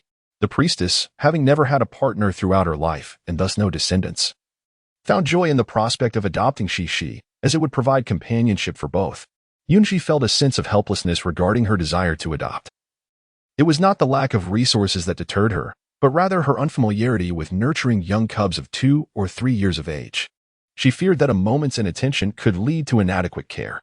Once the destination for Xize was settled, Yun Zhi felt a wave of relief wash over her. Accompanying the priest would not only be a good arrangement, but perhaps also provide her with the opportunity to inadvertently acquire valuable skills, which would certainly benefit Xize. Chief, our tribe ought to bolster its defenses, she proposed. That afternoon, she had discussed several plans with Emo Chen, though certain details required further consultation with the chief. The chief regarded Yun Zhi thoughtfully. Initially, he had been concerned about the inability to contend with the roaming beasts, but now that Yun Zhi had brought it up, it indicated that she had a solution in mind. Whatever needs to be done, I shall organize it for tomorrow, he replied. We will require a substantial quantity of hollowwood and vines. Before my return, I entrust you, chief, to lead the tribe in excavating tunnels along the critical paths of the roaming beasts' approach, as well as at the various entrances to our tribe. Please ensure that proper markings are made to avoid any harm to our own people. The conversation between Yun Zhi and the clan leader was not discreet. Their voices were far from hushed, and those nearby could easily overhear them. In her embrace, Xize had already succumbed to slumber, perhaps lulled by the warmth of Yun Zhi's arms. Observing this, the priest instructed Yu Shang to take Xize back to her cave for rest. With Xize absent, Yun Zhi shifted her position, as she had been cautious not to disturb the sleeping child moments prior. However, her legs had begun to tingle with discomfort. She had sharpened hollow wood to lay in the cave, concealing the entrance so that any wandering beast would fall through, sustaining injuries that would diminish their combat prowess. Yun Zhi had contemplated crafting a bow, yet the necessity for animal sinew as bowstring, which could not be substituted with vines, coupled with the absence of iron for arrowheads, led her to dismiss that idea outright. In the absence of bows and arrows, she resolved to fashion some stone spears and hammers. Though rudimentary, the sharp stone spear would prove to be a formidable weapon in the hands of the orc. And paired with the stone hammer, a couple of strikes would be sufficient to crush their foes. Yun Zhi conversed merrily with the clan leader, discussing intricate details, while Emo Chen busied himself with silent exchanges of glances that could kill. Xulin observed Yun Zhi's confident demeanor, as if radiating light. And though he felt awkward and out of place while comforting Xize, his gentleness shone through. He was situated close to Fengze, from where he could easily see Yun Zhi. Noticing Xu Lin's unwavering gaze on Yun Zhi, Fengze's heart darkened, but he refrained from intervening. Having altered his mindset, Xu Lin no longer harbored unrealistic fantasies about Yun Zhi, and Emo Chen had ceased to retaliate against him, leading to a more peaceful existence. However, the newcomers remained unaware of his current state, which resembled that of Lei Fu in the past, content to observe the unfolding drama. Xu Lin's eyes remained fixated on Yun Zhi, and as Emo Chen engaged in lively conversation with the clan leader, he focused intently on preparing skewers of meat for his partner. A brief glance to the side revealed a pair of malicious eyes directed toward him. He was not narcissistic enough to presume they were admiring him. Instead, he calmly continued grilling, slicing, and plating the meat before presenting it to Yun Zhi. Finally turning to confront the source of the gaze, his brow arched slightly as he recognized a newcomer who had arrived that day, troubling their precious Yun Zhi for assistance and now eyeing him with ill intentions. Nevertheless, Xu Lin had no designs on becoming Yun Zhi's partner. Had the Manta tribe still existed, he might have considered a bold approach, but now he knew better than to overreach. Moreover, he had not developed feelings for Yun Zhi. He simply perceived the young priest as a beacon of hope, guiding him toward avenging his kin. Reflecting on that clear and gentle power, Xu Lin withdrew his gaze from Yun Zhi, his lowered eyes filled with loathing for the band of vagabonds led by Dabi. He realized he could not rely solely on Yun Zhi's guidance. He needed to grow stronger to exact vengeance for his father and mother by eliminating Dabi himself. Lost in thought, Xu Lin suddenly sensed a gaze upon him. He stifled the murderous intent and hatred in his eyes, raising his head to meet the owner of the gaze. To his surprise, it was Yun Zhi's partner. Upon recalling how conspicuous his stare had been, he worried he had displeased Yun Zhi's companion. He expected a warning from Emo Chen, but the latter simply glanced his way before returning to feed his partner. Fengze, unable to remain silent, cautioned Xu Lin, You may set your sights on any female in the tribe, but do not covet priest Yun Zhi. She has expressly stated that Emo Chen is her sole partner. Xulin stared blankly at Xize, astonished that there was a female who desired only one partner. Turning to Emo Chen's retreating figure, his clear and bright eyes reflected envy. Fear not. I shall not overestimate my capabilities, and at present, I have no intention of seeking a partner. Once I have avenged my father and mother, and the tribe's kin, I will consider finding one. However, how wonderful it would be if I could encounter a female who desired only me. That would be splendid. Initially, I was reluctant. But upon witnessing her bond with Emo Chen, I relinquished my wish. After all, she is the tribe's priestess, and I can still guard her in another way. Xulin regarded Xize's foolish expression, torn between disdain and uncertainty, choosing instead to silently observe the profile of Xize. After dinner, everyone returned to their respective homes. Yun Zhi and the clan leader engaged in an endless discussion, covering topics from digging traps to weapons and iron ore. They nearly concluded a comprehensive overview of high technology in air, land, and sea, until Emo Chen prompted Man to intervene, claiming fatigue to halt the conversation. As night fell, it was time to sleep, and who wouldn't he relish embracing a soft partner? Moreover, they were to embark on a journey the following day, necessitating an early rest for renewed vigor. Thus, Emo Chen did not disturb Yun Zhi, quietly holding him as they drifted off to sleep, while Man, more animated, swayed playfully in the room, looking quite adorable. The early bird catches the worm. Indeed, Yun Zhi's little family rose before dawn, preparing breakfast and packing a small basket with fruits. Man, how long will it take to reach Woodheart Valley? Not far at all. We shall arrive in half a day. Woodheart Valley was indeed vast, and while the entrance was close, the interior required additional travel time, necessitating another half-day to reach the true depths of the valley. The round trip would not merely consume a day, as their purpose was not leisure but to procure carnivorous plants and vines. Man also needed to return home for a visit. They would be away for several days, so it was essential to bring a fur blanket. Emo Chen selected a particularly soft brown pelt, which could envelop Yun Zhi snugly. Upon consideration, he set aside the basket, opting for a backpack instead. Emo Chen skillfully donned the backpack, securing it on his own back.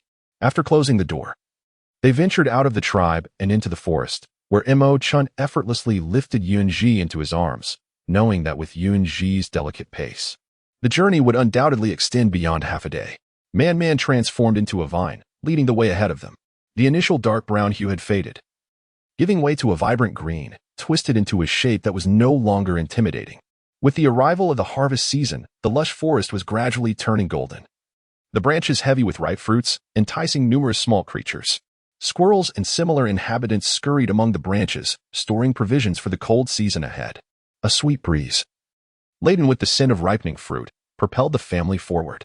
As they traversed the dappled shadows of the forest, Yun Zhi nestled in Emo Chen's embrace, gazed at the swiftly receding scenery, marveling at the stark contrast between their half-day and his own. Woodheart Valley lay between the Sunset Mountain Range and the Xize tribe, seldom entered in its true essence. From above, it resembled a gourd, encircled by a dense thicket of thorns, beyond which awaited the fearsome carnivorous plants and vines. Within the true Woodheart Valley, the flora remained verdant year-round, impervious to the harshness of winter snow or hail. Upon arriving at the outer thicket, Man excitedly danced around the prickly barrier, while Yun Zhi felt less inclined to share in her enthusiasm. Man, are you certain there are no obstructions once we pass through? Indeed, beyond lies the very thing Mother desires. So her target plants were still further ahead. Gazing fixedly at the towering thorn wall before him, he realized it was nearly impenetrable. Had he retained his former height and weight, he might have squeezed through, but now he truly felt unable to pass. Yun Bao, you can use your abilities to manipulate them aside. What could one do when their partner was so foolish? One could only indulge them.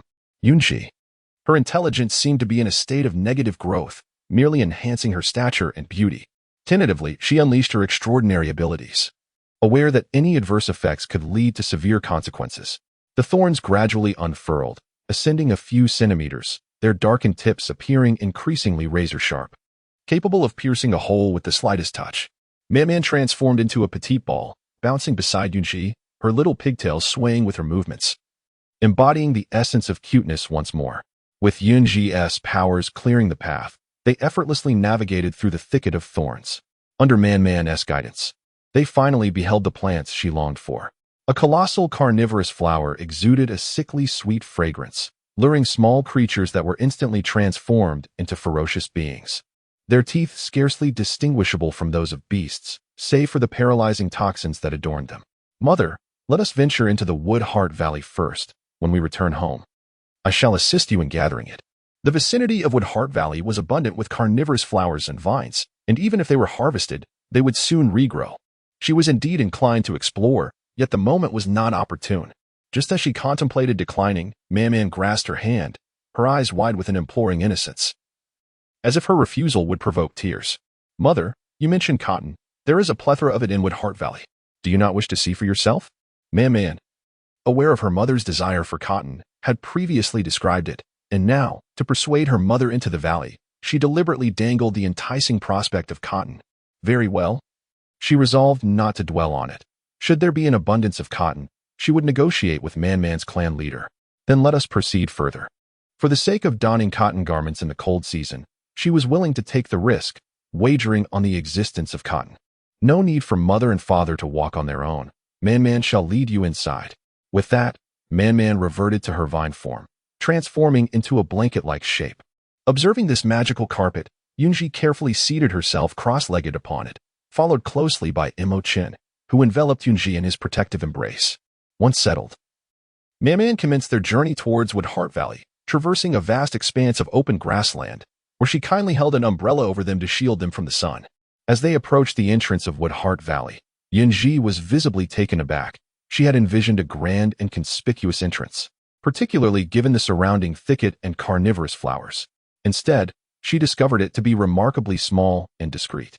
The entrance resembled a cavern, nestled halfway up a mountain, shrouded in moss and various vines, making it unlikely to be discovered by the untrained eye. Man, shedding her small form, stepped forward to clear the obstructing vines, revealing an opening wide enough for two to pass side by side. With two tendrils entwined around Yun Zhi and Emo Chen's hands, Man guided them into the cave. Following the gentle pull of Man's vines, they ventured deeper, welcomed by a refreshing coolness that gradually dispelled the heat from their bodies. The further they journeyed, the cooler it became. After several minutes, the cave brightened with an array of crystals adorning the walls, accompanied by luminescent bellflowers, a sight that truly captivated Yun Zhi. However, their journey was far from over, as Man continued to lead them deeper, depriving Yun Zhi of the opportunity to fully appreciate the beauty surrounding her. Emo Chen held Yun Zhi's shoulders closely, attuned to her emotions. When Yun Zhi's face lit up with awe and delight upon seeing the crystals and bellflowers, Emo Chen committed her expression to memory. After approximately half an hour, an unexpected waft of floral fragrance enveloped them, and upon glancing outside, Yun Zhi's eyes sparkled with amazement. Before her lay an endless expanse of grassland, dotted with vibrant flowers and frolicking rabbits. Reminiscent of the fluffy little white bunny she had seen before, distinct from the long-eared beast of the falling moon forest. Despite emerging from a mountainside cave, they were greeted by the breathtakingly beautiful meadow. Man transformed back into her small form, eagerly tugging Yun Zhi and Emo Chen further inside. After traversing a gentle slope, they discovered yet another magnificent meadow, this time adorned with a colossal waterfall, shrouded in mist, rendering its summit invisible. Below the waterfall lay a forest, where treehouses and hollows were visible among the trees, presumably the homes of her kin who had attained humanoid forms. As they prepared to enter the woods with Man, a vivid image flashed through Yun Zhi's mind, strikingly similar to the scene before them. Suddenly, she recalled that on the night Emo Chen had rescued her, she had dreamt of this very place, yet had never ventured inside, falling asleep at the spot where she now stood, which subsequently awakened her extraordinary abilities. Emo Chen, the night you saved me, I dreamt of this place. It is identical. This can no longer be deemed a coincidence. Since I have dreamed of it, it signifies that something extraordinary indeed exists here. Let us proceed with caution. What he had witnessed that night was absent by day, yet emerged under the cloak of night. Yun Zhi gently patted Emo Chen's somewhat anxious hand. She sensed that there was nothing dangerous here. Perhaps visiting this place would yield extraordinary rewards. Mother need not fear. Xize Valley is a sanctuary protected by the wood god. Otherwise, our presence here would not be possible. Drawing upon the wood god's power, they had acquired human forms, allowing plants to possess the ability to become human. The wood god? It is fascinating that the Tsanyu continent is home not only to the dragon god, revered by the beastmen, but also to the wood god, worshipped by the plant people. Truly, the wonders abound. On the entire Songyu continent, only Mu Xian Valley is suitable for their kind. Other places are uninhabitable for them, which is why they have always resided in Mu Xian Valley, rarely venturing out. Plants fear fire, which is why Man was so severely punished by Emo Chen in the past. Within Mu Xian Valley, fire is non-existent. If it were ever to appear, strict confinement would follow. Do not inquire how Man came to know this. She learned from experience. While playing outside, she had seen beastmen cooking meat over a fire. And unaware of its dangers, she returned to Mu Xian Valley carrying a piece of wood that sparked. Consequently, she was confined in a tree hollow for a long time and accidentally burned by the sparks. From that moment on, she never dared to approach fire again and only gradually regained her courage when Yun Zhi brought her home. Mu Xian Valley is a paradise. If I could dwell here, I would be perpetually joyful. Each day is a dreamlike spectacle, simply exquisite.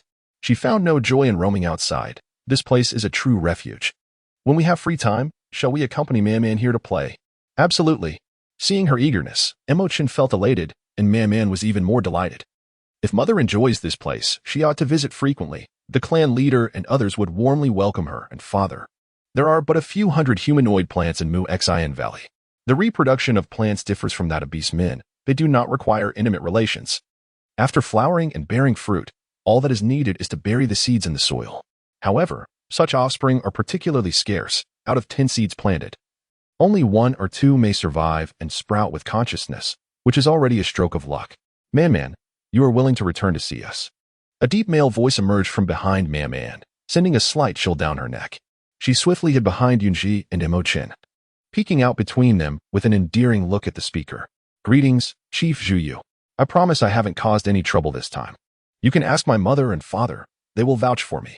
Without hesitation, Man pushed them forward. Yun Zhi pinched her little chubby face before turning to face the somewhat intimidating Chief Zhuyu. He appeared to be around 40, with hair as green as the leaves, held in place by a small bamboo stick. Dressed in a skirt woven from leaves and adorned with a belt of bamboo, he bore 6 small stars at his side, indicating considerable strength. Just as Yun Zhi was about to speak, Chief Zhuyu interjected, Man has already informed me about you. Normally, Mu Xian Valley does not permit beastmen and female beastmen to enter, but you are different. Well, she was at a loss for words. If you are not in a hurry to return, you may stay in Mu Xian Valley for a few more days. Chief Zhuyu gazed at Yun Zhi. Sensing the power emanating from her, being a plant himself, Yun Zhi observed that the chieftain appeared to be exceedingly hospitable. With his consent, she could indeed extend her stay for a few more days, allowing her the opportunity to examine the objects that Man had described, which were suspected to be cotton. Thank you, chieftain. I shall not impose further.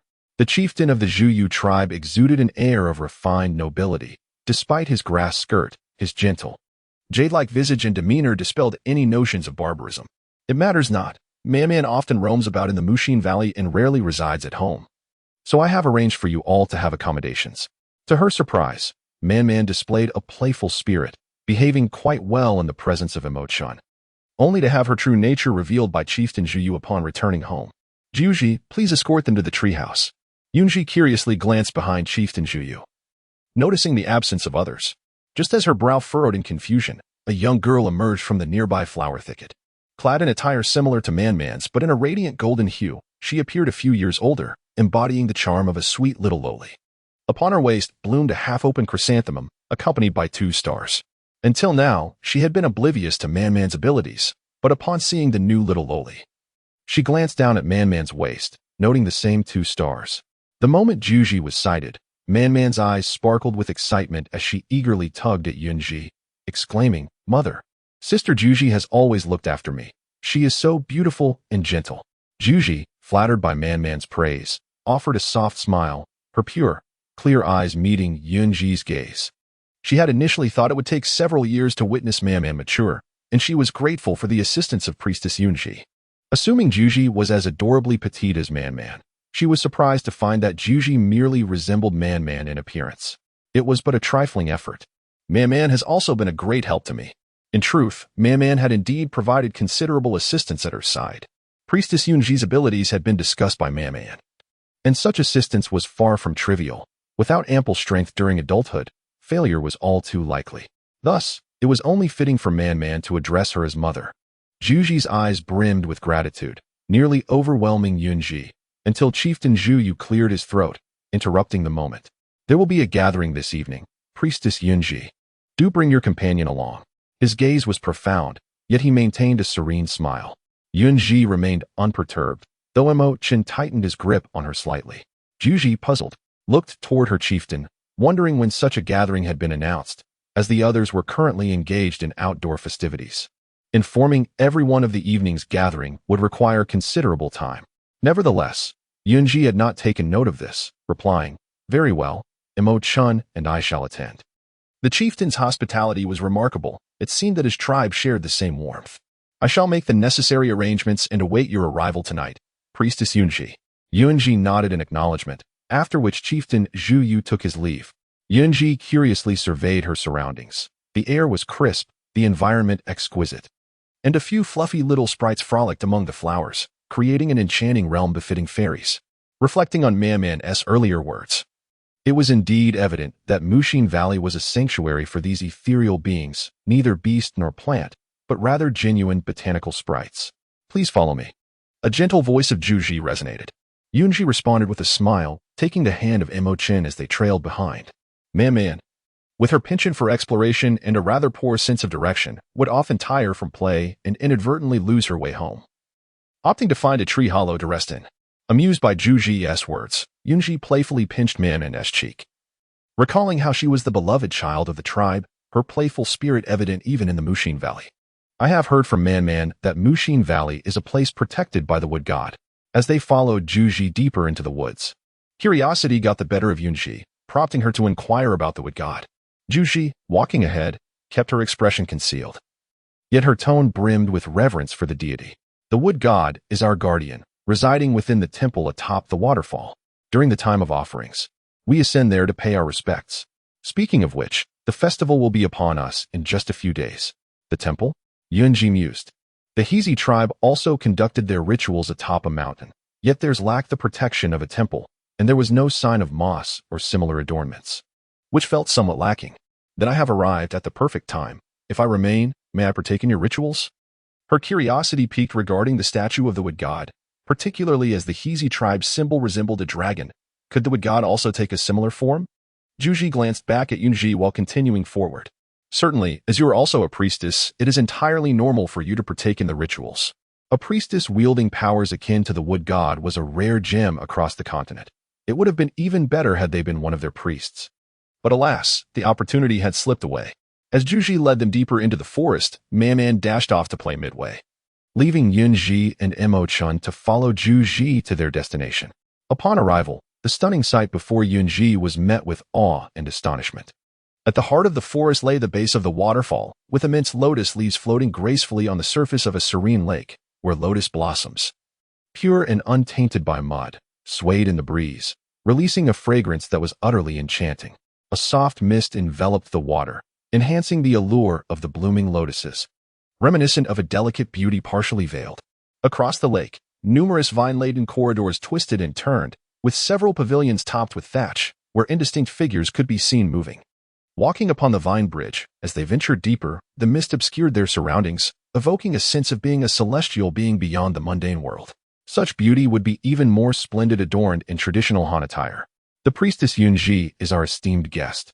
The chief had arranged for her and her companion to reside in a central location, with a treehouse specially constructed for their comfort. Yun Zhi gazed up at the treehouse, which, from the outside, appeared similar to others, albeit significantly larger. Ascending the vine ladder, she found the interior simply adorned. Yet the windows offered a breathtaking view of the lake, enhancing the overall ambience. Zhi trailed closely behind Yun Zhi, ever vigilant of her reactions. Noticing Yun Zhi's delight, Zhi felt a sense of relief wash over her.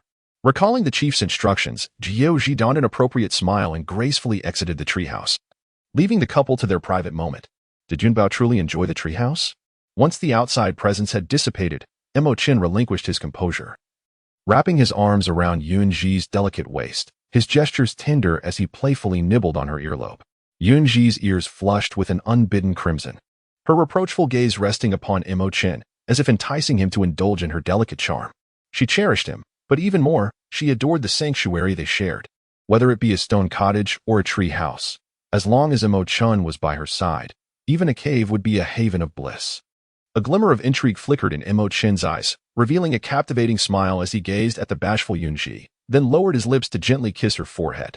The mark of the little black snake seemed to come alive, writhing momentarily before returning to its original form.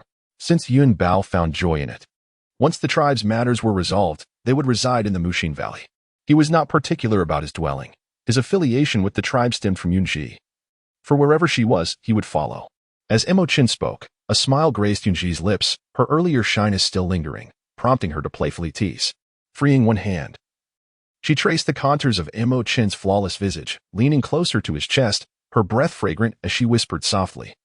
How about we build a new wooden house in the tribe? It seems I shall be putting my dear husband to work. Initially, she had intended to dismantle the stone house to construct a wooden one, yet the thought of heavy snow and hail during the cold season made her hesitate. Lacking knowledge in the art of wooden construction, she feared that a roof might collapse under the weight of snow or shatter under hail, leaving both her and Emo Chen buried alive in their dreams. Emo Chen's dark purple eyes deepened, his grip around her waist instinctively tightening. Yun Zhi felt the strength of his hold and smiled knowingly. It is not hardship, for whatever my Yun Bao desires, I shall procure for her. If she wishes for it, I would even offer my life.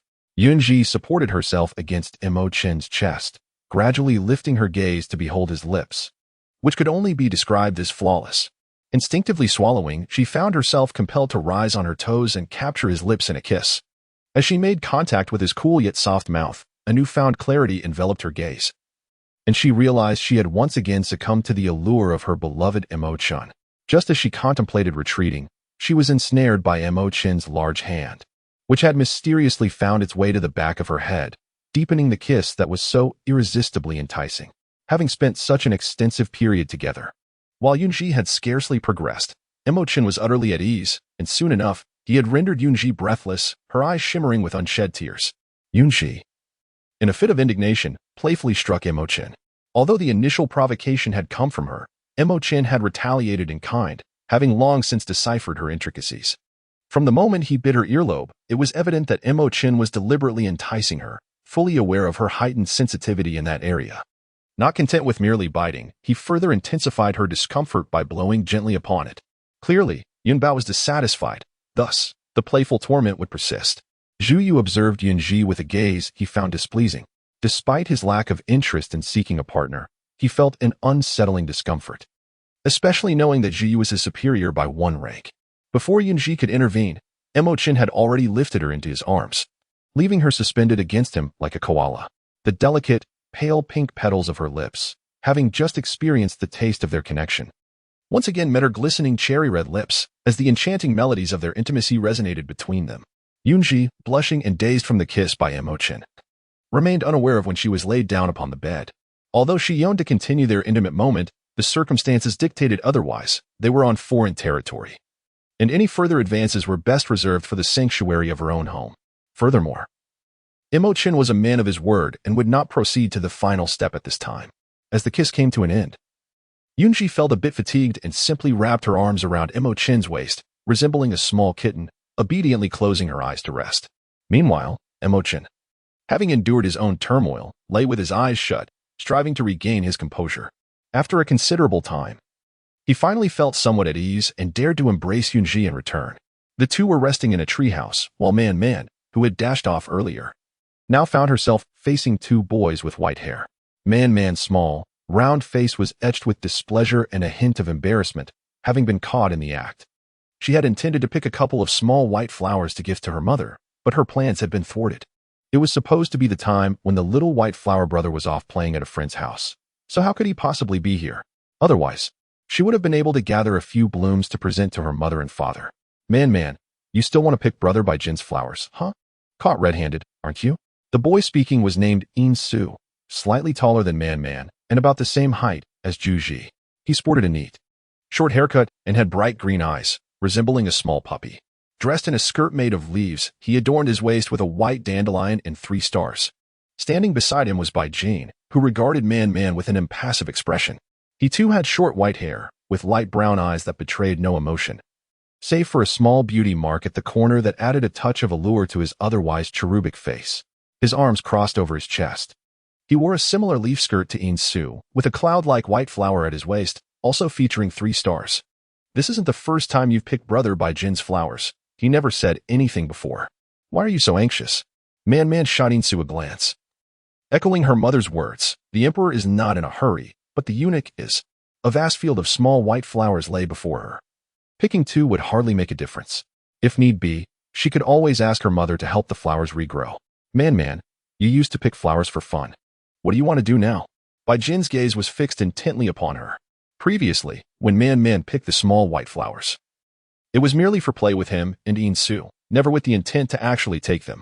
Now, however, she seemed resolute about her intentions, and he was curious to know what she planned to do. Upon seeing Bai Jin, an inexplicable shyness overtook Man. She could be fierce with Yun Zhi, but she dared not show the same bravado towards Bai Jin. With a voice as faint as a whisper, she explained, I just think the small white flowers are beautiful and wanted to pick a couple for my mother. Truly, I only wanted to take 2, nothing more. Fearing Bai Jin would not believe her, she hastened to assure him, nearly swearing to the wood god in her desperation. Yun Zhi stood by, enjoying the spectacle. Aware that only the clan leader and Bai Jin could truly reign in Man, everyone else failed to manage her. Those familiar with her recognized she was not lying. Yet Bai Jin inquired, Your mother? You mean the orc female who helped you become an adult? Bai Jin remained silent, allowing Yun Zhi to question further, as both were eager to know the answer. Man nodded vigorously. Yes. My mother is beautiful and wonderful. Brother Bai Jin, please let me pick 2 small white flowers for her, will you? She dared not approach Bai Jin, for reasons unspoken, the last time they interacted. She had been punished for inadvertently harming a small white flower, resulting in Bai Jin, already an adult, punishing her. Ever since that incident, she had frequently visited Bai Jin, convinced her previous misstep was a mere accident and believing she would prevail in their next encounter. Yet, each time, she found herself on the receiving end of his reprimand. Yun Zhi, observing from the sidelines, noted that Man had been scolded more times than he had, and as she prepared to become an adult, she had distanced herself, diligently absorbing the wood god's power. When she finally returned as an adult, Bai Jin and Yun Zhi had already ascended to 3 stars, while she remained pitifully at 2 stars, unable to contend with Bai Jin. Bai Jin stated, You may only take 2. With that, he turned to leave, while Yun Zhi followed him, full of questions. Having received permission, Man, although tempted to gather a bouquet for Yun Zhi, knew the small white flowers were under Bai Jin's management. Should she take too many, he would swiftly appear before her, until she surpassed Bai Jin in strength. It was wiser to tread carefully, waiting for the day she could gather as many small white flowers as she wished for her mother. She resigned herself to picking just 2 of the prettiest small white flowers, but found herself captivated by others, and, battling her impulsive desire, forced herself to turn and flee. As Man disappeared, Bai Jin and Yun Zhi emerged, 2 boys around 10 years of age, their looks already promising, and their future allure even more so. Bai Jin, why did you let Man take the flowers? We all know the effects of the dreaming flowers. Is it really safe for her to bring them back to her mother? The small white flowers, known as dreaming flowers, had 2 significant effects. One was to incite desire, ensnaring beastmen in their lust for 3 days, rendering them unable to leave their homes. The other was to induce dreams, allowing one to see their innermost desires. Man, however, had only remembered the flower's beauty, oblivious to the potential consequences of the 2 blooms she had taken. It was rumored her mother had a partner. Regardless of which effect the flowers might have, it should not matter, right? The clan leader mentioned there will be a gathering tonight. You should inform everyone, Bai Jin said, casting his gaze in the direction Man had gone, disregarding Yun Zhi's inquiry. All right, it will be a good opportunity to see what Man's mother looks like. I've heard she possesses powers akin to the wood god. Yun Zhi was filled with curiosity about Yun Zhi. Noticing Bai Jin's indifference, he shrugged nonchalantly, drifting away like a dandelion on the wind. Bai Jin stood amidst the dreaming flowers, his indifferent gaze betraying a ripple of concern. Man's growth after becoming an adult was decidedly different from his own, presenting a rather tricky situation. Man, with the dreaming flowers in hand, could hardly contain her excitement. However, she seemed to have forgotten where her mother lived or perhaps had never known. In a state of distress, she stood still until she spotted Zhi emerging, her eyes lighting up as she dashed towards her. Yet, upon seeing the dreaming flowers in Man's grasp, Zhi's expression shifted dramatically. Just as Man approached, Zhi turned to flee, but it was too late. Sister Zhi, where do my mother and father live? Man asked, her gaze pleading as she looked at the excited girl, who instinctively took a couple of steps back, distancing herself from the dreaming flowers. With a strained smile, Yun Zhi replied, the priestess Yun Zhi resides in the treehouse by the Lotus Lake. The largest treehouse is theirs. After tonight, it remained uncertain whether they would be seen for 3 or 4 days, depending on the effects they encountered. Yun Zhi's expression was difficult to interpret as she watched Man, resigned to the fact that the girl was unaware of the implications. After all, they were a bonded pair. Their absence wouldn't matter much, would it? All right, thank you, Sister Yun Zhi. See you tonight. As she observed the lively little sprite cheerfully parading through the streets with the dream blossom in hand, Yun Zhi pondered whether to remind Priest Yun Zhi later that evening. As night fell, the forest transformed. The grass was adorned with scattered glimmers of light, akin to shattered stars. In the once tranquil woodland, where small creatures returned home to rest, the inhabitants of Xize Valley emerged. The fully matured sat together, while those in their semi-adult forms exhibited diverse traits, retaining certain plant characteristics reminiscent of beastmen in their half-beast state. Witnessing the joy of her kin, Ji felt a sense of happiness for them. Xize Valley had always remained aloof from the troubles of the outside world, leaving the beastmen oblivious to the existence of their clan on the Zhangyu continent. This isolation brought them fewer troubles, yet it also rendered them solitary and made reproduction challenging. Although they were beings transformed from plants or small sprites, they could still bond with beastmen, with the strength of their offspring determined by the prowess of the couple, who might inherit the abilities of their plant origins. The gathering took place outside the forest, in the very meadow that appeared in Yun Zhi's dreams, surrounded by a verdant glow that resonated deeply with the plants. As time passed, more and more points of green luminescence began to dance around the meadow, until Yun Zhi and Emo Chen made their entrance. The couple followed behind Man, stepping gracefully into the moonlight. The black suspender knee-length dress accentuated Yun Zhi's fair skin, and under the silver moonlight, she radiated a gentle, ethereal glow. Emo Chen donned a black and gray animal skin skirt around his waist, while the one he had entered in remained unwashed and damp, a detail best left unmentioned. Chief Zhuyu, I apologize for oversleeping, she said, casting a playful glare at the nonchalant Emo Chen beside her. Zhuyu maintained his usual demeanor, betraying no signs of anger or dissatisfaction, and gestured for Yun Zhi and Emo Chen to sit opposite him. In Xize Valley, there was no fire, so they gathered around an assortment of fruits. As guests, the couple was invited to join Zhuyu in the circle. No worries. We have just finished preparing. Your arrival is perfectly timed. He had heard from Yun Zhi that Man had presented them with dream blossoms, which would only take effect at midnight, though it would certainly have an impact beforehand, a notion he found unsurprising. Yun Zhi and Emo Chen obediently sat down, while the various playful spirits around them paused to pay their respects to Yun Zhi.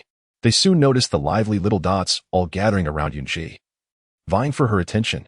This scene left the onlookers dumbfounded, except for Zhuyu, who calmly peeled a small orange.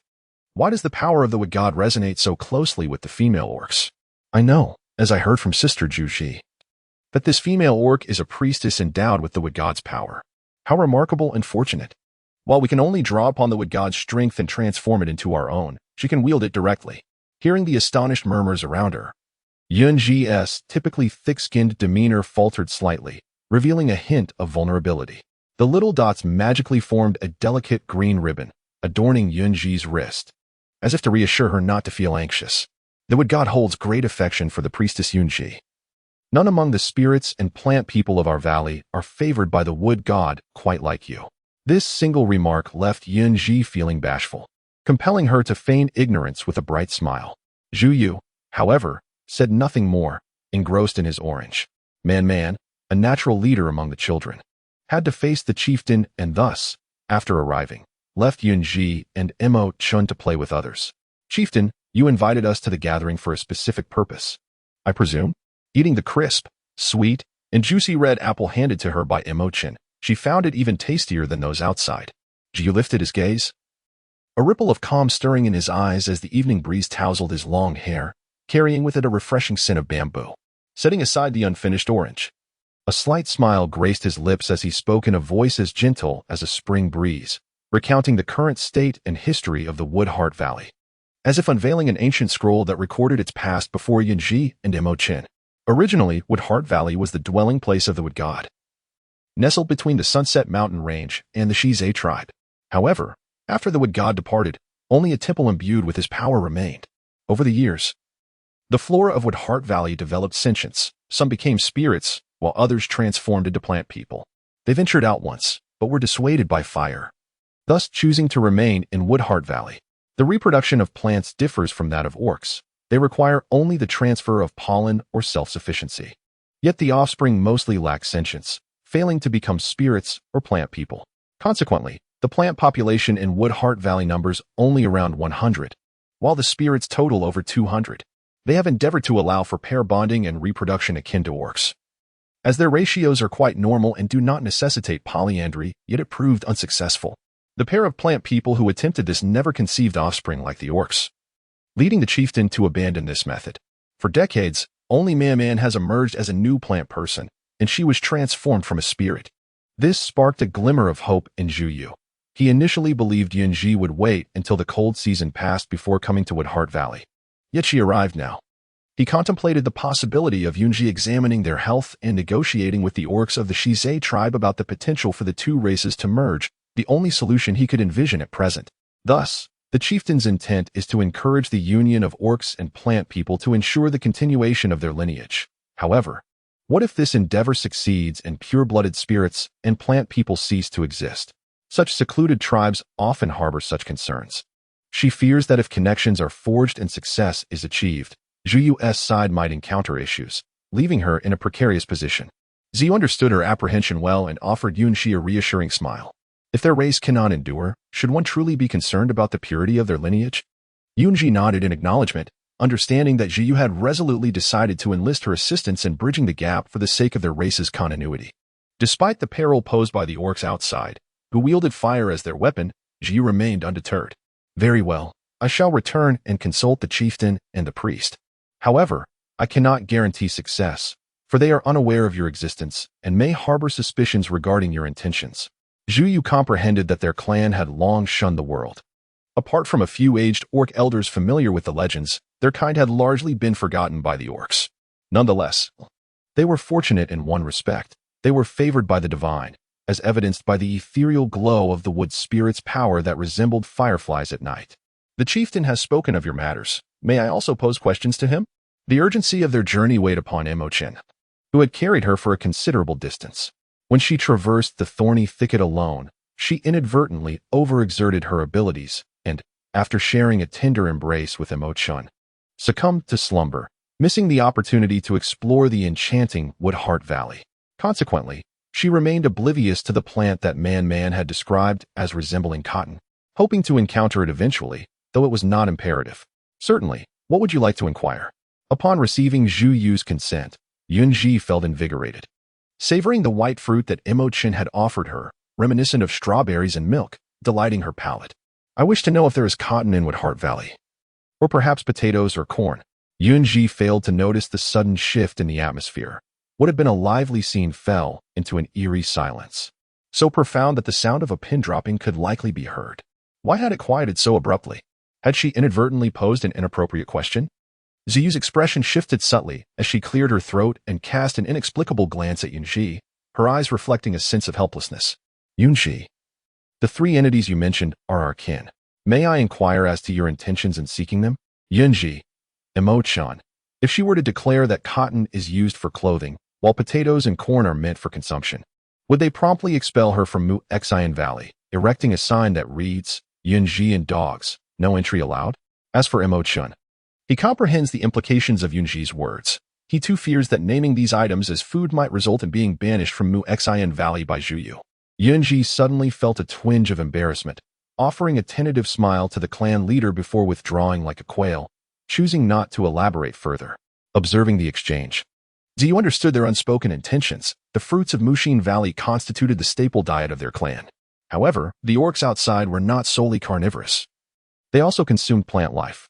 Yun Zhi's earlier remarks likely pertained to seeking sustenance to bring back. There's no need for concern. Our clan consumes fruits as well. Zhi reassured. Not all flora possesses sentience in Mushin Valley. Those devoid of awareness are simply our nourishment. Upon hearing this, Yun Zhi felt a renewed sense of hope and gazed gratefully at Zhi, her breathless speech quite alarming. Nevertheless, she carefully chose her words.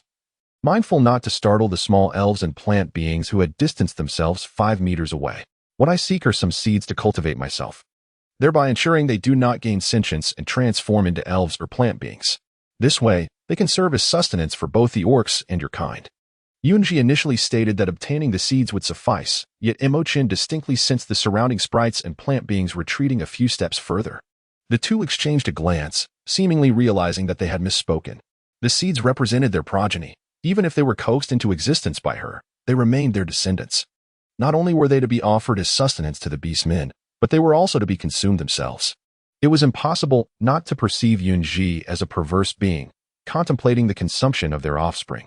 The already precarious survival of their lineage was now further jeopardized by the looming threat of being viewed as mere food.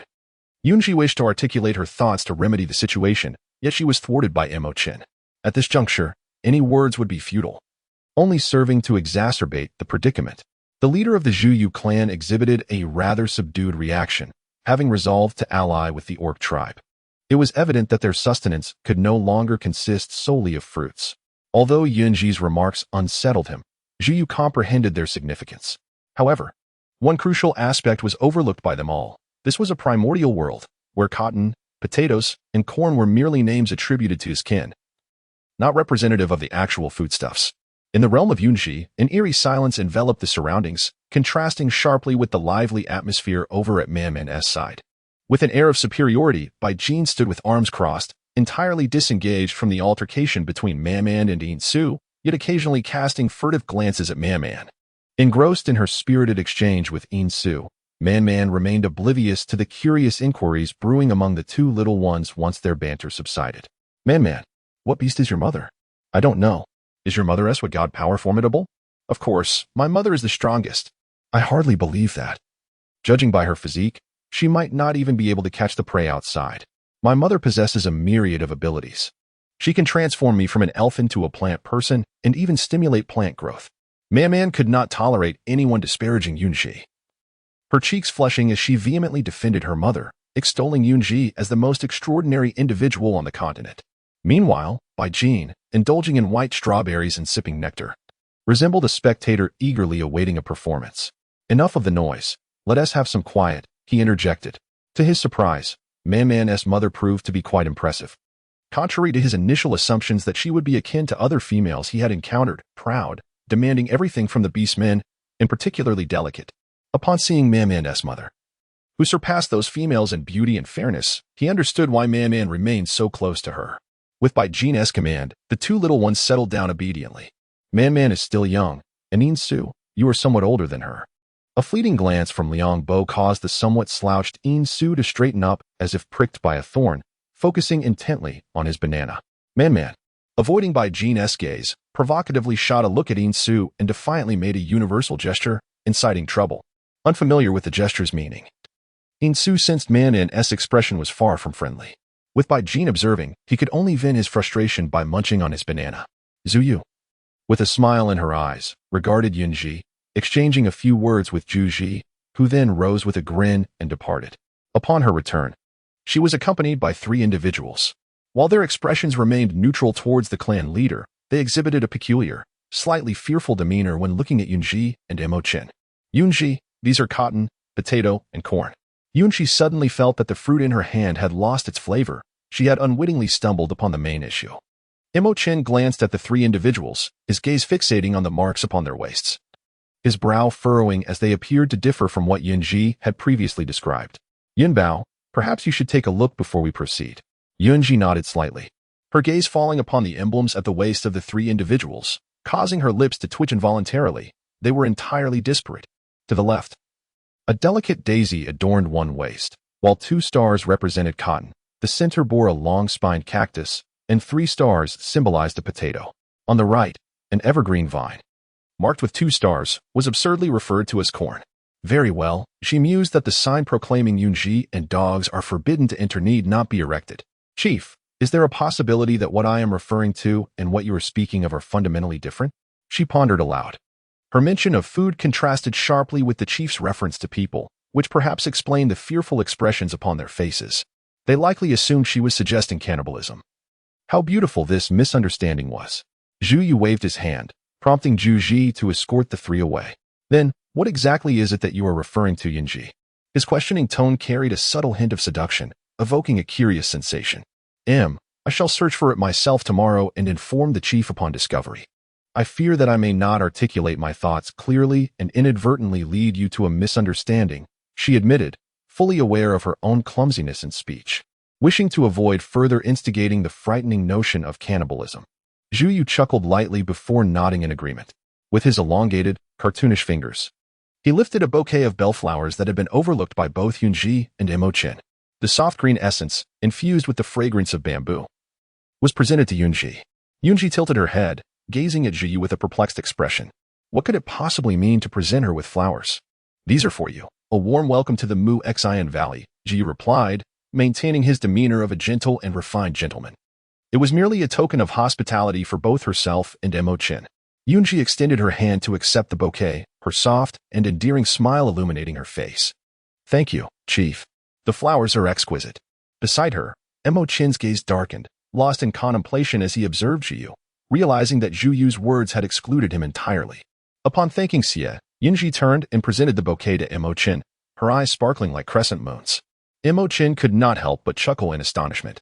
As he accepted the flowers, he heard Yun Zhi say, Elder, I hope you don't mind my borrowing these flowers to present to my beloved partner.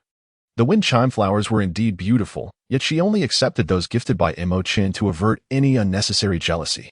Zi was momentarily taken aback but quickly regained composure, nodding in agreement. During the gathering, the elder was the first to depart, followed by several younger members who also chose to leave with him. Man, feeling somewhat fatigued from the festivities, was escorted home to rest by Zhu Zhi. Yun Zhi and Emo Chen leisurely strolled upon the verdant grass, surrounded by a multitude of twinkling fireflies that danced like tiny luminescent orbs. They settled onto the ground, where these little lights exhibited an extraordinary vivacity. Leaning against Emo Chen's shoulder, Yun Zhi reached out to catch the flickering dots, her face adorned with a radiant smile. Emo Chen gazed intently at Yun Zhi, his eyes brimming with adoration, a look so deeply affectionate that it could almost drown a soul, leaving onlookers enchanted. Yun Zhi suddenly sat upright, beginning to absorb the tiny dots around her. The little dots cooperated, forming an orderly line as they integrated into her being, ultimately converging at the position of her heart. A warm sensation enveloped her waist, devoid of any beastly marks, marked only by 4 dark green stars. Emo Chen had been attentively observing Yun Zhi and noticed immediately when a new star appeared on her waist. His partner's rapid ascension brought him considerable pressure, yet he had yet to find an opportunity for advancement himself. He remained unhurried, for he understood that haste would only lead to further frustration. Once Yun Zhi sensed her saturation point and ceased her absorption, she opened her eyes to the diminished number of tiny dots surrounding her. With a gentle parting of her cherry lips, she exhaled a breath of murky air. Her pupils deepened in hue, transforming to match the color of the stars adorning her waist, her dark green eyes unique across the entire continent. Yun Bao is truly remarkable. I shall no longer need to protect you. She suddenly collided into Emo Chen's embrace, filled with the fragrance of grass and wood, the vibrations of his chest tingling her ears. Who said that? In this lifetime, I will rely on you for protection, regardless of my own prowess. I shall not grant you the opportunity to protect others. Humph. Laughter resonated above her head, an amusing ticklish sensation prompting her to raise a hand to rub her itchy ears. Very well, as long as Yun Bao requires me, I shall remain vigilant, even if you no longer want me. I will guard you from the shadows. Holding Yun Zhi close, he gazed up at the starry sky, determination shining in his eyes. He would never leave her side, not even in death. How could you even say such a thing? I could never abandon you. We shall always be together. She glared at Emo Chen, displeased by his careless words, which she hoped would never manifest into reality. All right, it's getting late. Let us return and rest. There are hardly any people left at the gathering. They too should be heading back. Yun Zhi is set to explore Muxin Valley tomorrow in search of target plants. Yet it would be prudent to return early with others to rest. Then carry me back as a punishment for your blunder, she pouted playfully. Her delightful demeanor stirred a yearning within Emo Chen, who leaned down to bestow a gentle kiss upon Yun Zhi. What was intended as a mere peck soon spiraled into an unending exchange of affection, leaving the naive Yun Zhi breathless, her body languidly resting against Emo Chen's chest. Enveloped in each other's embrace, they sought to quell the fervor within, while the evening breeze stirred the grass in gentle waves. With one hand supporting Yun Zhi's back and the other sliding through her knees, Emo Chen cradled her as he ventured deeper into the forest. Yun Zhi nestled in Emo Chen's embrace, a mischievous smile dancing upon her lips. Her delicate, almost ethereal fingers glided teasingly across his chest, playfully tracing the contours of his muscles. Her fingertips languidly circling over his firm pecs. A tempest brewed within Emo Chen's gaze, his arms tightening around Yun Zhi, the definition of his muscles becoming increasingly pronounced. Sensing the shift in his demeanor, Yun Zhi prudently withdrew her hands, leaning against his chest in a feigned slumber, unknowingly prompting Emo Chen to hasten their return to the house. Once inside, Emo Chen, unrestrained by any reservations, seized the opportunity to kiss the playful Yun Zhi fervently. The previously drowsy Yun Zhi was startled, her weariness vanishing in an instant. "Yun Bao, this is of your own making," Emo Chen murmured, gently nibbling on her lips. Savoring the glistening softness of her mouth as the air around them thickened with an intoxicating allure. Yun Zhi could hardly discern what he was saying, her eyes glistening with confusion as they gazed up at Emo Chen. Her innocent demeanor perceived as a subtle invitation by Emo Chen, compelled him to act in this intimate moment. Surrounded by the fragrant aroma of lotus flowers, they frolicked until midnight. With her cheeks flushed, Yun Zhi extended her small hand toward Emo Chen, filled with reproach. "Look at the mess you've created."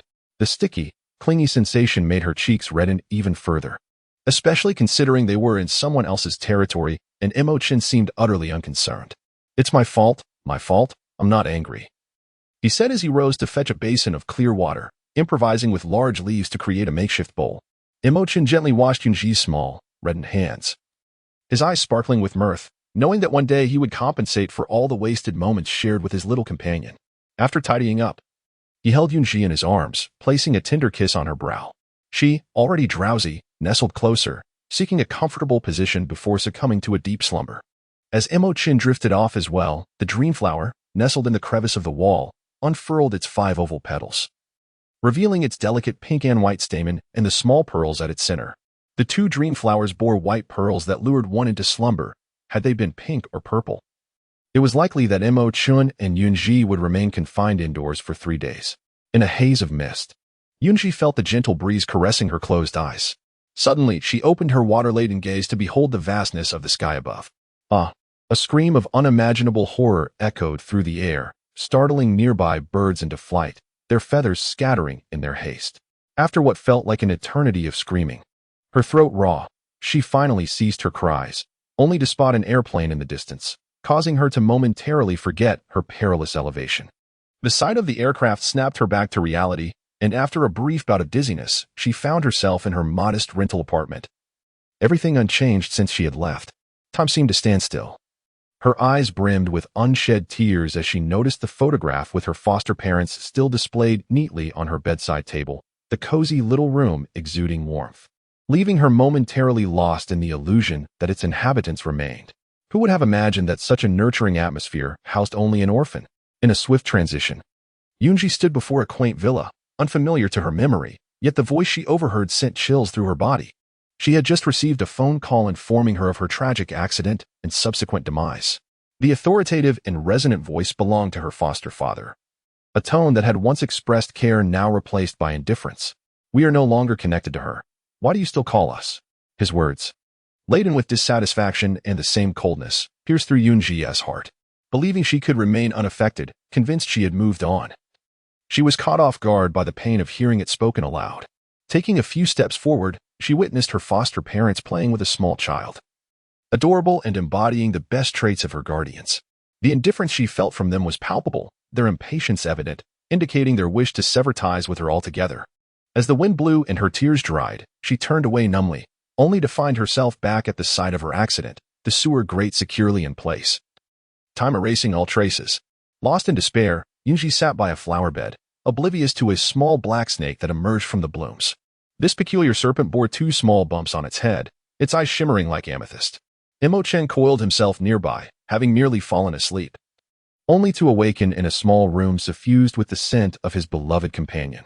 After scanning the space, he spotted a small frame on the bedside table, believing it to contain his cherished partner. Just as he contemplated shattering the frame to rescue her, Yun Zhi appeared, her expression a mix of surprise and nostalgia, revealing that he was indeed in her home. Following her, he coiled around her ankle, observing as she stood outside her foster parents' house. Witnessing her sorrowful tears and the cold demeanor of her guardians ignited a fierce desire within him to confront them. Yet, he recognized that Yun Zhi's feelings toward her foster parents were more complex than she let on. Her current distress was evident as he trailed after her. He found her sitting vacantly by the flower bed, silent tears streaming down her face, her gaze hollow. A wave of empathy washed over him, as if a great hand were gripping his heart, for he wished for nothing more than her happiness. Together, the girl and the snake sat in silence. The day slipping away, the moon rising high, and the neon lights flickering in the distance. Yun Zhi wiped her tears, resolve igniting within her. Suddenly, she rose, momentarily dizzy as darkness clouded her vision, yet she shook her head, regaining clarity. With familiarity in the neon glow, she managed a faint smile, one that tugged painfully at Emo Chen's heartstrings. As she prepared to leave, the scene shifted once more, revealing her standing before her own lifeless body in a hospital. It dawned on her that she was not merely clothed, but had transcended into her spirit. Uninterested in what lay ahead, she turned away without a backward glance, convinced that this dream had imparted the answers she sought. The girl and the serpent departed the hospital, traversing the empty streets, Yun Zhi striving to remember every detail, every memory she could hold dear.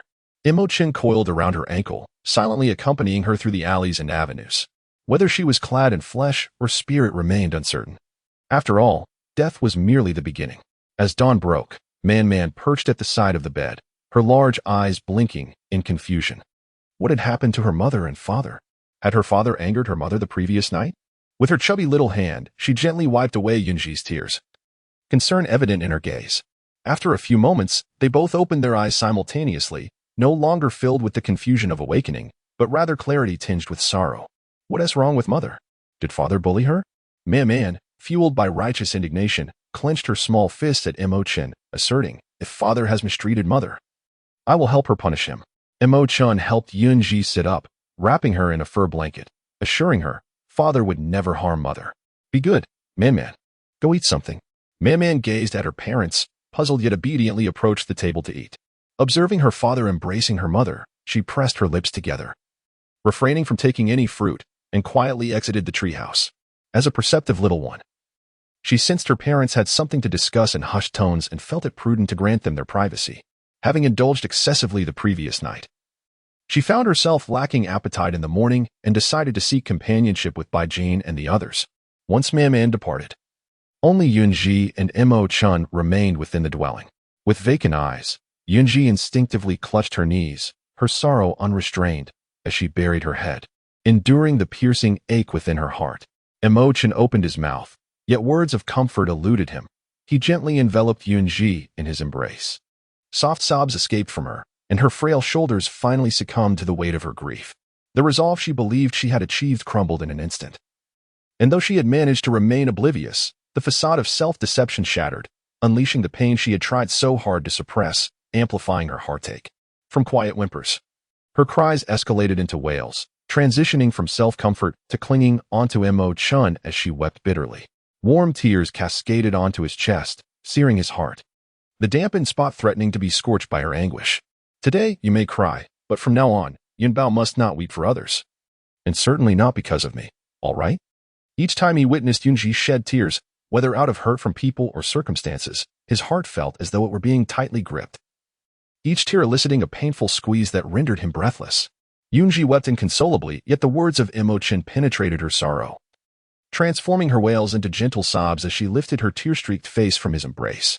With eyes aflame and crimson, reminiscent of a rabbit's gaze, her lashes, like raven feathers, were adorned with glistening teardrops, and her delicate visage bore the marks of her grief. You must have seen it too. That is the one who raised me. I thought I could come to terms with their abandonment, but the walls I had built around my heart crumbled at their mere utterances. I believed I could embrace gratitude and letting go, yet the reality proved otherwise. I would rather they offered no monetary gifts as long as they kept me by their side. She was, after all, a child of abandonment, rescued by the matron of the orphanage, only to be adopted shortly thereafter, yet fate still dealt her the hand of rejection. She longed for familial bonds, for the nurturing care and affection of parents, but ultimately, she lost it all. Money suffocated the essence of kinship, perhaps merely a figment of her own perception of familial ties. It's all right, they may not want you, but I do. Did we not promise to be together forever? Were all those sweet nothings simply lies? As for him, his feelings for his father and mother were scant. Their faces had faded from his memory, their names lost to time. Years had slipped away, and he remained uncertain of their existence. This was not to imply a wish for their demise. Rather, he hoped for their well-being, detached from the notion of familial affection, merely strangers, unrecognizable upon a chance encounter. With tears glistening in her eyes, Yun Zhi forced a smile and playfully struck him, assuring him that she was not deceiving him. Now that she knew they were safe and living happily with their biological children, she felt a sense of peace. Observing their indifference towards her, she realized that perhaps no gratitude was required from her. Thus, they would lead their separate lives in two worlds, each finding solace in their own existence. She would remember them, while they would not recall her. In the future, it would be the three of them, herself, Man, and the members of the Xize tribe. Along with the friends in Mushin Valley, flourishing like flowers facing the sun, striving forward and living well. Amidst her tears, she concluded her brief yet beautiful memories. And from now on, she would create even more splendid and joyous recollections with the man beside her. Noticing that Yun Zhi had ceased her weeping, he gently caressed her delicate cheek, treating her like a rare treasure as he wiped away her tears. Her tear-stained eyes shimmered with emotion as he pressed a soft kiss upon her, tasting the salty remnants of her sorrow. All right, in our family, we shall heed Yun Bao's words. Whether it is I or our future little ones, if they do not listen to Yun Bao, this shall be dealt with accordingly. Listening to Emo Chen's childish remarks, Yun Zhi couldn't help but smile through her tears, teasing him. Are you really going to be so stern with our little daughter? Feigning anger, she gazed at Emo Chen, who willingly played along, though he dared not truly scold her. After all, their daughter was delicate and would need tender care, unlike their robust little one who could withstand a bit of roughhousing. Emo Chen's playful words brought laughter to Yun Zhi, for all children, regardless of gender, were akin to soft, sticky rice dumplings. How could there be such a vast difference? Whether boy or girl, they are our children.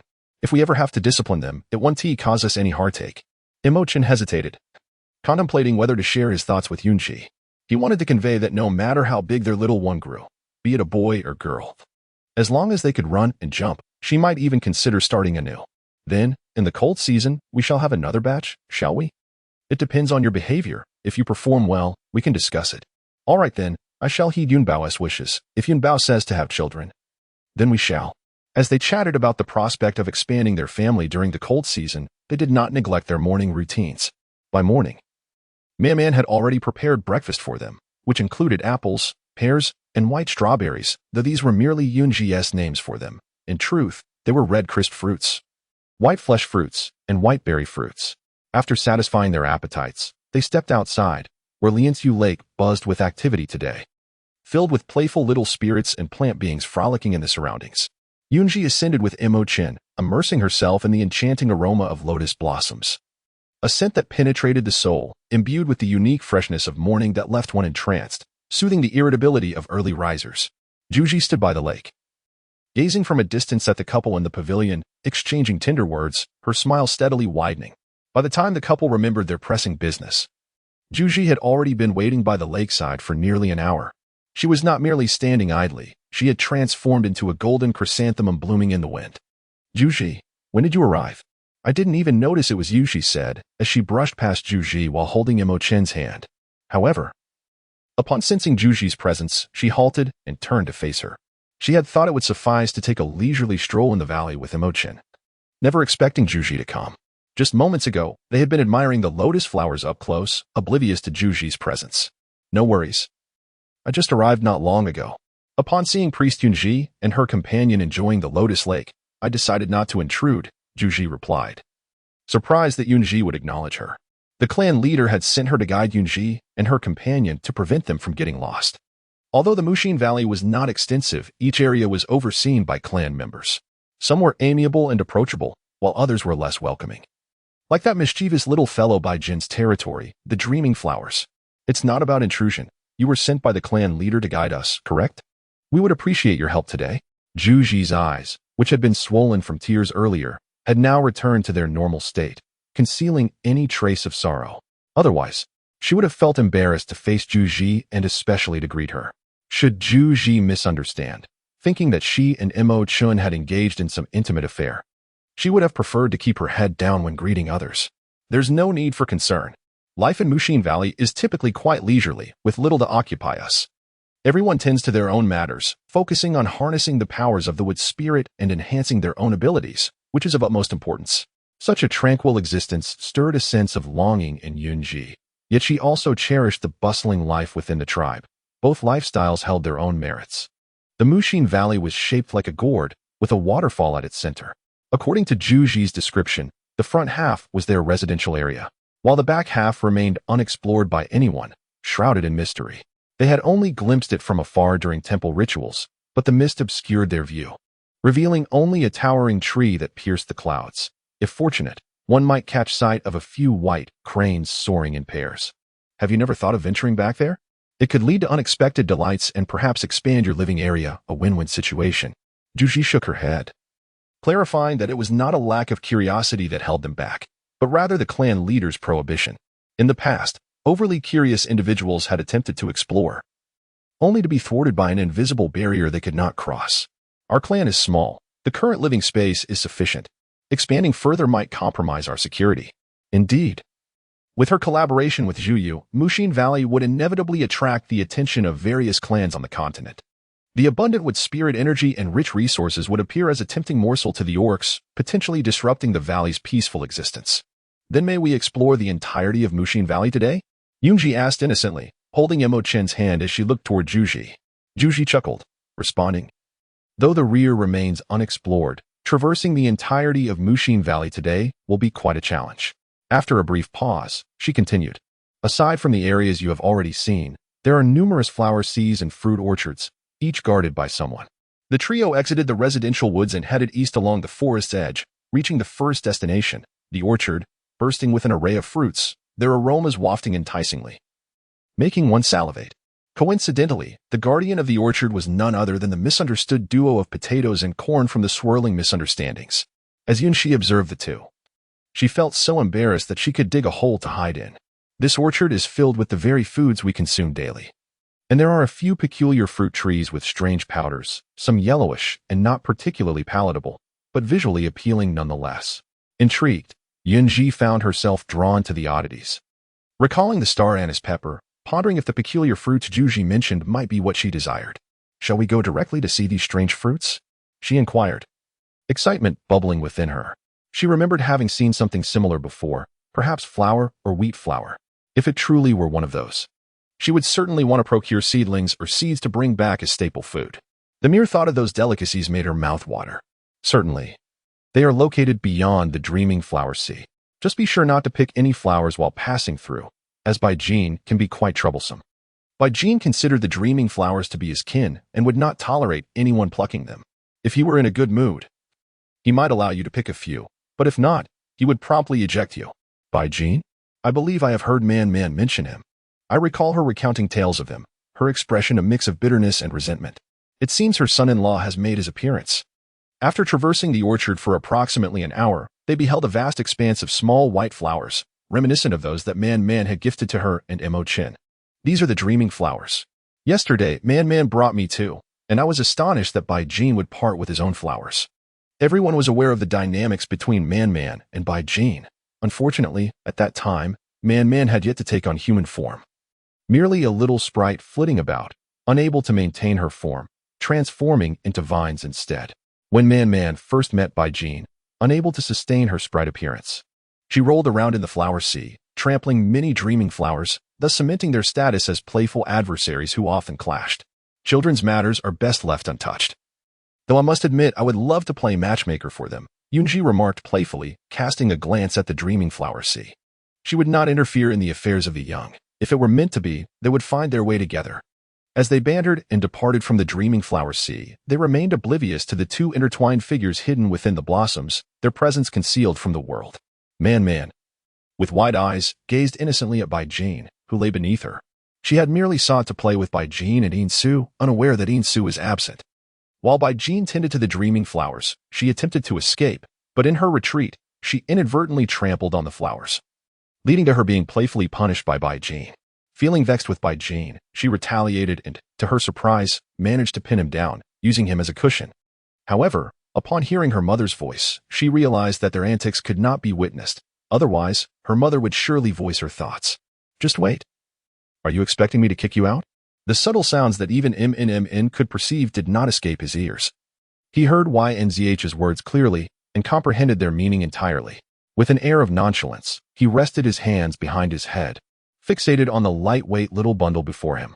MNMN, exhibiting a blend of embarrassment and fury, delivered a forceful punch to Bijn, climbed to her feet, and kicked him, huffing in a haughty manner before turning on her heel and racing after Yunzh without uttering a word. The force of MNMN's blows was inconsequential to him. He turned his gaze toward the retreating figure of the little girl, a subtle smile playing at the corners of his mouth, a blend of casualness and an inexplicable sense of inevitability. Once MNMN felt the absence of the gaze upon her back, she slowed her pace, eventually plopping down on the ground, propping her head on her hands. Although she and Bijn should have been at odds, something felt amiss, despite having the opportunity to watch her fall. Bijn had instead rushed in to cushion her fall, which was decidedly unusual. MNMN only displayed her innocent and charming side when she was around Yunzh and MCHN, but in MXNG. She was older than both of them, possessing a maturity that, while not as developed as JZH's, was certainly beyond that of a mere child. With a furrowed brow and a slight shake of her head, she resolved to keep her distance from Bijn in the future, without lingering on the thought. She shook her head once more and cheerfully set off in search of Yunzh. Such trivial incidents among children would soon be forgotten by MNMN, while Bijn might remember it for a lifetime. If he were to discover that MNMN had forgotten so swiftly, he might very well deem her a heartless fool, as MNMN returned to the enchanting sea of dreaming flowers. The blossoms she had gifted to her parents the day before had already wilted. Today, she planned to pick 2 more to bring them joy. Meanwhile, Yunzh was engrossed in finding her bearings while cradling a flower fruit, its shell a beautiful gradient of blue and purple, reminiscent of a coconut. The flower itself was a pale yellow, exuding a delightful fragrance, promising delicious creations. What a waste it was to see so many flower fruits merely regarded as ornamental plants. Small buns and dumplings could certainly be fashioned from them. Yet, one could hardly blame them for treating these fruits as decorations. They were fearful of fire. And MXNG had a strict prohibition against flames, which was quite understandable. JZH appeared momentarily taken aback, but soon a smile spread across her face. Since the priest cherished them, she resolved to gather more to take back, including seeds and saplings. After all, MXNG was abundant in flora. Once the fruits were harvested, they would soon regenerate, rendering Yunzh's collection negligible in the grand scheme of things. With her eyes crinkled in delight, Yunzh nodded enthusiastically, prompting MCHN to affectionately ruffle her hair, playfully restraining her. Thank you, I am truly grateful. With the flower fruits, the pressures of the cold season will lessen a bit. Perhaps when we transform the sacrificial mountain into flower fruit mountain. The dragon god might also find joy in being surrounded by food. As Yunzh eagerly presented the flower fruits to MCHN, he accepted them with ease.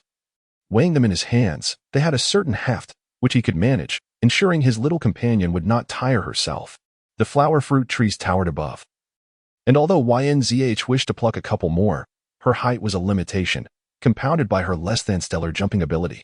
Thus, MCHN set down the flower fruits, scooping Yunzh into his strong arms, allowing her to perch comfortably on his capable shoulders. Yun Zhi finally managed to reach the flower fruit hanging from the high branches. The shell was sufficiently robust, even when thrown to the ground, it would remain intact. Unable to restrain her impulsive nature, she plucked 2 more. Forcing herself to cease, she slid down, embracing Emo Chen's neck, and fell into his powerful arms. Despite having carried her for quite some time, his expression showed no sign of change. Could it be that she had lost weight? Yun Bao, you ought to consume more meat. Otherwise, I fear that one day a gust of wind might whisk you away, Emo Chen remarked with utmost seriousness. Observing his earnest demeanor, Yun Zhi tilted her head. Was it possible that she truly had shed pounds? She pinched the soft flesh of her abdomen and conceded that perhaps she had been overly naïve. It was not that she had lost weight, rather. Emo Chen's strength was simply formidable. With skin that leaned towards pallor and a slender physique, Emo Chen often led others to overlook the muscles that adorned his frame, as well as the chiseled abs that evoked an irresistible urge to touch. Only she understood that, despite appearing weaker than other beastmen, he could easily overpower them, even without 5-star strength. Moreover, there was a certain prowess about him that made her ponder whether, if the day ever came, she might not find herself exhausted in bed after their encounters. Standing nearby, Zhi, who was indulging in the sweet fruits of companionship, coughed shyly. Casting a teasing glance at the couple, Yun Zhi, will you return to rest or continue your exploration? She inquired. Oh dear. This is the nature of beastmen and their partners. I can't help but feel envious. I too wish for a beastman as a companion. However, being a plant, could she truly bond with a beastman and have her own offspring? Yun Zhi lowered her gaze, not wanting her despondency to be noticed, but soon regained her composed and elegant demeanor as she looked at Yun Zhi and Emo Chen. Noticing Yun Zhi's troubled expression, Yun Zhi, ever perceptive, suggested, "Let us continue our exploration. The fruits left here will remain safe." Embarrassed, she scratched her head, while she felt elated to have found the flower fruit. She also yearned for cotton. "Let us not wander further today, but rather enjoy this area," she concluded. Emo Chen affectionately patted his partner's fluffy head, a smile gracing his lips. Unwilling to concede, Yun Zhi reached out to touch Emo Chen's head, though she knew it was beyond her reach. It was only when Emo Chen graciously bowed his head that she could fulfill her wish. Emo Chen had developed a fondness for patting her head, and thankfully, at a height of 1.7 meters, she no longer worried about her growth. "Very well, I shall not intrude upon your time together." With a knowing glance at Yun Zhi and Emo Chen, she turned away with a smile. In an instant, only Yun Zhi and Emo Chen remained in the forest, where Yun Zhi freed herself from Emo Chen's embrace, darting through the trees like a liberated bird.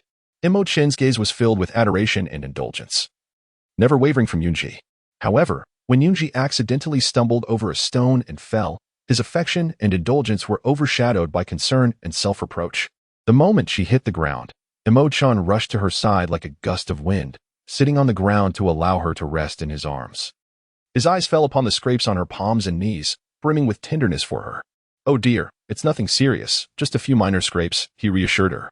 To an onlooker, his demeanor might suggest she had suffered a grievous injury. "Look, it's healing already." With a manifestation of his abilities, he enveloped the wounds, and within a minute, even the bloodstains vanished without a trace. As she draped her arms around Emo Chen's neck, a carefree smile illuminated her face.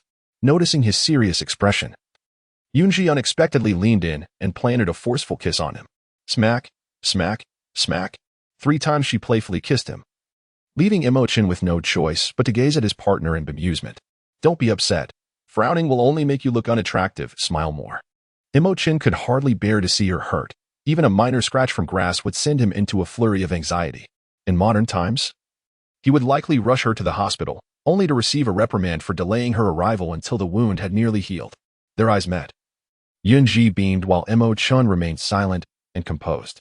As the gentle breeze swept through, it entwined their dark hair, carrying with it the fragrance of blooming flowers. Yielding to his heart's desire, Emo Chen pressed his lips against her sweet cherry once. Yun Zhi responded to Emo Chen, feeling the gentle touch of his hand, which filled her heart with warmth and prompted her to reciprocate his sentiments. Within the expansive viewing forest, the little sprites encountered pink bubbles unexpectedly, while a stunningly beautiful beastman succumbed to the innocent embrace of a lovely female. His long black hair cascaded like a waterfall upon the soft grass. As Emo Chen supported himself on either side of Yun Zhi, gazing down at his partner, who was charmingly dazed by his affections, a few soft chuckles escaped his throat, richer than the finest wine, while his lustrous eyes resembled a lost fawn in the woods, igniting a desire to tease her mercilessly. Leaning down, he whispered softly in her ear, expressing a fervent wish to devour her right then and there. Yun Zhi felt a sudden flush of warmth upon her cheeks. For a fleeting moment, she entertained the thought of completely devouring Emo Chen, yet she recognized the futility of such an endeavor, for Emo Chen was not inclined to yield. As he rose, he drew her into his cool embrace, the scent of verdant foliage enveloping her once more, and her face, which had finally regained its composure, began to redden anew. Lost in contemplation, Yun Zhi leaned against Emo Chen's bare chest, her delicate features becoming increasingly flushed. The heat radiating from her was impossible for Emo Chen to disregard. Fortunately, this moment of shyness did not linger for long. After a prolonged embrace, Yun Zhi, having gathered her courage, extricated herself from Emo Chen's arms, rising to take his hand and leading him for a leisurely stroll through the arboretum. As she tilted her head slightly, she inadvertently locked gazes with Emo Chen's soulful eyes, and a faint pink hue adorned her alabaster cheeks. Despite the time they had spent together, her bashfulness remained intact, raising questions about their future interactions. "Yun Bao, perhaps we should return to rest?" She glanced at the time and acknowledged that they had indeed lingered longer than intended. Just as Yun Zhi agreed to turn back, her gaze fell upon a cluster of unassuming flowers, delicate pink petals and yellow stamens, their leaves reminiscent of potato foliage she had encountered before. "Wait a moment. Let me take a closer look," she exclaimed, tugging Emo Chen along as she crouched before the blossoms. After plucking a leaf and inhaling its scent, her eyes sparkled with realization. The fragrance was unmistakable. It reminded her of the potatoes she had once bought, only to forget them until they sprouted. She had subsequently transplanted them into a pot for ornamental purposes. Thus, she could assert with unwavering certainty that the plant before her was indeed the potato she had been seeking. Emo Chen, this is a potato. What incredible luck we have today. Although the potato was still in bloom and had yet to produce edible tubers, she could hasten its maturation, allowing her to bring the potatoes home. However, she felt compelled to inform the leader of the Zhuyu tribe, for it was only right to seek permission for what was rightfully theirs. Taking without asking would be tantamount to theft. She had promised to collaborate with the Zhuyu, and she could not betray that commitment. My dear Yun Bao, you are remarkable. In response to Emo Chen's praise, Yun Zhi, eschewing modesty, rewarded him with a kiss before she set about hastening the potatoes' ripening. The blossoms began to wither at a visibly accelerated pace, rapidly progressing towards maturity. Emo Chen, observing Yun Zhi's condition and noting her comfort, allowed himself to divert a fraction of his attention to the potato flowers. As she ceased channeling her energy, Yun Zhi eagerly uprooted the potatoes. Fortunately, the soil in this area was soft, allowing her to retrieve them with minimal effort. A cluster of potatoes emerged from the earth, along with a few stragglers that she also excavated. Though smaller than sweet potatoes, their size did not dampen Yun Zhi's enthusiasm. With only 2 or 3 plants nearby, their yield was modest. I shall use these as seeds. Upon returning to the tribe, I will commence their sprouting. I hope to harvest a crop of potatoes to sustain us during the cold season. You rest over there. I will handle the rest. Emo Chen gently but firmly guided Yun Zhi to a shaded spot beneath a tree for her to relax. Yun Zhi wished to assist, yet was deterred by Emo Chen's insidious smile. Since there were not many potatoes, she decided to leave the task entirely to him. With nothing else to occupy her, she casually plucked a few vines, skillfully weaving them into a small basket. The harvested potatoes filled the basket perfectly, yet Emo Chen insisted on seizing it, refusing to allow Yun Zhi to carry it. The Wooden Heart Valley was a veritable treasure trove, abundant in resources. Hand in hand with Emo Chen, they strolled beyond the viewing grove. Yun Bao possessed an extraordinary knowledge of everything around her, while Zhuyu and the others guarded the bountiful Wooden Heart Valley. They were only aware of the fruits. The people of Wooden Heart Valley suffered from the inability to use fire, as many food items required cooking, which perhaps contributed to their ongoing struggles. Do not flatter me too much, or I may become conceited. Now that you are my partner, where could you possibly float off to? That remains uncertain, especially since someone claims that a mere gust of wind could whisk me away. Emo Chen had a remarkable ability to make even a simple utterance of hum sound enchanting, and Yun Zhi found herself utterly captivated, addicted to the delightful sensation it evoked. As they chatted and exited the viewing grove, Yun Zhi attempted to take the small basket, but Emo Chen deftly evaded her grasp. There are several flower fruits. You would struggle to carry them. Regardless of Yun Zhi's protests, Emo Chen would not relent. And when she saw him binding the stems of the flower fruits with vines and hanging them on his arm while still holding her hand with his free one, she felt a surge of pride. Yun Bao, you underestimate me. Your partner is quite formidable in every aspect. Yun Zhi, do not assume she is oblivious to the implications of your words. While you speak, why add embellishments? The two returned home laden with their bounty, casually gathering some leaves to cover the potatoes, protecting them from the sun's harsh rays. They placed the basket to the left of the treehouse entrance. The flower fruit was currently inaccessible, wedged within the crevices of the treehouse. Perhaps we should inform the clan leader. I wish to prepare some dumpling soup for dinner. The open space by Lotus Root Lake is quite expansive and distanced from the trees. It should suffice. Emo Chen glanced out the window, observing numerous stones by the lake. Though they were smaller than those at home, they seemed usable. Very well. I shall speak with the clan leader. You stay here and rest, all right? All right. I will first open the flower fruit. The shell appears quite sturdy. It can serve as a pot or bowl. Emo Chen pressed a gentle kiss to her forehead, then turned to exit the treehouse. Yun Zhi obediently remained inside, refraining from venturing out. Lacking any tools, she squatted by the tree stump table, holding the flower fruit, dismayed as she regarded the shell resembling a coconut. Perhaps I could employ my abilities. With that thought, she conjured a knife, identical to a kitchen blade. Tentatively, she pressed it against the shell, tracing a dark line etched upon it. To her surprise, it sliced open with a gentle stroke. Cautiously gripping the stem, she lifted the upper portion of the shell, revealing the golden-hued flower within, exuding a rich aroma that tantalized Yun Zhi's senses. prompting her to instinctively lick her lips. Seeking out Zhi, Emo Chen approached a vast bamboo grove, within which she was concealed. Observing Emo Chen's half-beast form, with its powerful black serpent tail, Zhi felt a twinge of apprehension, despite being a 6-star entity. Yun Bao desired something else and needed to kindle a fire. He had to return to care for his partner, leaving no time to engage with those harboring ulterior motives. He merely followed his partner's wishes, coming over to greet her. To prevent misunderstandings with the fire-averse plant beings, Zhi, remaining silent, accepted this unspoken agreement, stating, "I must tend to Yun Bao. I shall take my leave." Zhi, unable to suppress a smile at the sight of Emo Chen departing in a haughty manner, thought, "Oh well, I will still need Yun Zhi's assistance. Let them be." Emo Chen swiftly returned home in under 10 minutes. On the table lay the open flower fruit, with Yun Zhi utilizing the empty half of the shell to knead the flour. Lacking a sufficiently large pot for the dumpling soup, she contemplated making pancakes instead. Fortunately, she had persuaded Emo Chen to bring some salt earlier. Otherwise, they would be left with plain flour. Hearing Emo Chen's return, Yun Zhi lifted her gaze. Her face dusted with flour, resembling an adorable kitten that had toppled a bag of flour. With a light laugh, he approached her, his large, knuckled hands wiping the flour from her face. Despite having touched her soft skin many times before, he was still enchanted by its delicate, smooth texture. "Let us prepare here beneath the treehouse," he suggested. The canopy would shield them from the sun's intense rays, which could be quite harsh during the bountiful season. "All right. I shall follow your lead. My dough is nearly ready. Shall we move outside now?" Emo Chen nodded with a gentle smile, assisting Yun Zhi in carrying the necessary items beneath the treehouse. At that moment, Man returned, clutching a handful of dreaming flowers, her face adorned with dirt. Mother, are you preparing something delicious?" She called from a distance, straightening to catch a glimpse of her. Stunned, she realized the muddy figure before her was her beloved daughter, Man. With 2 little tufts of hair adorned with green leaves, her round face was speckled with dirt, and her leafy dress was also soiled, albeit modestly askew. Her tiny feet were caked in mud from toe to knee, leaving only her chubby hands relatively clean. Had her daughter wandered off to help with planting? Man, where have you been playing to become such a mess?" she asked, naturally accepting the beast skin Emo Chen offered to wipe her hands clean. Frowning, she approached Man. Taking her to the water basin, she dipped the skin into the water and carefully wiped Man's face, tidying her hair as well.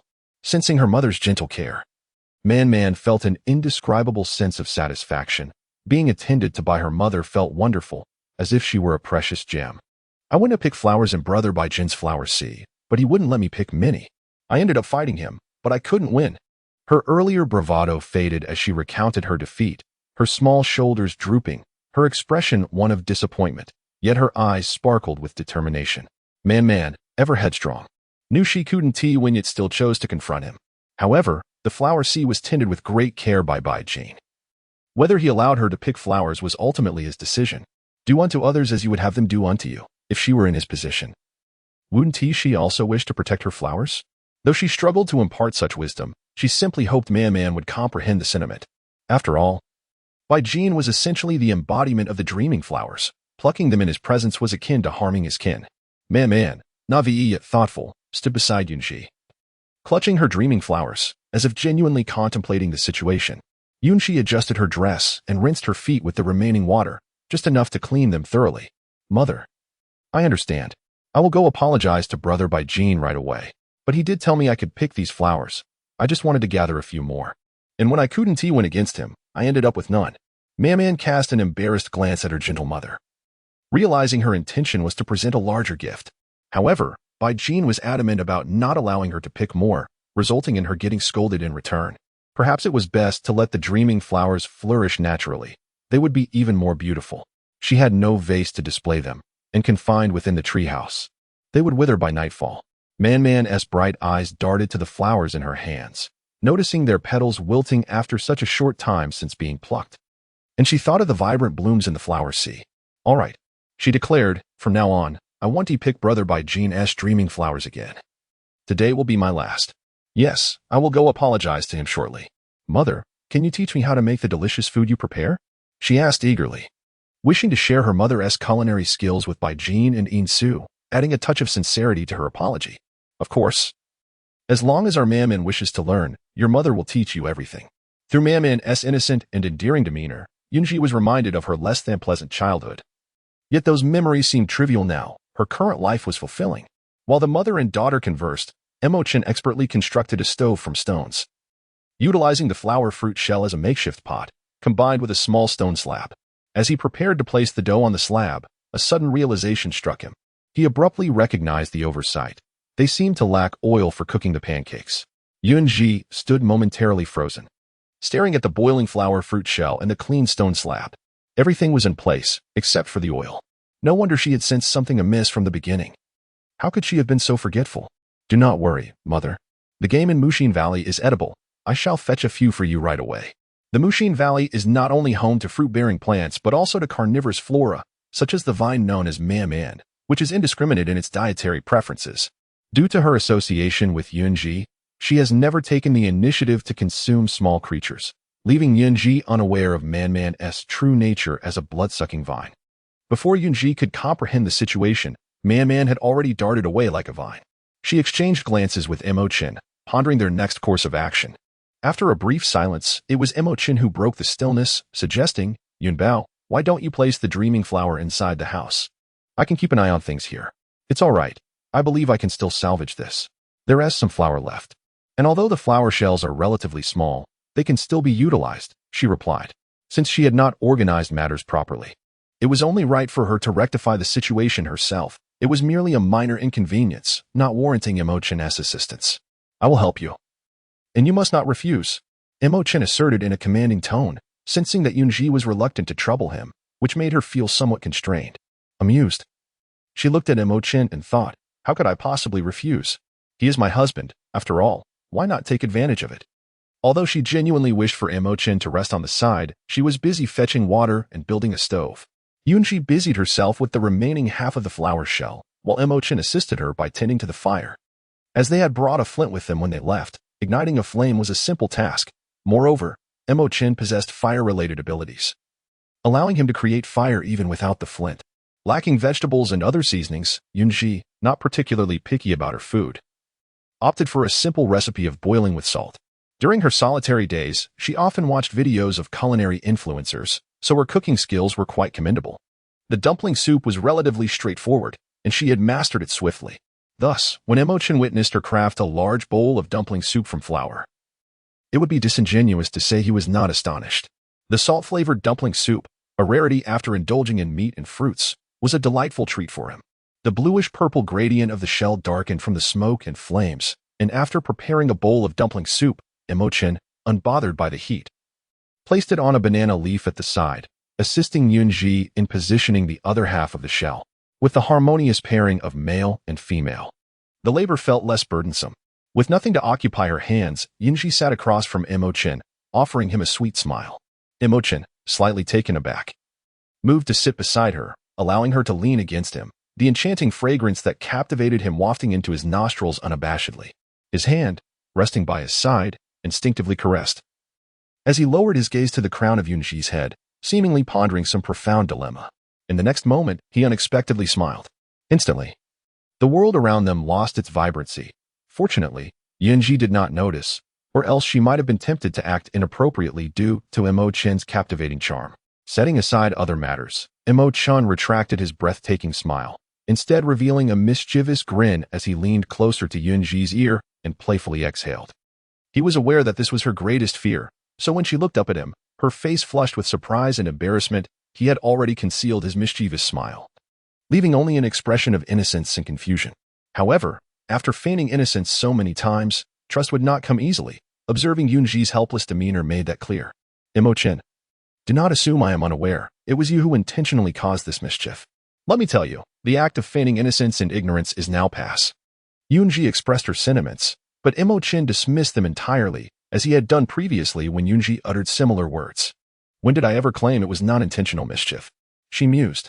With a deliberate drawl, she elongated her tone, causing Yun Zhi to involuntarily shudder. Fortunately, she was seated. Otherwise, she might have faltered and fallen before Emo Chen, which would have been truly embarrassing. Yun Zhi, cursed be it. Her face remained composed while her heart seethed with indignation, fully aware of her lack of resistance to him, yet he continued to tease her deliberately. She was utterly immune to his allure, perhaps for all eternity. The two nestled together beneath the shade of a tree, with the gentle breeze offering a perfect respite. In the distance, a number of small sprites and plant beings occasionally cast furtive glances their way, yet due to their fear of fire, they dared not approach. While the couple basked in their affectionate intimacy, Man returned, dragging a string of rabbits behind her. Upon counting them, one couldn't help but wonder if Man had captured an entire family of rabbits. "Mother, these resemble the long-eared creatures we usually consume, albeit smaller in size," she remarked. Suddenly pushed aside by Yun Zhi, Emo Chen wore an expression of deep resentment, akin to unfulfilled desire. Yun Zhi flashed him a charming smile and planted a kiss on his cheek, which seemed to improve his mood. Man, could you hand over the prey to father for proper preparation?"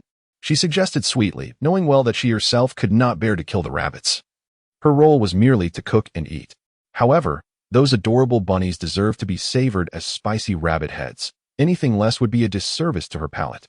Lacking the necessary tools for that dish, she reluctantly settled for roasted whole rabbits instead. Emo Chen sighed, determinedly carrying the string of rabbits towards the lotus pond, ensuring he brought along a large leaf basin to prevent any blood from tainting the water. The lotus pond concealed small tributaries hidden among the grass, most obscured by lush weeds, nearly invisible upon casual observation. The flowing water would expedite the cleansing of the rabbit meat, alleviating any concerns of polluting the pond. The pot of dumpling soup had long since finished cooking, and Yun Zhi used her abilities to shield her hands as she arranged the contents on banana leaves, placing them atop a stone slab that Emo Chen had washed clean. Before long, the meat was thoroughly roasted. Emo Chen took a moment to fetch the desired fat for cooking. It was her first attempt at rabbit fat, and she hoped it would carry no unpleasant flavors. The natural stone slab, with its slight depressions, began to sizzle as the rabbit fat melted within. To her surprise, the scent was not as pungent as anticipated, instead tinged with a fruity aroma. As the rabbits had been raised on fruits, their gamey odors subdued.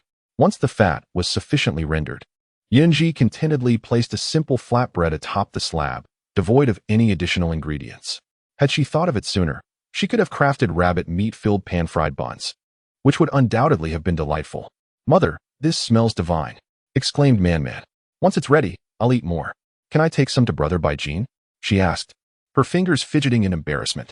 Despite her earlier intention to learn to cook and prepare a meal for Brother Bai Jin herself, she looked at her chubby little hands and doubted her ability to do so. Of course, Man wishes to apologize to Brother Bai Jin, does she not? Yun Zhi smiled knowingly at the adorable little girl, who nodded eagerly. Focusing on her flatbreads, Emo Chen had finished preparing the rabbits, 10 in total. He had released a few smaller ones back into the wild. Unlike the beastmen who hunted, Man captured her prey alive, binding them with her vines. "My dear husband, I long for your roasted meat. Might I be so fortunate as to enjoy it today?" she teased, placing the finished flatbreads on the banana leaves while playfully flirting with Emo Chen, feeling extraordinarily pleased. Emo Chen raised an eyebrow, gazing at Yun Zhi, and suddenly leaned closer, their noses almost touching, causing her cheeks to redden visibly. "Yun Bao, since you've called me your beloved husband, why the shyness?" In the art of seduction, she found herself outmatched by her husband, resigned to her task of making flatbreads, turning her head to avoid looking at Emo Chen. Man had grown accustomed to the occasional pink bubbles that appeared between them and could now mostly ignore them. To demonstrate her eagerness for siblings, she obediently stayed at Sister Juji's house, ensuring she did not disturb her parents in their quest for a brother or sister. Yet, despite the passage of time, where were her siblings? Could it be that her parents had yet to take that crucial step, thus delaying the arrival of her siblings? With the flatbreads completed and stacked neatly on the banana leaves, the dumpling soup had cooled significantly. She took the time to fashion chopsticks and rudimentary spoons, substituting a sturdy leaf for a bowl.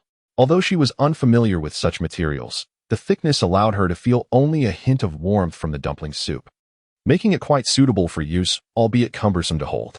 Just as they were about to eat, Zhu arrived uninvited, his eyes glimmering with a green light as he held the dumpling soup. He instinctively drew closer to Emo Chen, inadvertently tugging Man along. This small gesture brought immense joy to Emo Chen, who promptly pulled Yun Zhi closer to him. Man, looking bewildered, noticed the spilled soup and felt as though a bite had been taken from her meal. Coughing awkwardly, Zhu cleared his throat, seemingly realizing he might have appeared too intimidating. "I came over because I caught a whiff of something delicious. The aroma is quite enticing." Yun Zhi swallowed the thick soup in her mouth and cast a suspicious glance at Zhu. However, she refrained from voicing her thoughts and politely invited the others to sit down, before resuming the enjoyment of the thick soup with Man. "Zhu, feeling somewhat embarrassed, took a seat opposite the trio. Out of fear of the flames, she positioned herself a little farther away, yet still felt the searing heat emanating from the fire. Emo Chen observed Zhu Yu's trepidation but, with a touch of malice, chose not to extinguish the flames. After all, Yun Bao had expressed a desire for roasted rabbit. How could one extinguish the fire? The clan leader has tea had anything to eat yet. Shall we share a bowl? Thank you, Priest Yun Zhi. I shall not be modest. Yun Zhi, Emo Chen. Indeed, there was no sign of courtesy from Zhu Yu, whose aim was directly set on the savory, fruit-scented pancake that wafted an enticing aroma. It was her first experience with such cooked delicacies, and the freshness of the flavor made Zhu Yu's eyes sparkle. Zhu Yu devoured the pancake in just a few bites, while Yun Zhi nibbled at her noodle soup, her gaze fixated on Zhu Yu's somewhat ravenous consumption. She wondered, after consuming so many pancakes, did Zhu Yu not fear choking? Meanwhile, the rather inconspicuous mammon secretly stowed away a few pancakes, fearing that Zhu Yu would finish them all, leaving her with nothing to offer an apology. Choking may delay one, but it will inevitably happen. True to form, Zhu Yu, under the watchful eyes of Yun Zhi and Emo Chen, managed to choke herself. Emo Chen, with a hint of disdain, ladled a bowl of soup for Zhu Yu, just the broth, after all, as Yun Zhi still needed to eat.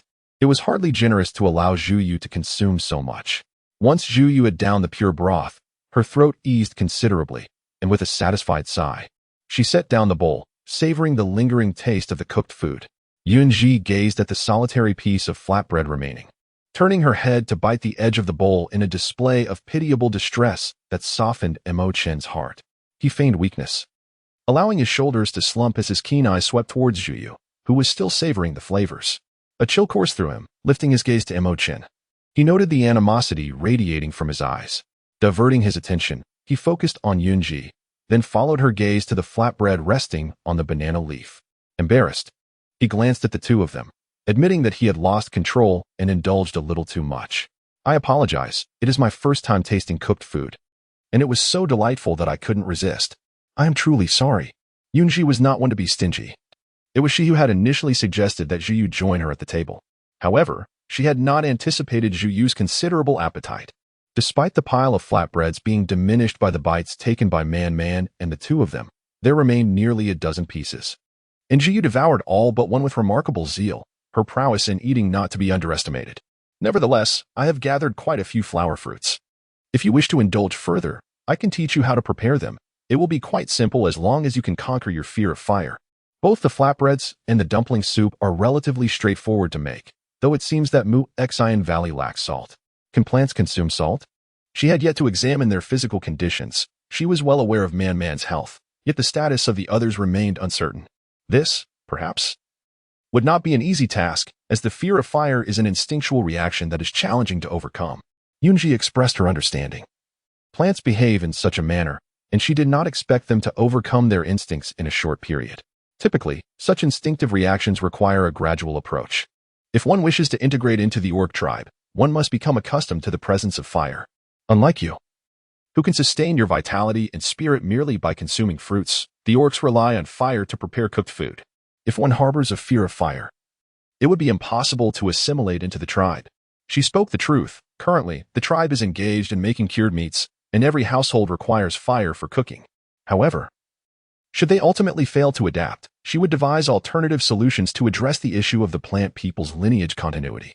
Zhu Yu composed himself, restoring his usual demeanor, for he understood Yun Zhi's intent.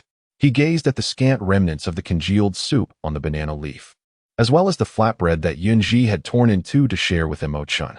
The flavor of the cooked food was delightful, and it was indeed suitable for their consumption. He had eaten so much without issue, which served as evidence that the plant people could partake in such fare. In truth, there exists a deep-seated belief within us that we are beings transformed from plants, and thus we assume we cannot consume cooked food, unlike the other orcs. Consequently, Zhu Yu refrained from further elaboration, and both Yun Zhi and Emo Chen comprehended this sentiment. Initially, Yun Zhi had harbored similar thoughts, but it now appeared that they ought to be akin to the orcs in this regard. Having eaten her fill, Man observed the adults conversing. With innocent eyes, she glanced at Yun Zhi before looking down at the two pieces of warm flatbread hidden in her embrace. She was eager to deliver them to Brother Bai Jin, believing wholeheartedly that her mother's cooking was the finest, and she trusted that Brother Bai Jin would forgive her indiscretion. Rising, she leaned close to Yun Zhi's ear and whispered, "Mother, I am going to apologize to brother Bai Jin. Thank you for the flatbread, Mua." After planting a quick kiss on Yun Zhi's cheek, she scampered away, waving as she headed towards the sea of dreaming flowers, leaving Yun Zhi with a look of surprise. Yun Zhi was momentarily taken aback. This was the first time Man had ever kissed her. Usually, whenever Man attempted to show affection, Emo Chen would always find various excuses and subtle actions to intervene. Today, however, Emo Chen was caught off guard. Ziyu observed Yun Zhi with a concealed smile, thinking to herself that Man was as mischievous as ever. It seemed that Man truly held a special affection for you, priest Yun Zhi. Yun Zhi felt a touch of embarrassment at the comments made, but upon reflection, she dismissed the notion of discomfort. After all, her daughter's affection towards her was nothing to be ashamed of. As the day grew late, she pondered whether the clan leader might return home to contemplate how to alleviate the community's fear of fire, enabling them to conquer it sooner and empower themselves to prepare cooked meals. The aroma of roasted rabbit wafted through the air. And it wasn't that she was stingy in denying Ziyu the treat. Rather, Ziyu's appetite was quite substantial. Emo Chen had roasted 2 rabbits, and even they could barely satisfy their hunger, although Emo Chen had eaten his fill before their outing. A day or two of merely consuming fruits could hardly satiate one's appetite, especially given his superior digestive prowess. Very well. I shall convene everyone this evening to discuss matters. You two have walked quite a distance today. Get some rest, and I shall provide you with my response by tomorrow," she declared. Ji reluctantly rose, his gaze lingering longingly on the roasted rabbits. Emo Chen, perceiving his covetous stare, protectively shielded the food from Ziyu's gaze. With a forlorn turn and sagging shoulders that evoked pity, he remembered that in 4 days, the Wood Heart Valley would host its grand ritual. It remained uncertain whether they would wish to participate. The Wood Goddess ceremony was the most significant of all, not only to beseech bountiful harvests and divine blessings, but also to elevate the community's standing. "Very well, we shall partake in the festivities," she replied. Having learned many ceremonial rites under the tutelage of Priestess Hui, which she deemed applicable. With this affirmation, Ziyu strode away with renewed vigor. The onlookers, consisting of plant beings and little sprites, observed as their clan leader approached the fire, relished the cooked meal, and made her way back with a lively spirit. Unable to contain their curiosity, they followed Ziyu's departing footsteps, and soon, the number of curious sprites and plant beings dwindled significantly. The remaining observers, however, were tortured by the tantalizing aroma of roasted rabbit, drooling as they gazed longingly at Yun Zhi and Emo Chen. Under their watchful eyes, Emo Chen attended to Yun Zhi, serving her 2 rabbit legs while he claimed the remainder for himself.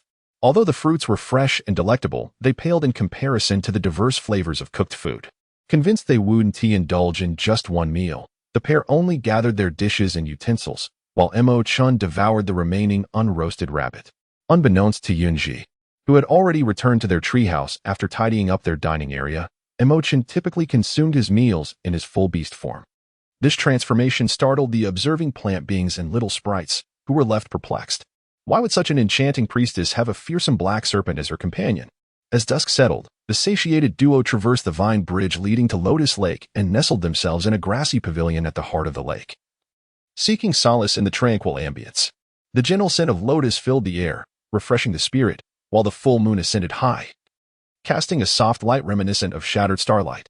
The other sprites and plant beings had long since departed for their communal feast, leaving only the 2 of them in this serene enclave. Bathed in moonlight, Emo Chen gazed at Yun Zhi, admiring her delicate features illuminated by the soft glow. The enchanting light danced in her beautiful eyes, and her slightly parted lips sparkled with a tempting sheen. With a hint of possessiveness in his gaze, his deep violet eyes fixated on her alluring lips.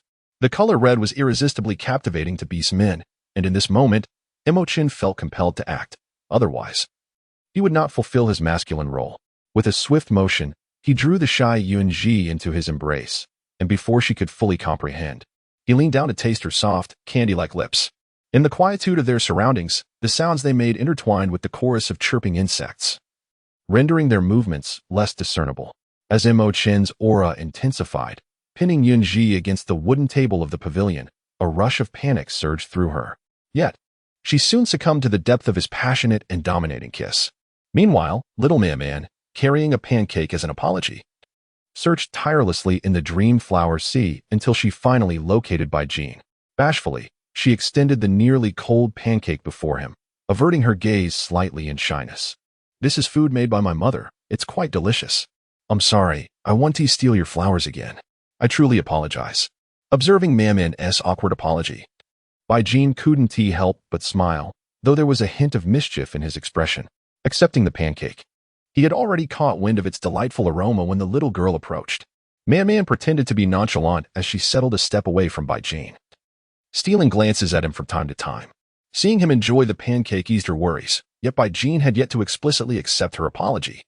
So she remained on guard. "The pancake is indeed delicious. I suppose I shall begrudgingly accept your apology," he replied, wearing a mockingly generous expression. Had this been the old man, she would have retaliated with a punch, but now, having made a mistake and recognizing her position, she held back her temper. Although he feigned reluctance, his smug demeanor was undeniably infuriating, yet she refrained from acting out. Having just apologized, she could not afford to lash out. Bai Jin raised an eyebrow, surprised to see the typically explosive little firecracker maintain her composure. "Mother always said not to strike indiscriminately. Only villains deserve a beating. Bai Jin Gij is a good person, so I want to touch you." She recalled her mother's teachings, which emphasized avoiding conflict with their own kind. And thus Bai Jin, however provocative he might be, would not elicit her wrath. Primarily, she wished to avoid further apologies. Her little hands could not replicate her mother's culinary masterpieces, and she couldn't expect her mother to assist each time she erred. Hence, she made an effort to control her temper. "That's quite agreeable. I too have no desire to fight you." Each time he witnessed her brave faade despite tears threatening to spill, he felt a tightness in his chest. And thus it was pleasing to him that she would refrain from confrontation. "By the way, after the ritual in 4 days, I shall come of age, while you, little one, seemed destined to wait many years." He had reached a 3-star strength, which ordinarily would allow him to mature at 2 stars. But due to his being a dream flower, he required 4 stars to truly be considered an adult. Unlike other plants that matured simply by transforming into human form, the growth cycle of a dream flower was unpredictable, and his transformation had only delayed his coming of age. The little sprite before him was quite different. As soon as Maman's main vine blossomed, it would signify her maturity. Presently, her supporting vines had begun to sprout buds, and he believed that within 2 years, her main vine would bloom. "I have my mother to assist me, so I won't need to wait many years," she retorted, puffing out her cheeks in a display of pride. Bai Jin couldn't help but find her adorable, and on impulse, he reached out to pinch her chubby little face. The soft texture of her skin made his heart flutter, and he unconsciously loosened his grip, giving her a gentle squeeze. Maman glared at his mischievous hand, which made Bai Jin feel a twinge of discomfort. "Mother once said something. Can you guess what it was?" "What?" "An eye for an eye." Before Bai Jin could react, Maman's small hand reached out, playfully tormenting his handsome face. Bai Jin, exasperated yet fondly indulgent, carefully steadied her to prevent any tumbles. "Clan leader, did you not prohibit the use of fire?" "Indeed, fire is a perilous element. It must not be present in Woodheart Valley." Later, when I observed Priestess Yun Zhi and her companion preparing a meal over an intense fire, the aroma was undeniably enticing, yet the fierce flames effectively deterred them. If we wish to endure, we must first acclimate ourselves to fire. I have conferred with Priestess Yun Zhi, and once the sacrificial rites conclude, they shall return to their tribe, where they will inform the tribal leader and other priestesses of our situation, if circumstances allow. He would prefer not to coexist with the orcs, not out of disdain for their rugged and combative nature, but rather because the combat prowess of the plant people is not on par with that of the orcs, rendering them vulnerable. Unless absolutely necessary, he does not wish to expose his kin to the orcs' scrutiny. However, in order for their line to continue, collaboration with Yun Zhi is an unavoidable course of action. Zhu Yu's words cast a heavy silence over the others, turning the communal meal into an uncomfortable affair, especially for Zhu Yu, who after consuming cooked food, now perceived the fruits he had relished for years as less delectable. At Lotus Blossom Lake, within the grass pavilion at its heart, Emo Chen embraced Yun Zhi from behind, resting his chin upon her shoulder, inhaling the delightful fragrance that enveloped her. The warm breath escaping his lips caressed the nape of her neck, eliciting a gentle shiver from her. Emo Chen chuckled softly, earning a playful glare from Yun Zhi. She playfully pushed him away, unable to endure the ticklish sensation as it sent delightful tremors throughout her body, leaving her feeling both peculiar and unusually weak. Were it not for their daily closeness, she might suspect he had employed some trickery. "Oh dear, don't nibble at my ear." Did that soft, sweet voice truly emanate from her? Lost in thought, Emo Chen advanced once more, grasping her rounded shoulders, compelling her to face him. His lips, having just kissed her, glistened with moisture. Particularly as Yun Zhi now displayed a coy demeanor, caught between shyness and allure, stirring in him an inexplicable thirst. He pressed a fervent kiss upon her, mindful of their surroundings. Knowing that soon those little sprites and plant people would return, he had no penchant for being observed. With a gentle yet possessive embrace, he carried his spring-eyed companion back to their treehouse, delicately laying her upon the bed, supporting himself with his hands as he gazed at her downturned face. A delightful, tingling laughter escaped his throat, resonating in Yun Zhi's ears like a sweet melody. The dream blossom unfurled, revealing its pink core, exuding an enticing sweetness. It was meant to awaken at midnight, yet the palpable desire shared between Yun Zhi and Emo Chen had prematurely ignited its essence. "Ah, my dear Yun Zhi, your health is improving splendidly." "Yun Zhi, it is not quite so." Marrying Emo Chen impulsively upon seeing him, she has been meticulously cared for by him, and with her own special abilities, her body has already been well nurtured. Observing Emo Chen's demeanor, it seems he is about to take the final step, and she cannot falter. After all, she too was driven by desire, and she cannot let her resolve be weaker than his. The leafy curtain of the treehouse quietly descends, concealing the beauty within, while the glowing lily of the valley on the wooden table discreetly extinguishes its light. The leafy curtains at the window have long been drawn by the evening breeze, filling the treehouse with the sweet fragrance of dream flowers. Trapped between Emo Chen's chest and the bed in the cramped space, Yun Zhi begins to feel a sense of dazedness. Her misty eyes, reminiscent of a startled deer, are clear yet filled with confusion, prompting Emo Chen to feel a sense of bewilderment himself. Dew-kissed pink lotus petals gather droplets that fall into the lotus leaf dish. A gentle breeze causes the petals to tremble, shaking off a dewdrop. Small boats drift with the currents, sometimes fast, sometimes slow, sometimes hurried, sometimes languid. Deep within the lotus lies an untouched secret garden, a realm of endless beauty. In this hidden place, the gentle stream flows, harmonizing with the melodious song of nightingales, creating an exquisite atmosphere. The bright moon hangs high, and the stars twinkle brilliantly. The leaves rustle in the evening breeze, and waves of lotus fragrance seep into the treehouse, mingling with the scent of dream flowers, sweet yet slightly diluted. Emo Chen, propping his head on one hand, gazes lovingly at the sleeping Yun Zhi. Noticing the marks he has left on her exposed shoulders and collarbone, the corner of his mouth curves upward, never losing its smile, and even hints at a widening expression. Drowsily opening her eyes, she sees Emo Chen's enlarged, handsome face and the red marks on his chest. The stark contrast of the red marks on his fair skin catches her off guard, and she shyly averts her gaze. Emo Chen seems almost inhuman, tormenting her to the brink of exhaustion. Not only is her waist sore and her legs weak, but she lacks the strength even to raise her hand.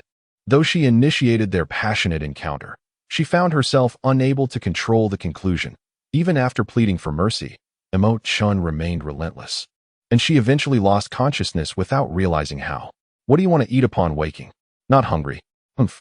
She realizes her voice has grown hoarse. For the next 3 months, no, for half a year, she forbids him from sharing her bed.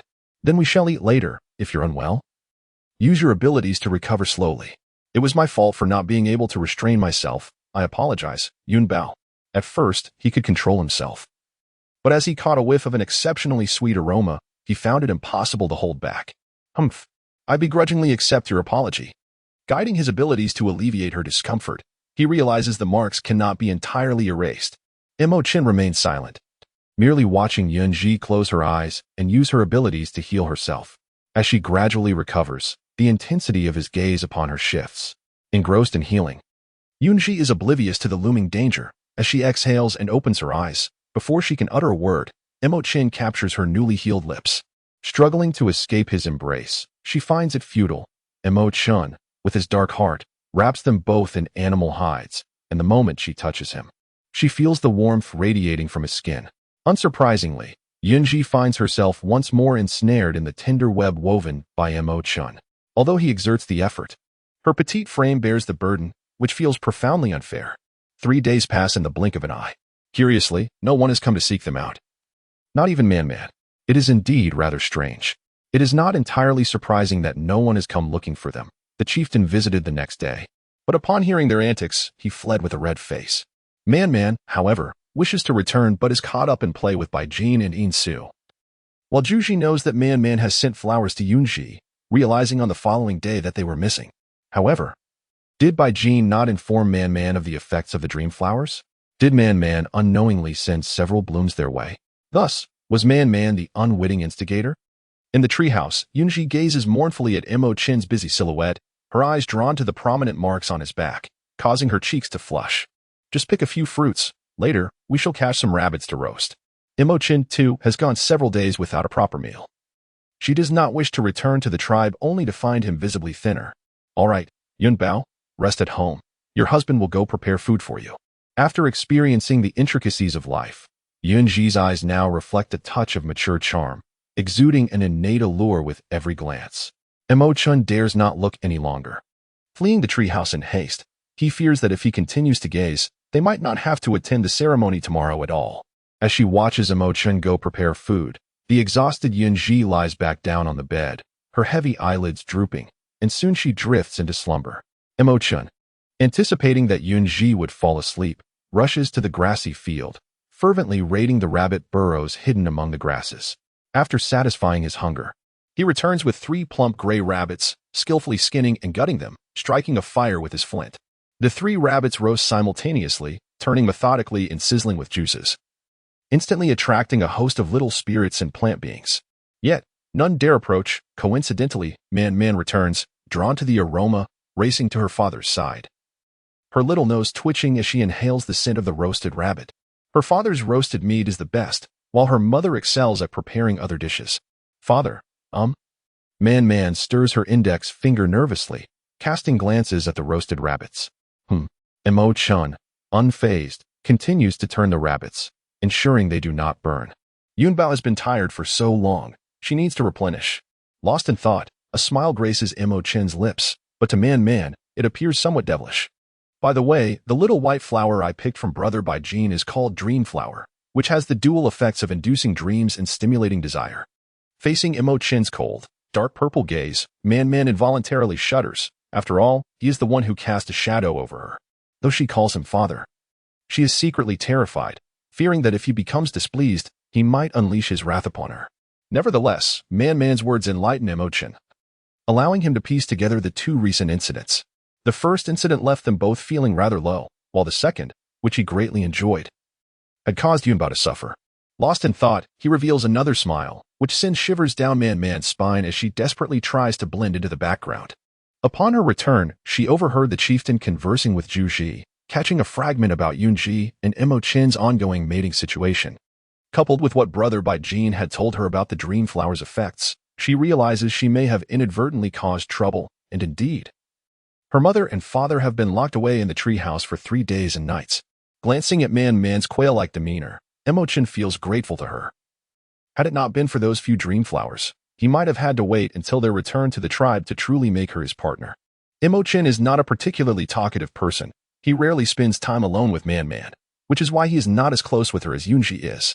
Perhaps upon returning to the tribe, he should build a stone house for Man. He has just begun to cultivate a relationship with Yun Bao. And Man is not an ordinary child. She is sensitive to sound. Once the rabbits are roasted, Emo Chen hands a whole one to Man, while he wraps the remaining 2 in banana leaves and climbs back up to the treehouse. Waiting below, Man finally breathes a sigh of relief. Being alone with her father is too terrifying. She feels far safer with her mother. However, her father's roasted meat truly is delightful. MN paraded through the streets with an entire roasted rabbit, the tantalizing aroma of grilled meat wafting through the woods, blissfully unaware by the couple in the treehouse. With a gentle voice reminiscent of her beloved husband, she languidly opened her eyes, revealing her charm before MCHN. A pair of delicate arms emerged from beneath the covers, instinctively draping themselves around MCHN's neck. The innocent YNZH tilted her head coyly, pressing her lips against his delectable mouth. A raspy voice lingered in her ears as YNZH caressed the face she had fallen for at first sight, growing fonder with each glance. YNBO, are you teasing me? He mused, though he wished to continue. He remembered that YNBO had not eaten in quite some time and decided to let her be for now, planning to make it up to her later. Upon hearing his words, YNZH recalled their wild nights together, clearing her throat awkwardly and retracting her hands, realizing it was best not to tempt fate.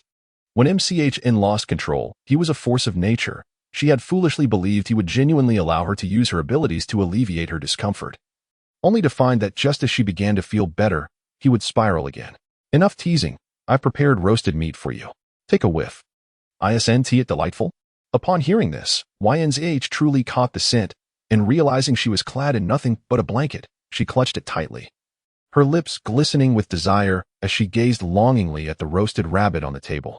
My little glutton, both are for you, he declared as he dragged a wooden table beside the bed, using clean, thick leaves as platters. With meticulous care, he shredded the roasted rabbit into slender strips, while Yunzh, swathed in a fur blanket, leaned against MCH's broad back as if she were weightless. MCH devotedly prepared the meat for her, allowing her to rest against him. Gently, he cradled Yunzh in his embrace, her back against his chest, reveling in the joy of feeding his beloved partner. On the forehead of Yun Zhi, where a small snake mark resides, there appears an additional green diamond-shaped mark, barely noticeable unless observed closely. Yun Zhi was indeed utterly exhausted. With merely half a rabbit remaining on the table and a sip of water consumed, she then lay down once more, leaving the remaining matters to Emo Chen. She felt as if she were in a state of paralysis, waiting for Emo Chen to tidy up before returning to the treehouse, where she would be met with Yun Zhi's drowsy demeanor. The dark circles under her eyes were rather pronounced, and her deep purple gaze was filled with tenderness as she was held closely by Emo Chen beneath the animal hide blanket. In Emo Chen's embrace, Yun Zhi slept soundly, deeply, and when she finally awoke, it was time for the ritual. After a night of rest, the marks on her body had nearly faded, and Emo Chen dressed her in a one-shoulder dress, adorning her hair into a large braid. The ritual at Mushin Valley was set for noon, allowing for a leisurely rise. Having gone to bed early the previous night, she found herself restless and had risen from bed, sitting obediently on the edge of the bed. She awaited Emo Chen to help her get dressed and groomed, suddenly struck by the illusion of a father caring for his daughter. Upon reflection, it was clear that Emo Chen treated her with the care one would afford a daughter, attending to every detail. Zhu had visited the day before and, upon realizing she was resting, departed without saying much else. As a priestess, she feared that the customs learned from Priestess Hui might not be universally applicable. We are merely guests and need not do anything special. We shall simply follow their lead when the time comes. Observing the large braid in her hands, she nodded confidently before handing it over to Yun Zhi for inspection. As she played with the braid Emo Chen had crafted, she couldn't help but admire her hair's quality and volume. Emo Chen had only seen it done a few times but had learned the craft well, demonstrating commendable skill. With an appreciative glance at Emo Chen, she reluctantly uttered the words, "Not bad," to temper someone's pride from soaring too high. It has been about 5 days since we set out, today marking the 6th day, and she had spent these days languidly in bed, either eating or on the way to eating, thus losing track of time. Yes, it's about time. Once the Mushin Valley ritual concludes, we must prepare to return to the tribe, as we need to set off early for the exchange meeting next month, which is quite distant. We must leave ahead of time to ensure our return before the onset of the cold season. Time has passed swiftly, and it feels as though we have accomplished little before the exchange meeting is upon us. This year, we have pottery and salt, so the tribe need not worry about obtaining good trade items. Indeed, after tidying up and washing clean, it was a delight to step outside after several days. Greeted by the brilliant sunlight, Yun Zhi's weary and fatigued body felt much improved. Zhu and Zhuji stood beneath a tree across the way, waving at them from a distance, although today, an imposing elder accompanied Zhu. His face bore few wrinkles, yet his eyes sparkled with vitality, defying the appearance typical of a man in his 60s or 70s. He wore a feathered crown of the same style, albeit in a gradient of blue and green. And astonishingly, he held a light green whisk. The Mushin Valley priestess possesses quite the remarkable presence. Emo Chen supported Yun Zhi's delicate waist, synchronizing their pace as they walked towards the chieftain. Although healed by his abilities, she still felt discomfort. Zhu observed them in silence, while Zhu wore a knowing smile that left Yun Zhi feeling somewhat uneasy. This is our Qingyu priest, and his apprentice, Lan Ning, has gone ahead to prepare the temple. A polite nod was exchanged. Up close, the Qingyu priest appeared younger than Priestess Hui, exuding an air of aloofness and purity akin to that of an otherworldly sage, imbued with an innate and unyielding spirit. I know you, even before Man did. Perhaps I should say that I recognized you from the moment you appeared. Yun Zhi cast a glance at Qingyu, her eyes revealing not a hint of inquiry, but rather a profound understanding.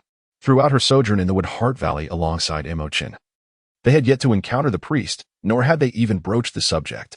Your arrival in the Woodheart Valley was inevitable. Once the ritual concludes, I shall enlighten you regarding the valley's matters, she stated. Zhu Yu expressed his astonishment, pondering whether the Woodheart Valley harbored secrets unknown even to him, the clan leader. Very well, is there any aspect of the ritual where my assistance is required? She inquired, for she was a priestess, after all, and could not simply linger idly. Qingyu remained silent, casting a lingering glance at Yun Zhi and Emo Chen before turning to depart. Zhu Zhi followed closely behind, leaving only the three of them behind. No worries, the arrangements atop the temple are nearly complete. You may ascend now, as the ritual is set to commence shortly, she encouraged. The ritual was slated to begin around 10 o'clock, and it was now approximately 8 or 9, indeed an opportune moment to ascend. Qingyu, the priestess, had already taken Zhu Zhi up, urging them to proceed with caution as the journey would prove challenging for them.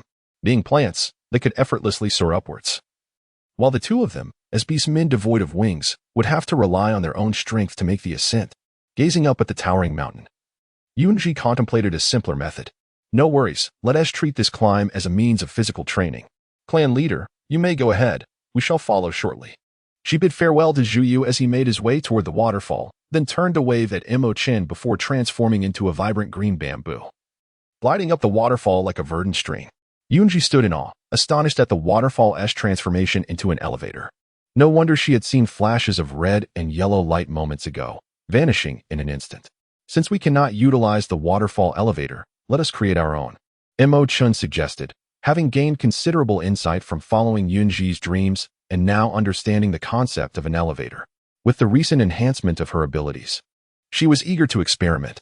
Taking Emo Chen's hand, they made their way to the grass pavilion at the heart of the Lotus Lake, selecting a nearby lotus flower. Harnessing her powers, she urged it to grow into a colossal lotus capable of accommodating 2 individuals. Emo Chen stepped aboard first, ensuring its stability before securely assisting Yun Zhi onto the flower, refusing to release her, enveloping her protectively in his embrace. As the petals closed around them, creating a small opening for breath, Yun Zhi suppressed her excitement, guiding the enormous lotus upward from its submerged stem. The pair, cocooned within the floral embrace, remained unaffected, standing steadily while Emo Chen shielded Yun Zhi, as if he were her very shadow. The soaring lotus startled those above, who believed something was amiss with the flower. Upon reaching their destination, Yun Zhi commanded the lotus to cease its ascent, the petals unfurling to reveal their intertwined figures. Emo Chen leaped from the lotus elevator, holding Yun Zhi close. Yun Zhi, the priestess, is truly remarkable. Is there such a grand lotus in Lotus Lake? It must surely be cultivated by her. The lake's spirits could not fathom growing a lotus large enough to hold 2, and the visiting beastman priest surpassed their expectations. Qingyu, having overheard the praises from his kin, felt an inexplicable swell of pride within him. After exchanging pleasantries with Zhu Yu and Zhu Zhi, Yun Zhi finally surveyed the breathtaking scenery above. The sun had banished the morning mist, revealing a mountaintop that was not rugged but rather as flat as if sculpted by a blade. The waterfall cascaded from a substantial cave situated 2/3 up the mountain. Observing the mountaintop's layout, she noted the absence of pathways leading downward. The ground was adorned with dark green vines, and the temple stood modestly at the center. Its conical roof bore unclear murals, supported by 4 white stone pillars embellished with light green reliefs. In each cardinal direction, there stood statues of plants, magnified jade carvings of plum, orchid, bamboo, and chrysanthemum, while the centerpiece featured a dragon-shaped stone statue, distinct from that of the Xize tribe. This figure possessed an additional pair of wings, its eyes of vivid green, reminiscent of the ethereal silhouette she had glimpsed upon becoming a priestess. At that moment, she had thought it a mere figment of her imagination. Nearly forgotten, yet it now resurfaced vividly in her memory. The remaining expanse atop the mountain was filled with tiny spirits and plant beings, albeit taking up only a small portion, given their scarcity. The offerings prepared were an array of fruits, filling the altar. Beside the altar stood an androgynous youth of around 15, adorned with a feathered crown and seemingly adorned with an orchid at their waist. "Priestess, all is ready," they announced, their voice melodious and demeanor poised and serene. Yun Zhi gazed intently at the children, while Emo Chen leaned down and whispered softly in her ear, a flush of crimson swiftly creeping onto her cheeks. It was indeed advisable for certain individuals to maintain their composure after indulging in excess. Their manner of speaking becomes considerably more unrestrained, revealing a rather provocative nature. The Qingyu priest donned a white ceremonial robe, reminiscent of silk, yet lacking its exquisite texture. Once the ritual concluded, she could inquire further with the Qingyu priest. Suddenly, a resounding beat of drums echoed through the air. Yun Zhi turned to locate the source, discovering it was not of the type she was familiar with, but rather a peculiar plant resembling a drum, astonishingly producing sound on its own. Subsequently, the Qingyu priest, accompanied by her young apprentice Lanying, waved her feather duster and chanted ancient melodies. As Yun Zhi listened, an unsettling sensation began to creep in, her gaze turning unfamiliar. Stepping beyond Emo Chen's protective circle, she grasped the air, and a withered branch materialized in her hand. Casually, she approached the two Qingyu priests, joining in their melodic chants and dancing as if oblivious to her surroundings. The Qingyu priest motioned for Lanying to step aside, his eyes gleaming with fervor and excitement as he followed closely behind Yun Zhi. Observing the somewhat unfamiliar Yun Zhi in front of him, Emo Chen's heart skipped a beat, anxiety flooding his chest. As the song concluded, Yun Zhi returned to her senses, bewilderedly scanning her surroundings, only to meet Emo Chen's anxious gaze. What had she done to unsettle him? The moment was abrupt. Seeing Yun Zhi approach, the Qingyu priest intervened, saying, "Yun Zhi, please wait. Let the ritual conclude before seeking out your partner, if you would." Puzzled by the priest's interruption, Yun Zhi glanced at Emo Chen, her eyes questioning.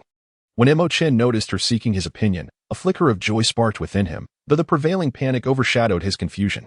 The Qingyu priest bore no ill intent, and Emo Chen nodded in agreement. He would not allow anything to happen to Yun Zhi in his presence. When had she broken a branch? The branch appeared entirely desiccated, save for a single miniature green leaf, leading her to almost believe it was merely a dead twig. It is not merely a branch, but a gift from the wood god. He could sense the pure divine energy within it. If Yun Zhi could harness its power wisely, it would be a force for the benefit of the entire continent. What had she just done to warrant such a gift from the wood god? A fleeting memory of her graceful dance crossed her mind. As a dance enthusiast, she had performed with such fluidity, without a hint of embarrassment.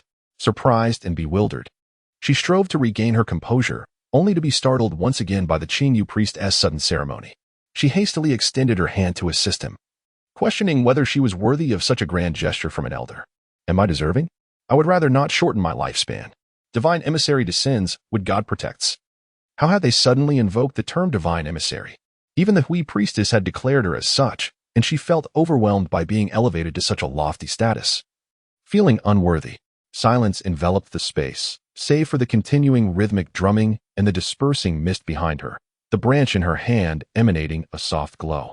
Releasing her grip, the branch floated upward, revealing a keyhole in the transparent wall, with all eyes fixed on the branch as it seamlessly slipped into the lock. The Qingyu priest's eyes brimmed with tears of joy, and Yun Zhi grasped his trembling hand, perplexed. The keyhole vanished, and the branch returned to Yun Zhi's palm, imprinting itself like a delicate floral mark on her soft skin, a refreshing energy coursing through her body from her palm. Subsequently, the Qingyu priest took hold of the stunned Yun Zhi, leading her toward the dragon god statue. Suddenly, he pricked her fingertip, pressing it against the white jade gem embedded in the statue's chest. The sharp sting made Yun Zhi focus, and upon completing this seemingly trivial task, the Qingyu priest exited the temple, standing outside. Confused, Yun Zhi turned to look outside, and the Qingyu priest wore a benevolent expression, momentarily leading her to believe it was the Hui priestess smiling at her. Meeting Emo Chen's concerned gaze, she smiled radiantly to reassure him. Yet her finger remained stubbornly pressed against the white jade gem, causing her smile to falter. Emo Chen, ever watchful of her state, rushed to assist as he saw her incredulous expression directed at her finger. The Qingyu priest could not intervene in time, witnessing Emo Chen surge forward, his eyes flashing with a mix of emotions, bursting with intense joy. "Priest, what is happening?" "Fear not. Yun Zhi is the divine emissary, capable of aiding us in unlocking the seal behind the Wood Heart Valley. Emo Chen, being her partner, also possesses the aura of a divine emissary, and may well assist Yun Zhi. So, the area beyond was sealed. No wonder they had been unable to pass through." Meanwhile, within the temple, the four statues representing Mei, Lan, Zhu, and Zhu radiated different colored particles, some merging with the dragon god statue, while others drifted toward the crowd. Emo Chen held Yun Zhi's fragile form tightly, his heart aching as he watched her finger adhere to the white jade gem. As the gem gradually morphed from white to pink, then deepening to red, Yun Zhi finally freed herself. Having lost considerable blood, her complexion paled slightly, and she leaned against Emo Chen, her clear eyes fixed intently on the dragon god statue. She once again saw a dragon, this time even more vividly, though she couldn't quite discern its colors, as it was but a fleeting moment. Then, she heard a sound reminiscent of glass shattering, accompanied by a waft of sandalwood-scented breeze, as rippling green waves emanated from the statue, benefiting all present, including the elves. Emo Chen guided Yun Zhi out of the temple, his body suddenly stiffening as he pushed Yun Zhi beside Yun Zhi, transforming into his full beast form. She had seen the miniature version of Emo Chen, but never this enormous incarnation. His black scales gleamed with a chilling radiance. His massive serpent head tilted skyward in a roar, the diamond-shaped green scales shimmering brilliantly. The two small protrusions atop his head had sprouted into horns, while the flesh behind him expanded into wings of a silver-black gradient, overshadowing much of the temple behind him. It became clear that Emo Chen was no ordinary black serpent. He had transformed into a dragon, and the wings were a manifestation of his ascended power. As Emo Chen transformed, Yun Zhi's partner mark on her forehead also underwent a change, the little serpent evolving into a dragon. The process of Emo Chen's ascension required some time, and Yun Zhi enveloped him with her extraordinary energy, providing a protective barrier so he could ascend peacefully. Divine emissary, look. The Qingyu priest pointed towards the rear of the temple, where the branch served as a key, combined with Yun Zhi's blood, unlocking the latter half of the Woodheart Valley seal. A colossal tree soared skyward, accompanied by white cranes in flight, while below sprawled vast grasslands devoid of any trees, save for that singular giant tree. A stream, resembling a white satin ribbon, wove through the meadow, where numerous avian creatures rested by the water's edge, infusing this secluded realm with vitality. This is the place left to us by the wood god. If the Woodheart Valley were to be compromised, we could take refuge here. Your arrival was foretold. According to the wood god's prophecy, a divine emissary would descend upon the continent of Tsangyu during its impending doom, altering the tragic fate of the various beast clans. In truth, it was not only their tribe facing extinction, the beasts outside were in a similar plight, though their situation was relatively better. This was indeed true. The Xize tribe still had younglings, while the Woodheart Valley had none, with Man being the youngest. The Woodheart Valley had once been the dwelling of the wood god, and they were all creations of the wood god. Initially, they could produce offspring, but as time wore on, the likelihood of procreation diminished. The Qingyu priest pondered for a moment, gazing at Yun Zhi as if she were their savior, continuing. Along with the diminishing power of the wood god, the chances of producing offspring have become increasingly slim. In the past, following a ritual, at least 10 offspring would emerge from the valley. Now, if we are fortunate enough to have just one, it would be a cause for celebration. Something felt amiss. Man's condition allowed her to bear children like the beasts, not relying on the wood goddess power. Did that mean others lacked reproductive capabilities? Closing her eyes, she delicately divided her extraordinary energy to examine the bodies of those present. The men appeared healthy, albeit slightly frail overall. The women, however, exhibited coldness in their bodies, with thin uterine walls, both sides notably weak, making reproduction indeed challenging. Retrieving her energy, she cast a complex glance at the Qingyu priest. The wood god had granted them power, yet rendered them incapable of self-reproduction. I have gathered insights into your physical conditions. I can only advise you to familiarize yourselves with the element of fire and begin consuming cooked food soon. The art of dining emphasizes a harmonious balance between meat and vegetables, ensuring nutritional equilibrium. However, the sustenance of sprites and vegetative beings consists solely of singular fruits, leaving the scales of nourishment unbalanced. The latter part of the revelation undoubtedly brings immense delight to all within the Woodheart Valley, as it expands the land's area nearly threefold from its original expanse. Zhu, you may return with the others to rest, she instructed. Very well. With Yun Zhi's involvement, the ritual concluded ahead of schedule, and Zhu led the group away, forcibly taking Man with them. Lan, you should also return. Yes. Gradually, all departed from the mountaintop temple as the blessings bestowed by the wood god continued, allowing them to return home and cultivate their strength and peace. Aside from Emo Chen, who remained within the protective barrier, only Yun Zhi and Qingyu were left. They approached the edge, gazing down upon the unsealed Woodheart Valley, which must truly be the essence of the realm. Fortunately, she did not suffer from acrophobia. Otherwise, she would have surely been paralyzed by fear.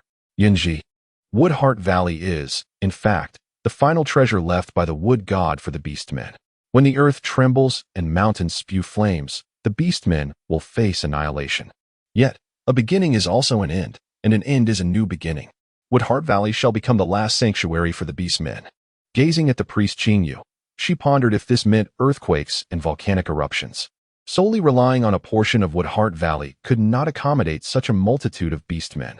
Now that the seal is broken, it suffices. Despite the beauty of Woodheart Valley, the wood god's power is waning, and safeguarding the current realm has become increasingly arduous.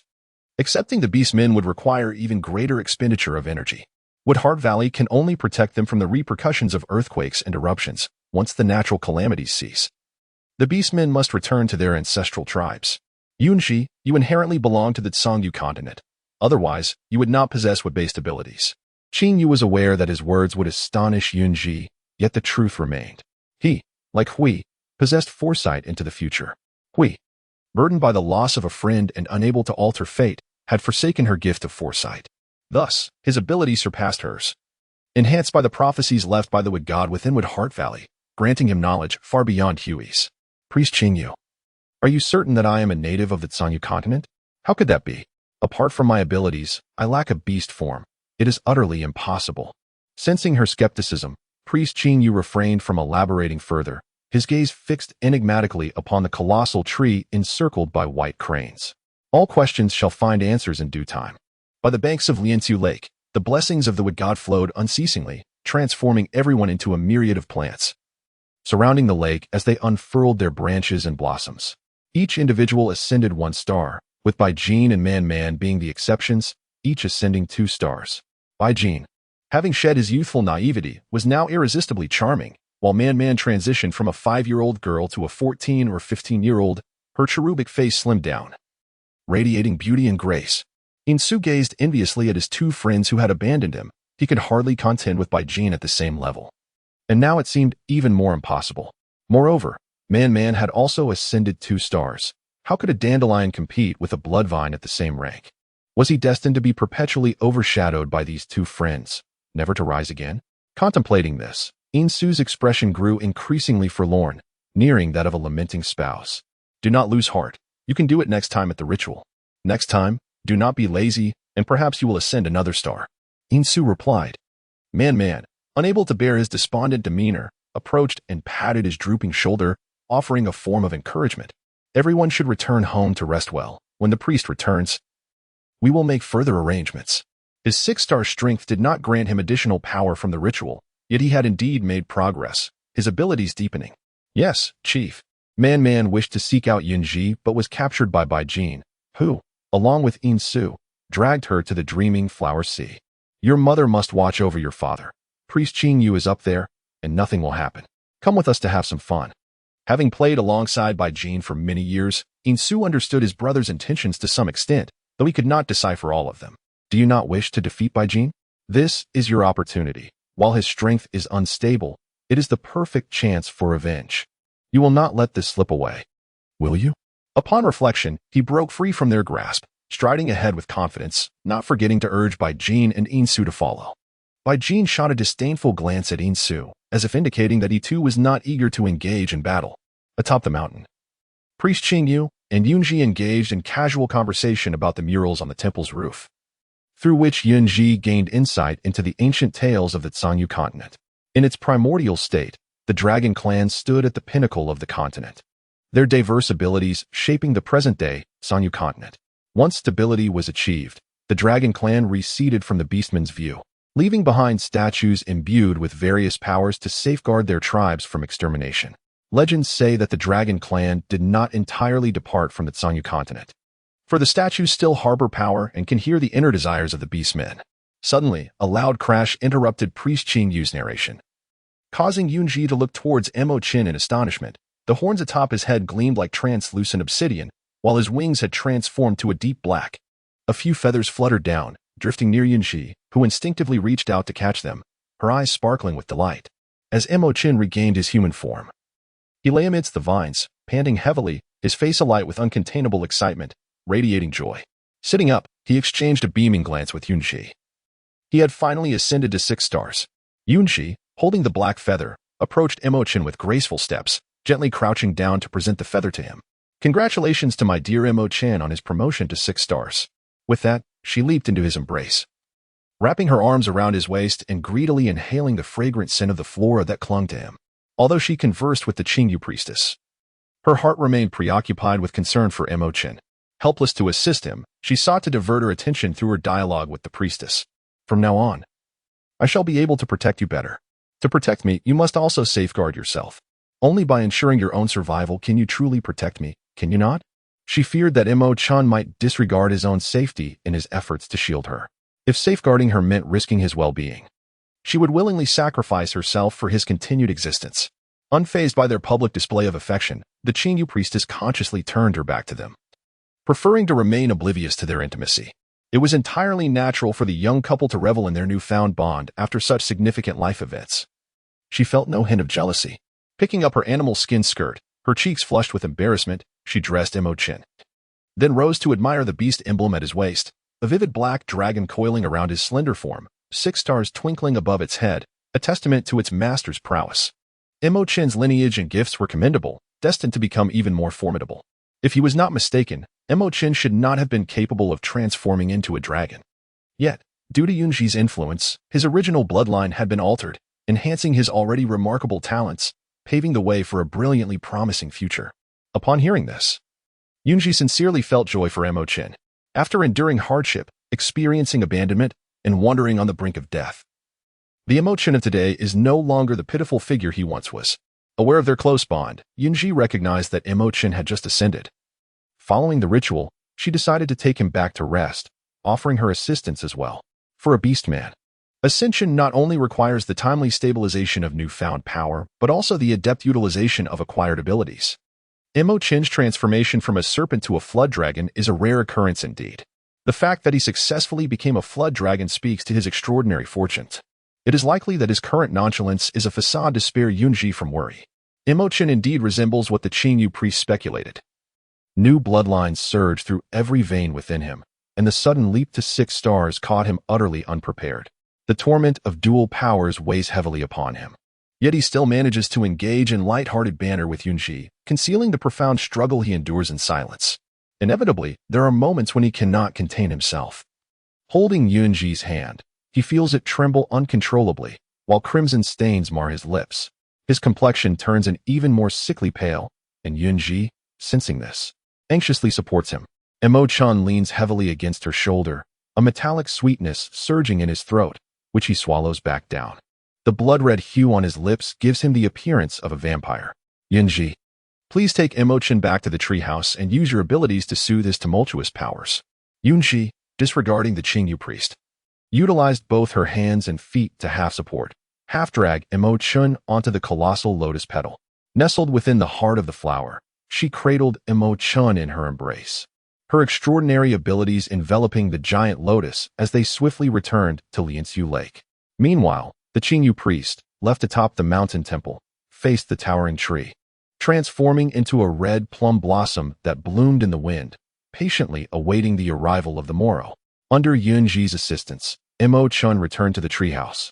Sitting on the ground with a pained and pallid expression, Yun Zhi sat cross-legged opposite him, her eyes glistening with tears that resembled golden beads. Do not worry, Yun Bao. I shall recover swiftly, he reassured her, though the gnawing pain within him was akin to that of a parasite. Yet he wished not to burden Yun Zhi with his concerns. Do not speak. Focus on stabilizing your powers. Biting her lip, she averted her gaze from Emo Chen, fearing that a mere glance into his eyes would cause her to weep. The Qingyu priest has stated that I can assist you, yet you must also strive for yourself. Do you understand? All right.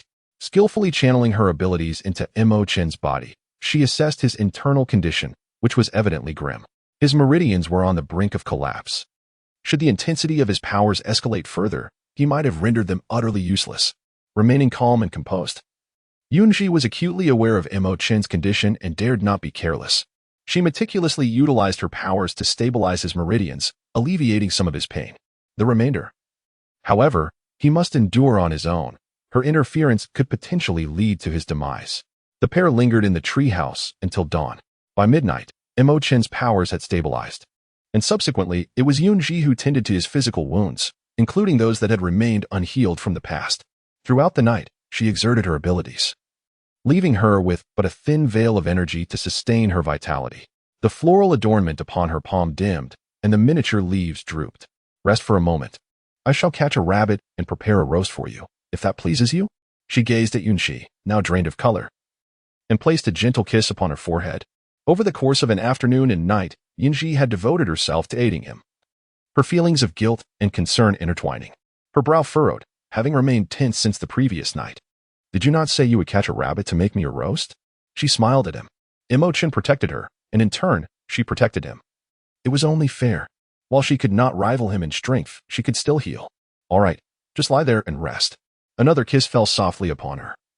And as she closed her eyes, Emo Chen swiftly made his way to the rabbit habitat. The new body he possessed bestowed not only abundant strength but also speed akin to the wind. Shadows darted across the grass as the half-beast, Emo Chen, triumphantly carried a string of plump rabbits, a satisfied smile gracing his lips. Yun Zhi, who had been resting in the treehouse, did not lie down for long. The Wood Heart Valley was imbued with the power of the Wood God, and her innate affinity allowed the energies to flow into her body effortlessly, restoring her abilities. Once revitalized, she could no longer remain idle. Invigorated, she stepped outside. Sitting obediently in the cool shade beneath the tree, skillfully igniting a fire with flint, awaiting Emo Chen's return. As the flames flickered to life, Zhu Yu approached with longing. "Yun Zhi, are you preparing something delicious again?"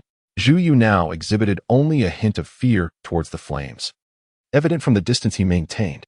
Surprisingly, Lan Ying, the priest's apprentice, approached the fire with calm composure. Yun Zhi raised an eyebrow, taking a few more glances at Lan Ying. Though her appearance was somewhat ambiguous, Lan Ying was indeed a girl. The Wood Heart Valley, unlike the beastman, referred to individuals as male or female rather than by gendered terms. Observing Lan Ying's striking features, one could imagine her as a formidable warrior in ancient times, donned in battle attire, an indomitable heroine. "Yun Zhi, shortly the clan leader will be at the temple to seek the priest. Shall you and your partner accompany?" Lan Ying's expression was serious and solemn, revealing a surprising depth of character that reminded one of a wise elder. Yun Zhi pondered for a moment, then readily agreed, intending to eat something upon Emo Chen's return before setting off. After a light breakfast yesterday morning, she had not consumed a morsel since, and her stomach was already protesting. Lan Ying nodded, rising to prepare to leave. "Shall I go find the priest? Would the clan leader like to join? I'll head up shortly." "You go on ahead to meet the priest," she replied with a hint of jest, aware that he was keen to partake in another meal. Perhaps Yun Zhi did not anticipate that beneath Zhu Yu's humble and gentle demeanor lay a heart that craved food. After opening the door to sustenance with the flour cake, he was already contemplating the next opportunity to indulge in a hearty meal. Seizing the moment, they watched as Lan Ying transformed into a faint blue shimmer, ascending the waterfall towards the temple. With Zhu Yu as a guest, Yun Zhi was determined not to be remiss in hospitality. She prepared a flower fruit, intending to make another and teach Zhu Yu, ensuring that after she and Emo Chen departed, they could utilize fire to prepare cooked dishes. "Zhu Yu, observe how I knead the dough, prepare the flour cakes, and make the dumpling soup. Once the ceremony concludes, Emo Chen and I should return to the tribe." Engrossed in kneading the dough, Yun Zhi failed to notice the fleeting glimmer of reluctance in Zhu Yu's eyes. He remained silent, leaning closer to her, observing her as she meticulously added water and kneaded the dough. Upon Emo Chen's return, he found Zhu leaning against Yun Zhi, instantly feeling a surge of jealousy. With a darkened expression, he approached, his demeanor slightly awkward, as he noticed Zhu Yu's proximity to Yun Zhi, though in reality, there was still a bit of distance between them. "I'm back. How does your body feel after the strength enhancement?" "Much quicker than before. As for other aspects, you'll have to experience it yourself," Yun Bao, Emo Chen said, driving with abandon. Zhu Yu's previously calm visage cracked, struggling to maintain his composure. "Could you two retreat to your room for your affectionate display? I'm still single. Is this really appropriate? The two of us find it splendid. It might pressure you into finding a partner sooner," they teased.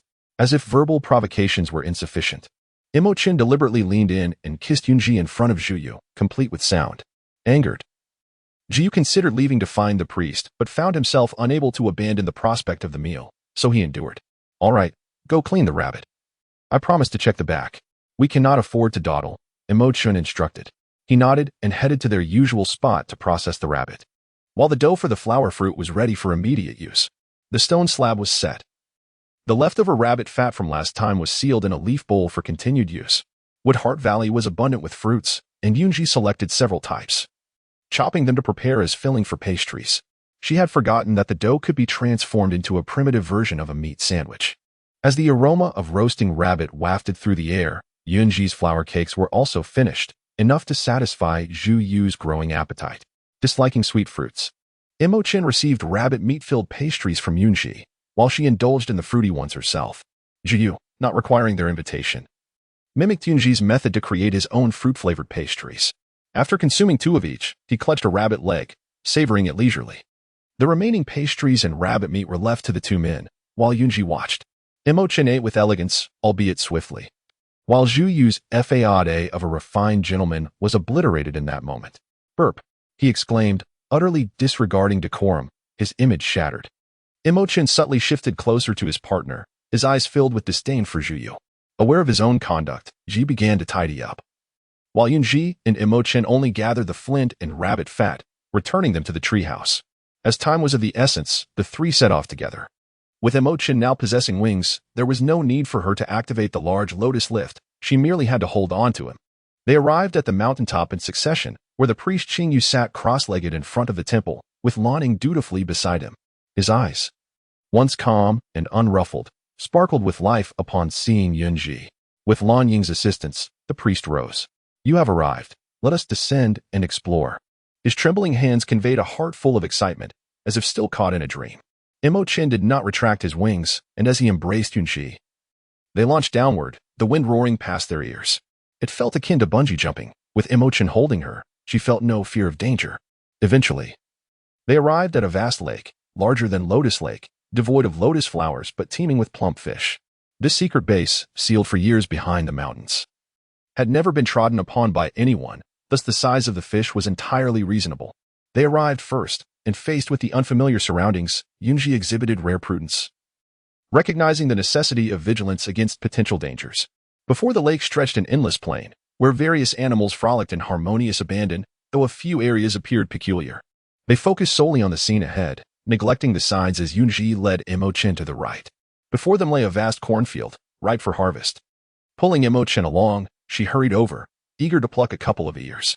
Upon inspecting them, she found the kernels plump and tender, suitable for boiling. She extracted a few kernels, tasting one herself and offering another to Emo Chen. The sweetness was delightful. She deemed these corn cobs fit for immediate consumption. To her surprise, while she had not discovered corn earlier, she stumbled upon it here. Now, she believed this was indeed a providential gift from the wood god for their sustenance. Moreover, the expanse appeared boundless, promising a substantial harvest. Tasting the corn, which bore no resemblance to fruit, she chuckled at Emo Chen's furrowed brow. Of course, it's not fruit. Have you forgotten our conversation? It can be preserved for quite some time. The older ones can be ground into cornmeal, and corn cakes are delectable. She reminisced about enjoying sweet, glutinous corn cakes from local stalls, their texture unforgettable. With such a vast field of corn before her, even Zhu Yu's tribe could consume it until the last kernels aged. Grinding the corn would require a stone mill. She was unaware of how to construct one, so she could only resort to the rudimentary method of grinding, resulting in rather coarse cornmeal. Whatever you create will be delicious, she reassured him. Spending time beside Yun Zhi had significantly improved Zhu Yu's culinary skills. Truth be told, there are also things I cannot prepare. I merely dream of many dishes, and what I can make is simple. In her dreams, Yun Zhi's former world brimmed with food, devoid of concerns about hunger or warmth. A far cry from the harshness of the Zhangyu continent. Noticing a change in Emo Chen's expression, she clung to his arm. Isn't the Xize tribe currently free from such worries? In comparison, on the other side, one must possess wealth to enjoy good food, drink, and comfortable living, with endless toil from 9 to 5. Here, there were no shackles of debt, no overwhelming pressures, and a devoted husband, far superior to those fickle suitors. Each realm possesses its merits and flaws, but she found herself preferring life in Zhangyu continent. Whether labeled as unambitious or escapist, her desire remained simple: a partner, a home, shared meals, and the changing seasons, living a stable and joyful life. With me around, we shall not suffer unduly. A lack of essential knowledge exists. Yet she aspires to achieve her goals through rudimentary methods. Humanity is ever-evolving, while the beastmen are inherently intelligent. The 3 priests of Qingyu observed the couple from a distance, filled with a sense of comfort. With the divine envoy having something to care for, thoughts of returning to their former place would dissipate. Propagating future generations is of utmost importance. It is said that you and the divine envoy have established a collaboration, whatever the divine envoy commands. We shall exert our utmost efforts to comply. The population of Mushin Valley pales in comparison to a small beastman tribe in the outside world. Thus expanding our numbers is paramount. I understand. Yun Zhi has taught me to kindle fire and prepare cooked food, and Emo Chen has instructed me on roasting meat. I will promptly arrange for others to learn. Today, he feasted on meat without any adverse effects. In his youth, he had witnessed beastmen roasting meat. Yet its aroma differed from that of Emo Chen's. Upon inquiry, he learned that the difference lay in the addition of salt. This is reassuring. The path ahead for the Divine Envoy must ultimately be navigated by her own means. Should the Divine Envoy go missing, we will ensure the safety of the Xize tribe. The comfort in Qingyo's eyes faded, replaced by a profound concern for Yun Zhi. The continent of Tsangyu was destined for destruction, yet Yun Zhi's arrival altered its fate. All matters would soon converge upon her delicate shoulders. Zhiyu cast a glance at the priest's retreating figure, his gaze shrouded in an inexplicable gloom. He was aware of the priest's capabilities, and if he claimed Yun Zhi would go missing, it was likely to come to pass. The three approached to join the two. Listening intently to Yun Zhi's account, their eyes gleaming with excitement, and Yun Zhi was particularly elated. You may opt not to harvest. Simply come and pick a few when you desire. As I mentioned, tender corn can be boiled or roasted, while mature kernels should be shelled and stored after being crushed. Zhiyu and Lan Ying committed her words to memory. Had they possessed a notebook and pen, they might have realized that a poor memory is no match for a well-documented thought. I recall Zhiyu mentioning that the Divine Envoy came to Mushin Valley in search of edible seeds, now that corn abounds. The Divine Envoy is welcome to take some as seeds. Upon hearing this, Yun Zhi nearly ascended with delight, yet Emo Chen timely restrained her. Otherwise, she would have undoubtedly plunged into the cornfield, frantically pillaging the ears of corn. However, we must continue our journey. We can return to harvest some seeds later. With a benevolent expression reminiscent of the kind-hearted priest, the Huai priest, exuding the warmth of a loving grandfather, both priests held a particular fondness for Yun Zhi. Embarrassed, she scratched the back of her head, acknowledging her overly eager demeanor. The allure of corn was overwhelming, and without Emo Chen, she would have indeed struggled to restrain her hands. The five turned back to the main path, advancing toward the towering trees that served as their destination. The further they ventured, the more surprises awaited them. Upon exiting the cornfield, Yun Zhi instinctively unleashed her extraordinary abilities. With each step, she could distinctly sense the resources nearby. Vast plains, rich in bounty, contained everything she sought: cotton, ramie, all of which she desired. Yun Zhi's demeanor was fully captured in Emo Chen's gaze. His dark purple eyes brimming with affection and a hint of helplessness. The adage of cherishing one's own spouse resonated with him. Words alone were mere embellishments unless accompanied by action. Without a moment's pause, they approached the towering tree as noon approached, its gnarled roots protruding from the earth, forming numerous hollows. The five of them stood beneath the tree, resembling five tiny ants gazing up at the colossal trunk. Shall I and Emo Chen ascend to take a look, while you stroll on the ground? I proposed. Certainly, feel free to go, came the reply. With a graceful unfurling of his wings, Emo Chen lifted Yun Zhi in a princess carry, while Lan Ying assisted Qingyu, the priestess, towards the left side of the roots. Zhiyu ventured off alone to the right. As the two ascended, they soon discovered an abundance of fruits adorning the tree, each varying in hue. Yun Zhi instructed Emo Chen to hover near a green fruit. Extending her hand, adorned with branch-like flowers, she infused her abilities into the fruit, which pulsed with the essence of pure wood elemental energy. Consuming it would almost instantaneously restore their vitality. With a look of delight, she probed the red and purple fruits, revealing equally pure fire and lightning elemental energies. A closer inspection of the diverse fruits unveiled that at the center of the green fruit lay a small leaf, while the red bore a tiny flame and the purple exhibited a flicker of lightning. Yun Zhi, not driven by greed, refrained from plucking the fruits and continued to soar upwards alongside Emo Chen, soon joining the circling white cranes.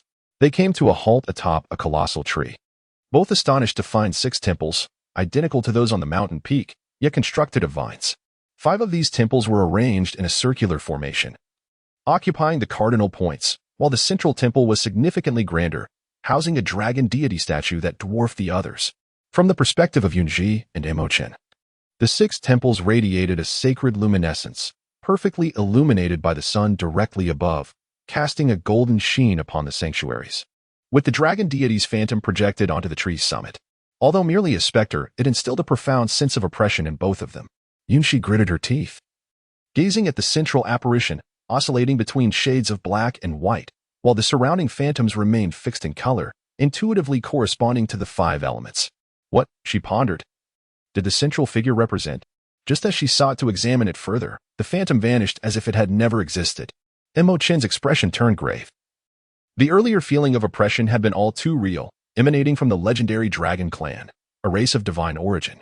Once they descended to the ground, they recounted their extraordinary experience to the three perspiring companions. Zhi and Lan Ying responded with typical astonishment, while the priest Qingyu was overwhelmed with emotion, tears streaming down his face. He had known all along that Yun Zhi was a divine envoy, a true messenger of the gods. The 5 temples at the periphery, dedicated to the elemental dragon deities of gold, wood, water, fire, and earth, were manifestations of the world derived from the 5 elements. The central figure, he speculated, was the king of the dragon clan, though he lacked further knowledge. Indeed, the Songyu continent had emerged from the interplay of the 5 elements, the orc's powers. Unbeknownst to them, bore resemblance to her wood-based abilities. The 5 elements represented primal forces, while orcs possessing abilities linked to one of them had a stronger lineage, albeit inferior to the primal source. Abilities beyond the 5 elements, such as Emo Chen's lightning and Fengze's wind, were merely derivatives, comparable to the ordinary 5 elements but lacking their foundational essence. As her wood-based powers were intrinsic, she could directly draw strength from plants, thus facilitating the elevation of her abilities. They meandered leisurely, observing the diverse flora, though the absence of trees posed a challenge for settling down. She recalled the information relayed by her powers, revealing a vast bamboo grove hidden behind the roots, previously obscured by the towering tree. Lacking trees and stones, they could indeed construct with bamboo, complementing the priest Qingyu's demeanor, which harmonized well with a bamboo dwelling fitting for a sage residing in seclusion. There was no urgency to relocate. The population in the Wood Heart Valley was sparse, and until they learned to wield fire, they could only gnaw on raw corn. She envisioned cultivating the plains with sweet potatoes and potatoes, transforming the area into a concealed granary of the Songyu continent, a refuge in the event of earthquakes or volcanic eruptions. The group returned at a leisurely pace, Yun Zhi leading them as they harvested cotton and ramie seedlings, carefully wrapping the roots in soil and reinforcing them with her powers. She hastened the maturation of several corn plants, carrying the harvested ears, while Zhi picked tender corn, eager for Yun Zhi to teach him how to cook it later. Vines were swiftly woven into 2 baskets, one filled with corn and the other with cotton and ramie seedlings, along with some cotton seeds. Upon returning to the treehouse area, they found most of the little sprites and plant people gathered together. As the 2 touched down, a naive and innocent girl approached, her large eyes gleaming, embracing Yun Zhi's waist with unyielding affection, reminiscent of her younger days. Seemingly aware of Yun Zhi's astonishment, Emo Chen smiled and remarked that Man had grown, bearing a striking resemblance to Yun Bao. It was not an exaggeration. Man had matured with the aid of Yun Zhi's powers, subtly affecting her development. The resemblance was indeed limited to their brows and eyes. Gazing in disbelief at Man, who had grown overnight to nearly her height, Yun Zhi chuckled, "Hee. Even my mother wouldn't recognize me now, and the little friends in the tribe would surely be baffled. Perhaps those little companions would express envy and admiration." Man's growth cycle was indeed a mystery. Man, you want to ascend to another star and become my age, will you? If a girl of the same age were to call her mother, it would surely shatter her worldview. Man, in contemplative silence, replied, "It seems there is indeed a possibility. Perhaps when I bloom into adulthood, my mother will still appear as she does now." Man's silence brought Yun Zhi into a contemplative hush as well. "Then from now on, shall you call me by name?" "No, regardless of my age, you will always be my mother." Emo Chen, standing behind Yun Zhi, observed with amusement. Having long understood Man's nature, it was nearly impossible for Yun Zhi to alter how she addressed her. "Ah, a mother is a mother. In the past, I even called little ones grandpa. Let us just accept that my seniority surpasses Man's." Without granting them much time to chat, the priest Qingyu conferred with Zhu and decided to host a gathering that evening, both to teach them the use of fire and to prepare for Yun Zhi and her companions' practical endeavors the following day. The family of 3 reconvened, with Yun Zhi organizing the day's harvest in the treehouse while the father and daughter set out to catch rabbits and kindle a fire for making flour cakes. Within the treehouse, Yun Zhi surveyed their bounties spread across the floor. Potatoes, corn, cotton, and ramie were all present, with flower fruit saplings to be excavated tomorrow, making for a bountiful yield. And she must not forget the carnivorous flower and vine seedlings. These were vital objectives of their expedition, deserving equal attention alongside the potatoes and cotton. The unfinished flower fruits had been repurposed by Emo Chen into pancakes and dumpling soup, leaving Yun Zhi to focus solely on preparing corn. Approaching Emo Chen with a bundle of tender corn, she found him troubled, facing away as if confronted with a grave matter. Upon closer inspection, she couldn't help but laugh. While there was no dough prepared, there was a surplus of batter. No worries, we can salvage this. Please break the corn cobs for me, and save a few. They will be useful. Leave the rescue operation of the batter to me. By adding corn kernels to the batter, she believed they could create edible pancakes, though they would have to forego stuffing them. Emo Chen, his head drooping, squatted beside Yun Zhi, peeling the corn while learning to knead the dough from her. He exhausted all the flour. Enough remained to make some pancakes. And his oversight had serendipitously led to a new delicacy. Achieving the right water balance in dough making was a challenge. He needn't feel clumsy. Consider that I too have made mistakes before, resulting in particularly stiff dough. The errors they made differed, one too little water, the other too much. No wonder they could form a family, complementing one another perfectly. Once the dough made from flour was well kneaded, it was set aside. She took a shell made of flour to scoop up some corn kernels, ensuring that Emo Chen did not take too many. 3 ears of corn were more than sufficient. The corn was somewhat tender, making it challenging to extract the kernels. Yun Zhi spent considerable time washing them thoroughly before adding them to the batter, with just a pinch of salt for flavor. The stone slab and rabbit oil worked harmoniously together as Yun Zhi deftly wielded a spoon in one hand and chopsticks in the other, scooping batter onto the griddle to form cakes. The first batch of corn cakes emerged, resembling the sweet and endearing little girl named Man, whose face radiated a pure and innocent smile. Her dimples danced playfully, and if one overlooked the fact that she was dragging a string of rabbits with one hand, the scene was indeed picturesque. Mother, I have grown up, and so has my appetite. Yun Zhi, very well, I shall rear my own daughter, albeit she is somewhat of a burden to her father. Emo Chen gazed at the 2 clusters of rabbits, his eyelids twitching, and sighed inwardly, his daughter, oh well. I am quite occupied, so you may take Man to tend to the rabbits. Those rabbits, once handled by Man, might end up with missing limbs. Hence it is safer to leave them to my husband. The couple shared an unspoken understanding, while Man, with a silly grin, dragged the rabbits along, keeping pace with Emo Chen. The rabbits appeared to protest. Can't we be carried instead? Zhu was always the first to gather near Yun Zhi's pot, yet this time was pushed to the back by the Qingyu priest and Laning. Who would have thought that the fruits we deemed inedible would yield such fragrant dishes in the hands of the divine envoy? The seasoned Qingyu priest had only tasted a few cooked meals during his youth while out on exchanges, and the flavor was hardly commendable. Just a whiff was enough to ascertain the superiority of the current fare. Alas, I can only manage these few dishes. The rest will require collective exploration and discovery. The freshly made corn cakes were quite hot, and I carefully used chopsticks to serve 2 pieces to the Qingyu priest and Laning. Be cautious. It's my first time making this, so I must trouble you both to be my test subjects. Though they were uncertain of what being test subjects entailed. The corn cakes were undeniably delightful, and both eagerly took a bite. Judging by their expressions and glances, the corn cakes were a success. At least they had not flopped. Late to arrive, Zhu paid no heed to the temperature of the corn cakes. His hands eagerly snatched them up, disregarding his own capacity. And he stuffed his mouth full, causing pressure to build in his fragile oral cavity. The heat made him leap, yet he was reluctant to spit out the corn cakes.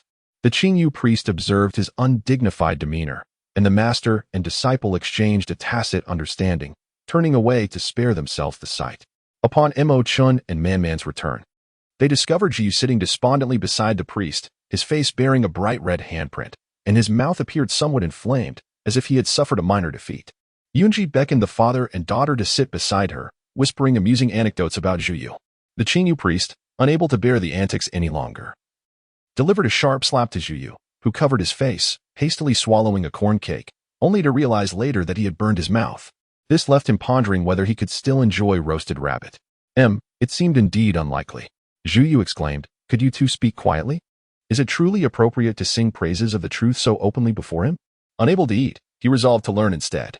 Zhu shamelessly approached the father-daughter duo of roasted meat, earnestly asking questions and diligently absorbing knowledge, while the master-apprentice pair followed Yun Zhi, learning about flatbreads and corn cakes.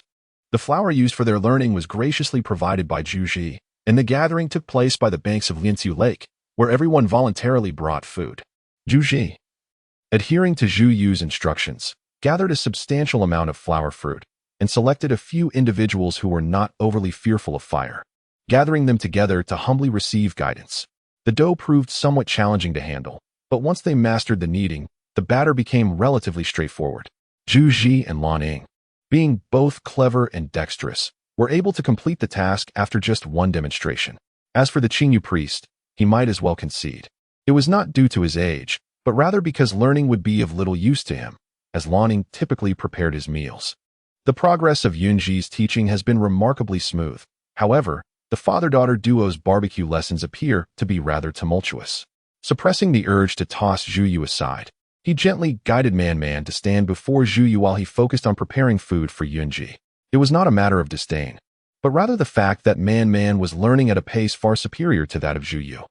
It seemed that Yun Zhi had alluded to Zhu being the type of individual ill-suited for the kitchen, often referred to as a kitchen disaster. The Yun Zhi teaching group has successfully set forth, savoring the culinary creations of Yun Zhi, and many express their desire to ignite their own fires and prepare their meals. Considering their lack of flint, Yun Zhi generously gifted them her own, facilitating their future endeavors to procure fire-starting tools. As the gathering commenced, the little spirits and the slumbering beings formed circles, indulging in fruits while their gazes were captivated by the roasted rabbits prepared by Yun Zhi and her companions. The fragrance of the roasted meat overpowered the sweet scent of the fruits, asserting its dominance in their nostrils. Initially believing the fruits to be the most delectable, they soon discovered that the orcs' roasted meat was far more fragrant and delightful. Upon reflection, they realized that they were not so different from the orcs. They too could relish in the consumption of meat. Embracing the notion that they were not fearful of fire, after all, fire could only scorch ordinary plants, an epiphany dawned upon them. They recalled how, in their youth, Man had brought back fire without causing harm, merely singeing a patch of common foliage. Redirecting their focus to their beloved chieftain and priest, they recognized that the folly lay within themselves. The students who received the flint divided their tasks, gathering firewood, selecting stones for the hearth, and diligently preparing as they emulated Yun Zhi's demonstrations, embarking on their inaugural attempt to kindle a flame. The inquisitive students transitioned from confidence to dejection, prompting Yun Zhi to rise and assist, only to be halted by Emo Chen. He assured her that his intentions were not influenced by Zhu. Rather, he was baffled by Zhu's previous cleverness in crafting flatbreads, now seemingly absent in the face of the simple task of roasting meat, which was causing him considerable vexation. Observing Man's expression of existential doubt made it evident just how exasperating Zhu could be. Perhaps his culinary learning was indeed selective. Students like Zhi, who grasped concepts swiftly, filled Emo Chen with a sense of pride, reaffirming that there were indeed intelligent individuals in Xize Valley. After fulfilling his role, Emo Chen retreated to Yun Zhi's side, becoming her steadfast companion. Meanwhile, Zhu, under Man's begrudgingly supportive gaze, managed to produce a reasonably tasty whole roasted rabbit. Without waste. Thank you for your hard work, my dear husband. Here's a generous reward, a large piece of cornbread and some sweet, glutinous corn. One must commend the environment of the back mountain for nurturing the corn splendidly. The corn was not only large but also tender, fragrant, and sweet. Indeed, corn must be devoured heartily for true enjoyment. With a tender touch, she playfully ruffled his hair, savoring the cornbread alongside Yun Zhi, their gazes locked. Captivated solely by each other's presence. Cradling a large ear of corn, Man suddenly felt that sitting beside her parents was a mistake. The little girl within her had been oblivious, but now, as a young woman, she understood, while she felt fortunate for her parents' affectionate bond. Witnessing their intimacy stirred an inexplicable discomfort within her. Should she seek a companion of her own? Will you stay a few more days? She was uncertain whether it was the food or the people she was reluctant to part with. Alas, the tribe has matters to attend to. We must expedite our journey to the Flying Lion tribe for the upcoming exchange meeting before the cold season arrives. Having been away for quite some time, she pondered the state of her family's vegetable garden. With her extraordinary ability safeguarding it, she surmised it would thrive without a trace of ruin. An exchange meeting? A rare look of intrigue crossed the face of the Qingyu priest. Stealing glances at Yun Zhi and Emo Chen, she thought she was concealing her interest well. Yet they perceived her curiosity with clarity. Discovered, she deemed the youth's affairs inconsequential, so long as they posed no threat to life, and prepared to enjoy the spectacle with a basket of fruits in hand. Very well, then. Ensure you bring back plenty of plant seeds and saplings. The fruits of Xize Valley are abundant, and this will serve as a gesture of goodwill towards the Xize tribe. Food holds the highest status. By offering seeds to them, it signifies their sincerity and lays the groundwork for mutual assistance in the future. Yun Zhi remained silent. her thoughts drifting to the bountiful variety of fruits in the Mushin Valley, a region inherently suited for fruit cultivation. She was uncertain whether they could thrive once taken out. The cotton and ramie on the mountainside could be fashioned into garments. Once I devise the necessary tools, I shall return to seek your assistance. The tools required for cotton and ramie differ. While watching short videos, I had merely glanced at them before hastily scrolling past, now regretting not paying closer attention. Yearning to travel back in time to chastise myself. Upon hearing that Yun Zhi would return, Qingyu, the priestess, and Zhuyu exchanged knowing glances. It seemed Qingyu was curious about how garments were crafted from cotton and ramie, while Zhuyu wavered between his interest in people and food. Qingyu. The priestly robe you wear is quite exquisite. What material is it made from? The quality surpasses even that of silk, Yun Zhi inquired. Qingyu shook his head in disappointment, revealing that his robe had been passed down from the previous priest, and he himself was unaware of its composition. Oh, how disheartening. As night fell, several bonfires illuminated the Lianxiu Lake, the mingling aromas of lotus and food creating an indistinguishable blend. After 2 hours of learning, Zhu Zhi and his companions, as the inaugural group of culinary students, dispersed spontaneously to teach others. Some remained fearful of the flames, while others were eager to experiment. Some were born cooks, like Bai Jin, while others were natural kitchen disasters, like Yin Su. A family of 3 sat beneath the treehouse, with Yun Zhi leaning on Emo Chen's shoulder, savoring the fruits that accompanied their meal. Man, on the other hand, idly squatted nearby, drawing circles, occasionally glancing at her parents, who were playfully enveloped in pink bubbles. Whether it was the corn or the grilled meat that was unpalatable, she mused. If only she had a partner as clingy as her father. She would feel utterly uncomfortable. As the bonfires blazed, she was reminded of the night she joined the tribe, when her social anxiety had been overwhelming. Now, she stood confidently as a teacher. Lost in the lively crowd, she instinctively tightened her grip on Emo Chen's arm, playfully pinching him here and there. Suddenly, she recalled a short video where girls delighted in playfully pinching their boyfriend's arms, relishing the fun. She was unsure how Emo Chen felt about it, but she found it quite enjoyable. Yun Bao, it seems they have begun to unleash their creativity, she noted. Following Emo Chen's direction, the inventive plant people and little spirits embarked on a fruit barbecue adventure. A myriad of peculiar aromas wafted through the air, both delightful and foul. Upon closer inspection, she discerned a hint of stinky tofu among the scents. Yun Zhi, everything can be roasted, yet not all items are fit for consumption post-roasting. They may roast fruits, but that could lead to gastrointestinal distress or even poisoning. As the morrow approaches, it seems prudent to reiterate this to them once more. When we set out, the salt I carried was rather meager, and the remainder was bestowed upon Zhu Zhi and Lanning. It would be unwise to allow them to squander it on inedible roasted fruits. The couple proceeded separately, and even the quietly nibbling man was coaxed into joining, as a brief lecture dispelled the curious children's thoughts of roasting fruits. If salt becomes scarce, we shall seek out Chief Inan and the Xize tribe. Should we wish to remain concealed from the orcs' gaze, a discreet visit to Xize is warranted. To the orcs, elves and plant beings are mere figments of folklore, scarcely ever witnessed. I am not the chieftain, thus I cannot simply offer salt on a whim. It is essential for Zhuyu and Inan to confer, while I merely serve as the intermediary in this endeavor. Hence, we shall rely on your eloquence, Yun Zhi, to advocate on our behalf. The value of salt is well understood, as I have witnessed during my early years with Priest Qingyu in Mu Xian Valley. Aside from fruits, it is exceedingly challenging to procure a substantial quantity of salt. Yun Zhi expressed her understanding and accompanied Emo Chen back to her campfire. Realizing she could not finish the remaining cakes, nor could Emo Chen, they decided to pack the leftovers for their journey home the next day. It was a practical choice. The two collaborated to wrap the remaining pancakes, while Man had been led away by Bai Jin and Yin Su, the purpose of which remained a mystery. In the dark of night, with the wind howling, Bai Jin held Man's delicate hand and walked ahead, while Yin Su reluctantly trailed behind, forced to endure the romantic display. Bai Jin, Gidge, where are you taking me? Man inquired. Bai Jin remained silent, pulling her along without a word. Yin Su nonchalantly followed, watching the two figures grow distant. His gaze heavy as he pondered. Man has yet to bloom. Bai Jin led Man back to his ethereal sea of dream flowers, which glimmered softly under the moonlight, while fireflies danced gracefully in the breeze. Amidst the floral splendor, Bai Jin suddenly released her hand and strode forward alone, leaving Man perplexed as she hurried to catch up. As Man's enlarged face came into view, Jin faltered for a moment before regaining his indifferent demeanor. Had Man been more perceptive, she might have sensed the tempest brewing beneath his calm exterior. Must we leave tomorrow? She asked, her smile fading as she clasped her hands behind her back. Her gaze fixed on Bai Jin's face. A smile broke on her lips, harmonizing beautifully with the swaying dream flowers around her, rendering her all the more gentle. Bai Jin Gij, do you not want to part from me? Without waiting for a response, she continued, you can visit me in the tribe. Everyone gets along well. And you will surely enjoy it.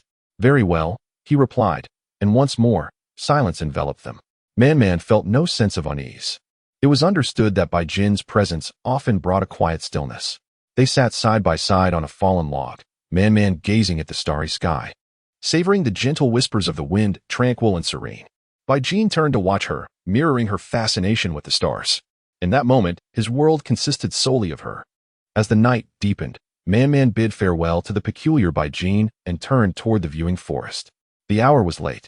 Sister Zhi had likely retired for the night, while her parents were lost in their own world, so she deemed it best not to disturb them. Well, I shall dig a few more flower fruit saplings for Mother, she declared, her spirits soaring as she dashed off to gather saplings, leaving Bai Jin in the flower sea, consumed by melancholy. Perhaps I should wait a little longer. After all these years, what's a few more? With Yun Zhi the priestess around, the wait may not be too prolonged. Insu observed Bai Jin reclining in the floral expanse, reflecting on how the three of them had awakened their consciousness on the same day. Bai Jin had matured first, followed closely by him. Only Man remained a mere sprite. Her appearance was less than appealing, and she had never embraced her sprite form until encountering the priestess Yun Zhi, who had liberated her from that guise. Bai Jin's eyes betrayed a wild obsession. He desired Man, a longing that had consumed him since the moment he achieved consciousness. Insu was right. After waiting for so long, what was a few more years? At least now, Man's buds had begun to bloom, merely awaiting the full blossom. Closing his eyes and reopening them, tranquility and anticipation masked the madness within him. He was still the same Bai Jin. Insu, noticing his return to composure, could only summarize his thoughts with a single phrase, a coward who relished in nurturing yet dared not declare his affections openly. The following morning, as dawn broke, Yun Zhi set out with Emo Chen to bid farewell to priest Qing Yu, only to find he was absent. Lan informed them he had gone to the temple the previous night. With the priest unavailable, they requested Lan to convey their departure. They waved goodbye to Lan, who, despite her composed demeanor, was merely a young girl, her essence not unlike Man's. Yet, as an apprentice priestess, she was expected to exhibit a certain gravitas, unlike the carefree Man. Emo Chen carried the large basket while Yun Zhi managed the smaller one, greeting numerous acquaintances along the way who welcomed them back. Exiting the treehouse area, they spotted Man, who was balancing several stacks of saplings, one of which bore a mini flower fruit in a gradient of blue and purple. Had she spent the entire night in the viewing forest digging saplings? It appeared she might have uprooted all the flower fruit saplings from the forest. Did she not fear Zhu's ire? Mother, I have gathered too much. Let me carry you out like before. She was now a 4-star blovine and could traverse without being entirely tied to the trees. Remembering Man's flying carpet, Yun Zhi's eyes lit up, while Emo Chen's expression shifted to one of warning, as if urging her to rethink her words and articulate them anew. Mother, you can leave this to me. Father has wings and can fly higher. You should experience it. Man's voice turned anxious at the thought of her father's piercing gaze. You see, with these large baskets and small ones, flying out will be much quicker. Zhu was well aware of Emo Chen's subtle intentions, but chose not to address them openly. Yun Zhi, momentarily caught off guard, realized that flying would indeed be much swifter. Although the return journey would be significantly expedited, the distance remained daunting. On her outward journey, she felt light and unburdened, aided by her extraordinary abilities and the enchanted carpet provided by Man, allowing her to reach her destination within a day. Now, as Zhu remarked, with a large frame and small basket, along with several stacks of saplings that Man had unearthed, it was likely they would have to spend the night outdoors. Very well then, Man had worked hard. Upon their return home, she would prepare a delicious meal to reward her. Gathering ingredients for hot pot and condiments was no small feat for her. Man had relished the chicken soup pot she had prepared, and she would surely enjoy the spicy hot pot even more. However, she felt somewhat uncertain, as Man, like her father Emo Chen, was not particularly fond of spicy food, with nearly all the chili peppers at home being consumed by her. Upon hearing about delectable dishes, Man immediately transformed. She was not coerced by her father, but rather motivated by the allure of culinary delights. Haha, then I shall not see you off. Next time, I will visit you instead. It was a promise. And when the time came, she would certainly showcase her skills and treat them to the finest delicacies. Man, feeling the weight of familial responsibilities, while Emo Chen, satisfied, cradled Yun Zhi as they soared through the skies. Zhu Yu stood still, watching the trio recede into the distance until they became mere specks, offering a wry smile before turning back towards Lianqiu Lake to continue the task entrusted to him by Yun Zhi. Previously, they had ascended directly. Now, as they slowed their pace, the breathtaking beauty of Mushin Valley unfolded before them. Man, eager to return home, dashed ahead, disappearing from sight, while Emo Chen deliberately slowed his pace for Yun Zhi to savor the scenery. The verdant expanse of forest, replete with carnivorous plants and vines, was already drawing Man's attention to her chosen target. In her fervor to return and indulge in the rewards prepared by her mother, she felt a surge of excitement, wishing she could fly even faster.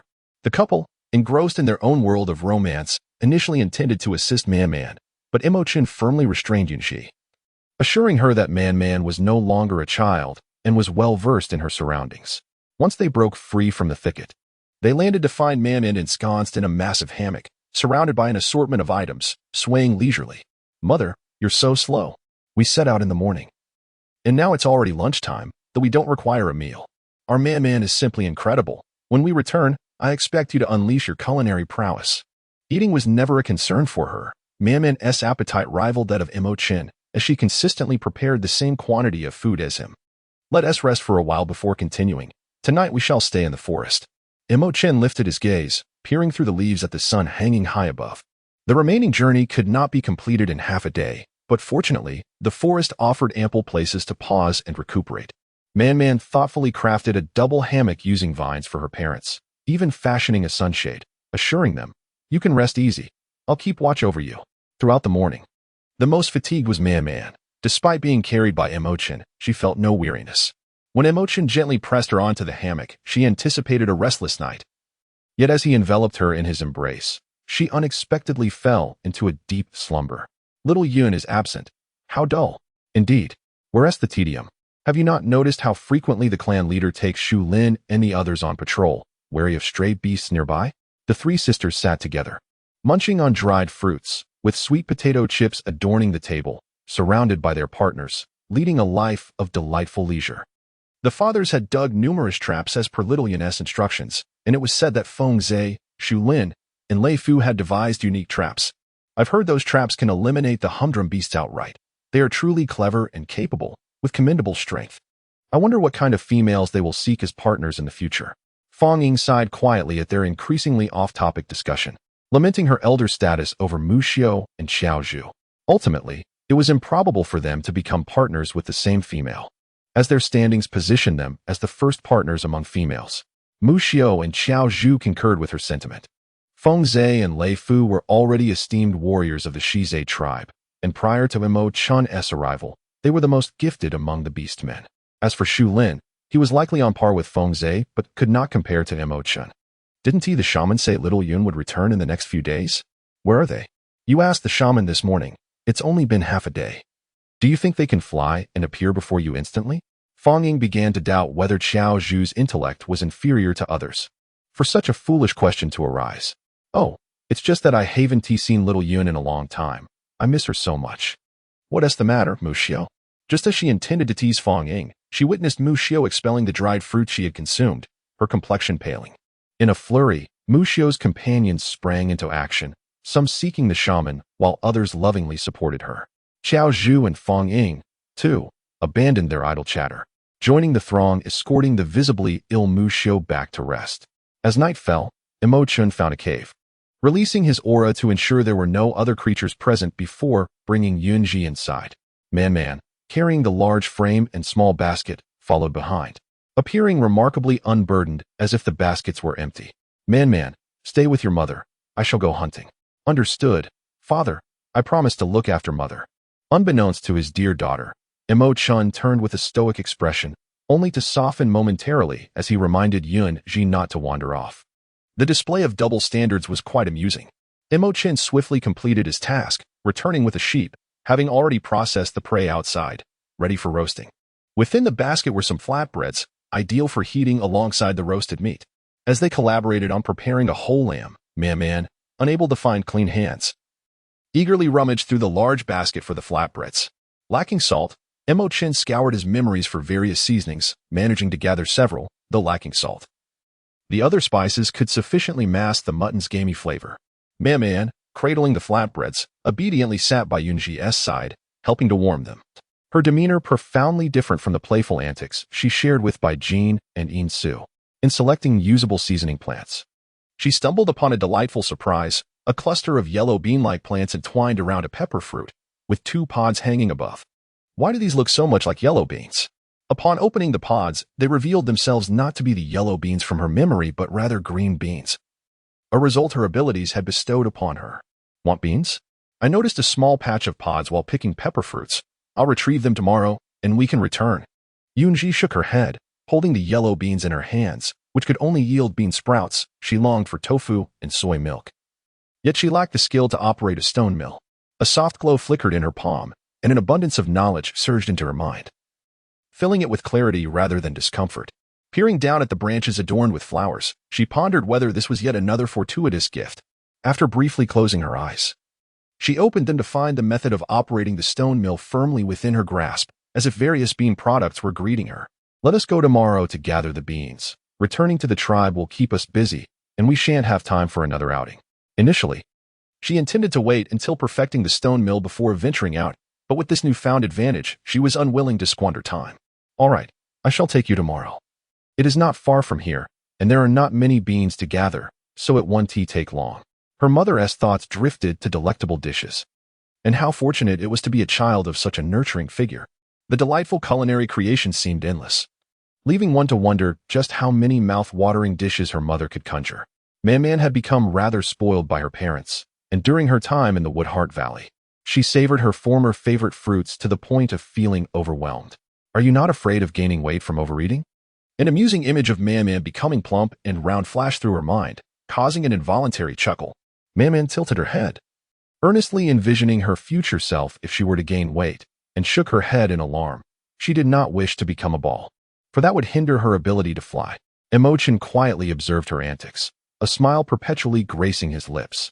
He often pondered, during his childhood, whether he would have experienced such warmth at home had he not been abandoned. Lost in thought, he unwittingly revealed a longing in his eyes, which was soon replaced by a resolve. He yearned for familial harmony, yet he would not return to his past. As he had previously stated, he had now formed a family with Yun Zhi, and with their daughter Man. The 3 of them were blissfully living in the Xize tribe. Why should he revisit the troubles of the Serpent clan, bringing discord upon himself and Yun Zhi? Yun Zhi felt particularly at ease today, having consumed only a modest amount of food, which was entirely devoured by the father and daughter, adhering to the noble tradition of not wasting resources.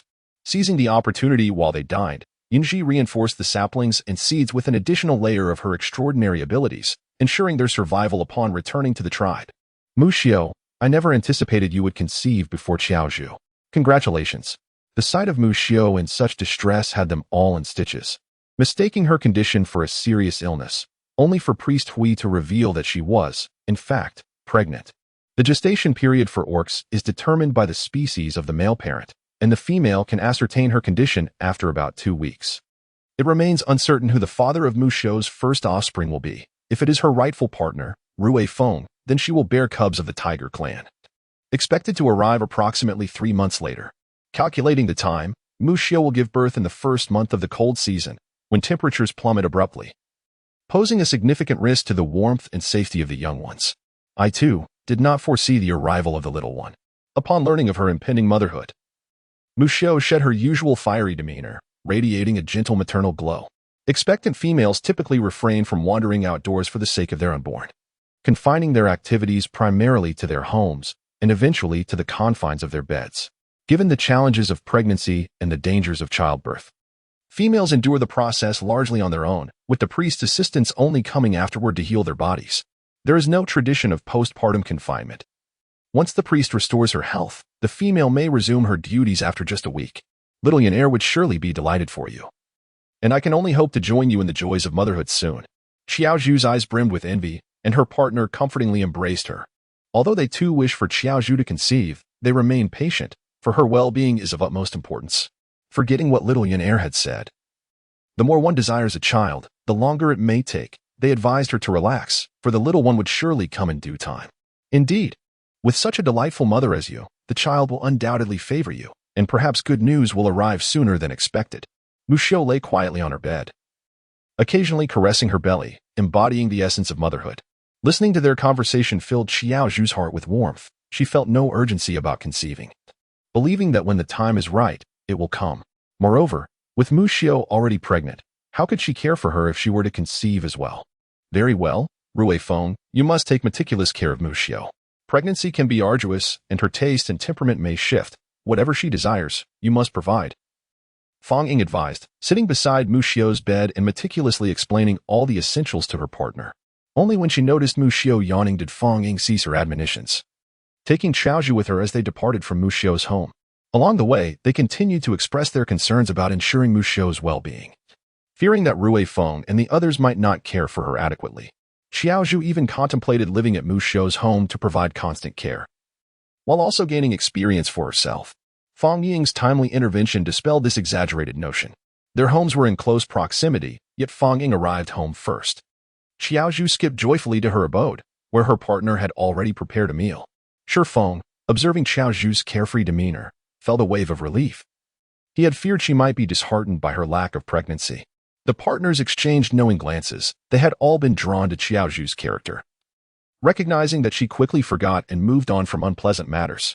This evening promised to be anything but tranquil, for Xiaozhu was unusually proactive. Shi Feng and the others understood that her envy of Mu Xiao's pregnancy was palpable, and if she wished to playfully stir things up, they could only oblige.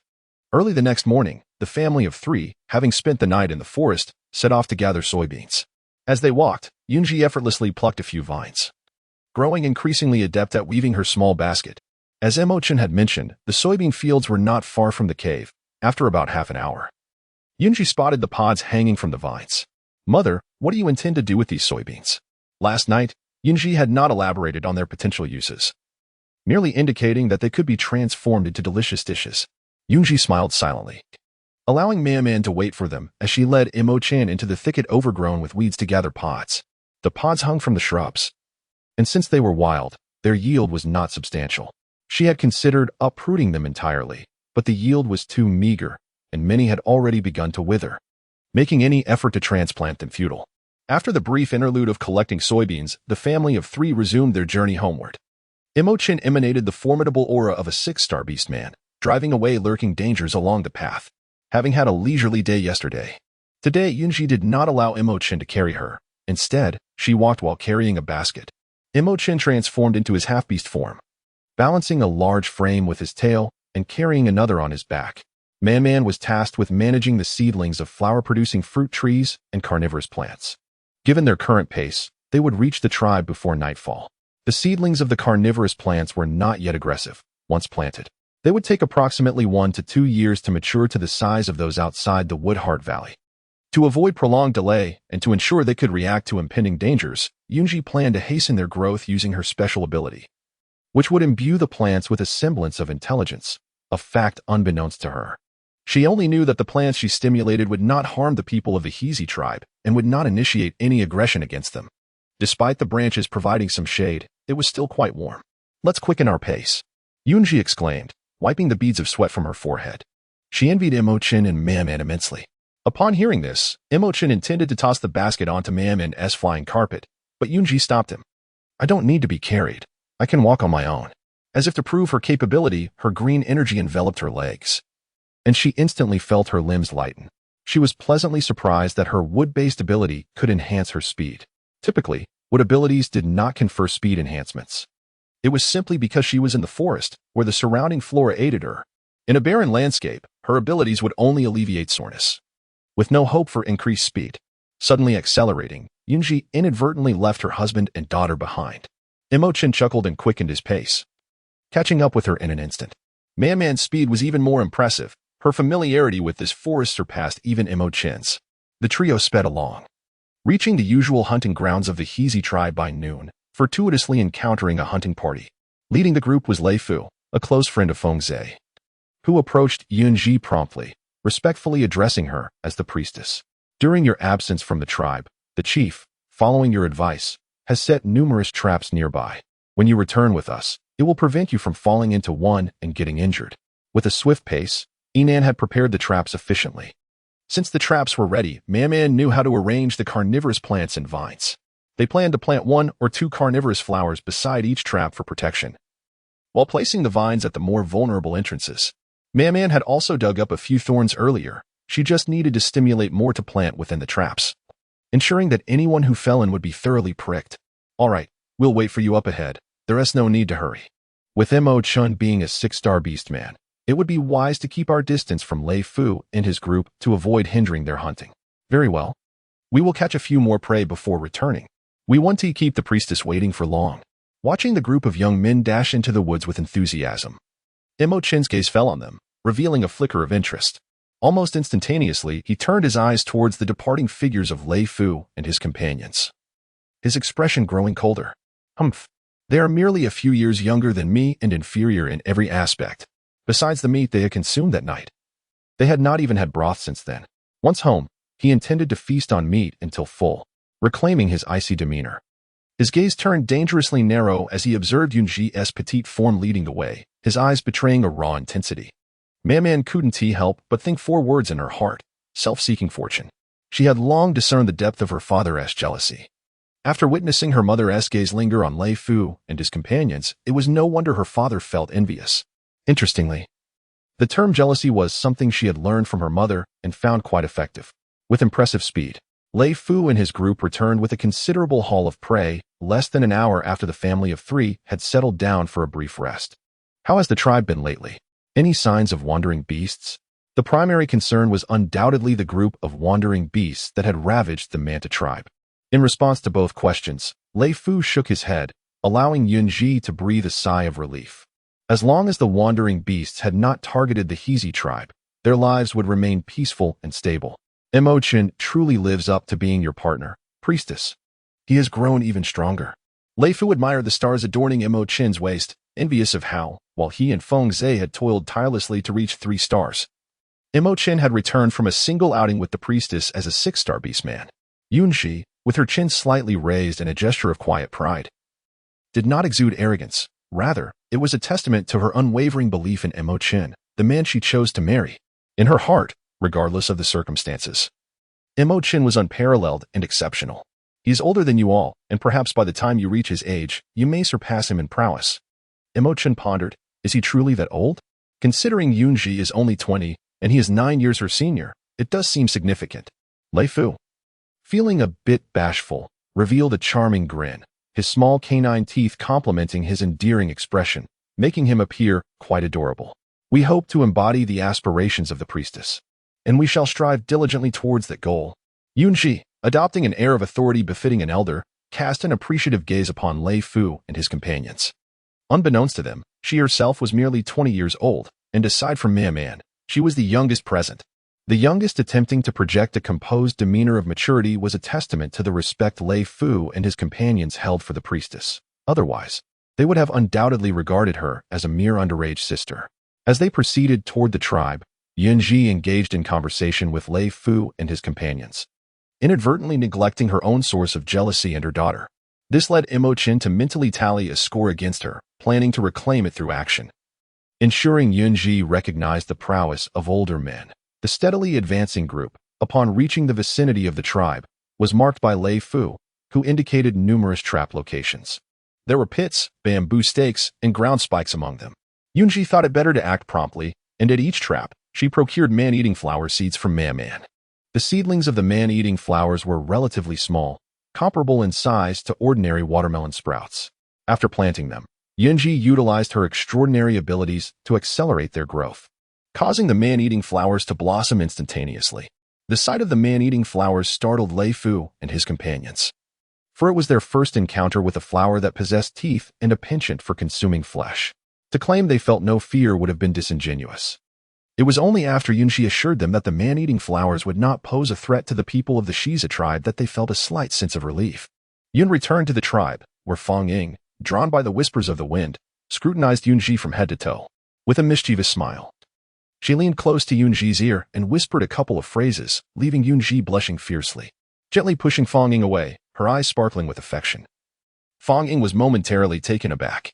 Once innocent and charming, Yun Zhi had transformed into a bewitching creature, captivating both men and women alike. Where were Mu Xiao and Xiao Zhu, the two lively sisters who usually danced with abandon? Today, they seemed unusually subdued. Mu Xiao was resting at home during her pregnancy. While Xiao Zhu likely could not rise from bed, hadn't her partner failed to appear? It was understandable that Mu Xiao needed to take care of herself, and she would visit her once she got settled. As for Xiao Zhu, could it be that she envied Mu Xiao's pregnancy, leading her to indulge in intimate activities with her partner to the extent of being unable to get out of bed?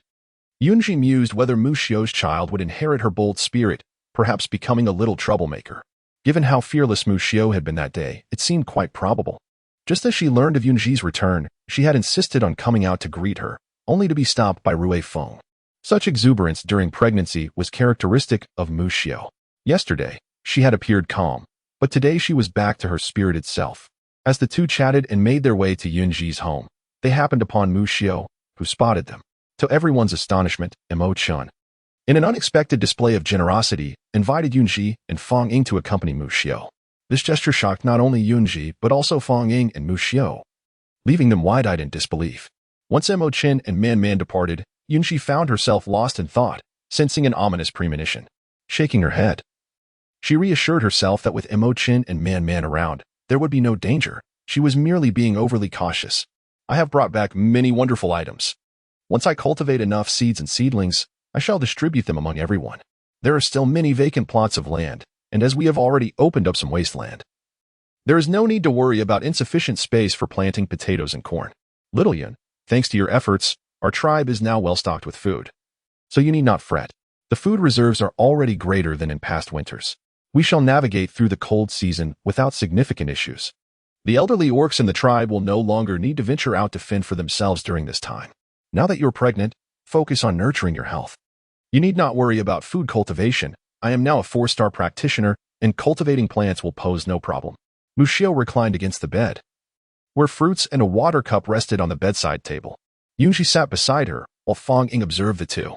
Whenever she encountered Yun Zhi, Mu Xiao would assume the role of a concerned adult, often forgetting that she herself was pregnant. What does being a 4-star practitioner matter? I worry for you. Even abilities can run out. What then? Mu Xiao glared at Yun Zhi, reflecting how motherhood transformed her, likely evolving her into a chatty matriarch before long. All right. I understand. I shall be cautious. You take care of yourself and aim for a safe delivery during the cold season, understood? The ancients say that childbirth is akin to hovering at the gates of death, and as Mu Xiao was her first close female friend, Yun Zhi wished for her safety. She was not a doctor and could offer no assistance. Should any emergencies arise during Mu Xiao's delivery, she would use her abilities to help her as much as possible. Ugh, how can I even think of Mu Xiao facing any mishaps? That would be a curse upon her. I must not let my mind wander to such dark thoughts. Good, your return brings me peace. When you were absent from the tribe, I felt something was amiss, as if the vibrancy had diminished. When you are here, there is always something to occupy our time, and the tribe is abuzz with activity. Without you, we simply repeat the same tasks. Everything has its saturation point. Now, apart from setting traps, most of our efforts are focused on food storage and tending to sweet potatoes. Now that I am back, there is much to do. Although we have traps around the tribe, we must remain vigilant against any intruders that may find their way in. Hence, we need to embark on a significant renovation project. On my way back, I contemplated how fragile our current tribe is. We must prepare against earthquakes and volcanic eruptions to avoid annihilation. The stone buildings are directly constructed on the ground, and to safeguard against earthquakes, I plan to embed stone pillars into the earth, which will provide much more stability. As for volcanoes, as Emo Chen mentioned, the area near the Falling Moon Forest is primarily mountainous, and the Xize tribe is situated at the foot of the sacrificial mountain. Emo Chen is unaware of what a volcano is, but recalling Yun Zhi's descriptions, he remembered that there were suspected volcanic sites near the seaside and the winged tiger tribe. The seaside is far removed, so I am not concerned about it affecting the Xize tribe, and that volcano is not particularly large, at most. It would impact the merfolk living beneath the sea. However, the volcano near the winged tiger tribe is quite different. It is far more majestic and perpetually hot. During the cold season, the winged tiger tribe migrates there, ensuring that as long as food is plentiful, they have higher survival rates than other tribes. If what the Clear Friend Priestess says is true, the first tribe to perish would be the Winged Tiger tribe, followed by their neighbors, the Flying Lion tribe. The Dusk Mountain Range lies in between. The lava may not reach that far, but should the other side be engulfed in molten destruction, the fortunate survivors would undoubtedly cross mountains to reach the Falling Moon Forest. Even if the Falling Moon Forest remains unscathed by the lava, the ash from the volcanic eruption would blanket the land, casting a shadow over the sun and causing immense disruption. Regrettably, I cannot assist you and must instead rely on you to care for me. There is no need for you to help. These tasks require physical strength. Let the orcs handle them. You should focus on nurturing your pregnancy. I am eagerly awaiting the day your child calls me auntie. Females lack the physical prowess of orcs, and the renovation of the tribe is a substantial endeavor that necessitates the assistance of strong young orcs to complete swiftly. Why would you worry about not having a child call you auntie? Those 3 little ones at Fong Ying's place are always trailing behind you, calling you auntie. It must be said that Fong Ying's 3 little ones are adorably plump and delightful to touch. Yun Zhi often enjoys playing with them, and over time, the little ones would dash over from afar to greet her as auntie. Indeed, all 3 of your little ones must call me auntie. In the past, during the new year, I would have to prepare numerous little red envelopes. They each had 3 or 4 little ones, and with every child came a red Mao Zedong note. If her salary were insufficient, she would be unable to provide for them. Speaking of the new year, had she not come to the Tsanyu continent, she would have spent this year alone again. Fortunately, this year, she had Emo Chen, Man, and Mu Xiu. It was the liveliest new year she had experienced since her departure. Although I do not understand the significance of the new year or the little red envelopes. Seeing how fond you are of the little ones, when are you planning to have a child with Emo Chen? In response to Fong Ying's teasing, Yun Zhi remained composed. Recalling the 3 days and nights in Mu Xian Valley, during which they had not taken any safety measures, she wondered if they would end up expecting. I just heard Fong Ying mention that you and Emo Chen have already been intimate. How does it feel? Is Emo Chen impressive? In a fleeting moment, Yun Zhi's cheeks flushed crimson, resembling a monkey's backside, with the corners of her eyes subtly tinged with red, exuding an undeniable allure. Observing Yun Zhi's demeanor, the two exchanged knowing glances and smiles. Her bashfulness was evident, as a mere mention could evoke such a blush. Mu Xiu teased, "You're expecting your partner one to disturb you," while Fong Ying, lacking such a companion, was warned to be cautious, lest she find herself bedridden like Xiaozhu the following day. Irritated yet flustered by the playful jibes of her companions, Yun Zhi's coyness stirred feelings in both the female Mu Xiu and Fong Ying. Not to mention the closeness shared with Emo Chen, who spent every night by her side. Had they been male, they might have already embraced Yun Zhi in various ways, leaving no room for her to retort. Perhaps it will not be I who cannot rise from bed tomorrow, but rather you. Emo Chen's grand gestures hinted at something amiss normally. Whenever Man wished to hold Yun Zhi's hand, Emo Chen would intervene. It was only in Emo Chen's absence that they could draw near Yun Zhi.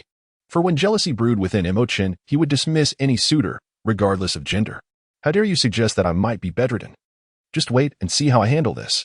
Mu Xiu, perched upon the bed, watched with amusement as Yun Zhi and Fong Ying created a delightful ruckus. Physically, Yun Zhi might not have overpowered Fong Ying, yet her wood-type abilities allowed her to bind Fong Ying effortlessly. "Let us see if you dare to tease me again," she declared as she tickled Fong Ying, who, along with Xiaozhu, had an aversion to being tickled. Bound and utterly immobile, Fong Ying felt like a fish on a cutting board, entirely at Yun Zhi's mercy. Meanwhile, Rui Feng and the others downstairs, hearing the laughter emanating from above, expressed their gratitude towards Yun Zhi. Ever since their partner had left the tribe, they had not witnessed such joy in their home. Yun Zhi spent some time at Mu Xiu's home before making her way to the temple of Priest Hui. "Priest, I have brought back quite a bounty this time. I plan to plant the flower fruit saplings in the orchard, and the potatoes, corn, and soybeans in the new land. The cotton and rami will be sown by the riverbank for ease of irrigation. The thorns are entrusted to Man for planting at the entrances and exits of the tribe. Their vitality is remarkably resilient.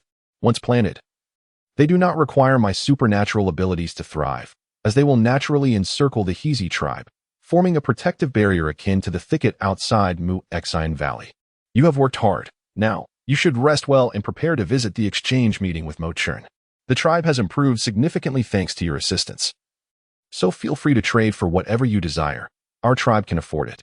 This sentiment is akin to saying we can buy whatever we want because we are affluent. boldly asserting our wealth, particularly since they provide salt and pottery. Very well, I shall heed the priest's words. Once I plant the food I have brought back, we shall have a safer winter. The elders and young will not go hungry. Each household has cellars of varying sizes, and there are food storage caves on the hillside. The sweet potatoes in the ground can be harvested in 2 months, ensuring we will not face scarcity during the winter season. Yun Zhi, what do you think of Xize Valley? The chieftain of Xize Valley has expressed a desire to collaborate with our tribe. She disclosed the circumstances of Xize Valley to Priest Hui. However, Priest Qing Yu has instructed her not to speak of the temple atop the giant tree in the back mountain, a promise she has kept, concealing it from Priest Hui. This matter is of great importance. I will discuss it with Enan when he returns. For now, you should return and rest well after your travels. It is vital to recuperate. Approaching Priest Hui affectionately, leaning against her, she said, I know you are concerned for me, and I promise to rest at home. Priest Hui grasped Yun Zhi's small hand with loving eyes and gently patted it twice. Having never had a partner or children, she cherishes Yun Zhi as her granddaughter. Now, with Xize accompanying her, her life feels complete despite her solitude. After playing with Xize for a while, having been by the priest's side for many days, Xize has gradually regained her spirits, becoming much more cheerful and less timid in conversation. Will my little aunt come to play with me tomorrow? Or can I go to find my little aunt to play? The adorable little one, sensing the imposing presence of Emo Chen beside Yun Zhi, timidly hid behind Priest Hui, revealing only her fluffy little head. With round, glistening eyes that betrayed her fear, she nonetheless looked at Yun Zhi, eagerly awaiting her response. Of course, if my aunt is too busy to play with you, Sister Man can keep you company. Would you be happy with that? Though she longed for Xize to call her sister, she knew it would disrupt their familial order. I'm happy, Xize exclaimed. Then it's settled. Tomorrow, I will go find my aunt and Sister Man to play. You are always welcome to join us for fun, Yun Zhi replied. Observing Xize's innocent demeanor, Yun Zhi felt an overwhelming desire to have a soft little bundle of joy to play with. As Xize watched Yun Zhi being taken away by Emo Chen, she excitedly circled Priest Hui, her slightly chubby face making her eyes appear even larger and more enchanting. Upon returning home, Emo Chen and Man had already tidied the stone house inside and out. The potatoes, corn, and soybeans were neatly arranged. And Man had planted the cotton and rami seedlings in the ground. Man mentioned she would seek Priest Hui's assistance tonight, knowing that she had advanced 2 stars in her training. Since you have only recently begun learning priestly arts, you would not be able to assist her. Yun Zhi had no doubts about Man seeking help from Priest Hui, believing it was entirely acceptable. However, Man had advanced several days ago without any issues. Instead of seeking help from Priest Qing Yu in Xize Valley, she insisted on returning to ask Priest Hui. All right, let us prepare dinner early tonight, so Man can return promptly. Return promptly?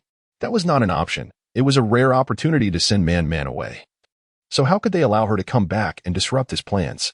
I want to eat stir-fried chili with meat and prepare a mildly spicy hot pot with plenty of meat, as you and Man both enjoy it. The mild spice would suit their tastes, while Emo Chen usually made the stir-fried chili quite spicy, as Yun Zhi often polished off an entire plate herself. We should also prepare some noodles, which would be delightful boiled in the pot. But I must hurry to harvest some flower fruits, otherwise we will run out after just a couple of meals. I must expedite the growth of the flower fruits. Without rice, noodles will suffice. Very well, I will follow your lead. There are plenty of fish and shrimp in the creek. I will go catch some. Bring back a couple of big fish. The creek's fish have few small bones, and we can slice them thinly and cook them in the pot for dinner. I will ensure to catch the largest and fattest fish. The fish in the creek are slightly smaller than those in the river but are tender and have fewer bones, making them a favorite of Yun Zhi. The raw shrimp, while sweet and fresh, are something she is not accustomed to eating raw. She prefers them boiled or stir-fried. Working together, they prepared a dinner that wafted deliciously through the air. After the meal, Man, with a round belly, obediently left the house at Emo Chen's urging, heading to seek comfort from Priest Hui. Unaware of the predicament she had stumbled into, Yun Zhi cheerfully assisted Emo Chen in clearing the dining table, chattering about Man's astonishing appetite, with a smile never leaving her face. It was only when Emo Chen seduced her into taking a bath that she noticed his possessive gaze. Instinctively swallowing hard, Yun Zhi thought, could it be that Fang Ying's omen words were true? The following day, reality proved Fang Ying had indeed shown a talent for ominous predictions.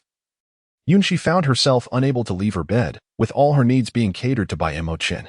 Remembering the jealous remarks made by that certain vinegar jar the night before, Yun Zhi playfully pinched Emo Chen's soft flesh at his waist. Just a few lingering glances at Lei Fu and the others led to me being toyed with nearly all night long until dawn broke. Thankfully, her wood-based abilities helped her endure. Otherwise, she would have surely fainted, unable to withstand the prolonged ordeal. Yun Bao, am I not more formidable than those beastmen? In her prideful musings, Yun Zhi chose to ignore him, primarily due to her lack of strength to engage in banter. Rather than waste time on idle talk, she would rather close her eyes and sleep a little longer. Initially intending to teach him a small lesson, she found the taste of Yun Bao too delightful to resist.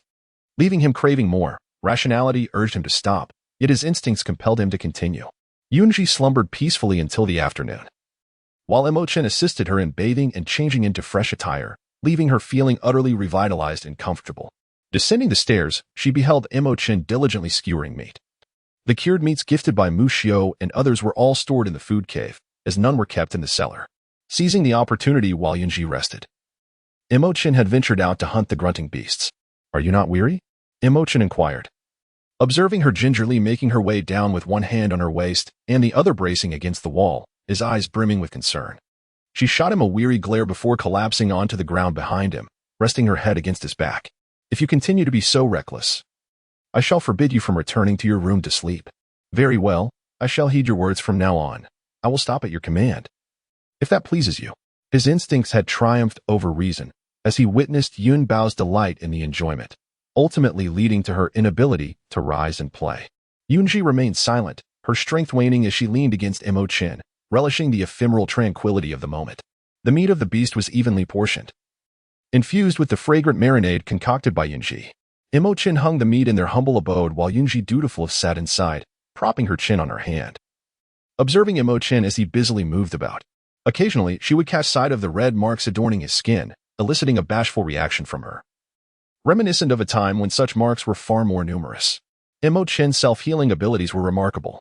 He unabashedly displayed the crimson imprints as he strode out of the tribe to hunt, likely leaving no doubt among the villagers regarding their recent return and the unrestrained night of intimacy they had shared, having sent man away. Once Emo Chen concluded his tasks, Yun Zhi requested to be carried to the fields.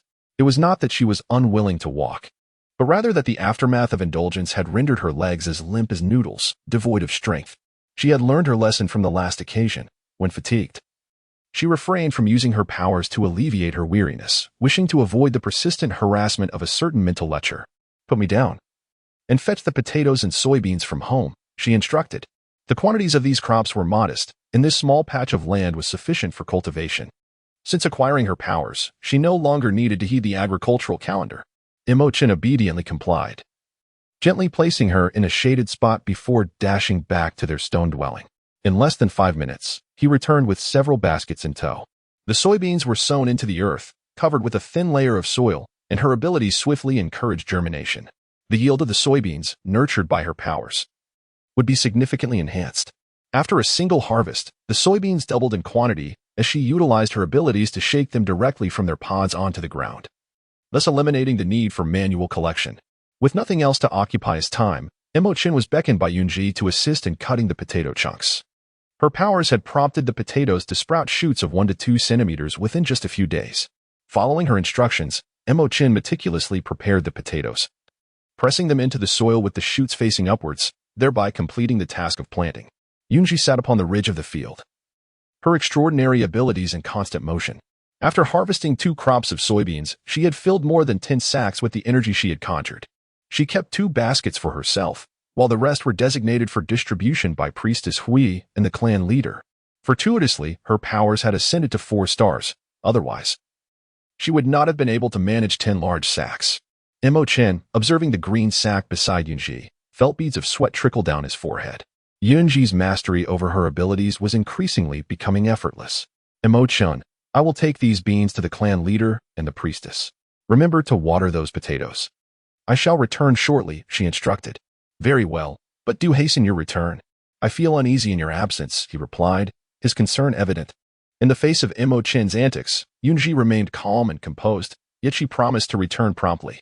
As soon as Yun Zhi departed, Emo Chen transformed, adopting an air of frosty indifference that repelled any approach. He grasped a wooden bucket and strode towards the creek. Yun Zhi controlled 10 large sacks, attracting considerable attention along her way. With an unabashed demeanor, she maintained a straight gaze, confidently proclaiming to those who greeted her that she was carrying food. The priestess Yun Zhi is truly remarkable, having returned with new provisions.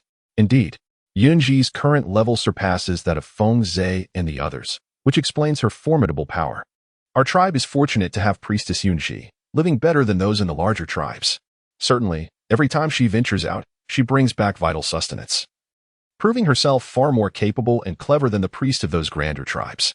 The people of the Xize tribe are known for their simplicity, having never experienced deceit or treachery, which is precisely why Yun Zhi cherishes this tribe.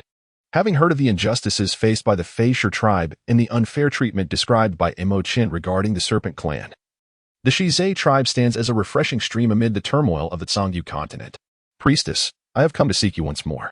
She placed the 10 sacks outside the priestess's cave, and the neighboring leader, Yinan, hearing the commotion, quickly emerged, darting to Yun Zhi's side. Yun Zhi, what delightful treasures do you have this time? He peered, somewhat lecherously, into the bags, spotting greenish-yellow beans, his expression one of confusion. These are called yellow beans. They can be used to create many delicious dishes. I just hastened their growth and intended to invite you and the priestess to distribute them among everyone for planting. Tomorrow, I shall teach everyone how to make stone mills to prepare food. She had carefully planned. Once the yellow beans were sown, she would use her abilities to accelerate their growth. According to the growth cycle of the beans, she anticipated they would mature in about 4 months. By the time the exchange returned, they could begin harvesting the yellow beans to produce various bean-based delicacies. Ha ha ha, splendid. I shall gather everyone to distribute the beans immediately. Yun Zhi, we are at a loss for how to express our gratitude for all that you have done for the tribe. Yinan felt a flush of embarrassment, reflecting on how everything the tribe possessed was thanks to Yun Zhi. Leader, I am but the priestess of the tribe. These efforts not only aid everyone but also benefit me. If you feel indebted, perhaps you could offer me some food. Very well. From now on, we shall ensure your household is well provided. Even if the tribe is left with but a morsel of food, it shall be yours. The somewhat naive Yinan's proclamation was exaggerated, yet she found it rather endearing. Yun Zhi, do return to rest. Man will stay with me for a few days. Once you have finished your tasks, I shall send her back. The previous night, the grown-up Man had knocked on her door, startling her considerably. Upon learning from Man that the sound insulation in her home was inadequate, she understood the situation. Coincidentally, she adored Man, who had a knack for entertaining the little ones, so she agreed to Man's request to stay for a few days, providing companionship to ease her own boredom. Then I must trouble the priestess to look after Man. Has something truly gone amiss with her? Not at all. Pursue whatever endeavors you wish. I shall support you wholeheartedly. Yun Zhi nodded vigorously, filled with gratitude. Yun Zhi did not linger for long. She departed the open space ahead of everyone else who had come to collect the soybean seeds, making her way home in search of Emo Chen. After watering the plants, Emo Chen waited on the ridge of the field, one leg extended straight while the other was bent, her body leaning slightly backward, revealing her elegant neck and the prominent collarbone adorned with a few small red strawberries. Upon her return, Yun Zhi beheld the exquisite portrait of him, instinctively swallowing hard. She cleared her throat twice, feeling a twinge of awkwardness, and hesitantly approached Emo Chen. Yun Bao, come here for a warm embrace from your husband. Yun Zhi, Emo Chen. Is it true that your husband has become addicted? I would love nothing more than to give him a good kick. With a smile, she settled on the ridge, ignoring Emo Chen's flirtatious demeanor, and closed her eyes to channel her extraordinary abilities, directing them towards the potato sprouts. Unfazed by her indifference, Emo Chen raised an eyebrow mischievously, stealthily approaching the nape of Yun Zhi's neck, and playfully exhaled a breath against her ear. Yun Zhi felt a disturbance in her abilities, causing the potato seedlings to grow crookedly. She cast a sideways glance at Emo Chen, urging him to remain still. If the potatoes leaned any further, they would be ruined.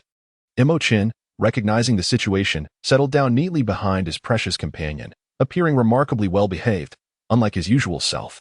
With the first batch of potatoes successfully sprouted, Yun Zhi decided to pause further cultivation. She had just begun to nurture soybeans and was managing the large bags, which consumed considerable energy. She resolved to continue with the potatoes the following day. Once all was gathered and stored back in the stone house, she would wait for her abilities to recover before proceeding with the sprouting. The hour was growing late, and it was time to prepare dinner. She noticed that the rapid consumption of her powers made her hunger strike sooner. Although Emo Chen had fed her in her dreams, at present, she felt ravenously hungry and yearned for a hearty meal. "What would you like for dinner tonight?" "You've worked hard today. Allow me to cook," she said, hoping Yun Bao would not turn up her nose at her culinary skills. "After following me for so long, it would be unacceptable if my cooking had not improved. Be wary, I might seek someone else. Yun Bao, I shall not give you the chance to look elsewhere. I keep my promises." As if to affirm the truth of his words, Emo Chen pulled her into his embrace, planting a precise kiss on Yun Zhi's red lips.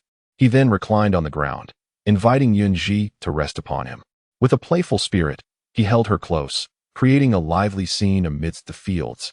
Far from the prying eyes of others, Yun Zhi, feeling dizzy from the kiss, caught a fleeting glimpse of Emo Chen's triumphant smile, igniting her anger, which led her to bite down on his exquisite collarbone, leaving a delicate mark.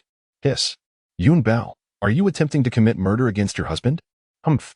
Serves you right for bullying me without regard for the occasion." She pushed herself up from Emo Chen, rising with an alluring demeanor, feigning nonchalance as she busied herself with peeling potatoes.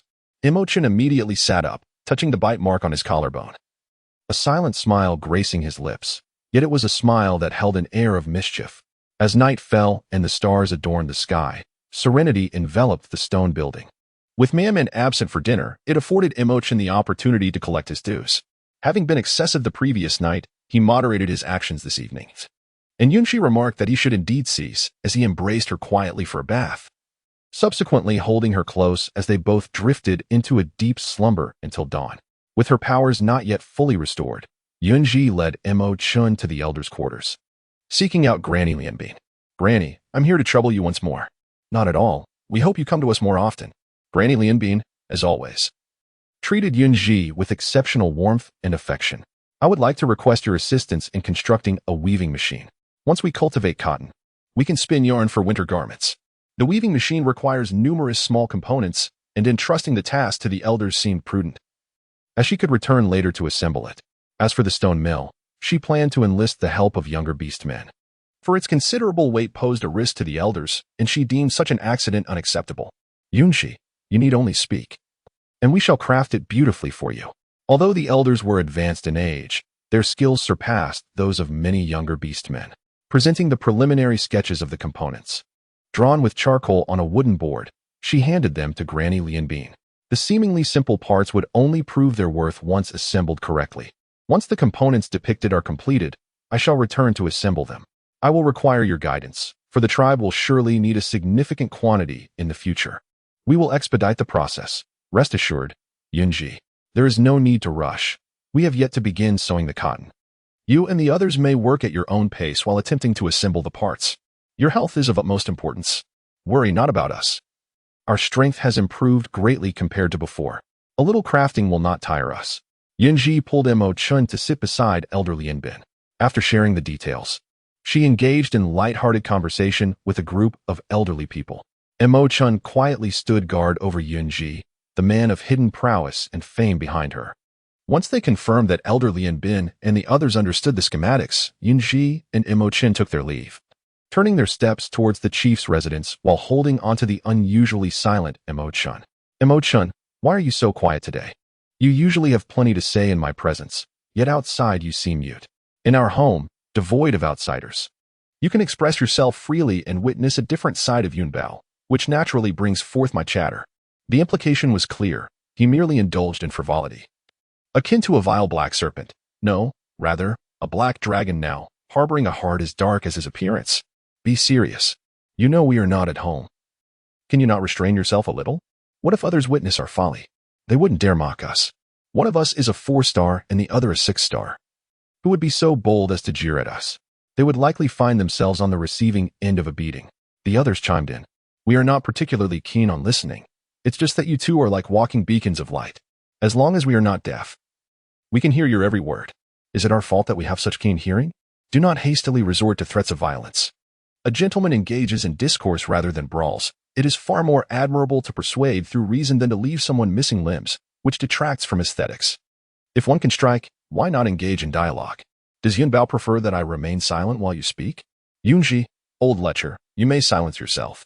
When she speaks of the East, you retort with the West. What a toxic old lecher you are." As the conversation unfolded, its essence transformed. The initially unfamiliar Emo Chen was not as such. The crude orc displayed a lack of restraint in his speech, becoming increasingly careless with his words. In a playful scuffle, they arrived at the chieftain's cave. Emo Chen stood outside, calling out coldly, "Enan," as if swallowing the title of chieftain whole. The sleepy Enan, sporting a wild mane, stood at the mouth of the cave in disheveled attire, eliciting disdain from Emo Chen.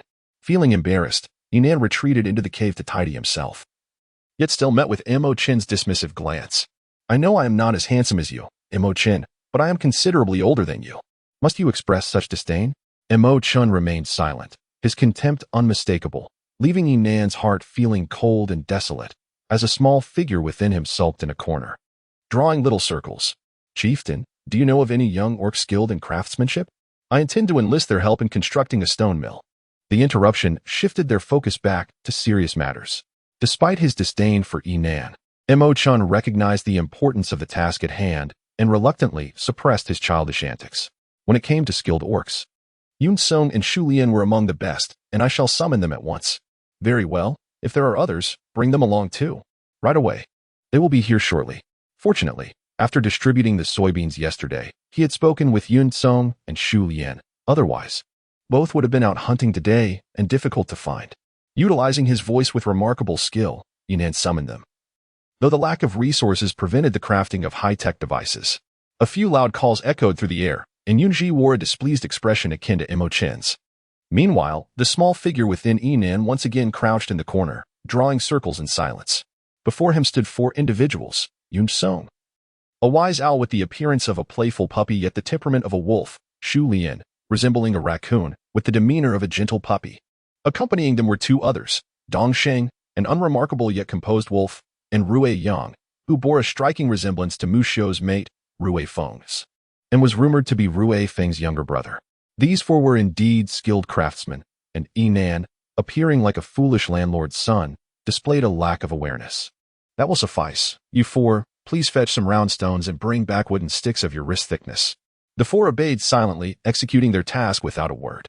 Although constructing the stone mill seemed simple, only in the process would they realize its complexity. The mill consisted of 2 meticulously crafted circular stones, shaped through countless strikes and chiseling, each possessing a certain thickness. The upper stone was a hand-carved, flat cylindrical shape, adorned with grooves known as grinding teeth. Holes were chiseled into the grinding plate to align with the lower stone, secured on a frame, with a short vertical shaft in the center of the lower stone, replaced by a highly durable wood in the absence of iron. The upper stone featured a corresponding hollow sleeve. When the 2 stones aligned, the lower stone remained fixed, allowing the upper stone to rotate in reverse around the shaft. The surfaces of contact formed a hollow chamber called the grinding chamber, its periphery lined with the undulating grinding teeth, while the upper stone retained grinding holes. During the milling process, materials flowed through the grinding holes into the chamber, evenly distributing around, being ground into powder or paste, and seeping through the crevices onto the grinding plate. The grinding teeth were not chiseled. Dongsheng revealed his claws, gently tracing a grinding tooth pattern. Yun Zhi raised an eyebrow, a smile blooming like spring flowers.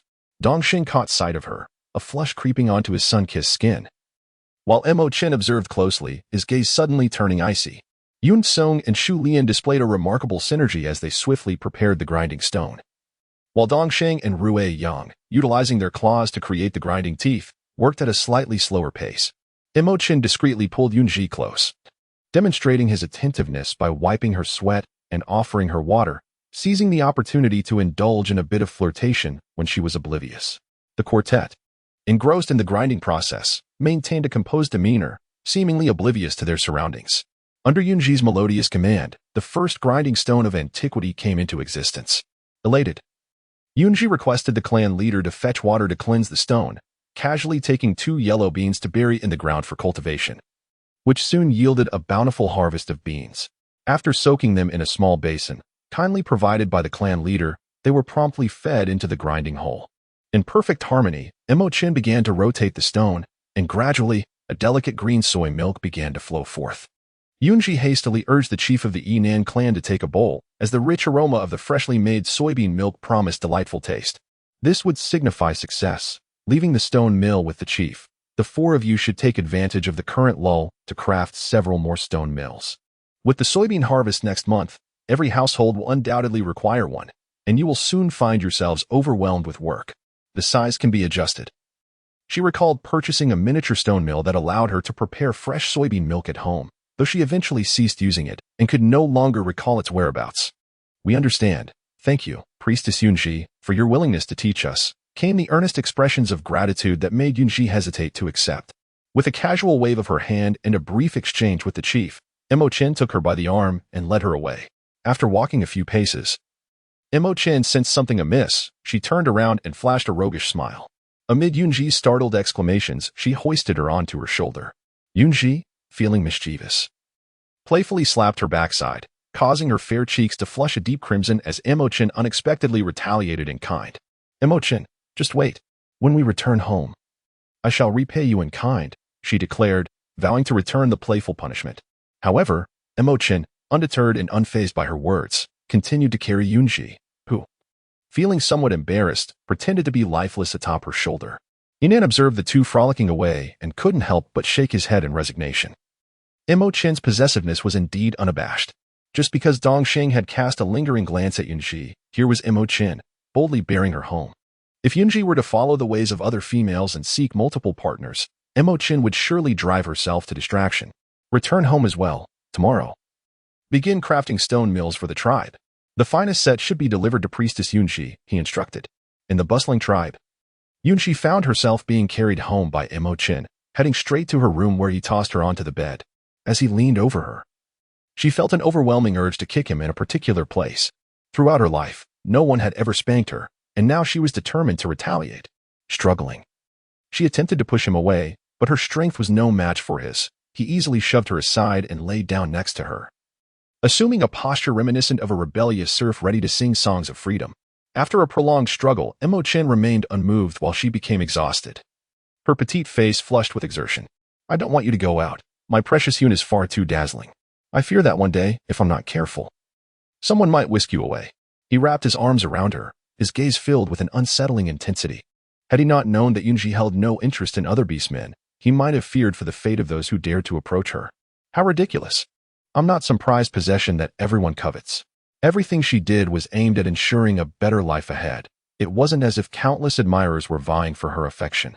He inhaled her scent, a fusion of earthy fragrances mingled with the delicate aroma of gardenias that captivated him. Regardless, you belong only to me. Anyone who tries to take you will face my wrath. The murderous intent flashed in his eyes, but when Yun Zhi turned to him, it faded, leaving only affection in its wake. Very well, I shall be yours for a lifetime. After a moment of tenderness in their secluded space, Emo Chen, displaying a modicum of restraint, refrained from pursuing further intimacy. Later, Man returned from the priest's abode and promptly joined them in preparing dinner. Though her presence slightly disrupted their romantic ambience, the necessity of sustenance prevailed, and she was confident her parents would understand. At the dining table, Man's eyes sparkled like searchlights, fixating on Yun Zhi's belly. The priest had mentioned that if their parents stayed a few more days, she would soon have siblings to play with. So she obediently remained by the priest's side, having fun with Xize and occasionally introducing him to other little friends. However, her companions were still mere toddlers, while she had grown into a young lady, making her presence among them somewhat jarring. Yet it did not deter Ling Shan and the others from including her in their games. Man, why do you keep staring at me? Upon returning home, she often caught Man glancing her way, particularly at her stomach. During meals, the scrutiny became unabashed as Man fixated on her belly. The priest said it won't be long before Mother gives birth to a few siblings for me to play with. So I'm just checking to see if they've arrived yet.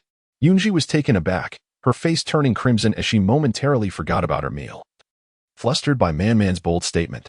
Though she and Emo Chen were indeed true partners, she was not yet ready to bear children. And he too wished to enjoy their time together as a couple. Each time they engaged in intimacy, he was careful to ensure that she remained outside of the possibility of immediate conception. They bathed and cleaned themselves afterward, and though they had no means of contraception, they believed their precautions would lessen the likelihood of pregnancy, albeit not eliminate it entirely. At the very least, it would delay the inevitable. And Man's desire for siblings seemed destined to remain unfulfilled for now. For now, Mother is delighted with you alone. We can wait to have more siblings later, all right? Casting a pleading glance toward Emo Chen, she found him smiling back, showing no inclination to assist her. She swiftly kicked him beneath the table, but his grin remained unwavering. Man, biting her chopsticks, feigned maturity, which made Yun Zhi find her utterly adorable. All right then, regardless of when mother and father decide to have more children, I will take good care of them. She resolved to first look after Xize, knowing that as he grew, her ability to care for her future siblings would only improve. After finishing their meal, they would rest, for many tasks awaited them the following day. The flickering orange glow of the torch illuminated the small room, enveloping the family of three in a warm, cozy atmosphere. At the cliff's edge, the cool breeze swept through, and a full moon loomed almost within reach. Two massive wolves, one black and one brown, crouched at the precipice, howling at the moon. "Dobby, what do you wish to do next?" The brown wolf, bearing 3 claw marks across its eyes, was brimming with fierce excitement. "What else is there to do? The 2 prominent tribes in the Falling Moon Forest have dwindled to just the Xize tribe, and naturally, we must pay them a visit." His men were scattered throughout the Falling Moon Forest. It was the mention of the 2 priests in the Xize tribe that had initially prompted their assault on the Manta tribe. They had overestimated the food and furs of the Manta tribe, and the spoils they secured were insufficient for their survival through the cold season. As for the females, many perished after a brief period of enjoyment, leaving only the weak ones to be exchanged as slaves for various goods. The Xize tribe was unlike the Manta tribe.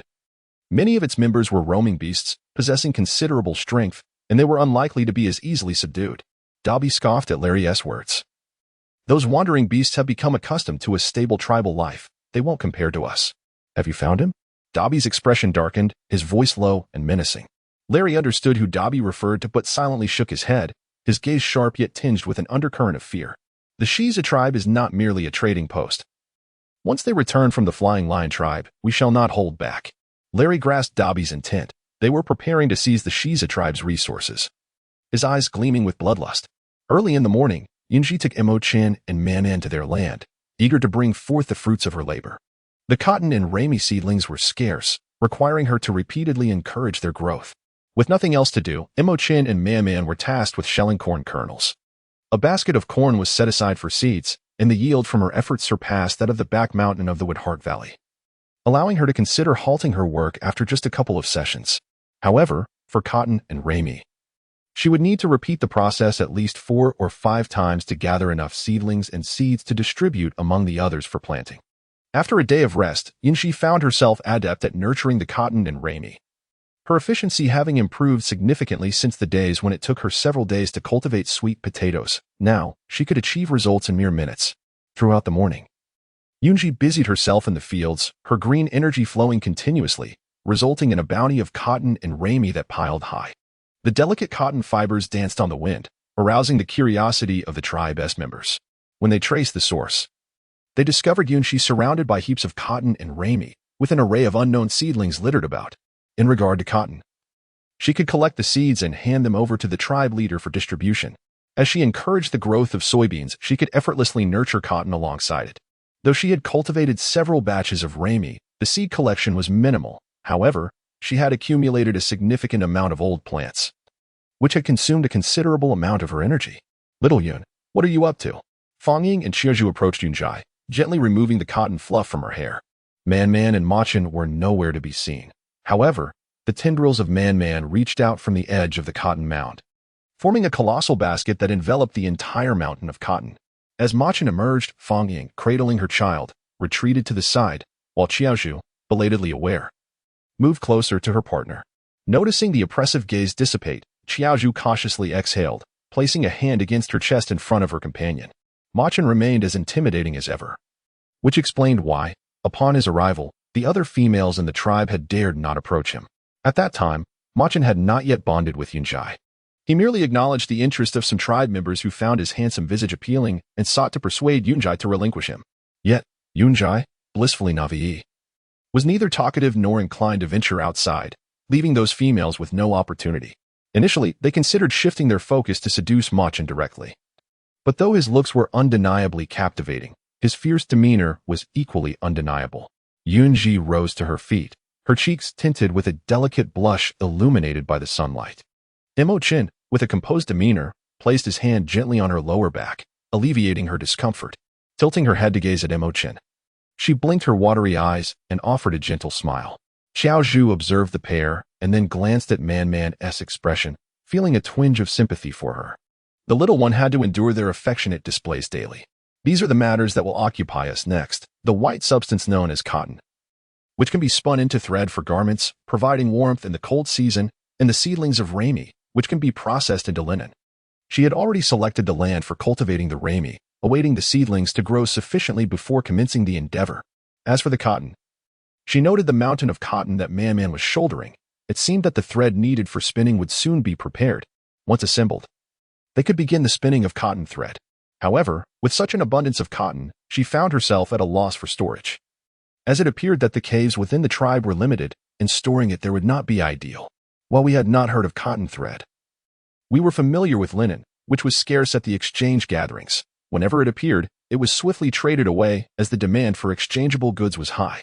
Fang Ying cradled her little one, thoughtfully conversing with Yun Zhi, while Xize, silent yet curious, examined the cotton with keen interest. Upon hearing this, Yun Zhi's eyes suddenly sparkled, only to dim shortly after. She was solely focused on ensuring her tribe had more resources for the upcoming exchange fair, no longer wishing to be looked down upon by other tribes. Little did she realize the truth in the saying, "A commoner is innocent." Yet possessing treasures can lead to trouble. Other tribes, having rare commodities, could flaunt their superiority and arbitrarily inflate prices without fear of theft, as they possessed the strength to suppress the greedy hearts of others. However, the Xize tribe lacked such power, with larger tribes boasting at least 5,000 members, putting Xize at a significant disadvantage in terms of numbers. Moreover, if Xize were to present salt, pottery, and hemp cloth all at once, it would be akin to offering a sumptuous feast. Emo Chen had previously mentioned that among the tribes he visited, only the Xize tribe remained truly untainted, while the others were filled with duplicitous individuals. Let us refrain from taking cotton and hemp cloth to the exchange fair. We shall save them for next year. By then, the Xize tribe will surely be in a stronger position, making it difficult for those with ulterior motives to dare lay eyes on us. Xiaozhu was perplexed by Yun Zhi's thoughts, yet Fang Ying understood, wholeheartedly agreeing with Yun Zhi's sentiments. Having witnessed the true nature of other tribes at the exchange fair, Man, could you kindly transport the cotton to the clearing? I will tidy up and join you shortly. The wind carries the cotton everywhere. Let us work together to form it into manageable rolls for better storage. Once Granny Lianbin and the others have their tools ready, we can have the females begin their work, aiming for each person to have 2 warm cotton garments by winter's arrival. Let us ensure we complete this task. Man carefully controlled the vines, wrapping the mound of cotton into a sphere to prevent it from scattering during the move. Emo Chen silently shielded Yun Zhi, holding her hand to prevent her from using her abilities. Fang Ying observed the two tenderly as a mother would her daughter, her regard for Yun Zhi evolving into a maternal bond. Little Yun, we shall head over first. Hee. The affectionate connection was evident, with Emo Chen always by Yun Zhi's side, quietly standing guard, his presence impossible to overlook. All right, I will gather these seedlings from the ground and then join you. As they departed, Emo Chen assisted Yun Zhi in settling into a shaded area. The ground was laid with clean, soft animal hides, ensuring Yun Zhi would not feel discomfort while seated. Nearby, several plump red apples, bursting with juiciness, awaited. After a morning of hard work, having exhausted 3/4 of her energy, Yun Zhi felt famished, taking a satisfying bite of the apple. Facing Yun Zhi, Emo Chen gathered the precious seedlings she had nurtured, all while keeping a watchful eye on her. Seeing her enjoy the apple alleviated some of his worry, yet he remained cautious, hastening his movements to collect the rami seedlings strewn across the ground. With Yun Zhi's abilities safeguarding them, they would not spoil. Yet Emo Chen meticulously arranged the seedlings layer by layer, displaying a hint of obsessive precision. After consuming 2 apples, feeling considerably sated, she sat on the animal hide, resting her head on one hand, lost in thought. Emo Chen's gaze lingered on Yun Zhi's lips, now glistening with apple juice. Suddenly, the world dimmed, and instinctively, he looked up, feeling her soft lips against his. Lost in the moment, he gazed into Yun Zhi's bewildered eyes, delighting in her innocent expression. With a mischievous inclination, he playfully licked his lips, the soft sensation causing her cheeks to flush a deep crimson. In broad daylight, Emo Chen cast aside all decorum, and she found herself surprisingly willing. So sweet.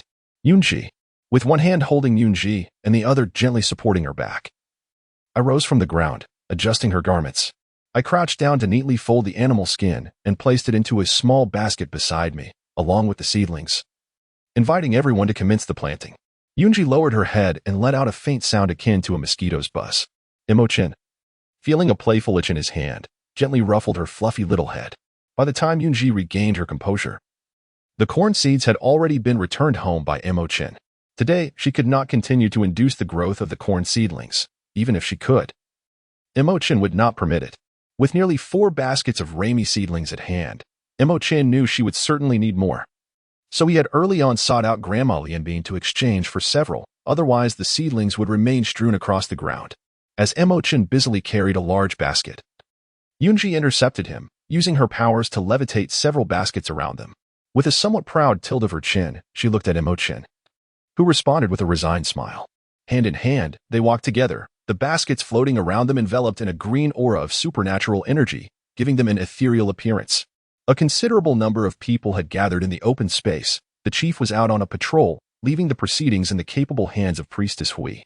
Upon noticing Yun Zhi and Emo Chen's arrival, the previously stern Priestess Hui instantly donned a gentle and kind smile. Little Xize, who was following Priestess Hui, scampered towards Yun Zhi, embracing her leg with an innocent grin that dazzled Yun Zhi's eyes. Yun Zhi reached down to pinch Xize's chubby little face, delighting in the pleasant sensation. Watching this moment, Man was suddenly reminded of her own childhood, recalling how she too would often have her face pinched. Now, she wished to emulate her mother and squeeze Xize's adorable face, which appeared delightfully soft and squishy. The cotton was light and scattered with the wind. So she proposed that they first share it among everyone to make noodles. Once Grandma Lianbin and the others finished their tools, they could spin thread to create cotton clothing. Even the tiniest mosquito is still meat. The cotton she had induced would yield only a small amount for each person. But the larger harvest anticipated later would be ample for everyone to craft garments.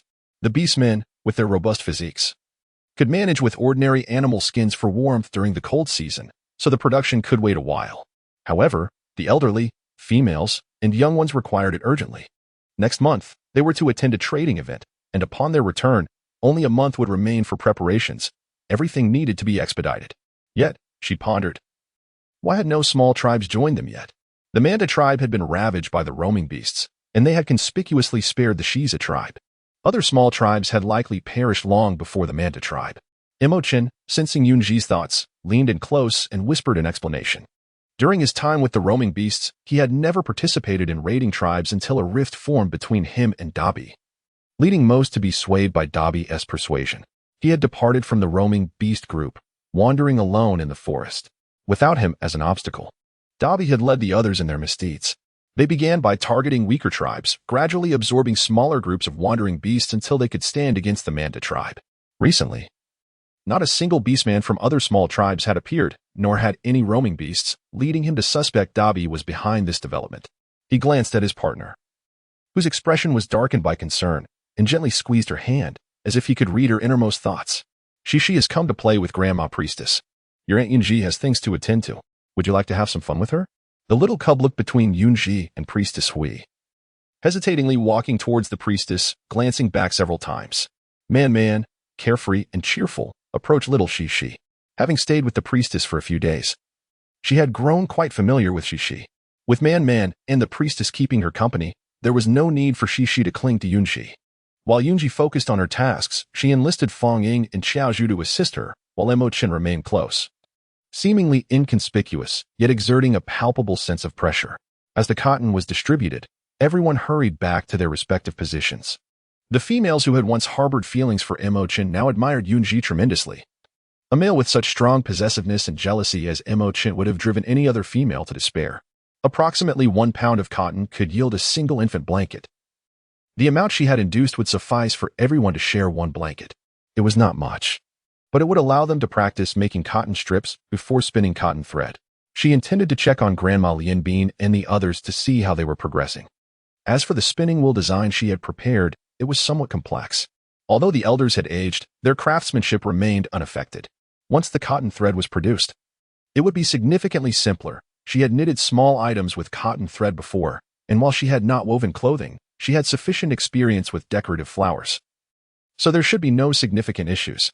Now, we must transform the cotton into strips. The cotton has excellent water absorption, and during our heat cycles, we can use it as padding for comfort. Yun Zhi held a piece of cotton, demonstrating how to create cotton threads, while eloquently sharing the benefits of cotton. The audience listened attentively, and Yun Zhi felt a deep sense of satisfaction. The process of making cotton threads was relatively simple. Everyone quickly grasped the technique. Fang Ying and Xiaozhu stood closely beside Yun Zhi, watching as she pulled a fine strand from the cotton and twisted it on her leg, transforming it into cotton yarn. Currently lacking tools, they could assist one another in creating the cotton threads. The tool user, Emo Chen, was brought forth by his partner, who then handed him a strand of cotton.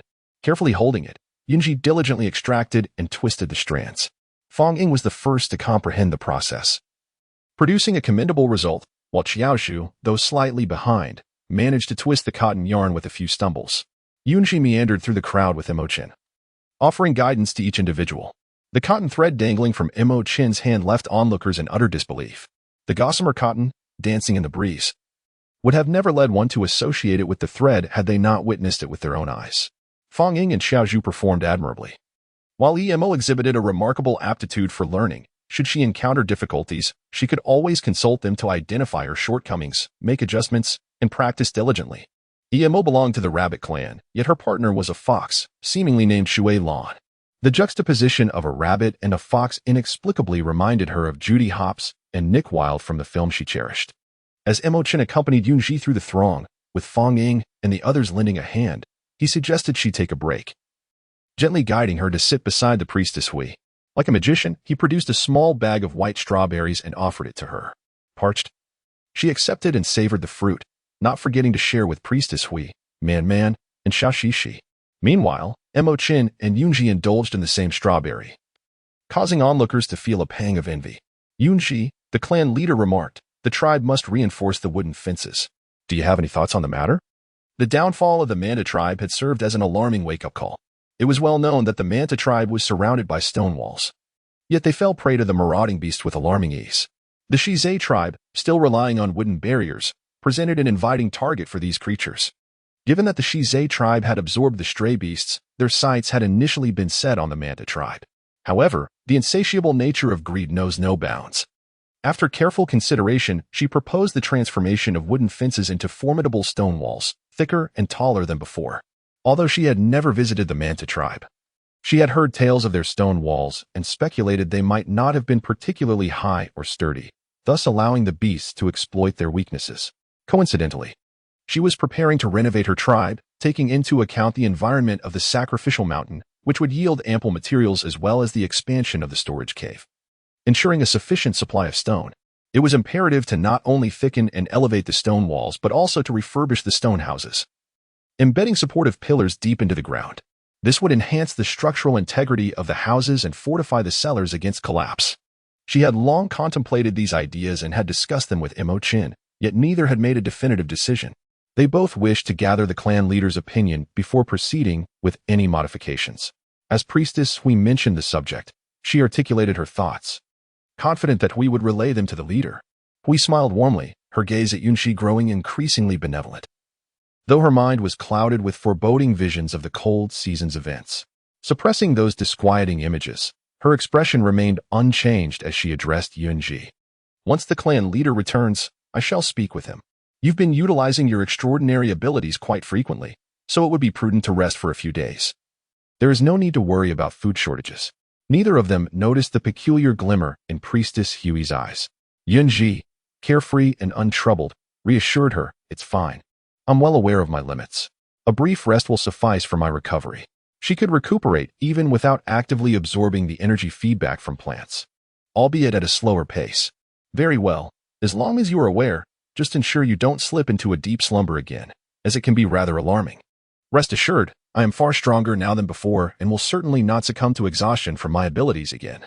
Yun Zhi remained silent, yet the priestess we felt reassured. For Emo Chen was by her side. Although he appeared to make no significant moves, he was quite adept at discreetly protecting Yun Zhi. However, the mystery of how Yun Zhi vanished beside Emo Chen still eluded her. If only she could discern the truth, she might have warned the two in advance, thereby avoiding potential peril. Observing that everyone had nearly mastered the task at hand, Yun Zhi instructed them to halt, organizing them into a line to systematically distribute cotton seeds and rami seedlings. She suggested planting the rami seedlings near the riverbank, as the cold season was fast approaching. She would assist in their cultivation until the chill had passed, after which they would need to plant on their own.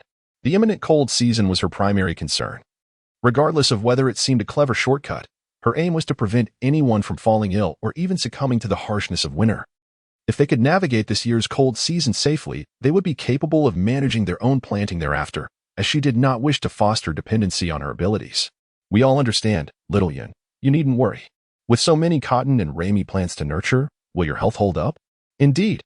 If your well-being deteriorates due to our needs, we would feel guilty. It might be better not to plant at all. Xiao Zhu's words, albeit somewhat childish, resonated with the collective sentiment. While the tribal leader had permitted Yun Zhi's family to reside within the tribe, she still selflessly aided everyone, despite them having contributed little in return for the considerable benefits they had received. Henceforth, they would need to treat Yun Zhi with greater respect than even the leader and priestess Hui to repay her kindness. I shall rest for a moment. You all should seize the time to plant these quickly. Once I am refreshed, I will assist in their nurturing. Feeling the threads of energy emanating from those present coalesce around her, a warm sensation enveloped her heart. Recognizing their goodwill, she beamed a radiant smile, uplifting the spirits of everyone around her. As night fell, wisps of smoke rose from various homes. The 3 members of Yun Zhi's family prepared a hot pot dinner, indulging in a delightful dual-flavor broth.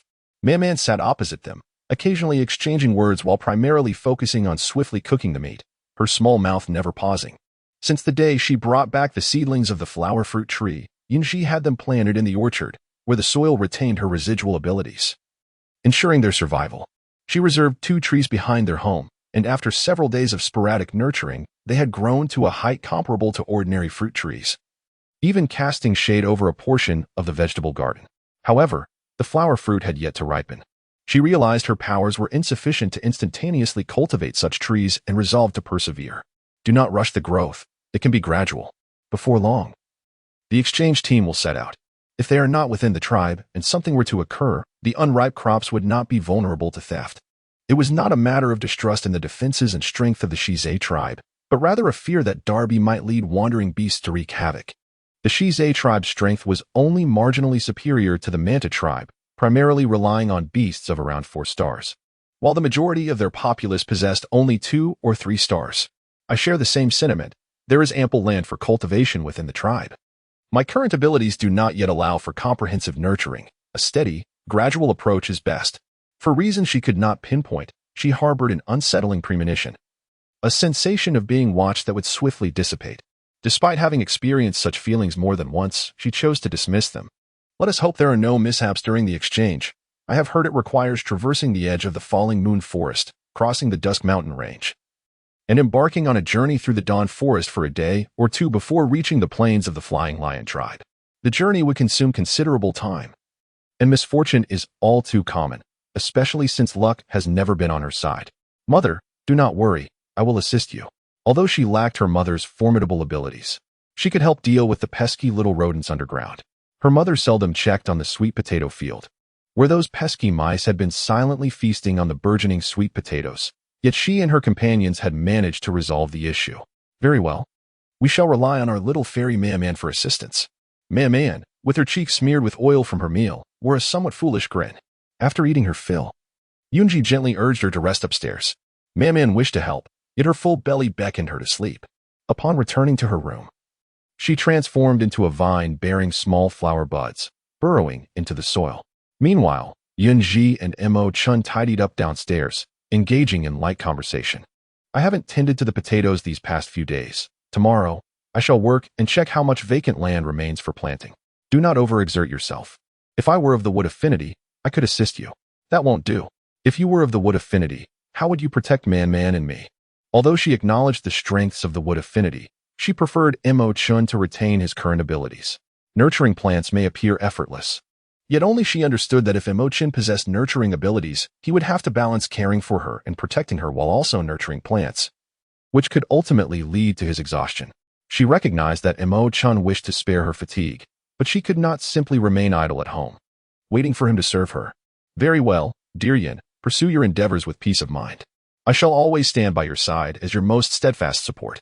They exchanged smiles before swiftly clearing the table, leaving the final tidying to Emo Chen. She quietly ascended the stairs to retrieve their clothes. The sun-drenched water of the swimming pool was ideal for bathing. If she delayed, the warm water would soon turn cool. The 2 of them, in perfect harmony, walked hand in hand towards the pool, with the night sky understanding their need for privacy from the shimmering moonlight. As the morning mist dissipated, The horizon was ablaze with dawn's first light. Yun Zhi rose from Emo Chen's embrace, gazing dazedly at his smiling, handsome face, with an infatuated grin and a pouting mouth. She pressed her lips against his for a fleeting moment before collapsing weakly onto his chest. Emo Chen, caught between amusement and exasperation, held her firmly in his arms. After their return the previous night, they quickly found themselves in an open and honest exchange, had Yun Zhi not been fatigued. Emo Chen would have likely carried her to bathe once more. Now, with Yun Zhi resting unadorned against him, the morning's masculine urges stirred easily within him. Thus, before she was fully awake, he gently coaxed her until the sun had risen high in the sky. Man had already prepared sweet potatoes for herself and had dashed out to play with the group of little beastmen in Lingshan. Upon hearing the commotion from upstairs, she covered her mouth in delight, savoring her sweet potatoes while humming an off-key nursery rhyme, a testament to her cheerful disposition. After all, no matter how hard their parents toiled, siblings would soon arrive. Watching Yun Zhi, who was nibbling her food with those rosy lips, Emo Chen felt a familiar thought darken his gaze. Ahem. Do refrain from such temptations. If you continue, I might just become undone. A partner awakening to desire is indeed a force to be reckoned with, yet it was also her own fault for enticing him so early in the day, proving that men are truly not to be trifled with in the morning. How about we skip the fields today, and I keep you company at home instead? If the excitement and anticipation in her eyes weren't so glaringly apparent, she might have agreed to rest at home. Emo Chen, do restrain yourself. My delicate frame cannot withstand your vigor, truly. Noticing that Yun Zhi was genuinely fatigued, Emo Chen felt a pang of disappointment. It was soon uplifted by the thought of the difference between a well-rested Yun Zhi and one who was not. After breakfast, they ventured out. And although Yun Zhi did not encounter the tribe leader, she overheard the musings of others. The leader had set out early with Xize and the others, though the purpose remained unclear. Some speculated it was to build a stone wall for the tribe, though the veracity of that claim was uncertain. It was likely true, for she had seen Shu Lin accompanying them. The Manta tribe possessed experience in stone wall construction, making Shu Lin a fitting companion for the leader. The tribe leader's initiative was still commendable, and at times, Yun Zhi felt more like the true leader of the Xize tribe than a mere priestess. Inan, the current leader, seemed to take a rather laid-back approach. Perhaps it was time to stir some trouble for him? Yet, she reconsidered. When would they ever have the chance to live peacefully? Better to postpone any mischief until they could secure a stable existence. Seeking unnecessary strife now would be ill-advised. Yun Zhi greeted everyone along the way with a smile, exchanging a few words here and there. Upon passing Muxiu's home, she paused. How are things? Is the little one giving you trouble? Holding Muxiu's hand, she discreetly used her abilities to check Muxiu's health. There is nothing wrong. The little one is doing well. Rui Feng and the others have taken excellent care of Muxiu.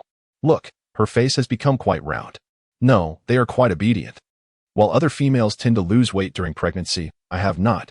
Muxiu's health was robust, even more so than other females. If she were slightly weaker, she might indeed experience morning sickness. This is your first pregnancy. You must take care of yourself. However, there's no need to lie in bed all day. You can stroll around the house, which will ease the pain during labor later on. Muxiu nodded obediently, as she usually allowed Rui Feng and the others to take turns caring for her, walking around the house, while still hesitant to venture outside, planning to wait a few more days before doing so. I am already pregnant. Little Yun, you must work hard with Emo Chen. I am looking forward to you both having a little girl. Well, you're already thinking about my little girl before even giving birth. Of course, you and Emo Chen are both beautiful and kind. Your offspring will surely be delightful. I must secure that arrangement early. Just so you know, if your child possesses any talent, I will certainly not stand in the way. The two females, disregarding their partner's opinions, continued their joyful conversation. While Rui Feng and Emo Chen exchanged knowing glances, their eyes reflecting a blend of helplessness and affection. After a while, as Muxiu began to feel sleepy, Yun Zhi and Emo Chen took their leave, heading towards the small path in the fields. Yun Zhi appeared particularly cheerful. Yun Bao, have you already decided on our daughter as partner? Not at all. I would never meddle in the affairs of the younger generation. Whether Muxiu's child catches our daughter it depends on their own abilities. Then Yun Bao has agreed to the idea of having children. You are truly wonderful. All right. I am quite curious to see what Emo Chen looked like as a child. If there were a miniature version of them, that would be quite charming. We should let things unfold naturally. We must not force it. Indeed, let nature take its course. Standing at the center of the land, Yun Zhi pressed her palms together, and vibrant green energy began to gather continuously. Crouching down, she infused her abilities into the soil, causing the energy to radiate outward, carefully contained within the bounds of the land, without spilling over. The males and females tending to the crops watched in awe as the plants grew rapidly, instinctively stepping outside the boundaries of the land to observe. The sweet potatoes thrived, ready for harvest and storage. The soybeans flourished, lush with buds yet to bloom. Cotton seeds sprouted instantly, breaking through the soil and shooting up rapidly, reaching a height comparable to the soybeans, though the buds were not very pronounced. Rami grew the slowest, but had increased in height significantly, creating a vast green expanse. After utilizing 2/3 of her energy, Yun Zhi withdrew her powers, suddenly standing up, startling Emo Chen, who feared she had exhausted herself again. "I'm fine. I just stood up too quickly and felt a bit dizzy. It's difficult. Today's youth are only young in age, but their physical fitness is lacking." Emo Chen pursed his lips, his gaze calm, refusing to let Yun Zhi decline his assistance. He swept her up into his arms, silently carrying her home. They passed by Man without any exchange until Yun Zhi called out a few words, reminding her to return home for dinner when the time came. As they walked past the sweet potato field, Yun Zhi overheard Aunt Jinhua mentioning that the sweet potatoes had ripened. She had initially intended to let them grow naturally, but had inadvertently hastened their maturity with her previous exertion. "Aunt Jinhua, please gather the sweet potatoes as soon as they are ready for storage. This will clear the land for potentially planting other crops later."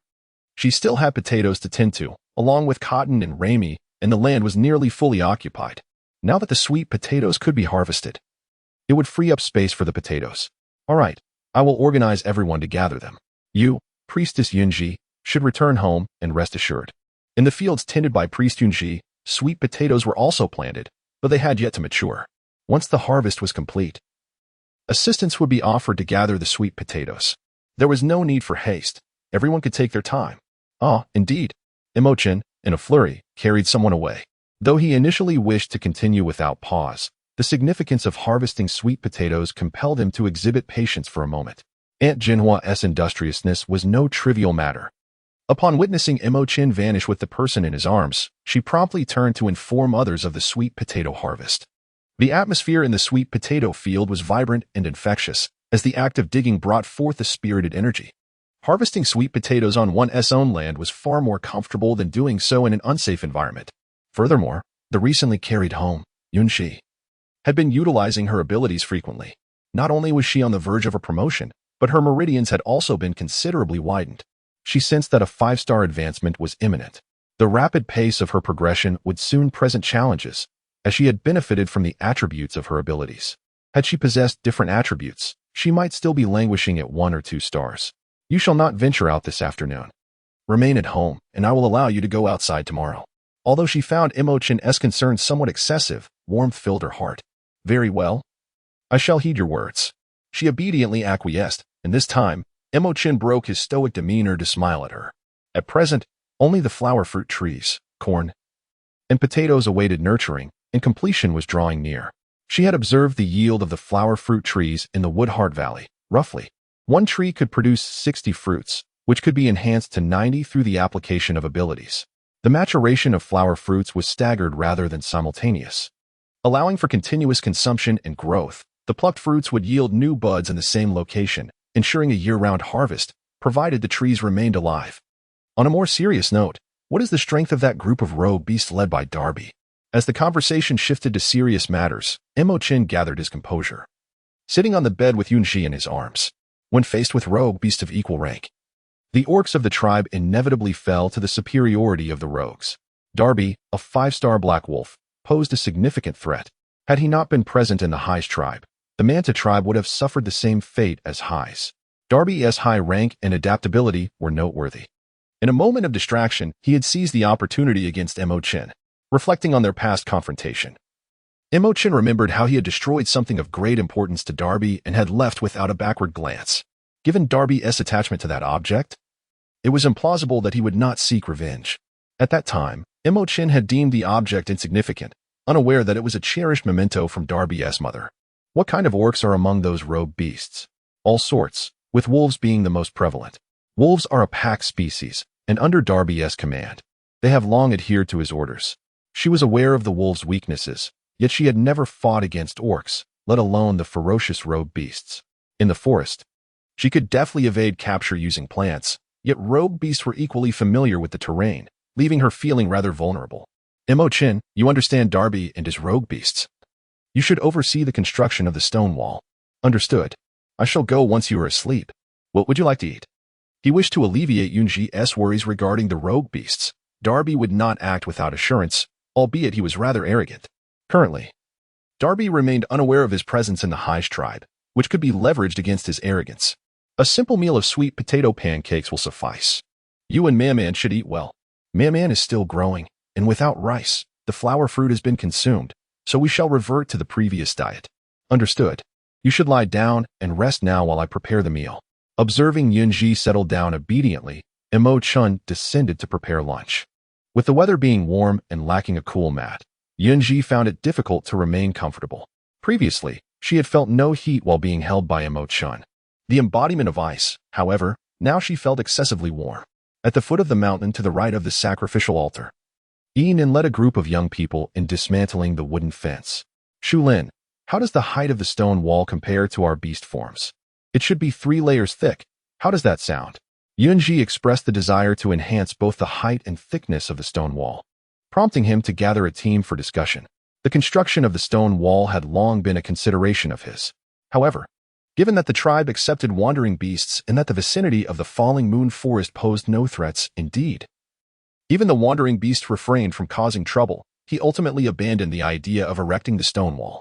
It could be reinforced later by mixing some sandy soil with resin.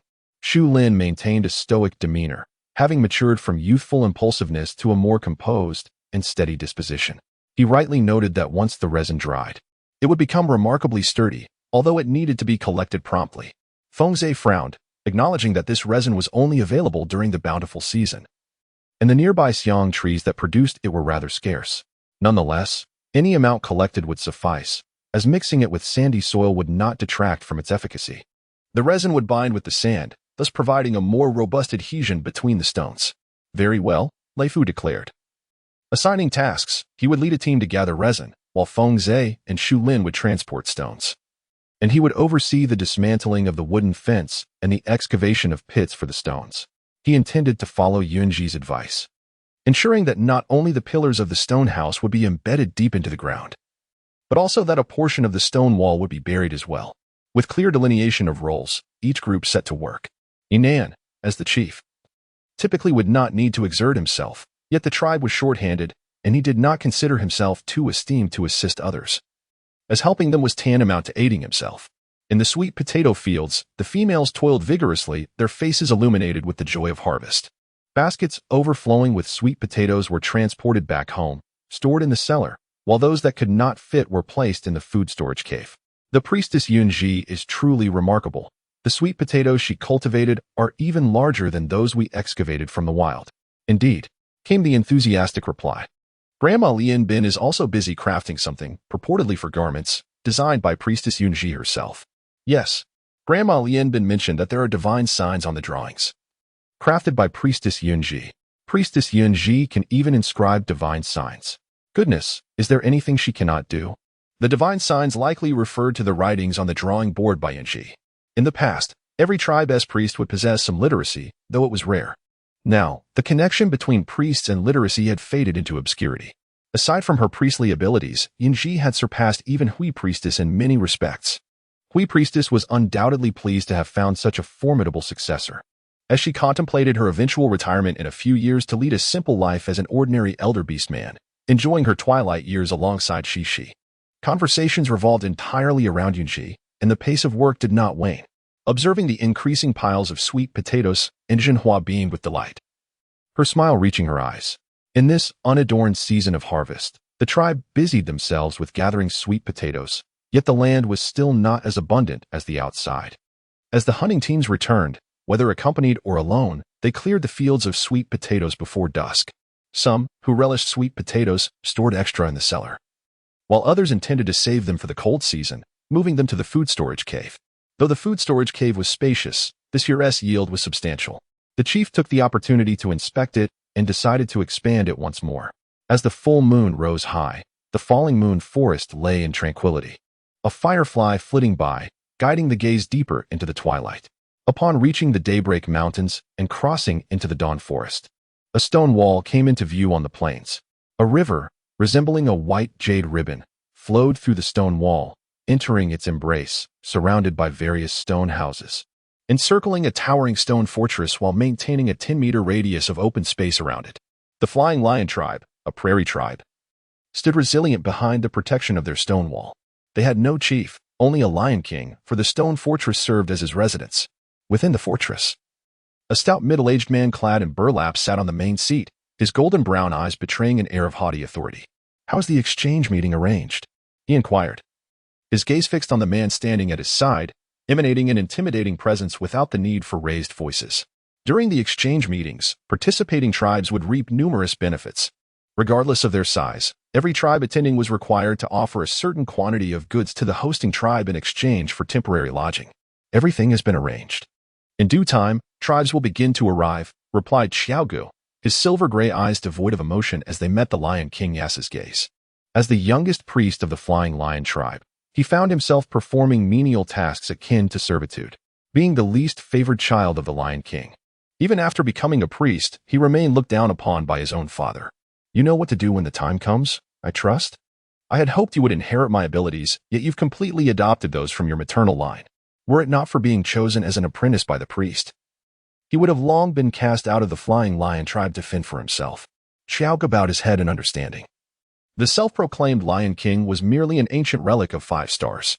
Yes, disliking his presence, waved dismissively for Xiaogu to leave, a true testament to his authority. Summoning and dismissing at will.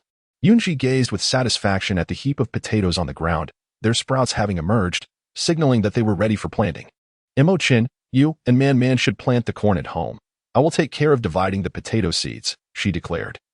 Not waiting for Emo Chen's response as she swiftly departed, harnessing her extraordinary abilities to carry several bags of potatoes. Man mirrored the expression of Emo Chen. Both partners, mother, increasingly rebellious in their actions, leading them to ponder if they had been overly indulgent. The clan leader remained absent, leaving Priestess Hui to oversee matters. Beside Yun Zhi, in addition to Fang Ying and Xiao Zhu, a small rabbit named Emo now added to their company. "Today, we shall prepare to plant potatoes. Like sweet potatoes, they are a long-lasting food source, suitable for boiling or roasting, and can also be peeled, shredded, and stir-fried. I will teach you how to prepare them later. For now, we must separate the sprouts." Yun Zhi retrieved a sprouted potato, initially intending to divide it into 2 sections for each sprout. However, considering the efficacy of her extraordinary abilities, she decided against this division, opting instead to allocate 1 sprout per section. The individuals in the front row observed the proceedings with great clarity, while those in the rear struggled to discern the details. Yun Zhi navigated through the crowd, holding the potato in one hand and a knife in the other. When planting, ensure the sprouts face upwards. Do not reverse their orientation. Once properly planted, I will expedite the germination process, thereby reducing the waiting period. Is everyone clear? Everyone nodded in understanding. "Very well, let us commence." Yun Zhi cautiously opened her pocket of abilities, and the round, plump potatoes were released from their confinement, rolling across the ground. The tender sprouts she had diligently safeguarded remained largely intact, with minimal breakage. A group of companions gathered together, their laughter and joy resonating in the air. The busyness of life filled them with a profound sense of fulfillment, and Yun Zhi felt the same. As a homebody, without her various electronic devices, she had discovered a newfound engagement in farming. Her practical skills flourished, and she no longer embodied the timid persona of a socially anxious recluse. Yun Zhi was happily working alongside Fang Ying and the others when Yiqing approached her. Yiqing often visited the elderly, and the delighted expression on his face typically indicated that Granny Lian Bin and the others had produced something remarkable. "Yun Zhi, I won't say much, I understand. I'll go now," he interrupted, and after giving a few instructions to Fang Ying and the others, he set off. After taking a few steps, he noticed that Yiqing had not followed and turned back in confusion. Could it be that he had misjudged, and Granny Lian Bin and the others had not yet completed their work? Fortunately, that was not the case. Yiqing quickly returned to his senses and followed Yun Zhi toward the residential area of Granny Lian Bin and the others. The design she provided was for a traditional loom, and she had initially planned to spin the yarn by hand. However, considering efficiency, she also included the blueprint for a hand-operated spinning wheel. Given their pace, they should have successfully created the hand-operated spinning wheel, and their progress was commendable. Yun Zhi's guess was indeed accurate. After the Lian Bin grandmother and her companions crafted the components for the spinning wheel, they proceeded to assemble it according to the blueprints left by Yun Zhi. To their surprise, the assembly was successful. However, the cotton is still in the fields, leaving them without any materials to test and verify the correctness of their work. Yun Zhi gazed at the spinning wheel placed in the center, her eyes brimming with astonishment. One must admit, it was exquisitely crafted, every edge and corner polished to perfection. The elders had truly invested their efforts. Remarkable! In just a few days, you and your grandmother have accomplished this. It is indeed extraordinary. Yun Zhi took the opportunity to experiment with the spinning wheel, finding it remarkably smooth in operation. Unfortunately, she lacked readily available cotton and cotton seeds for immediate cultivation, which was somewhat regrettable. Thanks to the illustrations you provided, we would never have been able to create these items. Truly, your intellect shines through, Yun Zhi. However, she could not claim credit for this achievement. As these innovations were the result of the efforts of her predecessors, she merely reaped the benefits. Mother-in-law, now that we have constructed the spinning wheel, there's no rush to produce more. Let us also create a weaving loom. Before the cold season arrives, we will be able to don warm cotton garments. Indeed, I shall heed your words, Yun Zhi. The tribe was gradually improving. Currently in an agricultural phase, they would continue to develop and thrive. Who could fear a life of hardship? In the moonset forest, several small tribes had been devastated, leaving behind a few malnourished adolescent orcs, the sole survivors of their kin who had fought valiantly for their preservation. The tribes had been obliterated by wandering beasts, and the sorrow etched upon the orcs' faces was unmistakable. With seeds of vengeance firmly taking root, when Jin, Wen Lu, Rui Lang, Qi Ping let us journey to the Xize tribe. The young leader, Ming Song, had survived alongside these few, being the child of the former tribe leader. During the assault by the wandering beasts, he had managed to escape with the protection of his father, mother, and elder brother. After his escape, he encountered the 4 companions, who had all visited their respective tribes, none returning alive. However, the Xize tribe harbors wandering beasts. Do we truly wish to go? Qi Ping, the youngest and most timid, had been under the care of others recently and was reluctant to venture into the Xize tribe's dangers. The Xize tribe was an anomaly. Apart from maintaining a tenuous connection with the Manta tribe, other tribes kept their distance. Indeed, the Xize tribe only accepts benevolent wandering beasts. I have heard there are now 2 priests, which increases our chances for vengeance. Whether the Xize tribe indeed had 2 priests, he could not be certain, but he had overheard other orcs mention it during their flight. The mention of their fallen kin weighed heavily on their hearts, and the timid Qi Ping seemed to muster his resolve, declaring, "Wherever you go, I shall follow." Thus, the 5 youths, harboring thoughts of avenging their kin, set forth on the path to the Xize tribe, embarking on a quest for retribution against the tribe leader's demise. It must be noted that the misdeeds committed by Darby and his ilk were numerous. In the moonset forest, there was hardly a tribe that did not yearn for vengeance against them. Back in the tribe, the potatoes had been planted, and as per usual, Yun Zhi went about hastening their growth, alongside the cotton, rami, and soybeans, each undergoing varying degrees of secondary cultivation. She did not intend to rush the corn seeds planted at home. The current crops in the fields were ample to keep everyone occupied. The cotton and rami would also require labor, coupled with spinning and weaving to produce garments, making the workload rather heavy. Furthermore, the team set to attend the exchange meeting at the Flying Lion tribe was already established. The tribe leader had set aside personal supervision of the stone wall to focus on preparations for the exchange. We shall keep the corn for ourselves and distribute the seeds after the cold season has passed. Currently, the tribe cultivated a variety of crops, including flower-producing fruit trees, sweet potatoes, cabbage, potatoes, soybeans, cotton, and rami. Spices such as chili, ginger, wild onions, garlic, Sichuan pepper, and star anise were scarce. Those who could tolerate the flavors exchanged some with Yun Zhi to cultivate at home. Oh, and you mentioned wanting to raise some small creatures for food after the cold season. With the cold season approaching, you have ample time to contemplate this. Upon hearing Emo Chen mention breeding, Yun Zhi realized that cultivating crops was merely a minor endeavor. Breeding would prove to be far more challenging. The sacrificial mountain was vast, and while they had enclosed land at the mountain's base, they had only utilized the front portion, leaving the rear unexplored. Had she known during the sacrificial rites, she would have ventured aside for a glimpse, sparing herself from ignorance now. Breeding was no simple task, and she needed to contemplate the matter thoroughly. Given that everyone lived in proximity, the waste from the bred animals could create an unpleasant odor in the vicinity. Therefore, She needed to discuss with the tribe leader and others the best course of action, ideally designating a fixed area for collective breeding to prevent the entire tribe from being enveloped in foul smells. By the way, we need to make some modifications at home. Let us construct a toilet and a bathing area. It would be unwise to venture outside during the cold season and risk freezing. It was indeed her oversight to neglect reserving space for a toilet and bathing area, resulting in the current situation where bathing occurred in an outdoor pool. And using the toilet was exceedingly inconvenient. Emo Chen appeared puzzled, as if searching for every novel item glimpsed in his dreams, yet found nothing. Not to worry. We are not in haste to begin construction. We can commence when we are free. I will first sketch the specific designs. She intended to keep the designs simple, envisioning 2 separate rooms for the bathing area. Once she had a thought, she would act upon it, after hastening the growth of the corn. She no longer concerned herself with it, as the soil had been thoroughly purified by her abilities.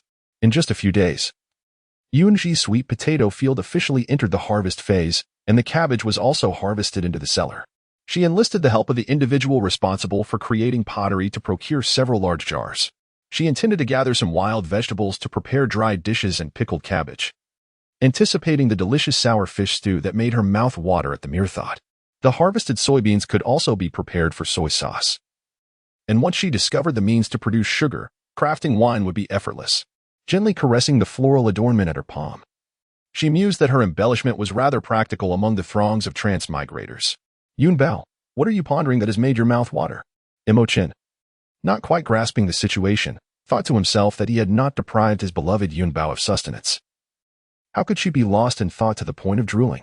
Breaking the enchanting daydream, Yun Zhi sheepishly wiped the corner of her mouth, realizing she had indeed drooled. How embarrassing, especially before her husband. Enough of that. There are still many sweet potatoes to harvest. Let us hurry and gather them so I can prepare something delicious for you. Sweet potato chips were quite delectable and would serve as a perfect snack for both the large and small. The family of 3 busily harvested sweet potatoes at home, while Man, wishing to avoid overindulging on dog food, took the initiative to stay out of the way, beginning her harvest from the farthest spot. Unbeknownst to this oblivious family, the tribe's population was steadily increasing from this day forth, and soon their secluded territory would see the construction of new stone buildings, welcoming new neighbors. At this moment, Yinan was busy packaging quality pottery jars for the exchange meeting, while Qing Yang was seeking out individuals, stating that people from other tribes had arrived at their own. Qing Yang's expression was far from pleasant,